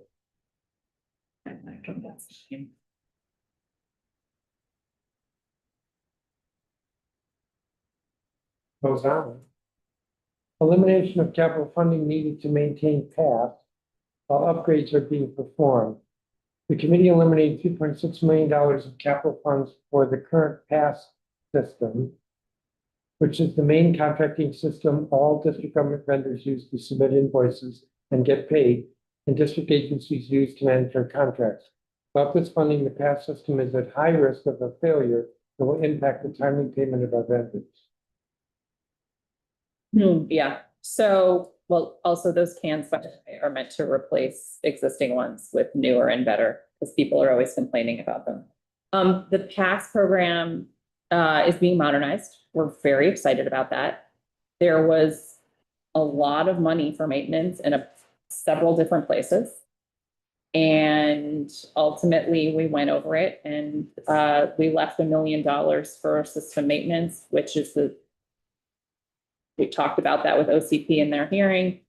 The project is chugging along, but it's a lot of the money that we took was for an add-on here and an add-on there for when it's fully developed, and it's not fully developed. It was all labeled as maintenance, but it wasn't all maintenance. Eliminates 9 vacant positions in the School Connect program. Public Works and Operations Committee eliminated 9 recently vacated positions at the Department for Hire Vehicles that drive School Connect routes. Department for Hire Vehicles is starting recruitment for the upcoming school year, and without these positions, the agency will need to cut the number of School Connect routes for our students. You know what, cutting vacancies is fair game at any time, especially in a tight budget year. With the park collection piece, that money is going to 2 full collection teams, and we funded the corresponding new trucks. And according to the data we found, there's 145 recycling cans in parks total. So I feel pretty good about that. Well, also, this is moving the collection from Department of Parks and Rec to DPW, or from DGS to DPW. Yep. Because right now, if you need a trash can emptied in a park, or a recycling can, it's kind of a mystery as to when that's going to happen and who's going to do it. It doesn't make any sense that the public has to wonder. There's no answer for why it is the way it is. Like both committees asked multiple different ways. So you want it all one? Yeah, so some of you know where I live. I live catty corner to Peterbug. Peterbug has a shoe company. Peterbug has a couple of city trash cans in front of his place. 2? Well, it's at the intersection, so there's. Okay. Yeah. Peterbug have extra cans? You know. Carry on. So one can gets picked up by Department of Parks and Rec or DGS. And the other can gets picked up by DPW. Really? Yeah, so the truck comes up, picks up one, but not the other. Then the truck comes different. Picks up one, but not the other. I do, right? It's a lot of times, yeah. Yeah, that's what it is. You didn't fix schools. No, we're not, schools is not picking this up. It's at the curb. Well, that's weird. We should definitely look into that. And the other thing is the School Connect positions were also vacant in their FY 26 Schedule A, which is usually an indicator that they're not planning to fill them. So I think there may be some creative license in the letter on that. I'm gonna move on. I'm sorry. Oh, go ahead, bro. Oh, I just had one last thing, and I'm really sorry to even bring it up again. And my team would tell me not to do this because they have told me several times how amazing your team has been on working on this issue. I just need to say one more time with my Ward 2 hat on that we have had a really big problem with the street vendors. Some of whom are amazing and some of whom are not permitted, not licensed, and will not move when DLCP says you can't be here. And DLCP says we have no enforcement ability, and MPD says we can't go. And some of them have gone really late night and are lining up at 1 a.m., 2 a.m., 3 a.m. and causing other problems and other safety challenges. So I really was excited to see this in the BSA. Totally respect they're going to move it as standalone legislation. I think you and I have a slight difference of opinion about the MPD involvement here. And so I'm just raising this again to the group. This is probably going to come up when it comes to the council, and again, with my Ward 2 hat on, like the current system has not been operational from my So- perspective. We're gonna work on this together. I just want to make a point that I think is important for all of us, which is, this is the second time they have put like a manifesto around street vending in the BSA. The first time we took it out and we said, send us the bill, we'll work on it. They said they'd send us the bill, they said they'd send us the bill, they said they'd send us the bill. Then they sent an emergency to you, right, instead. And appreciate you working with us on that and understanding that that wasn't the right way to move it. And then lo and behold, it's in the BSA again. All we're asking for is for them to send the bill to us or to send it down. And so instead, what we're doing is taking it out of the BSA and introducing it ourselves. I don't know why they keep doing this, but it's hard to work this way. And it makes it harder to solve your problem. It also makes it harder to solve their problem. There's plenty of things in there we're happy to do. There were even some we were happy to do on emergency, Right. but this isn't collaborative. Okay. So now we're stuck doing this and it's been delayed because of it, but we will do it. I promise we'll work it fine. Okay. We're gonna move on. I do want to just, if I could just add a little something about the vending problem that we may be having. We have had a couple of questions about vending in the office. The constituent services staff has been working on it. What we discovered is that one of our agencies has actually followed some of the vending vehicles into other parts of the region. And they have done that because some of these trucks have thousands of dollars of tickets. And I admire the fact that we took that step. And I think that it requires more than just us talking to each other. It's time to talk to some of the agencies. And I would suggest that we really get on top of this because we're talking about, they estimate more than $400,000 for one truck. And they believe that they have tracked more than $2 million worth. Is it a food truck, Mia? It's, of course. It's a food truck? Food trucks that do, yeah. So if we're talking about vending, to me, that's a part of it. And someone who's involved in that needs to get on top of it. Yeah, we've asked the agency we've repeatedly asked them to send us their bill on towing and they haven't. So we'll just figure it out when we introduce this thing. Because it's an easy fix, but they have to send us the bill. These are just staffers. You know how staffers throughout our government talk to each other? So staffers talking to staff. No, I mean, I think legislatively, it's an easy fix. I hear you. The agency's willing to work with us. Okay. We have 3 committees left and it is, I have to write it, 7 PM. All right, I'm gonna go for the land speed record.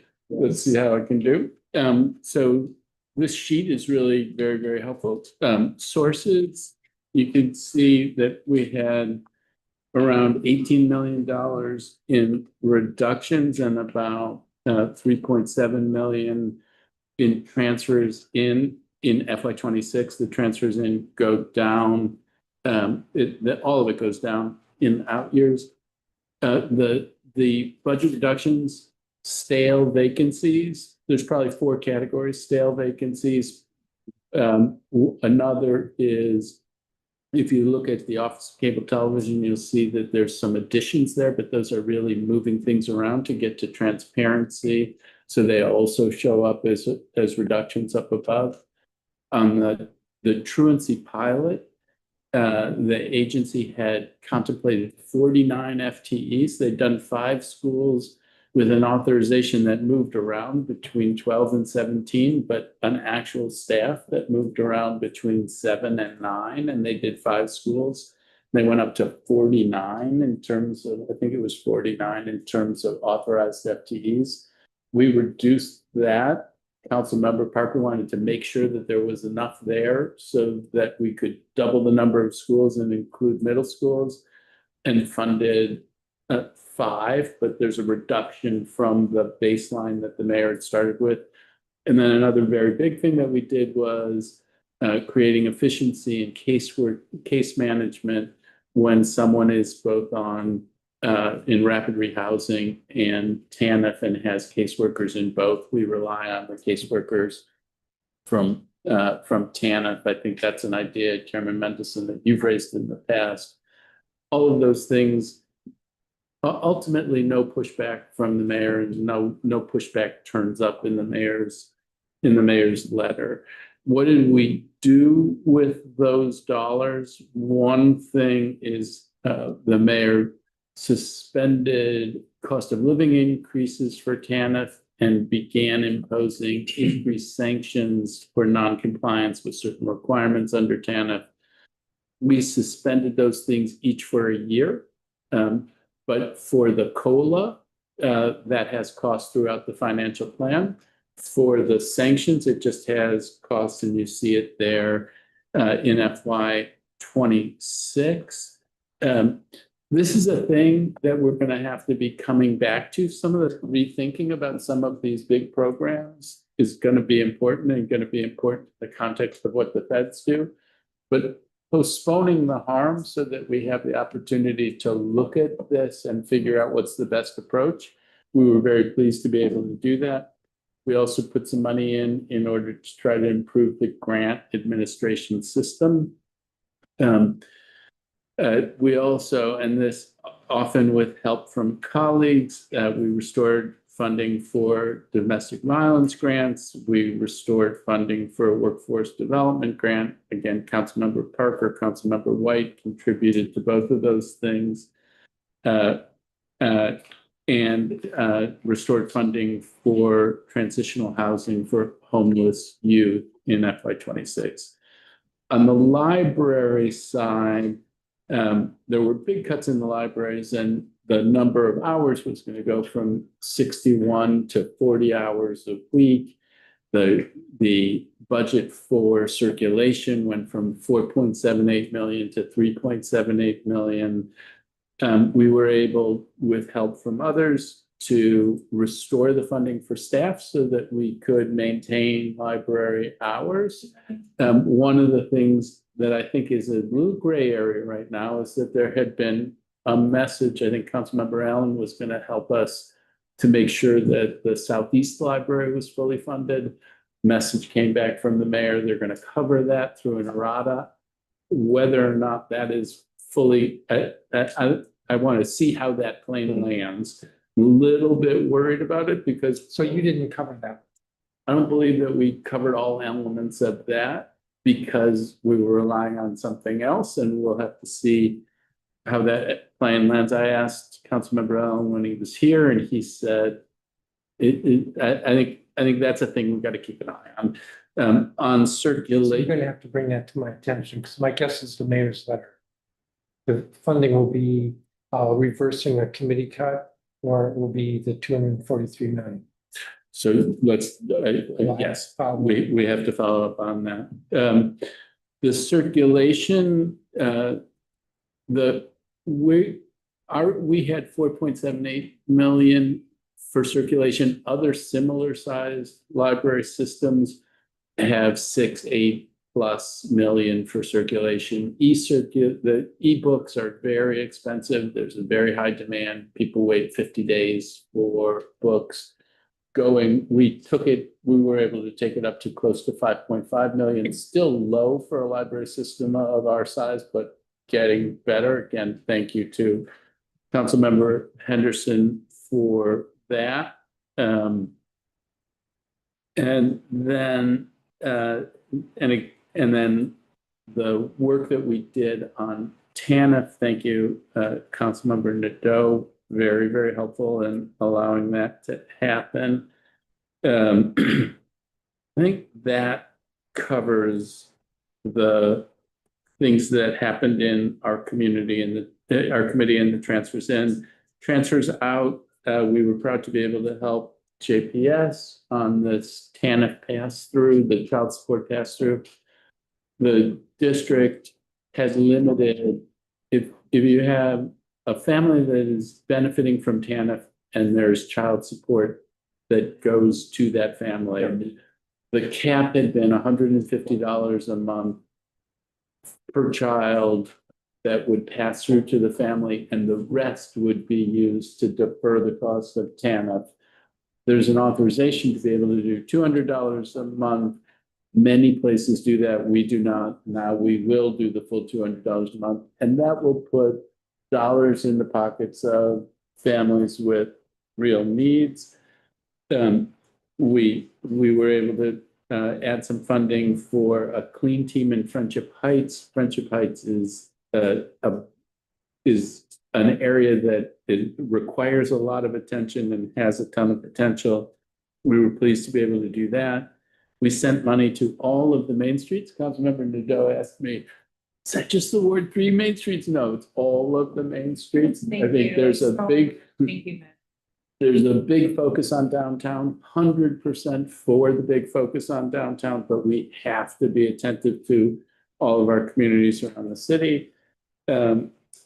Similarly, we were able to add money for the villages, and again, not just villages in Ward 3, but villages across the city. Also super pleased to see $100,000 added. I think Anita added for pilots of Ward 7 villages, which I think is a very, very important thing. Is that through the collaborative, or is that for a new Ward 7 village? There's two of them. Is that through the village collaborative that's run out of Ward 7, or is that through a new Ward 7 village? It's for a new Ward 7 village. Yeah, they do not have one. And then we were able to send a little $250,000 to Iona Senior Services, which does a Dementia Navigators program that is a citywide program assisting families with a member with Alzheimer's. I think Anita again complemented that with money for the Sibley program. This Alzheimer's community is a growing community. Some kind of effort to be helpful to folks, really, really important. We also sent a little bit of money to CBED to try to support addressing a tax abatement issue for So Others Might Eat, where this is a little bit of a complicated one, which we may talk about at some point, because not to tip cards too much, but there may be a little bit of money in that pot that isn't needed ultimately for this purpose, and is money that I would encourage you to take and use for something else.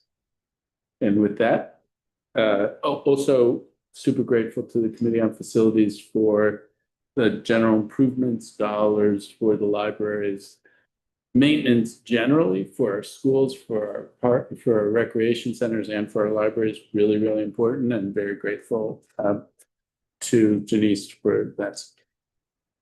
What was the money that you said might not be necessary? So Others Might Eat started a project in Ward 3 and assumed, and this happened with some other entities in some other places, and expected to be getting a tax abatement, and that was built into the financing for the project. But the tax abatement didn't kick in until because they had not achieved a level of occupancy by a certain time, they didn't qualify for the tax abatement.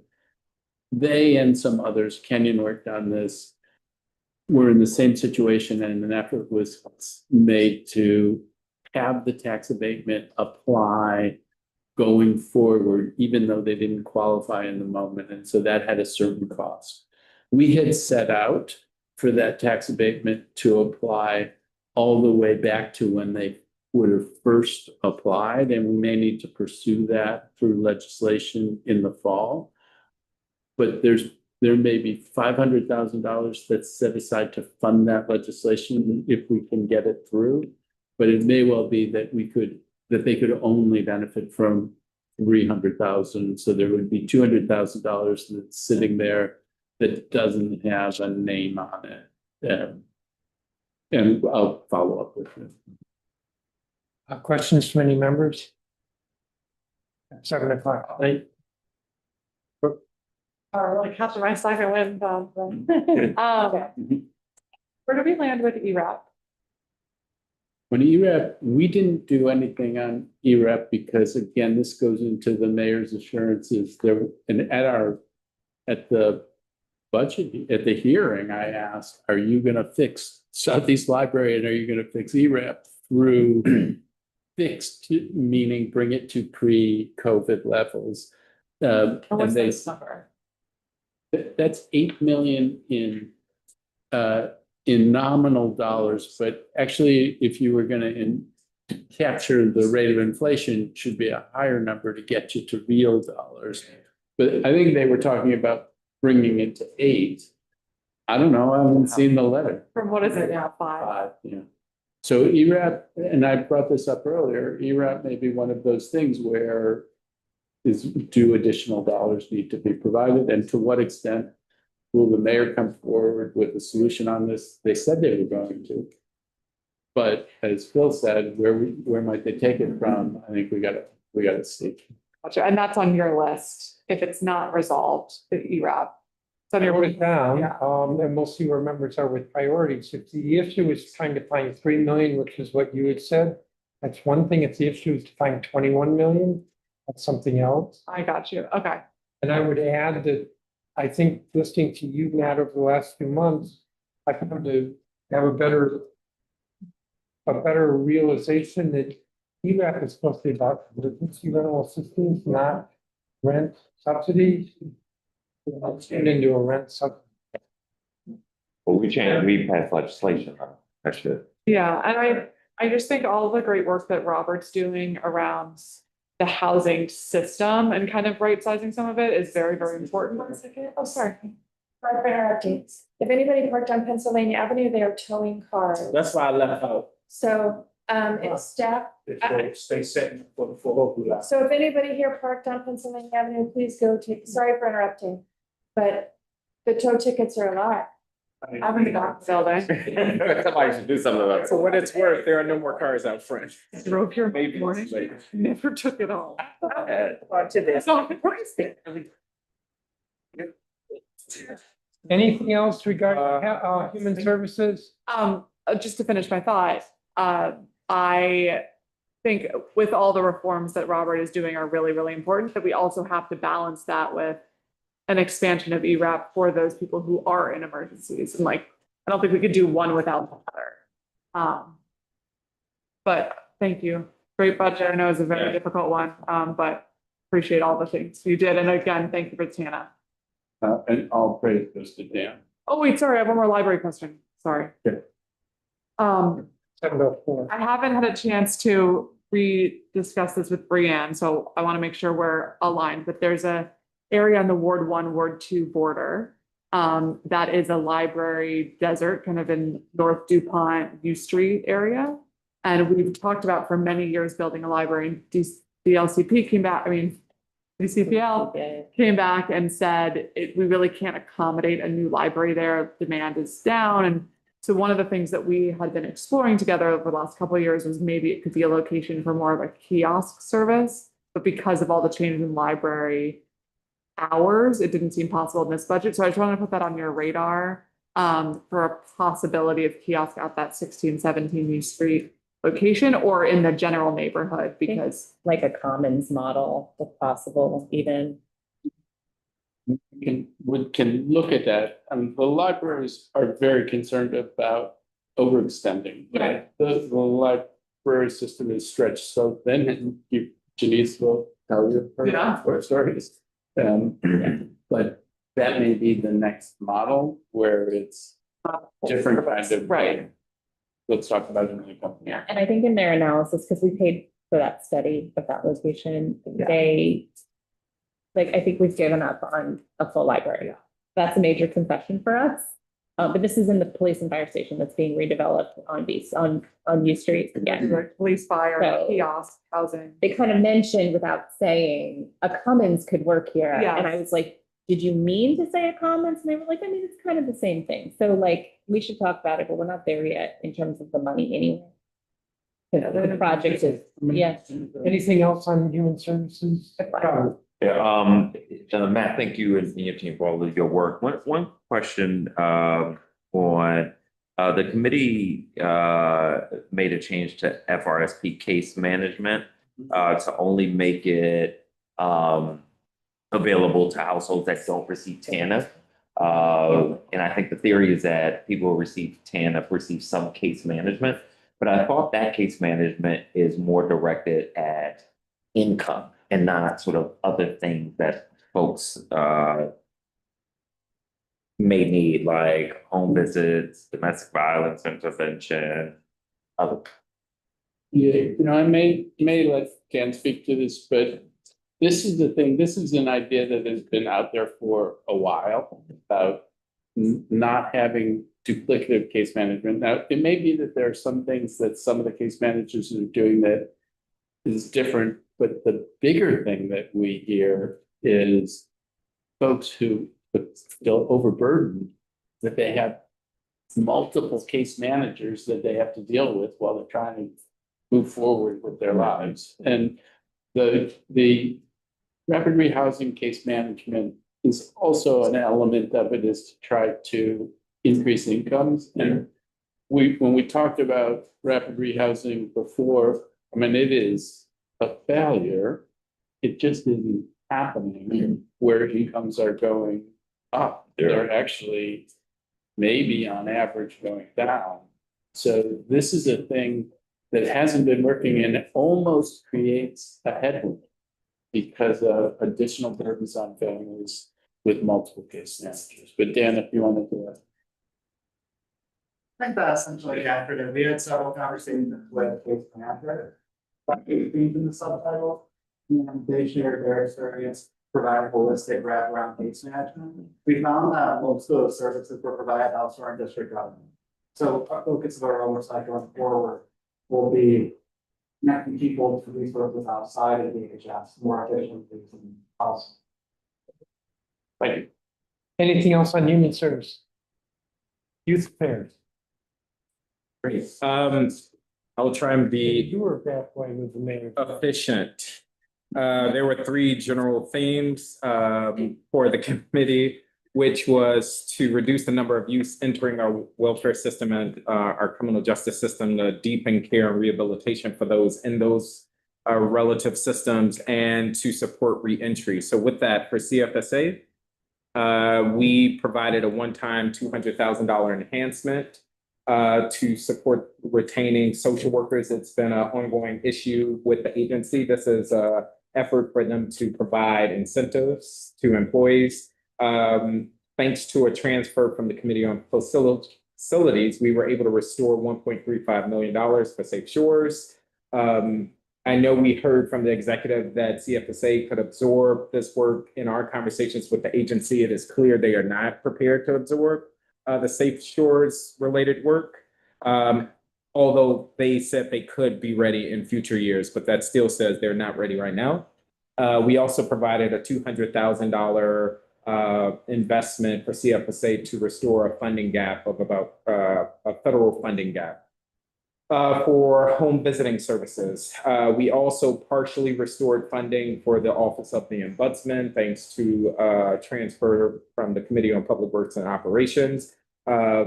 We reduced them by roughly 2 FTEs. One FTE, they were trying to hire 1 FTE they will lose. And for DRS, we right-sized their educational programming. I know that's one thing that the mayor mentions in her letter. I will just say there's been ongoing back and forth between DRS and Maya Angelou. They have not had a renewed contract. Maya Angelou has made very clear that their contract states that they are to support 80 youth. Again, we have over 100 youth at any given time at YSC. What I saw with my own eyes were young people with packets that they couldn't read and engage with, and they are not receiving educational services. So instead of waiting for DRS to finally come to the table, we put in the budget a $500,000 enhancement, which will hire 3 more instructors, provide retroactive pay for those instructors and relative pay to other educators in the ecosystem, and to support the purchasing of additional technology like whiteboards. That's sufficient? That is sufficient. The debate is between DRS and Maya Angelou. So we just gave Maya Angelou what they said they needed. And we were persuaded that they do in fact need more FTEs to deal with the overcrowding issues at YSC. We fully fund the Road Act. There is discrepancy there, I will say. I work closely with Deputy Mayor Apia. The FIS said that the Road Act calls for 2 FTEs. We gave them 4 FTEs. The director said they needed 8 FTEs to pull off the Road Act, which I don't buy. We did seek a compromise, I will say, in conversations with the director. He signaled that 4 will do, but I think formally the agency is still saying they need more FTEs, but we do meet the threshold of the 2 FTEs that the FIS called for. And we established a new pilot program to support youth exiting DRS. And so one of the things we've heard from youth directly as we've engaged with them is that there are issues with credit transfers to their schools. There's issues with them getting employment. Sometimes the home that they came from is not a safe place. And so we're hoping that this pilot can be scaled in future years, and it will provide case management support to young people leaving DRS in hopes that we can drive down recidivism. We also funded a pilot thanks to a transfer from Anita's committee that will establish a pre-apprenticeship program to give more hands-on skill-based programming for young people at New Beginnings to put them on the right path. So if you're seeing, we were trying to deepen educational programming, workforce development programming, as well as general engagement. I will stop there. I will, just to speak to the mayor's letter, she talks about cuts to healthcare operations and educational services at DRS. In actuality, the reductions that we made there was similar to what Brianne said. They had contracted, budgeted line items and what actually was spent from those line items. And we took the delta because the agency was not able to justify the discrepancy between what was budgeted versus what was actually cited on the contract. Happy to give examples. So for instance, in education, and again, they budgeted $7.8 million, yet they only allotted $7.1 million. We reduced that line item and actually gave Maya Angelou the money so that they could hire the teachers. I'll give you another example. Sorry. If I look at shelter and group homes, they budgeted $6.6 million, but they actually can only provide documentation for $4.68 million. We didn't take all of it, but we did reduce some of those line items. The last thing, working with the council budget office, there were reductions for CFSA. So when the mayor says in her letter that we reduced $900,000 from room and board and $150,000 from child placements, in actuality, the allotted money and the increase year to year was significantly over what was being spent by the agency. So to give you an example, for room and board at CFSA, for fiscal year 24, they had allotted $10.2 million. The actual spending was more $11.9 million. Then it jumps fiscal year 25 approved to $16.5 million, which is 39% increase. And their actual spending for fiscal year 25 is only $9.1 million. So we reduced those line items in conjunction with the council budget office. I'll stop there. But I'll end by saying the investments we made in other committees, as well as the investments we made in the committee, was all around a theme of supporting youth rehabilitation and wellness. Questions for Zachary? I was going to ask you about the mayor's letter, but you addressed it. Yes. We stand by our investment. What did you say? It's a little inside joke. But I am really raising my hand. I don't know. No more ad bill fees. That's right. That time of day. Talking about that, Bill. Okay. 2 questions. One, for the Maya Angelou contract, I may have misheard you, but it sounded like you said you didn't have an arrangement with them, and so we gave them a $500,000 enhancement. I just want to make sure that there's coordination between the DOC arrangement that we have with Maya Angelou, because some of the students that contract is set to cover are young people that may be going into these IRS facilities, and part of that, we have legislation on it called the LEARNS Act, but we also had an MOU with the executive on it, so we should just touch base to make sure that. Happy to. Maya has an ongoing contract with DRS. They have been in the long contract negotiations. And I made a judgment call that I thought it was unacceptable that students languish without educational services while they figure this out. And so we forced their hand and said, we're going to invest in additional teachers so all young people at YAC could get direct educational services. Again, I want to reiterate what I saw and what Maya attests is happening is that in several of the units, namely the new girl units, they are receiving packets. At the end of the day, someone picks up the packet. If they turn in 5 packets for the week, they get a bag of chips at the end of the week. And that is the extent of their educational programming. I think we can all agree that's unacceptable. And that is no criticism of Maya. They are literally saying, we literally just don't have enough people in the facility to provide the direct instruction that is needed. So the 500,000 allows for the hiring of 3 additional FTEs, right sizing of salaries, and additional technology, like whiteboards for those teachers.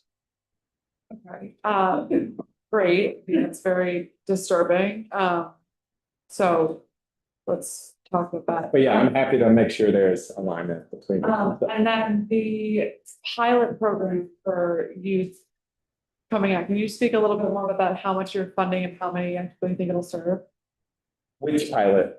For the kids coming out of detention. Yes. So that pilot is run through DRS, and I believe we funded it at 500,000 or 650, 500,000. And it's going to be a grant program. And the goal is for whoever manages that contract to provide case management support, to connect youth to school, connect them to employment, and to make sure that they don't have run-ins with the law. Those are themes that we've heard repeatedly, that when young people are discharged, not only has DRS before the Road Act not done a great job with exit planning, there's literally no ecosystem of support for them. And I'll use education as an example. Many young people talk about how they struggle even to get their credits transferred from DRS to the school, from the school to DRS, which then means they often don't go truancy, they drop out, they then end up right back at DRS. So we're hoping that with effective data, we can scale this over time as a means of driving down recidivism. That sounds great. And DRS is thrilled about this pilot, by the way. And I'm happy to support in any way I can. I will just say, one of the things that has been of concern to me, and as we think a lot about the Justice Involved Youth Amendment Act, part of peace and trying to connect kids, is the follow-up needed. Yes. That it feels like it may be better to focus on a smaller group of kids, even if it was only 20, to make sure that it was very intensive follow-up, like almost on a daily basis, as opposed to serving 100 kids with light follow-up. Yes. With less impact. I think that's exactly the idea, that we would deal with a small cohort of young people And fully. and then track those 3 buckets, but also are they returning to DRS for having run-ins with the law? Sorry, question. You mentioned 500,000 to hire 3 FTEs. Yes. With those 3 FTEs, with the packets now go away? With the what go away? Packets. Oh, with the package go away? Yes. Yeah. I mean, keep in mind, this investment won't hit until October.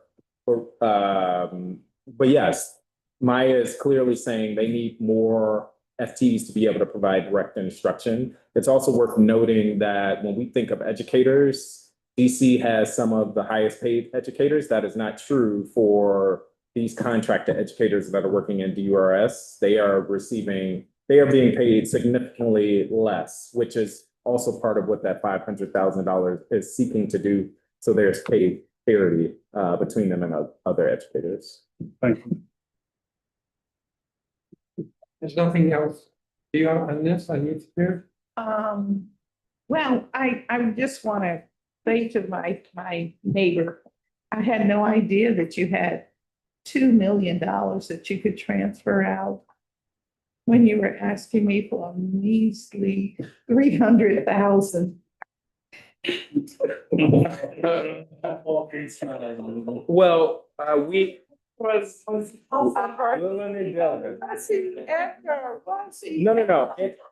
He didn't have money. No, in all seriousness, some of those investments came at the last minute. We did make judgments. We also sent $1 million to the committee of the whole for an investment in the child tax credit, which is directly connected to youth wellness. So your investment was needed and appreciated. I don't know, when I read 2 million went out of your committee to other things. And All youth related. So these weren't pet projects. These were youth related. All right. I appreciate that he sent some money to the committee of the whole. He's gonna spend it. When I look at. He didn't even have child tax credit on his list. When I Oh. look at the Committee on Executive Administration and Labor, all we got was in FY 27, $173.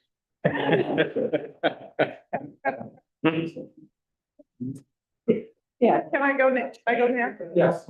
All right. Okay, Sorry. that's okay. Committee on Executive Administration and Labor.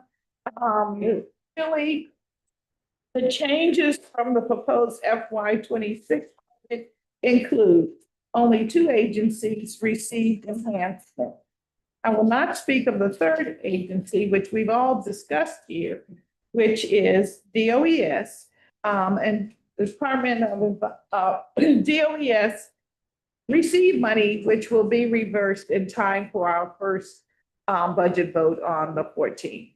So I will reverse. Your staff is talking with the budget office? or we will talk with the budget office to make sure that it gets to its proper location. Well, that's the pathways you're talking about. Yeah, of course. Yeah, that's why it's not really any longer. We pretty much said it's not in this committee any longer. So the 2 agencies that received the enhancement, one that's the Department on Aging and Community Living, DACL, as it's affectionately referred to.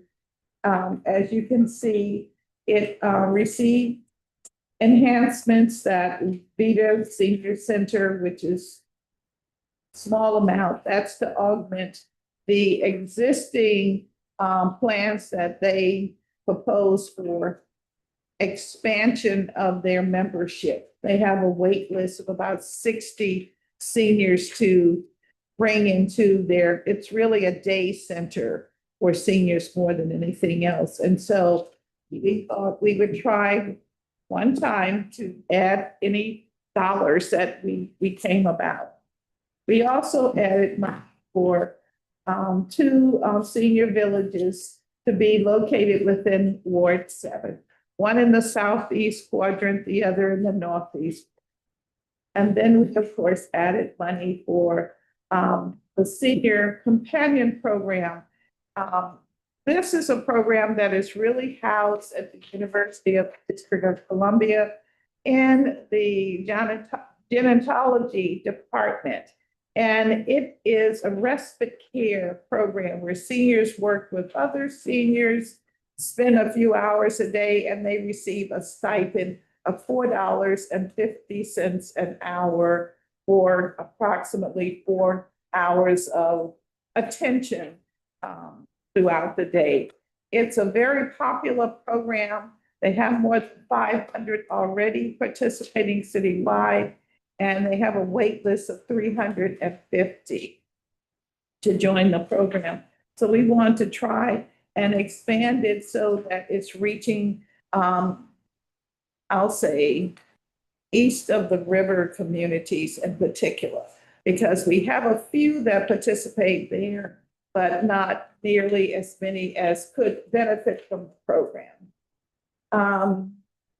Then we added $200,000, as mentioned, the Club Memory Program, which is organized through Sibley Hospital. And that's to deal with the growing number of seniors that are facing Alzheimer's. In fact, statistics say that if you are 80 years of age and if you are a person of color and you have not shown signs of failing, well, dementia, progressing, then you have a good chance of not having to, would not be suffering from Alzheimer's. If you have symptoms, which is a growing number of seniors across the city that are showing this condition, we just thought that it would be worthwhile to really try and keep the Club Memory Program going. And we hope that next year, or through generosity of the COW, that we might be able to put even more money into this program. Then we transferred, we received money from Human Services for the Dementia Care Navigator Program. This serves approximately 100 people with severe dementia. Now, this program, although it is housed by and at Iona, it really does a tremendous amount of work in Wards 5 and Ward 8 with the populations there. Let's see, anything else you'd be interested in? And then we transferred in, we received the transfer in, of course, for the senior villages, monies in for the Connector Card program. That is a very popular program for seniors. It gives them up to $100 a month where they can use all modes of public transportation. $100 if your income is $12,000 or less. If your income is, let's say, $26,000, you get $30 a month. But seniors love it and they feel like they're getting a benefit from their government. They too have a wait list. They currently have about 600 enrolled and they have a wait list of 350 individuals. So any additional funds that we get, we were thinking would be wise to use in this regard. Then the Office of Employee Appeals, they had one senior administrative assistant position that they really needed to fill. They've been waiting a couple of years to fill this. As you can imagine, more and more applications are coming in from the various agencies. So that's what this is about. Also, we insisted that the staff had not had a training program in 2 years. And so we just added training monies for this position.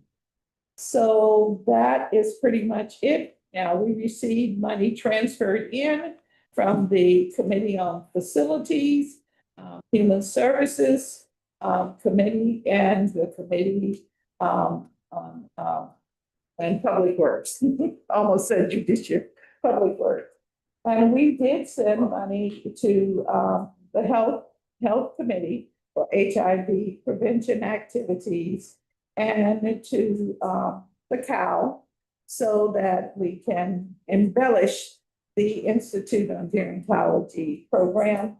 And of course, we sent money to the Youth Affairs Committee for their apprenticeship pilot program. So that concludes, I think, all of any great interest in would be in this committee. Sorry, I'm losing my voice, sorry. Questions? No questions. Are we getting tired? Me- We just have one. But Yeah. Thank All right, you. I'm gonna be somewhere between A star. I did. 5 and 20. And I think you can have a star. Thank you. Maybe the whole, you all were there at the markup. We funded the Board of Trustees, Charter Board of Trustees Training Amendment Act. We funded the School Improvement Amendment Act. We added 5 FTEs to the Department of Buildings. Some of that was with transfers in. 2 charter schools have relinquished their charters, and so we redirected that money, some to DCPS and some to charters. So that's what the charter entries are. We funded schools that were not budgeted up to the amount under schools first in budgeting. And so most of the entries on these 3 pages are schools first in budgeting, 1 for each school. What about Wells County? No. They were funded at schools first in budgeting. Didn't come back to that. We funded the current cohort in the H-1 visa program. I don't think we funded beyond that. And we funded 3 people for the New Heights program. This is the working with girls who are pregnant or young mothers. DCPS thought that that could be handled by the school, as somebody pointed out, I think at markup. How does the school even know that somebody may be pregnant later? Gotta cut that every year. So we also have $50,000 in the office of, no, in non-departmental for a feasibility study on a dual language middle school, either east side of Ward 6 or east of the river. We took money from Seabed for the historic burial grounds. I'm going to talk to them about whether we really, of our priorities, whether that's one we want to do. But in any event, we have that in here. The Office of Planning. And we 400,000 for the Research Practice Partnership. I think we put 600,000 in this year. We did funding for the DC Futures program for at least the people who are currently. This is a good program, and the city has twice been cutting it back last year and this year. The students who are in course of 2 or 4 years, so we restore that for them. We do a one-time enhancement to the Office of Zoning so they can write their orders, and that is what we did. 2 minutes, 36 seconds. What schools did you enhance? Huh? What schools did you enhance? After schools first. You really want me to go through the list? Thomas Elementary School, Burrville, And we'll Excel Academy, Children in Elementary School, Null, Coolidge, Key, Military Road, Duke Ellington, Thaddeus Stevens, Kramer, Truesdale. Yeah. You slipped that costume. Anacostia, that's because I'm somehow not seeing the school. Blue, Lafayette, Langdon, Malcolm X, Powell, Shirley Chisholm, Tacoma, Luke C. Moore, McFarland, River Terrace, King Elementary School, Stoddard, Jackson Reed, Dunbar. So this is the issue with school without walls. Because I know I was contacted maybe by your office. The principal made the decision to cut those positions. Yeah. That's on the principal. And we have to be thinking more about holding principals accountable or responsible for decisions rather than our second guessing or. I normally would agree with you, except if you're a principal of a school and you have to cut 2 positions, I understand the thinking of let's focus on the core curriculum. They cut an arts position and a language position, or sorry, theater and language, which perhaps is better than cutting math and English, but the students also need theater and. I'm not so sure that he had to cut 2 positions. Now, I could look at it more closely. I think it's that he chose to fill other positions, and to do that, he cut these 2. If he didn't get a cut, I don't have the dollars in front of me, but he didn't get a cut. Schools first, he got an increase. Right. There are 117 schools in DCPS, and there are roughly 20 schools on the list that didn't get funded at schools first. So the school that was the only one I know that got funded according to schools first, and there's some complaint about the personnel decisions. And everything I've heard, that's on the principal, not funded. I don't think it's because it's the fault of Schools First. I just think that the need of the students still warrants a theater and a. Every school needs more resources. The principal decides. The principal, you can remember, we went through this last year without walls. But last year, as I recall, walls didn't get, and as like a lot of schools didn't get enough funding. Anything else on committee of the whole? Literacy BSA, all set? Literacy, I think we have a subtitle and it's, Okay, for third grade? I don't remember. I don't remember because It's K through third grade. it wasn't on the list. Great, thanks. And glad for what you did on the state athletics society. Great job. Gold star, Mr. Eagle. Griffin. I don't take gold stars, I give them out. The gold star. What comes next, Mr. Chairman? Oh, we're done. I'm gonna recommend that we meet on Tuesday at 11. At 11? It's coming Tuesday at 11? 9:30. No, 9:30. I misspoke. Next Tuesday. Yeah, it's coming Tuesday. It's like July 9:30, not 9. It's July. Wait, don't we have a breakfast that day anyway? At 9? No, No one. well, there's a legislative, it's the admin, it's just the regular Tuesday morning thing. Oh, It's so no regular. Right. Much better. Yeah, our next select meeting is July 14th, and guess what we're gonna vote on July 14th? RFK? And the rental. What are we voting?